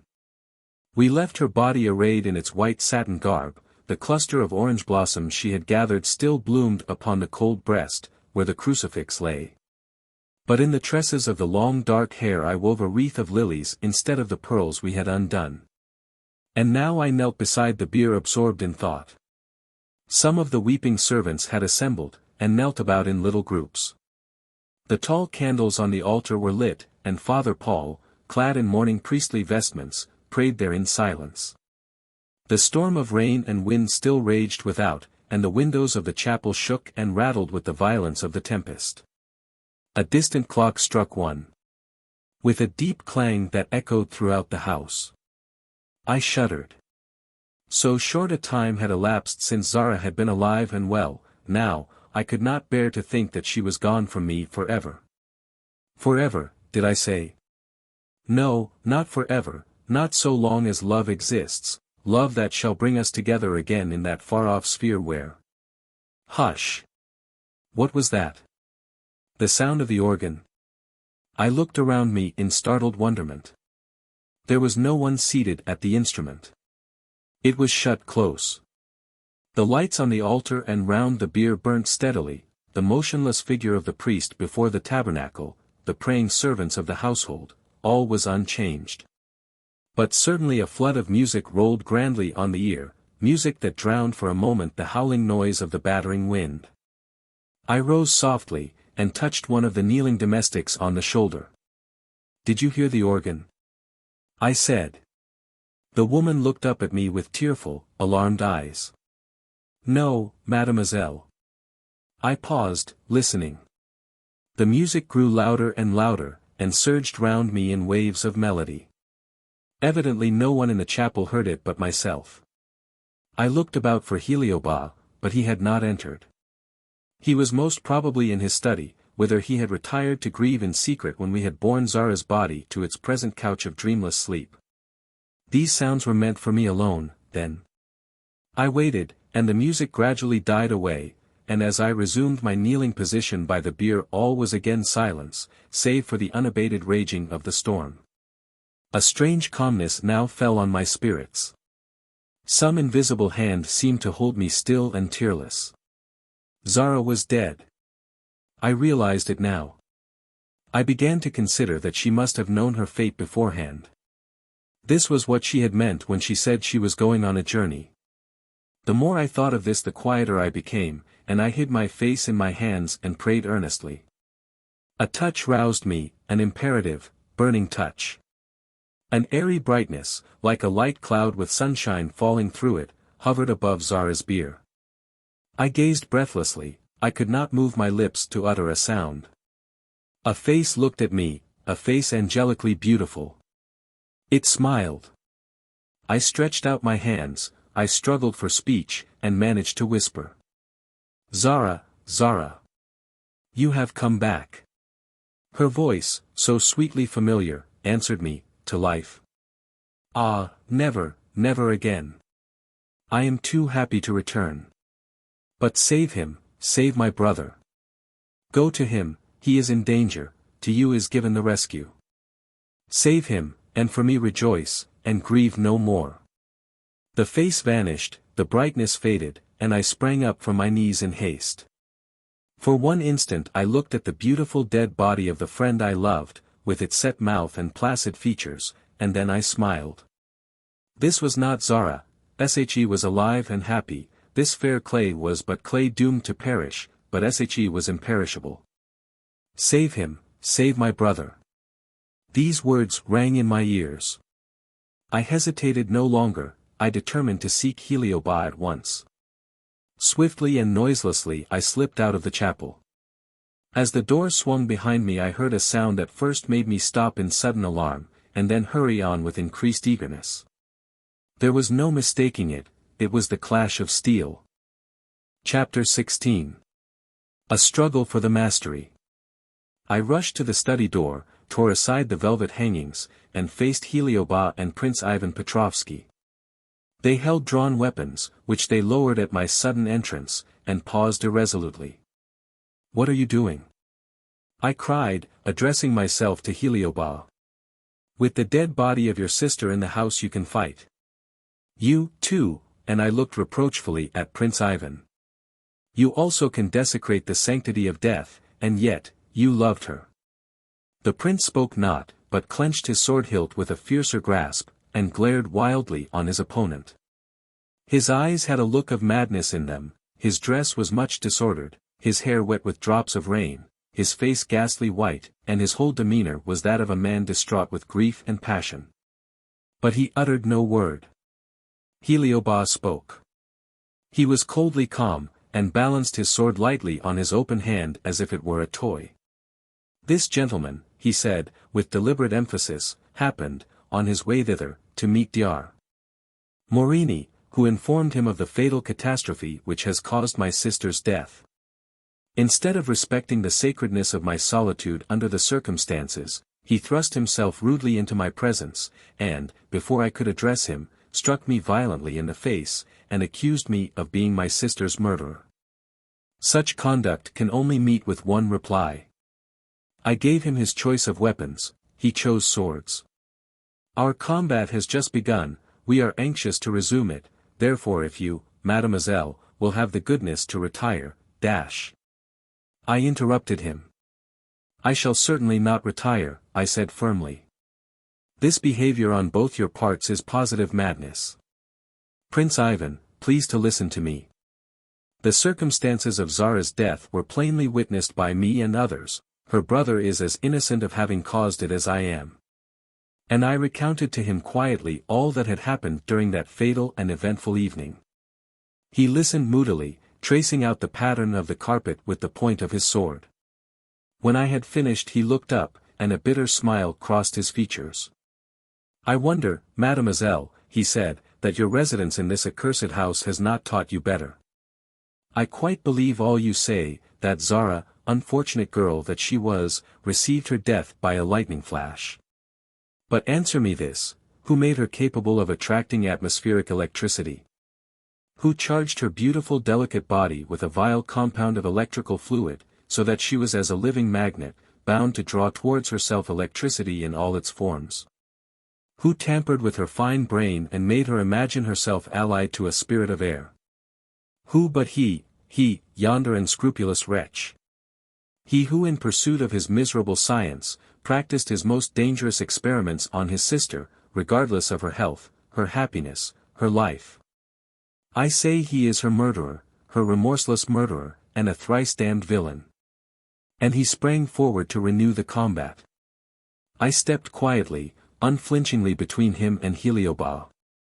Stop! I exclaimed, this cannot go on. Zara herself forbids it. The prince paused, and looked at me in a sort of stupefaction. Zara forbids it, he muttered. What do you mean? I mean, I went on, that I have seen Zara since her death, I have spoken to her. She herself sent me here.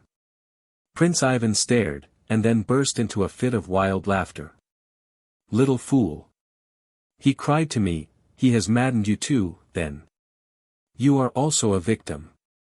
Miserable girl! Out of my path! Revenge, revenge! While I am yet sane. Then pushing me roughly aside, he cast away his sword, and shouted to Heliobas. Hand to hand, villain! No more of these toy weapons. Hand to hand. Heliobas instantly threw down his sword also, and rushing forward simultaneously, they closed together in savage conflict. Heliobas was the taller and more powerful of the two, but Prince Ivan seemed imbued with the spirit of 100 devils, and sprang at his opponent's throat with the silent breathless ferocity of a tiger. At first Heliobas appeared to be simply on the defensive, and his agile, skillful movements were all used to parry and ward off the other's grappling eagerness. But as I watched the struggle, myself speechless and powerless, I saw his face change. Instead of its calm and almost indifferent expression, there came a look which was completely foreign to it, a look of savage determination bordering on positive cruelty. In a moment I saw what was taking place in his mind. The animal passions of the mere man were aroused, the spiritual force was utterly forgotten. The excitement of the contest was beginning to tell, and the desire of victory was dominant in the breast of him whose ideas were generally, and should have been now, those of patient endurance and large generosity. The fight grew closer, hotter, and more terrible.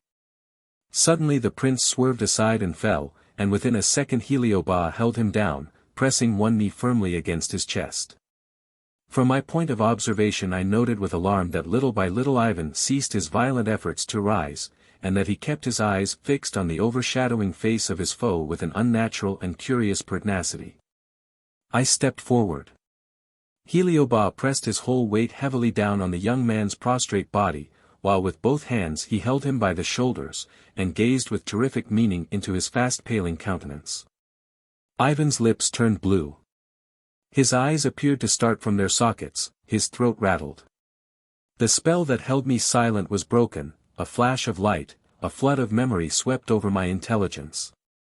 I knew that Heliobas was exciting the whole battery of his inner electric force, and that thus employed for the purposes of vengeance, it must infallibly cause death. I found my speech at last. Heliobas. I cried, remember, remember Azul. When death lies like a gift in your hand, withhold it. Withhold it, Heliobas, and give life instead. He started at the sound of my voice, and looked up. A strong shudder shook his frame. Very slowly, very reluctantly, he relaxed his position. He rose from his kneeling posture on the prince's breast, he left him and stood upright. Ivan at the same moment heaved a deep sigh, and closed his eyes, apparently insensible.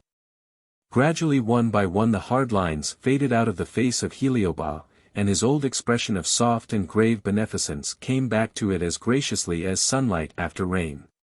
He turned to me, and bent his head in a sort of reverential salutation. I thank and bless you, he said, you reminded me in time. Another moment and it would have been too late. You have saved me. Give him his life, I said, pointing to Ivan. He has it, returned Heliobas, I have not taken it from him, thank God. He provoked me, I regret it. I should have been more patient with him. He will revive immediately. I leave him to your care. In dealing with him, I ought to have remembered that human passion like his, unguided by spiritual knowledge, was to be met with pity and forbearance. As it is, however, he is safe.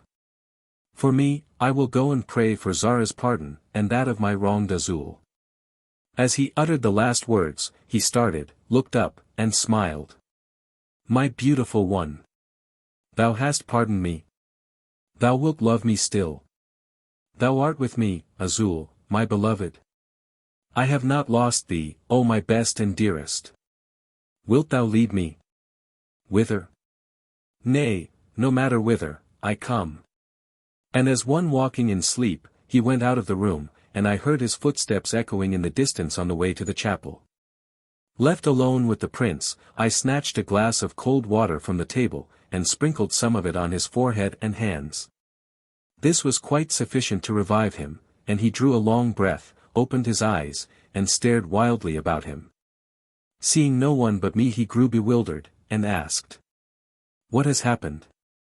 Then catching sight of the drawn swords lying still on the ground where they had been thrown, he sprang to his feet, and cried, "Where is the coward and murderer?" I made him sit down and hear with patience what I had to say. I reminded him that Zara's health and happiness had always been perfect, and that her brother would rather have slain himself than her. I told him plainly that Zara had expected her death, and had prepared for it, had even bade me goodbye, although then I had not understood the meaning of her words. I recalled to his mind the day when Zara had used her power to repulse him. "Disbelieve as you will in electric spiritual force," I said. "Your message to her then through me was, tell her I have seen her lover." At these words a somber shadow flitted over the prince's face. "I tell you," he said slowly, "that I believe I was on that occasion the victim of an hallucination. But I will explain to you what I saw. A superb figure, like, and yet unlike, a man, but of a much larger and grander form, appeared to me, as I thought, and spoke. 'Zara is mine,' it said, 'mine by choice, mine by free will, mine till death, mine after death, mine through eternity. With her thou hast naught in common, thy way lies elsewhere. Follow the path allotted to thee, and presume no more upon an angel's patience.' Then this strange majestic-looking creature, whose face, as I remember it, was extraordinarily beautiful, and whose eyes were like self-luminous stars, vanished. But, after all, what of it? The whole thing was a dream."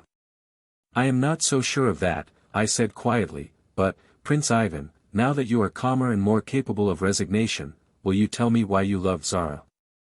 "Why?" he broke out impetuously. "Why, because it was impossible to help loving her." "That is no answer," I replied. "Think. You can reason well if you like, I have heard you hold your own in an argument. What made you love Zara?" He looked at me in a sort of impatient surprise, but seeing I was very much in earnest, he pondered a minute or so before replying. She was the loveliest woman I have ever seen. He said at last, and in his voice there was a sound of yearning and regret. Is that all? I queried, with a gesture of contempt. Because her body was beautiful, because she had sweet kissing lips and a soft skin. Because her hand was like a white flower, and her dark hair clustering over her brow reminded one of a misty evening cloud hiding moonlight. Because the glance of her glorious eyes made the blood leap through your veins and sting you with passionate desire, are these the reasons of your so-called love? Oh, give it some other and lower name. For the worms shall feed on the fair flesh that won your admiration, their wet and slimy bodies shall trail across the round white arms and tender bosom, unsightly things shall crawl among the tresses of the glossy hair. And nothing, nothing shall remain of what you loved, but dust. Prince Ivan, you shudder, but I too loved Zara. I loved her, not the perishable casket in which, like a jewel, she was for a time enshrined. I love her still, and for the being I love there is no such thing as death. The prince was silent, and seemed touched. I had spoken with real feeling, and tears of emotion stood in my eyes. I loved her as a man generally loves, he said, after a little pause. Nay, more than most men love most women. Most men are too often selfish in both their loves and hatreds, I returned. Tell me if there was anything in Zara's mind and intelligence to attract you. Did you sympathize in her pursuits, did you admire her tastes, had you any ideas in common with her? No, I confess I had not, he answered readily. I considered her to be entirely a victim to her brother's scientific experiments. I thought, by making her my wife, to release her from such tyranny and give her rescue and refuge. To this end I found out all I could from him. He approached the name of Heliobas with reluctance, and I made up my mind that her delicate imagination had been morbidly excited. But that marriage and a life like that led by other women would bring her to a more healthy state of mind. I smiled with a little scorn. Your presumption was almost greater than your folly, Prince, I said, that with such ideas as these in your mind you could dream of winning Zara for a wife. Do you think she could have led a life like that of other women? A frivolous round of gaiety, a few fine dresses and jewels, small talk, society scandal, stale compliments, you think such things would have suited her? And would she have contented herself with a love like yours? Come. Come and see how well she has escaped you. And I beckoned him towards the door. He hesitated. Where would you take me? He asked. To the chapel. Zara's body lies there. He shuddered. No, no, not there. I cannot bear to look upon her perished loveliness, to see that face, once so animated, white and rigid. Death in such a form is too horrible. And he covered his eyes with his hand. I saw tears slowly drop through his fingers. I gazed at him, half in wonder, half in pity. And yet you are a brave man, I said. These words roused him. He met my gaze with such a haggard look of woe that my heart ached for him. What comfort had he now? What joy could he ever expect? All his happiness was centered in the fact of being alive, alive to the pleasures of living, and to the joys the world could offer to a man who was strong, handsome, rich, and accomplished. How could he look upon death as otherwise than a loathsome thing, a thing not to be thought of in the heyday of youthful blood and jollity, a doleful spectre, in whose bony hands the roses of love must fall and wither? With a sense of deep commiseration in me, I spoke again with great gentleness. You need not look upon Zara's corpse unless you wish it, Prince, I said. To you, the mysteries of the hereafter have not been unlocked, because there is something in your nature that cannot and will not believe in God. Therefore to you, death must be repellent. I know you are one of those for whom the present alone exists. You easily forget the past, and take no trouble for the future. Paris is your heaven, or St. Petersburg, or Vienna, as the fancy takes you. And the modern atheistical doctrines of French demoralization are in your blood. Nothing but a heaven-sent miracle could make you other than you are, and miracles do not exist for the materialist. But let me say 2 words more before you go from this house. Seek no more to avenge yourself for your love disappointment on Heliobas, for you have really nothing to avenge. By your own confession you only cared for Zara's body, that body was always perishable, and it has perished by a sudden but natural catastrophe. With her soul, you declare you had nothing in common, that was herself, and she is alive to us who love her as she sought to be loved. Heliobas is innocent of having slain her body.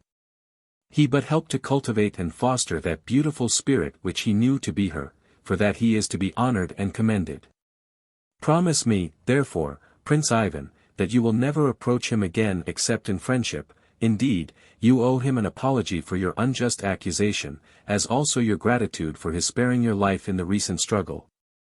The prince kept his eyes steadily fixed upon me all the time I was speaking, and as I finished, he sighed and moved restlessly. Your words are compelling, mademoiselle, he said, and you have a strange attraction for me. I know I am not wrong in thinking that you are a disciple of Heliobas, whose science I admit, though I doubt his theories. I promise you willingly what you ask, nay, I will even offer him my hand if he will accept it. Overjoyed at my success, I answered, he is in the chapel, but I will fetch him here. Over the prince's face a shadow of doubt, mingled with dread, passed swiftly, and he seemed to be forming a resolve in his own mind which was more or less distasteful to him. Whatever the feeling was, he conquered it by a strong effort, and said with firmness, "No, I will go to him myself. And I will look again upon the face I loved. It is but one pang the more, and why should I not endure it?" Seeing him thus inclined, I made no effort to dissuade him, and without another word I led the way to the chapel. I entered it reverently, he following me closely, with slow hushed footsteps.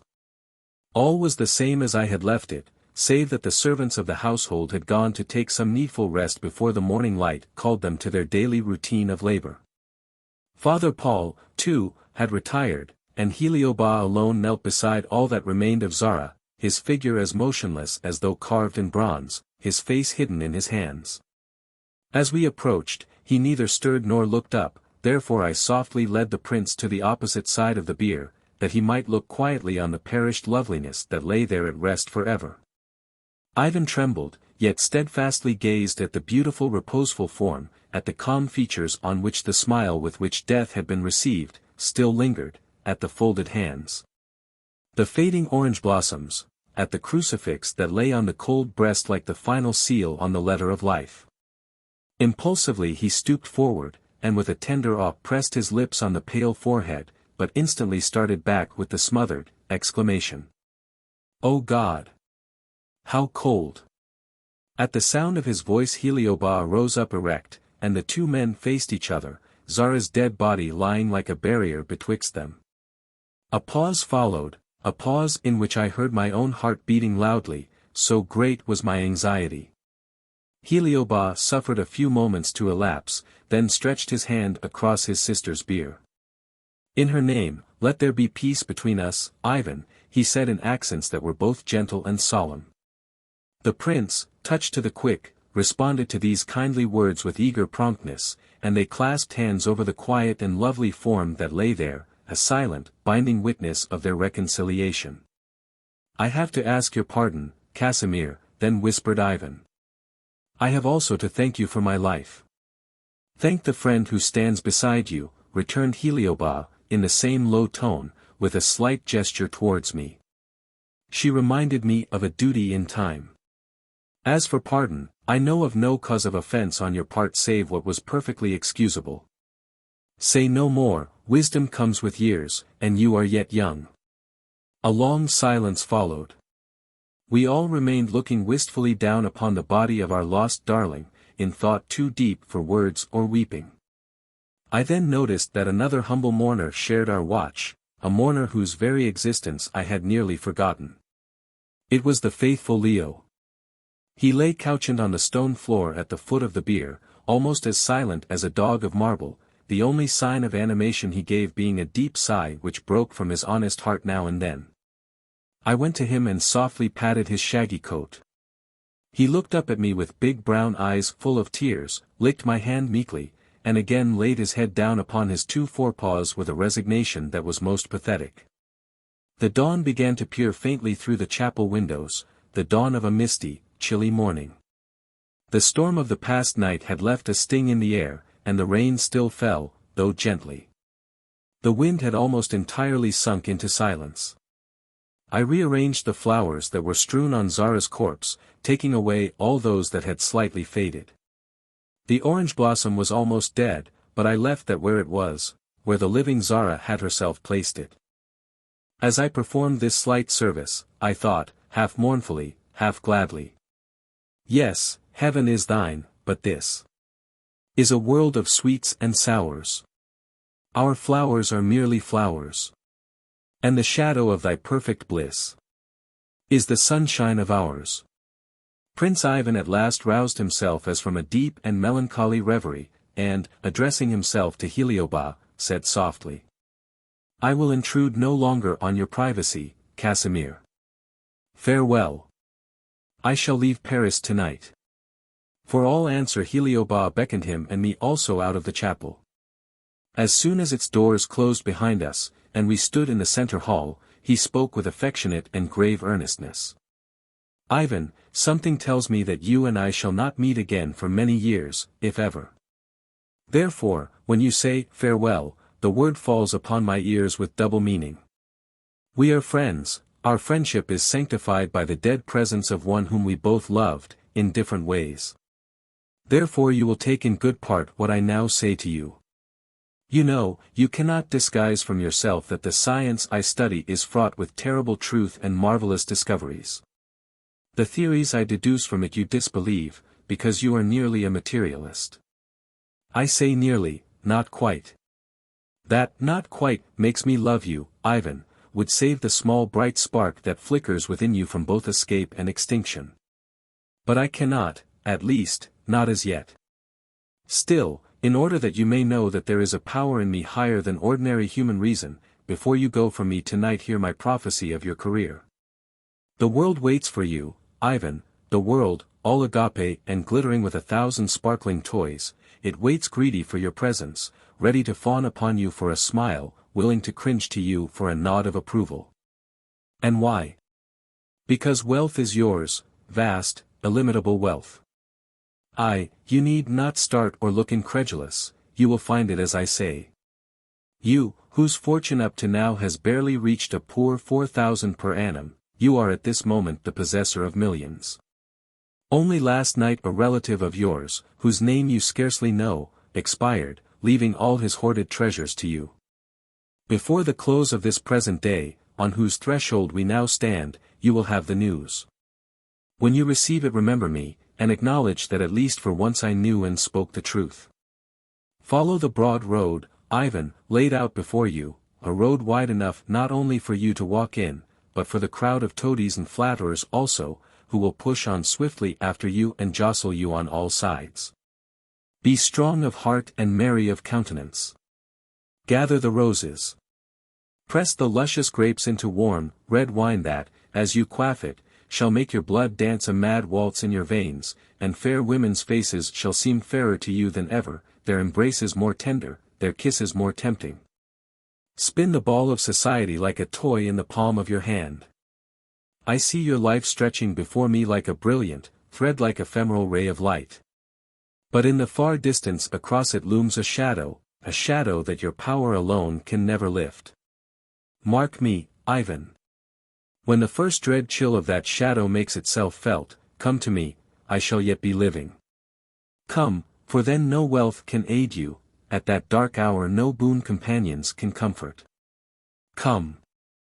And by our friendship so lately sworn, by Zara's pure soul, by God's existence, I will not die till I have changed that darkness over you into light eternal, fare you well.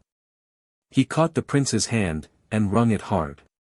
Then, without further word, look, or gesture, turned and disappeared again within the chapel. His words had evidently made a deep impression on the young nobleman, who gazed after his retreating figure with a certain awe not unmingled with fear. I held out my hand in silent farewell. Ivan took it gently, and kissed it with graceful courtesy. Casimir told me that your intercession saved my life, mademoiselle, he said. Accept my poor thanks. If his present prophet-like utterances be true, why should you doubt him? I asked, with some impatience.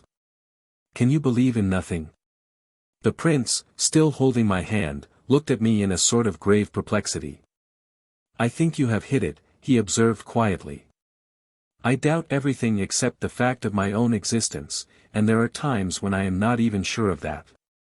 But if, as I said before, the prophecy of my Chaldean friend, whom I cannot help admiring with all my heart, turns out to be correct, then my life is more valuable to me than ever with such wealth to balance it. And I thank you doubly for having saved it by a word in time. I withdrew my hand gently from his.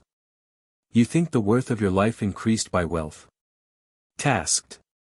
Naturally. Money is power. And what of the shadow also foretold as inseparable from your fate? A faint smile crossed his features. Ah, pardon me. That is the only portion of Casimir's fortune-telling that I am inclined to disbelieve thoroughly. But, I said, if you are willing to accept the pleasant part of his prophecy, why not admit the possibility of the unpleasant occurring also? He shrugged his shoulders. In these enlightened times, mademoiselle, we only believe what is agreeable to us, and what suits our own wishes, tastes, and opinions. Cava sans dire. We cannot be forced to accept a deity against our reason. That is a grand result of modern education. Is it? And I looked at him with pity. Poor human reason. It will reel into madness sometimes for a mere trifle, an overdose of alcohol will sometimes upset it altogether. What a noble omnipotent thing is human reason. But let me not detain you. Goodbye, and, as the greeting of olden times used to run, God save you. He bent his head with a light reverence. I believe you to be a good, sweet woman, he said, therefore I am grateful for your blessing. My mother, and here his eyes grew dreamy and wistful, poor soul. She died long ago. My mother would never let me retire to rest without signing the cross on my brow. Ah well, that is past. I should like, mademoiselle, and his voice sank very low, to send some flowers for her, you understand. I did understand, and readily promised to lay whatever blossoms he selected tenderly above the sacred remains of that earthly beauty he had loved, as he himself said, more than most men love most women. He thanked me earnestly, and seemed relieved and satisfied. Casting a look of farewell around the familiar hall, he wafted a parting kiss towards the chapel, an action which, though light, was full of tenderness and regret. Then, with a low salute, he left me. The street door opened and closed after him in its usual noiseless manner. He was gone. The morning had now fairly dawned, and within the Hotel Mars the work of the great mansion went on in its usual routine. But a sombre melancholy was in the atmosphere, a melancholy that not all my best efforts could dissipate. The domestics looked sullen and heavy-eyed. The only ones in their number who preserved their usual equanimity were the Armenian men-servants and the little Greek page. Preparations for Zara's funeral went on apace. They were exceedingly simple, and the ceremony was to be quite private in character.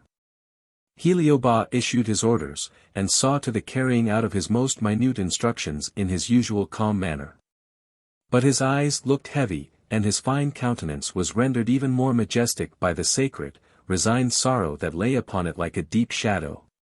His page served him with breakfast in his private room, but he left the light meal untasted.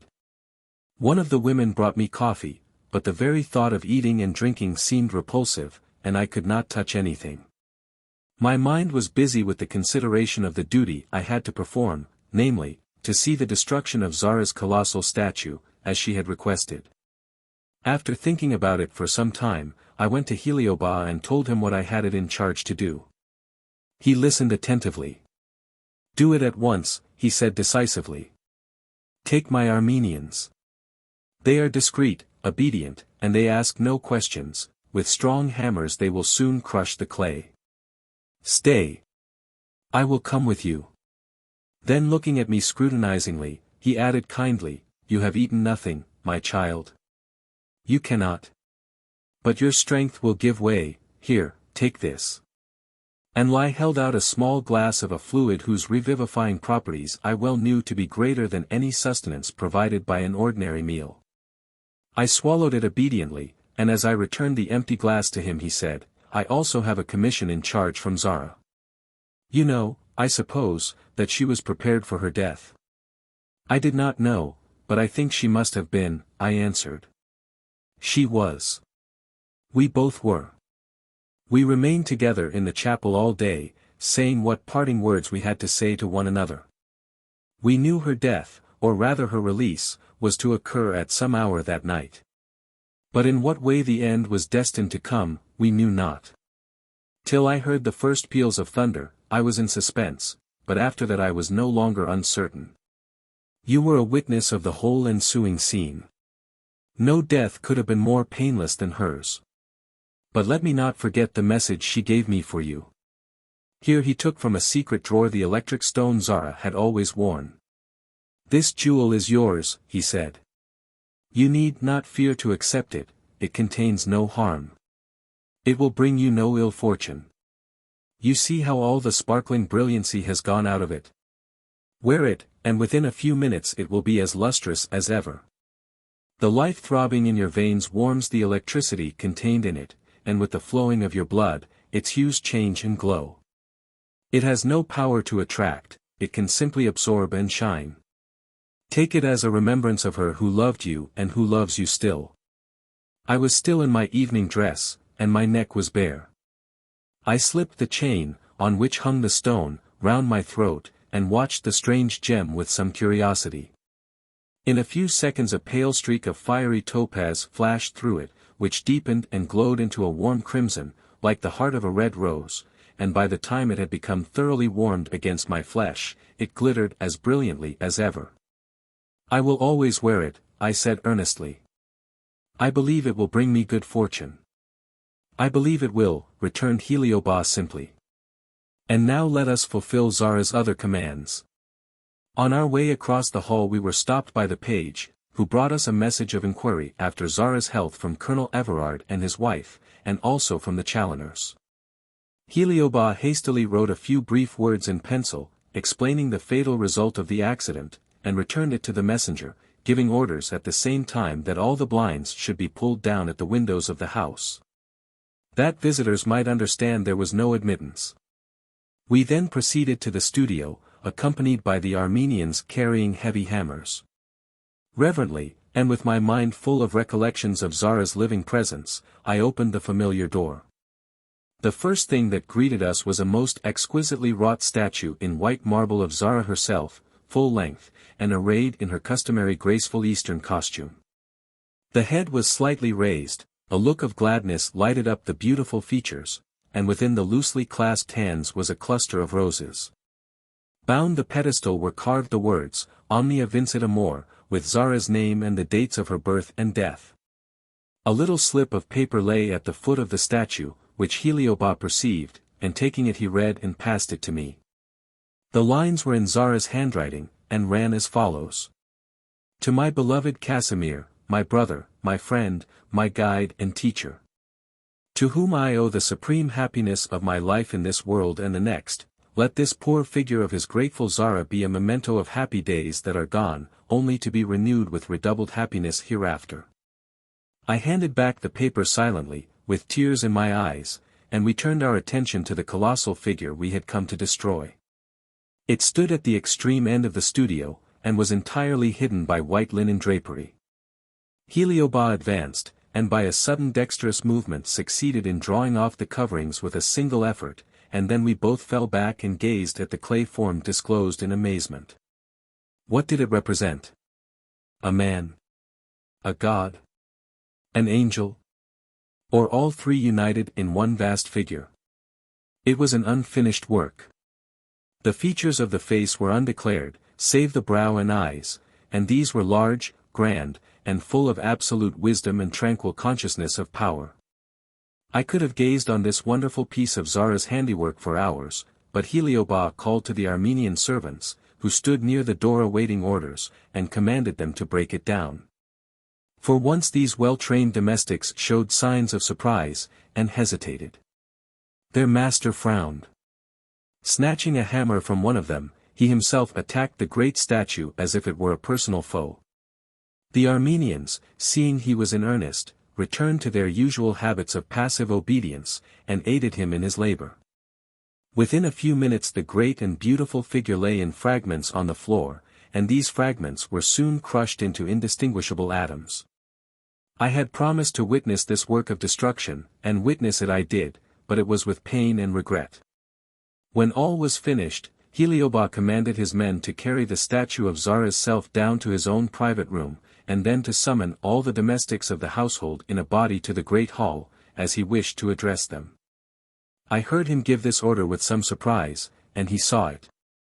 As the Armenians slowly disappeared, carrying with great care the marble figure of their late mistress, he turned to me, as he locked up the door of the studio, and said quietly, "These ignorant folk, who serve me for money and food, money that they have eagerly taken, and food that they have greedily devoured, they think that I am the devil or one of the devil's agents, and I am going to prove their theories entirely to their satisfaction. Come and see." I followed him, somewhat mystified. On the way downstairs he said, "Do you know why Zara wished that statue destroyed?" "No," I said frankly, "unless for the reason that it was incomplete." "It always would have been incomplete," returned Heliobas, "even had she lived to work at it for years. It was a daring attempt, and a fruitless one. She was trying to make a clay figure of one who never wore earthly form, the being who is her twin soul, who dominates her entirely, and who is with her now. As well might she have tried to represent in white marble the prismatic hues of the rainbow."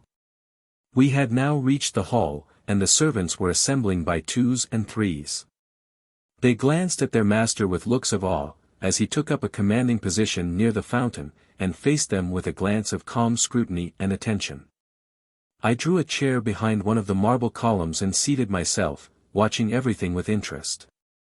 Leo appeared from some corner or other, and laid his rough body down close at his master's feet. In a few minutes all the domestics, some 20 in number, were present, and Heliobas, raising his voice, spoke with a clear deliberate enunciation. "I have sent for you all this morning, because I am perfectly aware that you have all determined to give me notice."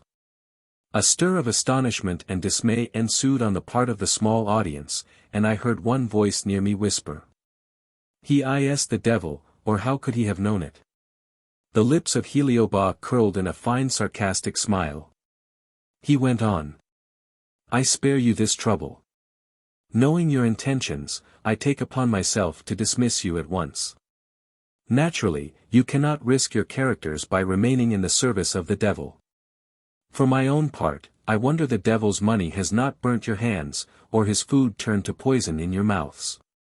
My sister, your kind and ever-indulgent mistress, is dead. You know this, and it is your opinion that I summoned up the thunderstorm which caused her death. Be it so. Report it so, if you will, through Paris, your words do not affect me. You have been excellent machines, and for your services many thanks. As soon as my sister's funeral is over, your wages, with an additional present, will be sent to you. You can then leave my house when you please. And, contrary to the usual custom of accepted devils, I am able to say, without perishing in the effort, God speed you all." The faces of those he addressed exhibited various emotions while he spoke, fear contending with a good deal of shame.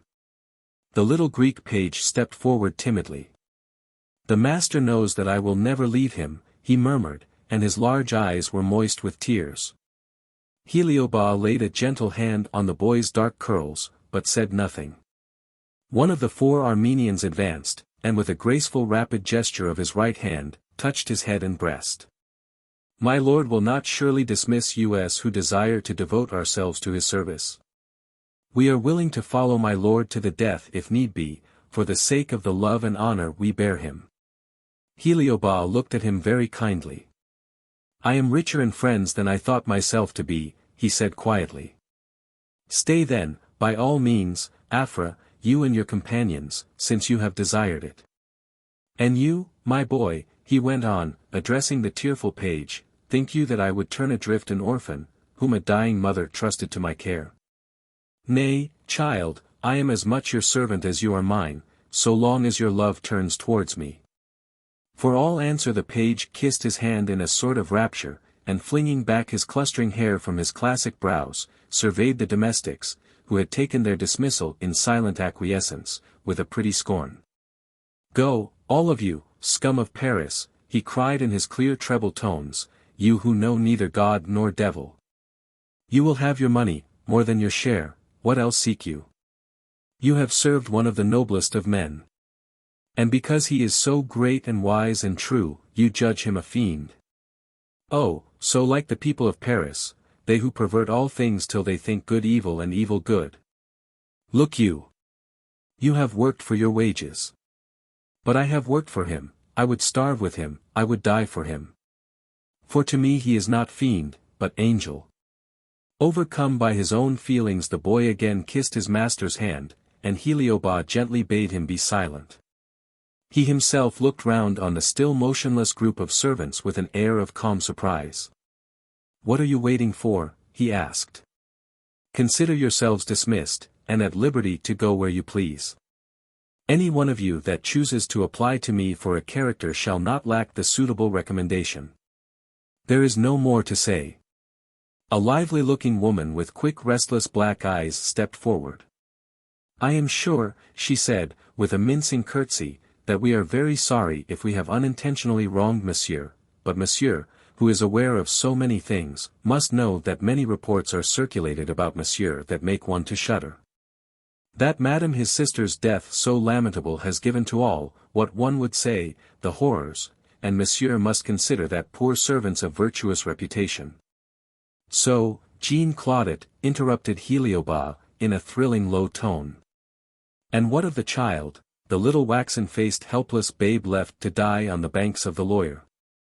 But it did not die, Jean, it was rescued, and it shall yet live to loathe its mother. The woman uttered a shriek, and fainted. In the feminine confusion and fuss that ensued, Heliobas, accompanied by his little page and the dog Leo, left the hall and entered his own private room, where for some time I left him undisturbed. In the early part of the afternoon a note was brought to me. It was from Colonel Everard, entreating me to come as soon as possible to his wife, who was very ill. Since she heard of the death of that beautiful young lady, a death so fearfully sudden and unexpected, wrote the colonel, she has been quite unlike herself, nervous, hysterical, and thoroughly unstrung. It will be a real kindness to her if you will come as soon as you can, she has such a strong desire for your company. I showed this note at once to Heliobas. He read it, and said, Of course you must go. Wait till our simple funeral ceremony is over, and then, we part. Not forever, I shall see you often again. For now I have lost Zara, you are my only female disciple, and I shall not willingly lose sight of you. You will correspond with me? Gladly and gratefully, I replied. You shall not lose by it. I can initiate you into many secrets that will be useful to you in your career. As for your friend Mrs. Everard, you will find that your presence will cure her. You have progressed greatly in electric force, the mere touch of your hand will soothe her, as you will find. But never be tempted to try any of the fluids of which you have the recipes on her, or on anybody but yourself, unless you write to me first about it, as Cellini did when he tried an experiment on you. As for your own bodily and spiritual health, you know thoroughly what to do, keep the secret, and make a step in advance every day. By and by you will have double work. How so? I asked. In Zara's case, her soul became dominated by a spirit whose destiny was fulfilled and perfect, and who never could descend to imprisonment in earthly clay. Now, you will not be dominated, you will be simply equalized. That is, you will find the exact counterpart of your own soul dwelling also in human form, and you will have to impart your own force to that other soul, which will, in its turn, impart to yours a corresponding electric impetus. There is no union so lovely as such an one, no harmony so exquisite, it is like a perfect chord, complete and indissoluble. There are sevenths and ninths in music, beautiful and effective in their degrees. But perhaps none of them are so absolutely satisfying to the ear as the perfect chord. And this is your lot in life and in love, my child, be grateful for it night and morning on your bended knees before the giver of all good. And walk warily, your own soul with that other shall need much thought and humble prayer. Aim onward and upward, you know the road, you also know, and you have partly seen, what awaits you at the end. After this conversation we spoke no more in private together. The rest of the afternoon was entirely occupied with the final preparations for Zara's funeral, which was to take place at Père Lachaise early the next morning. A large and beautiful wreath of white roses, lilies, and maidenhair arrived from Prince Ivan, and, remembering my promise to him, I went myself to lay it in a conspicuous place on Zara's corpse. That fair body was now laid in its coffin of polished oak, and a delicate veil of filmy lace draped it from head to foot. The placid expression of the features remained unchanged, save for a little extra rigidity of the flesh. The hands, folded over the crucifix, were stiff, and looked as though they were molded in wax. I placed the wreath in position and paused, looking wistfully at that still and solemn figure. Father Paul, slowly entering from a side door, came and stood beside me. "She is happy," he said, and a cheerful expression irradiated his venerable features. "Did you also know she would die that night?" I asked softly. "Her brother sent for me, and told me of her expected dissolution. She herself told me, and made her last confession and communion. Therefore I was prepared. But did you not doubt, were you not inclined to think they might be wrong?" I inquired, with some astonishment. "I knew Heliobas as a child," the priest returned. "I knew his father and mother before him, and I have been always perfectly aware of the immense extent of his knowledge, and the value of his discoveries. If I were inclined to be skeptical on spiritual matters, I should not be of the race I am, for I am also a Chaldean." I said no more, and Father Paul trimmed the tapers burning round the coffin in devout silence. Again I looked at the fair dead form before me, but somehow I could not feel sad again. All my impulses bade me rejoice. Why should I be unhappy on Zara's account? More especially when the glories of the central sphere were yet fresh in my memory, and when I knew as a positive fact that her happiness was now perfect. I left the chapel with a light step and lighter heart, and went to my own room to pack up my things that all might be in readiness for my departure on the morrow. On my table I found a volume whose quaint binding I at once recognized, The Letters of a Dead Musician. A card lay beside it, on which was written in pencil: "Knowing of your wish to possess this book, I herewith offer it for your acceptance. It teaches you a cheerful devotion to art, and an indifference to the world's opinions, both of which are necessary to you in your career. Heliobas." Delighted with this gift, I opened the book, and found my name written on the fly-leaf, with the date of the month and year, and the words: La musica e il lamento del amore o la preghiera a gli dei. Music is the lament of love, or a prayer to the gods. I placed this treasure carefully in a corner of my portmanteau, together with the parchment scrolls containing The Electric Principle of Christianity, and the valuables recipes of Heliobas. And as I did so, I caught sight of myself in the long mirror that directly faced me. I was fascinated, not by my own reflection, but by the glitter of the electric gem I wore. It flashed and glowed like a star, and was really lovely, far more brilliant than the most brilliant cluster of fine diamonds. I may here remark that I have been asked many questions concerning this curious ornament whenever I have worn it in public, and the general impression has been that it is some new arrangement of ornamental electricity. It is, however, nothing of the kind. It is simply a clear pebble, common enough on the shores of tropical countries, which has the property of absorbing a small portion of the electricity in a human body. Sufficient to make it shine with prismatic and powerful luster, a property which has only as yet been discovered by Heliobas, who asserts that the same capability exists in many other apparently lusterless stones which have been untried, and are therefore unknown. The healing stones, or amulets, still in use in the East, and also in the remote parts of the highlands, see notes to Archibald Clerk's translation of Ossian, are also electric. But in a different way, they have the property of absorbing disease and destroying it in certain cases. And these, after being worn a suitable length of time, naturally exhaust what virtue they originally possessed, and are no longer of any use. Stone amulets are considered nowadays as a mere superstition of the vulgar and uneducated. But it must be remembered that superstition itself has always had for it a foundation, some grain, however small and remote, of fact. I could give a very curious explanation of the formation of orchids, those strange plants called sometimes freaks of nature, as if nature ever indulged in a freak of any kind. But I have neither time nor space to enter upon the subject now.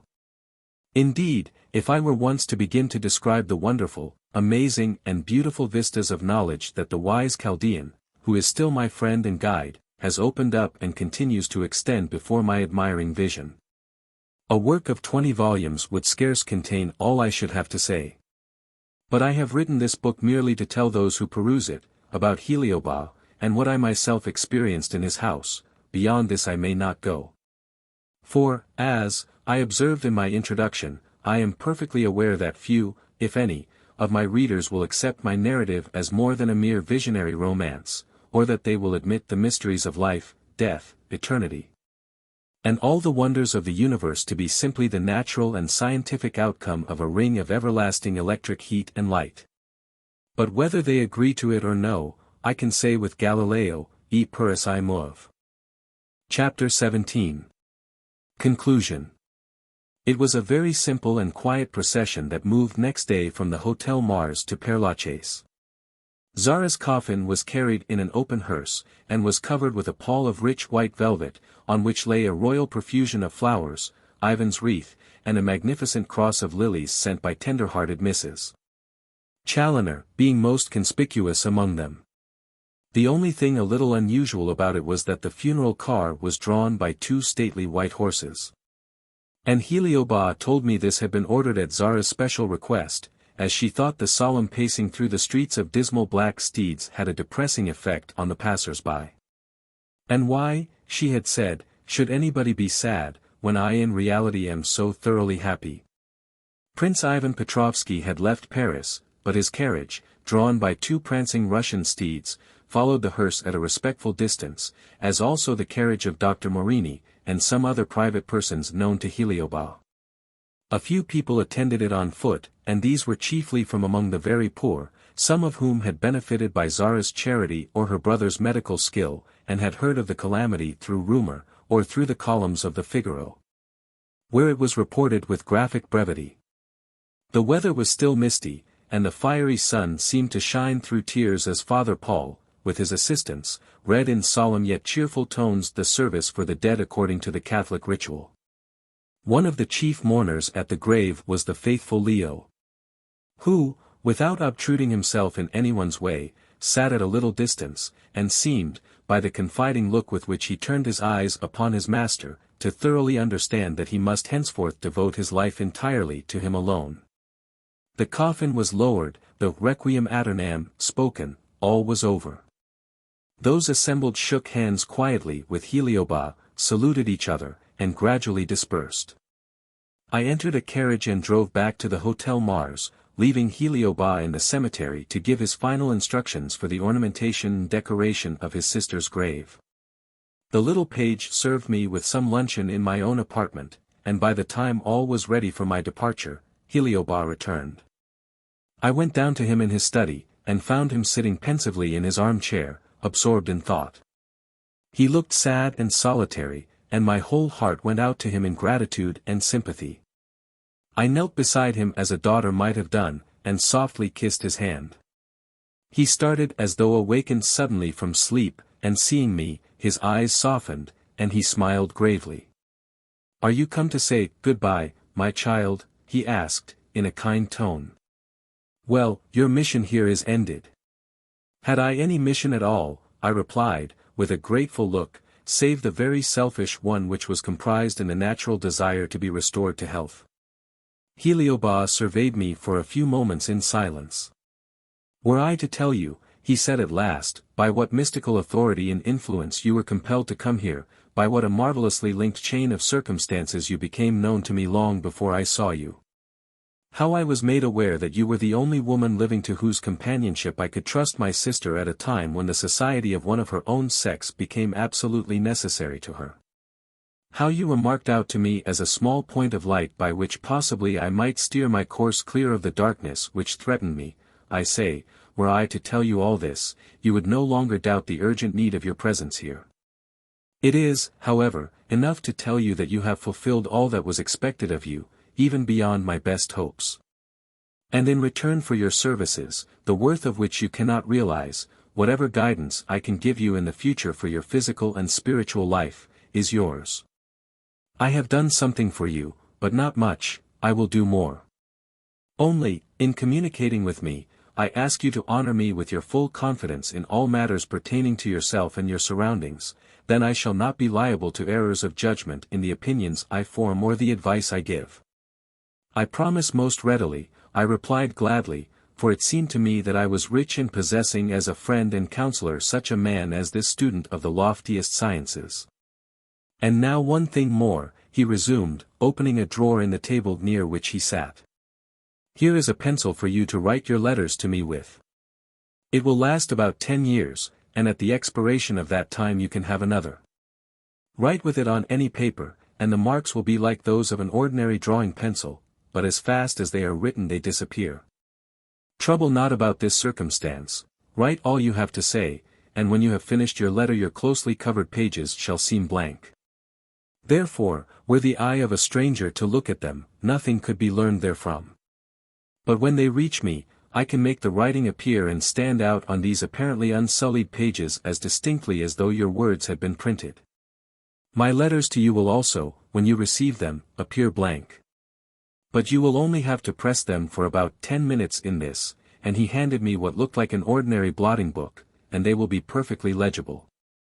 Cellini has these little writing implements. He uses them whenever the distances are too great for us to amuse ourselves with the sagacity of Leo. In fact, the journeys of that faithful animal have principally been to keep him in training.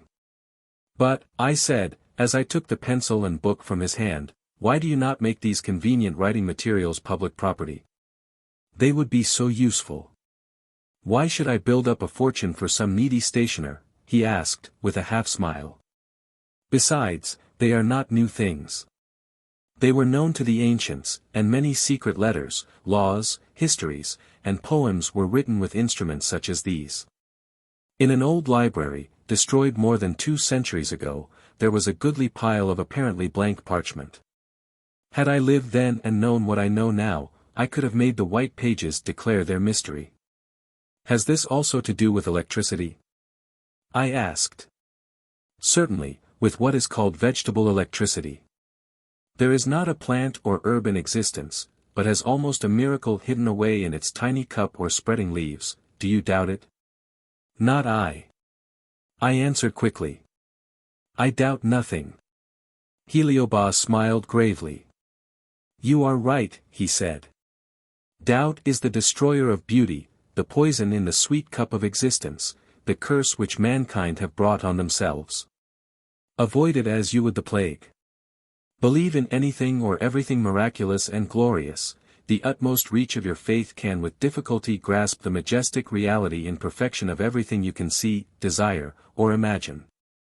Mistrust that volatile thing called human reason, which is merely a name for whatever opinion we happen to adopt for the time. It is a thing which totters on its throne in a fit of rage or despair. There is nothing infinite about it. Guide yourself by the delicate spiritual instinct within you, which tells you that with God all things are possible. Save that he cannot destroy himself or lessen by one spark the fiery brilliancy of his ever-widening circle of productive intelligence. But make no attempt to convert the world to your way of thinking, it would be mere waste of time. May I never try to instruct anyone in these things? I asked. You can try, if you choose. But you will find most human beings like the herd of swine in the gospel, possessed by devils that drive them headlong into the sea. You know, for instance, that angels and aerial spirits actually exist. But were you to assert your belief in them, philosophers, so-called, would scout your theories as absurd, though their idea of a lonely God, who yet is love, is the very acme of absurdity. For love must have somewhat to love, and must create the beauty and happiness round itself and the things beloved. But why point out these simple things to those who have no desire to see? Be content, child, that you have been deemed worthy of instruction. It is a higher fate for you than if you had been made a queen. The little page now entered, and told me that the carriage was at the door in waiting. As he disappeared again after delivering this message, Heliobas rose from his chair, and taking my 2 hands in his, pressed them kindly. One word more, little friend, on the subject of your career. I think the time will come when you will feel that music is almost too sacred a thing to be given away for money to a careless and promiscuous public. However this may be, remember that scarce one of the self-styled artists who cater for the crowd deserves to be called musician in the highest sense of the word. Most of them seek not music, but money and applause. And therefore the art they profess is degraded by them into a mere trade.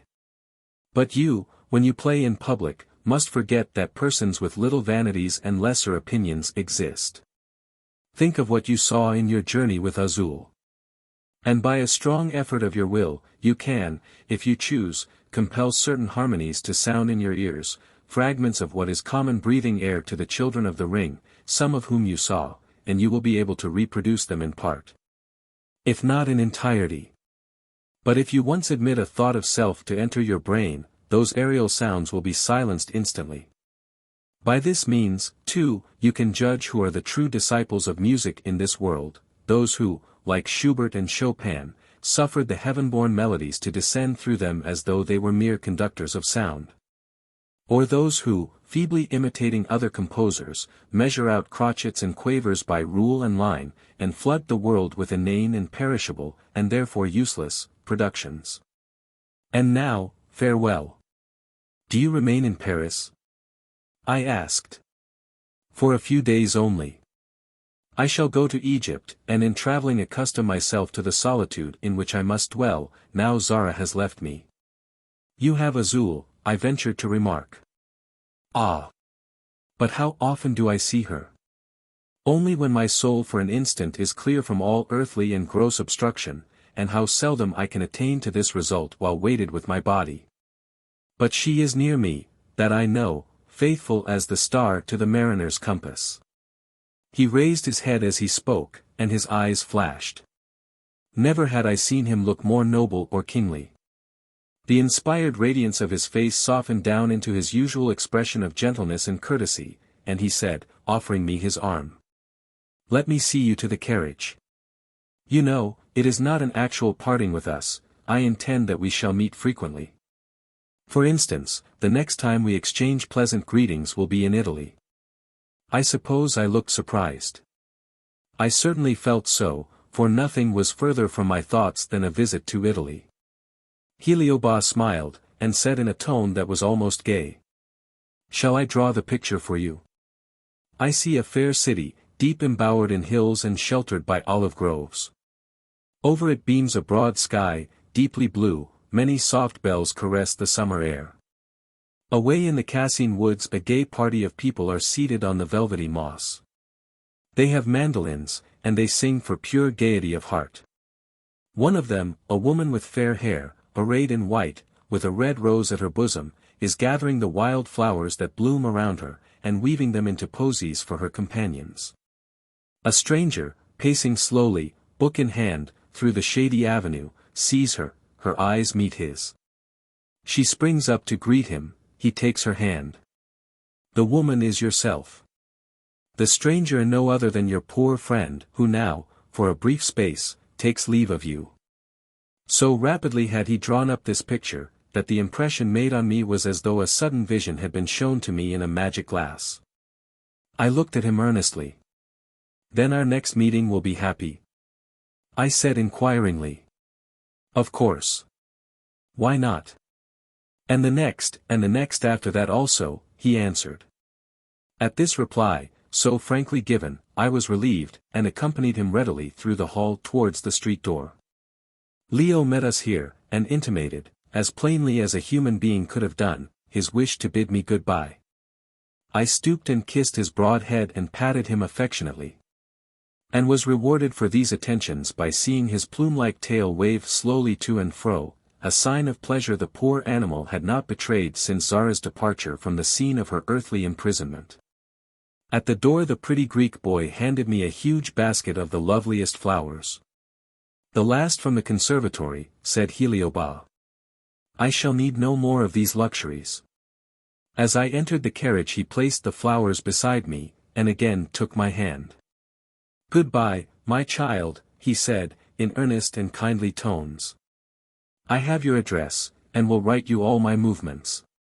In any trouble, small or great, of your own, send to me for advice without hesitation. I can tell you already that I foresee the time when you will resign altogether the precarious and unsatisfactory life of a mere professional musician. You think no other career would be possible to you? Well, you will see. A few months will decide all. Goodbye again, God bless you." The carriage moved off, and Heliobas stood on the steps of his mansion watching it out of sight. To the last I saw his stately figure erect in the light of the winter sunshine, a figure destined from henceforth to occupy a prominent position in my life and memory. The regret I felt at parting from him was greatly mitigated by the assurance he gave me of our future meeting, a promise which has since been fulfilled, and is likely soon to be fulfilled again.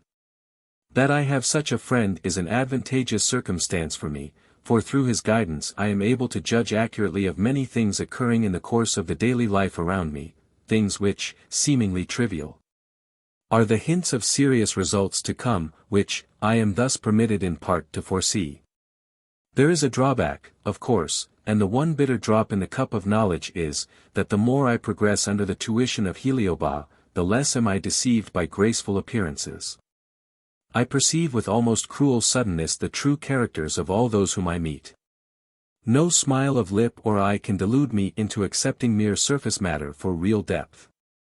And it is intensely painful for me to be forced to behold hypocrisy in the expression of the apparently devout, sensuality in the face of some radiantly beautiful and popular woman, vice under the mask of virtue, self-interest in the guise of friendship, and spite and malice springing up like a poisonous undergrowth beneath the words of elegant flattery or dainty compliment. I often wish I could throw a rose-colored mist of illusion over all these things, and still more earnestly do I wish I could in a single instance find myself mistaken. But alas! The fatal finger of the electric instinct within me points out unerringly the flaw in every human diamond, and writes sham across many a cunningly contrived imitation of intelligence and goodness. Still, the grief I feel at this is counterbalanced in part by the joy with which I quickly recognize real virtue, real nobility, real love. And when these attributes flash out upon me from the faces of human beings, my own soul warms, and I know I have seen a vision as of angels. The capability of Heliobas to foretell future events proved itself in his knowledge of the fate of the famous English hero, Gordon, long before that brave soldier met his doom. At the time the English government sent him out on his last fatal mission, a letter from Heliobas to me contained the following passage. "I see Gordon has chosen his destiny and the manner of his death. 2 ways of dying have been offered him, one that is slow, painful, and inglorious, the other sudden, and therefore sweeter to a man of his temperament. He himself is perfectly aware of the approaching end of his career. He will receive his release at Khartoum. England will lament over him for a little while, and then he will be declared an inspired madman, who rushed recklessly on his own doom. While those who allowed him to be slain will be voted the wisest, the most just and virtuous in the realm." This prophecy was carried out to the letter, as I fully believe certain things of which I am now informed will also be fulfilled. But though there are persons who pin their faith on Sadkiel, I doubt if there are any who will believe in such a thing as electric divination. The one is mere vulgar imposture, the other is performed on a purely scientific basis in accordance with certain existing rules and principles, yet I think there can be no question as to which of the two the public en masse is likely to prefer. On the whole, people do not mind being deceived, they hate being instructed, and the trouble of thinking for themselves is almost too much for them. Therefore, Sadkiel is certain to flourish for many and many a long day, while the lightning instinct of prophecy dormant in every human being remains unused and utterly forgotten except by the rare few. I have little more to say. I feel that those among my readers who idly turn over these pages, expecting to find a novel, in the true acceptation of the term, may be disappointed. My narrative is simply an experience, but I have no wish to persuade others of the central truth contained in it, namely, the existence of powerful electric organs in every human being, which with proper cultivation are capable of marvelous spiritual force. The time is not yet ripe for this fact to be accepted. The persons connected with this story may be dismissed in a few words. When I joined my friend Mrs. Everard, she was suffering from nervous hysteria. My presence had the soothing effect Heliobas had assured me of, and in a very few days we started from Paris in company for England. She, with her amiable and accomplished husband, went back to the States a few months since to claim an immense fortune, which they are now enjoying as most Americans enjoy wealth. Amy has diamonds to her heart's content, and toilettes galore from Worth's. But she has no children, and from the tone of her letters to me, I fancy she would part with one at least of her valuable necklaces to have a small pair of chubby arms round her neck, and a soft little head nestling against her bosom. Raffello Cellini still lives and works. His paintings are among the marvels of modern Italy for their richness and warmth of color which, in spite of his envious detractors, is destined to last through ages. He is not very rich, for he is one of those who give away their substance to the poor and the distressed, but where he is known he is universally beloved. None of his pictures have yet been exhibited in England, and he is in no hurry to call upon the London critics for their judgment. He has been asked several times to sell his large picture, Lords of Our Life and Death, but he will not. I have never met him since our intercourse at Cannes, but I hear of him frequently through Heliobas, who has recently forwarded me a proof engraving of the picture L'improvisatrice, for which I sat as model. It is a beautiful work of art, but that it is like me I am not vain enough to admit. I keep it, not as a portrait of myself, but as a souvenir of the man through whose introduction I gained the best friend I have. News of Prince Ivan Petrovsky reaches me frequently. He is possessor of the immense wealth foretold by Heliobas, the eyes of society greedily follows his movements, his name figures conspicuously in the fashionable intelligence. And the magnificence of his recent marriage festivities was for some time the talk of the continent. He has married the only daughter of a French duke, a lovely creature, as soulless and heartless as a dressmaker's stuffed model. But she carries his jewels well on her white bosom, and receives his guests with as much dignity as a well-trained majordomo. These qualities suffice to satisfy her husband at present. How long his satisfaction will last is another matter. He has not quite forgotten Zara, for on every recurring jour de morts, or feast of the dead, he sends a garland or cross of flowers to the simple grave in Père Lachaise. Heliobas watches his career with untiring vigilance. Nor can I myself avoid taking a certain interest in the progress of his fate. At the moment I write he is one of the most envied and popular noblemen in all the royal courts of Europe, and no one thinks of asking him whether he is happy. He must be happy, says the world, he has everything that is needed to make him so. Everything? Yes, all except one thing, for which he will long when the shadow of the end draws near. And now what else remains? A brief farewell to those who have perused this narrative, or a lingering parting word. In these days of haste and scramble, when there is no time for faith, is there time for sentiment? I think not. And therefore there shall be none between my readers and me, save this, a friendly warning. Belief in God, belief in all things noble, unworldly, lofty, and beautiful, is rapidly being crushed underfoot by, what? By mere lust of gain. Be sure, good people, be very sure that you are right in denying God for the sake of man, in abjuring the spiritual for the material, before you rush recklessly onward. The end for all of you can be but death. And are you quite positive after all that there is no hereafter?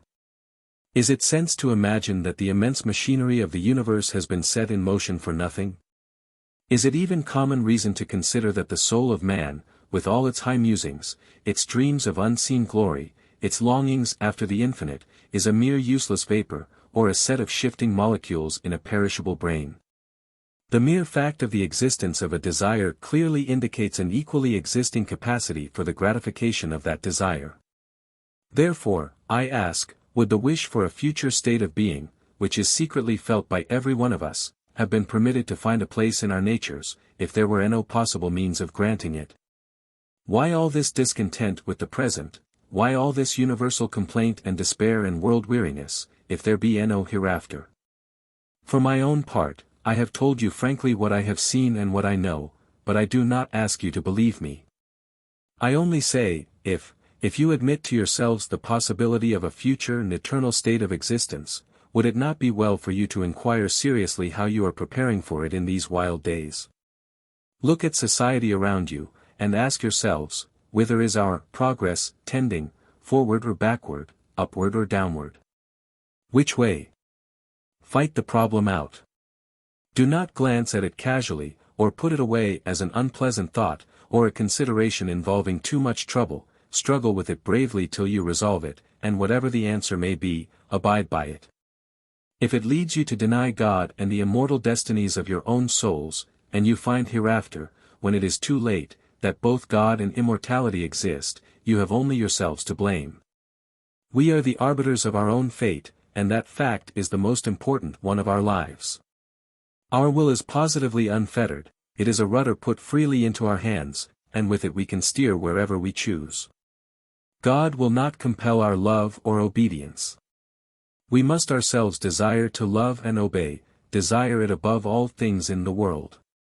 As for the electric origin of the universe, a time is coming when scientific men will acknowledge it to be the only theory of creation worthy of acceptance. All the wonders of nature are the result of light and heat alone, i.e., are the work of the electric ring I have endeavored to describe, which must go on producing, absorbing and reproducing worlds, suns and systems for ever and ever. The ring, in its turn, is merely the outcome of God's own personality, the atmosphere surrounding the world in which he has his existence, a world created by love and for love alone. I cannot force this theory on public attention, which is at present claimed by various learned professors, who give ingenious explanations of atoms and molecules. Yet, even regarding these same atoms, the mild question may be put, where did the first atom come from? Some may answer, we call the first atom God. Surely it is as well to call him a spirit of pure light as an atom. However, the fact of one person's being convinced of a truth will not, I am aware, go very far to convince others. I have related my experience exactly as it happened at the time, and my readers can accept or deny the theories of Heliobas as they please. Neither denial, acceptance, criticism, nor incredulity can affect me personally, inasmuch as I am not Heliobas, but simply the narrator of an episode connected with him, and as such, my task is finished. Appendix. In publishing these selections from letters received concerning the romance, I am in honor bound not to disclose the names of my correspondents. And this necessary reticence will no doubt induce the incredulous to declare that they are not genuine epistles, but mere inventions of my own. I am quite prepared for such a possible aspersion, and in reply, I can but say that I hold the originals in my possession, and that some of them have been read by my friend Mr. George Bentley, under whose auspices this book has been successfully launched on the sea of public favor. I may add that my correspondents are all strangers to me personally, not one of them have I ever met.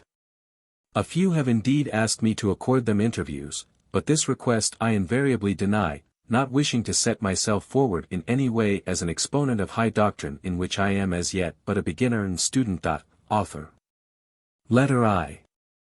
Dear Madam, you must receive so many letters that I feel it is almost a shame to add to the number, but I cannot resist writing to tell you how very much your book, The Romance of Two Worlds, has helped me. My dear friend Miss F., who has written to you lately I believe, first read it to me, and I cannot tell you what a want in my life it seemed to fill up. I have been always interested in the so-called supernatural, feeling very conscious of depths in my own self and in others that are usually ignored. I have been reading as many books as I could obtain upon theosophy, but though thankful for the high thoughts I found in them, I still felt a great want, that of combining this occult knowledge with my own firm belief in the Christian religion. Your book seemed to give me just what I wanted. It has deepened and strengthened my belief in and love to God and has made the New Testament a new book to me. Things which I could not understand before seem clear in the light which your vision has thrown upon them, and I cannot remain satisfied without expressing to you my sincere gratitude. May your book be read by all who are ready to receive the high truths that it contains. With thanks, I remain, dear Madam, yours sincerely, M.S. Letter 2. Madam, I am afraid you will think it very presumptuous of a stranger to address you, but I have lately read your book, A Romance of Two Worlds, and have been much struck with it. It has opened my mind to such new impressions, and seems to be so much what I have been groping for so long, that I thought if you would be kind enough to answer this, I might get a firmer hold on those higher things and be at anchor at last. If you have patience to read so far, you will imagine I must be very much in earnest to intrude myself on you like this, but from the tone of your book I do not believe you would withdraw your hand where you could do good. I never thought of or read of the electric force, or spirit, in every human being before, but I do believe in it after reading your book, and you have made the next world a living thing to me, and raised my feelings above the disappointments and trials of this life. Your book was put into my hands at a time when I was deeply distressed and in trouble about my future, but you have shown me how small a thing this future of our life is. Would it be asking too much of you to name any books you think might help me in this new vein of thought you have given me? Apologizing for having written, believe me yours sincerely, B. W. L. I answered to the best of my ability the writer of the above, and later on received another letter as follows. Forgive my writing to you again on the subject of your romance, but I read it so often and think of it so much. I cannot say the wonderful change your book has wrought in my life, and though very likely you are constantly hearing of the good it has done, yet it cannot but be the sweetest thing you can hear, that the seed you have planted is bringing forth so much fruit. The Bible is a new book to me since your work came into my hands. Letter 3. The following terribly pathetic avowal is from a clergyman of the Church of England. Madam, your book, The Romance of Two Worlds, has stopped me on the brink of what is doubtless a crime. And yet I had come to think it the only way out of impending madness. I speak of self-destruction, suicide.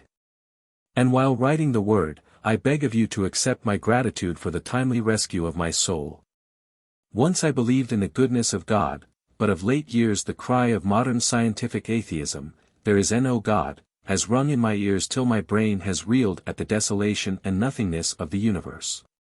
No good, no hope, no satisfaction in anything, this world only with all its mockery and failure, and afterwards annihilation. Could a God design and create so poor and cruel a jest? So I thought, and the misery of the thought was more than I could bear. I had resolved to make an end. No one knew, no one guessed my intent, till one Sunday afternoon a friend lent me your book. I began to read, and never left it till I had finished the last page, then I knew I was saved. Life smiled again upon me in consoling colors, and I write to tell you that whatever other good your work may do and is no doubt doing, you have saved both the life and reason of one grateful human being. If you will write to me a few lines I shall be still more grateful, for I feel you can help me. I seem to have read Christ's mission wrong, but with patience and prayer it is possible to redeem my error. Once more thanking you, I am yours with more thankfulness than I can write. L.E.F. I lost no time in replying to this letter, and since then have frequently corresponded with the writer, from whose troubled mind the dark cloud has now entirely departed. And I may here venture to remark that the evils of modern scientific atheism are far more widely spread and deeply rooted than the majority of persons are aware of. And that many of the apparently inexplicable cases of self-slaughter on which the formal verdict, suicide during a state of temporary insanity, is passed, have been caused by long and hopeless brooding on the nothingness of the universe, which, if it were a true theory, would indeed make of creation a bitter, nay, even a senseless jest. The cruel preachers of such a creed have much to answer for.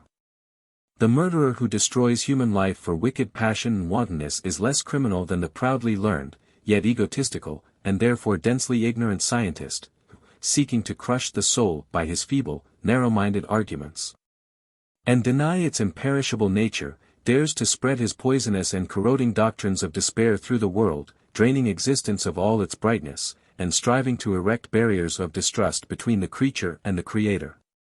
No sin can be greater than this, for it is impossible to estimate the measure of evil that may thus be brought into otherwise innocent and happy lives. The attitude of devotion and faith is natural to humanity, while nothing can be more unnatural and disastrous to civilization, morality and law, than deliberate and determined atheism. Author. Letter 4. Dear Madam, I dare say you have had many letters, but I must add mine to the number to thank you for your book, The Romance of Two Worlds. I am deeply interested in the wonderful force we possess, all in a greater or lesser degree, call it influence, electricity, or what you will. I have thought much on theosophy and psychical research, but what struck me in your book was the glorious selflessness inculcated and the perfect majesty of the divinity clear throughout, no sweeping away of the crucified one. I felt a better woman for the reading of it twice, and I know others, too, who are higher and better women for such noble thoughts and teaching. People for the most part dream away their lives.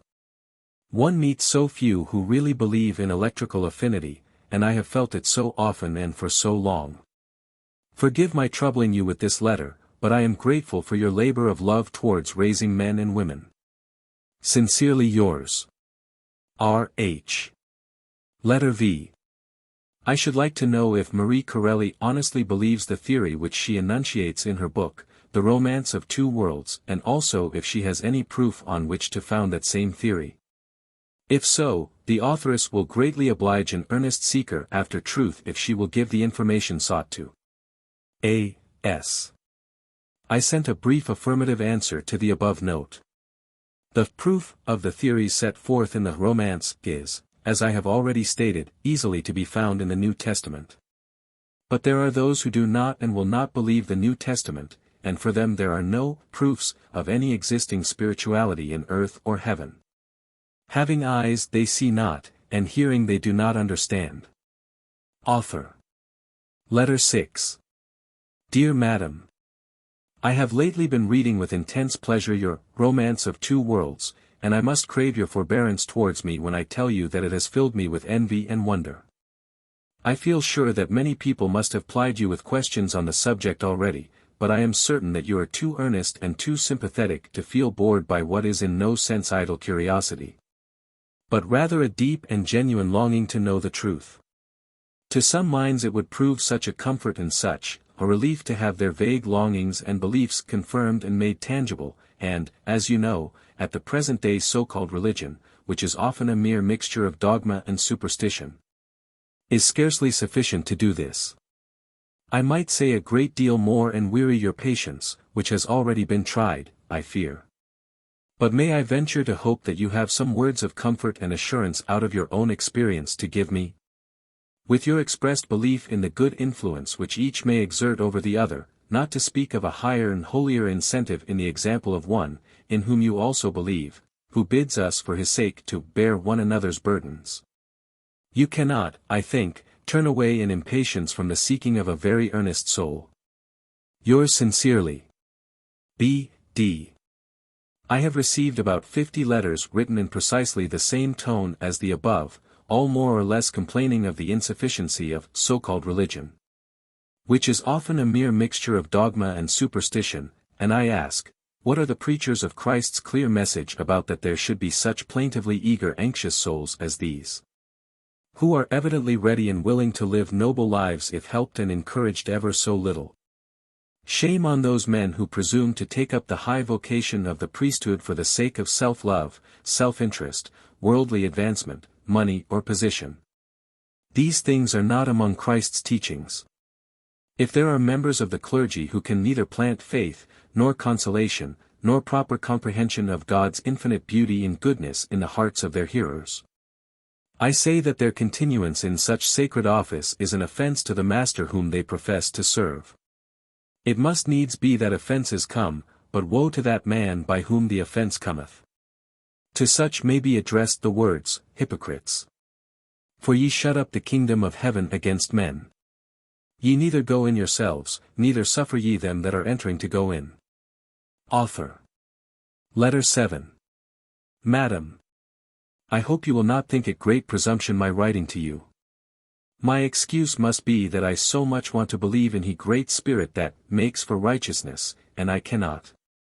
Your book puts it all so clearly that if I can only know it to be a true experience of your own, it will go a long way in dispersing the fog that modern writings surround one with.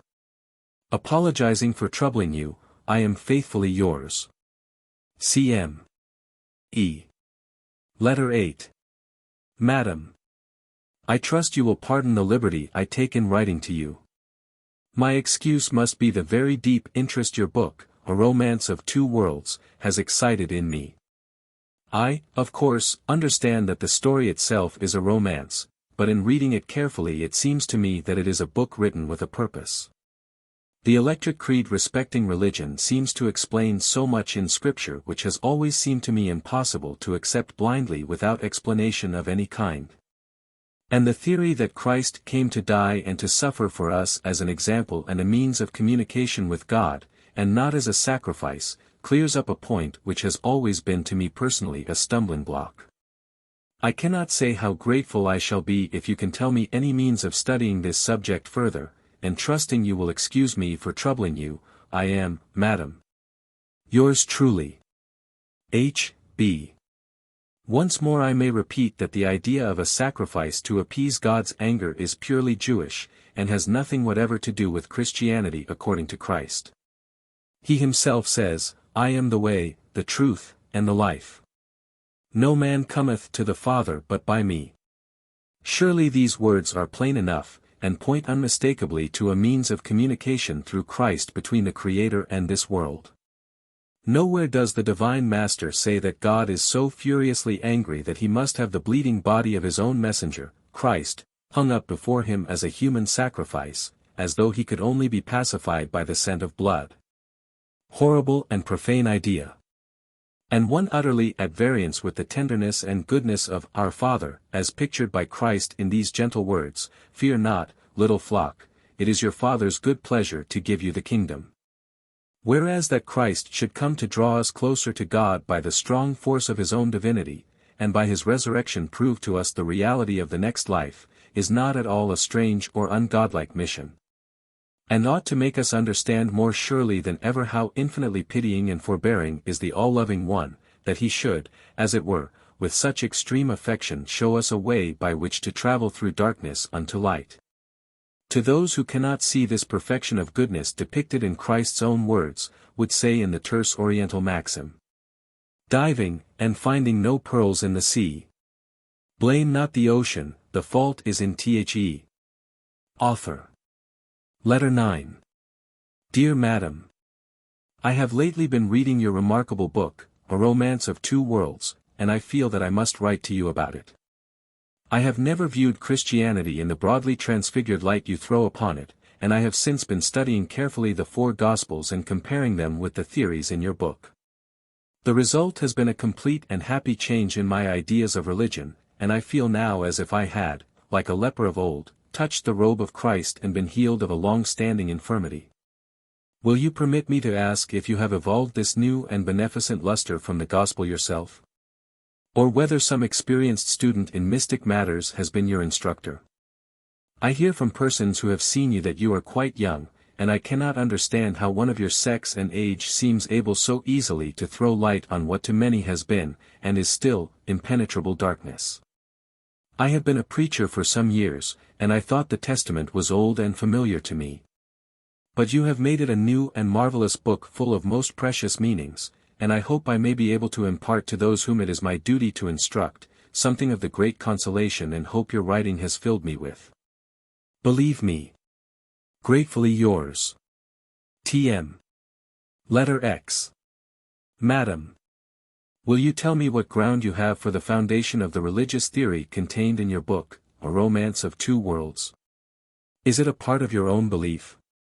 I am most anxious to know this, and I am sure you will be kind enough to answer me. Till I read your book I thought myself an agnostic, but now I am not quite sure of this. I do not believe in the deity as depicted by the churches. I cannot. Over and over again I have asked myself, if there is a God, why should he be angry? It would surely be easy for him to destroy this world entirely as one would blow away an offending speck of dust, and it would be much better and braver for him to do this than to torture his creation. For I call life a torture, and certainly a useless and cruel torture if it is to end in annihilation. I know I seem to be blasphemous in these remarks, yet if you only knew what I suffer sometimes. I long to believe. You seem so certain of your creed, a creed so noble, reasonable and humane, the God you depict so worthy of the adoration of a universe. I beg of you to tell me, do you feel sure of this beneficent all-pervading love concerning which you write so eloquently? I do not wish to seem an intruder on your most secret thought. I want to believe that you believe, and if I felt this, the tenor of my whole life might change. Help me if you can, I stand in real need of help. You may judge I am very deeply in earnest, or I should not have written to you. Yours faithfully. A. W. L. Of such letters as these I have received enough to make a volume of themselves. But I think the 10 I have selected are sufficient to show how ardent and inextinguishable is the desire or straining upward, like a flower to the light, of the human soul for those divine things which nourish it. Scarcely a day passes without my receiving more of these earnest and often pathetic appeals for a little help, a little comfort, a little guidance. Enough to make one's heart ache at the thought of so much doubt and desolation looming cloud-like over the troubled minds of many who would otherwise lead not only happy but noble and useful lives. When will the preachers learn to preach Christ simply, Christ without human dogmas or differences? When shall we be able to enter a building set apart for sacred worship, a building of finest architectural beauty, glorious without and within, like the King's Daughter of David's Psalm, glorious with light, music, flowers? An art of the noblest kind, for art is God's own inspiration to men, and through it he should be served, there to hear the pure, unselfish doctrine of Christ as he himself preached it. For such a temple, the time has surely come, a nook sacred to God, and untainted by the breath of mammon, where we could adore our Creator, in spirit and in truth. The evils of 19th-century cynicism and general flippancy of thought, great evils as they are and sure prognostications of worse evils to come, cannot altogether crush out the divine flame burning in the few that are chosen. Though these few are counted as fools and dreamers, yet they shall be proved wise and watchful ere long. The signs of the times are those that indicate an approaching great upheaval and change in human destinies. This planet we call ours is in some respects like ourselves. It was born. It has had its infancy, its youth, its full prime, and now its age has set in, and with age the first beginnings of decay. Absorbed once more into the creative circle it must be. And when again thrown forth among its companion stars, our race will no more inhabit it. We shall have had our day, our little chance, we shall have lost or won. Christ said, "This generation shall not pass away till all my words be fulfilled," the word generation, thus used meaning simply the human race. We put a very narrow limit to the significance of the Saviour's utterance when we imagine that the generation he alluded to implied merely the people living in his own day. In the depths of his divine wisdom he was acquainted with all the secrets of the past and future. He had no doubt seen this very world peopled by widely different beings to ourselves, and knew that what we call the human race is only a passing tribe permitted for a time to sojourn here. What a strangely presumptuous idea is that which pervades the minds of the majority of persons, namely, that mankind, as we know it, must be the highest form of creation, simply because it is the highest form we can see. How absurd it is to be so controlled by our limited vision, when we cannot even perceive the minute wonders that a butterfly beholds, or pierce the sunlit air with anything like the facility possessed by the undazzled eyes of an upward soaring bird. Nay, we cannot examine the wing of a common housefly without the aid of a microscope, to observe the facial expression of our own actors on the stage we look through opera glasses, to form any idea of the wonders of the stars we construct telescopes to assist our feeble and easily deluded sight. And yet we continue to parcel out the infinite gradations of creative force and beauty entirely to suit our own private opinions, and conclude that we are the final triumph of the divine artist's supreme intelligence. Alas! In very truth we are a sorry spectacle both to our soberly thinking selves and the higher powers, invited, as it were, to spend our life's brief day in one of God's gardens as his friends and guests, who certainly are not expected to abuse their host's hospitality, and, ignoring him, call themselves the owners and masters of the ground. For we are but wanderers beneath the sun, a generation which must most surely and rapidly pass away to make room for another, and as the work of the universe is always progressive, that other will be of nobler capacity and larger accomplishment. So while we are here, let us think earnestly of the few brief chances remaining to us. They grow fewer every hour. On one side is the endless, glorious heritage of the purely aspiring, immortal spirit. On the other the fleeting mirage of this our present existence, and, midway between the two, the swinging pendulum of human will, which decides our fate. God does not choose for us, or compel our love, we are free to fashion out our own futures. But in making our final choice we cannot afford to waste one moment of our precious, unreturning time. Marie Corelli.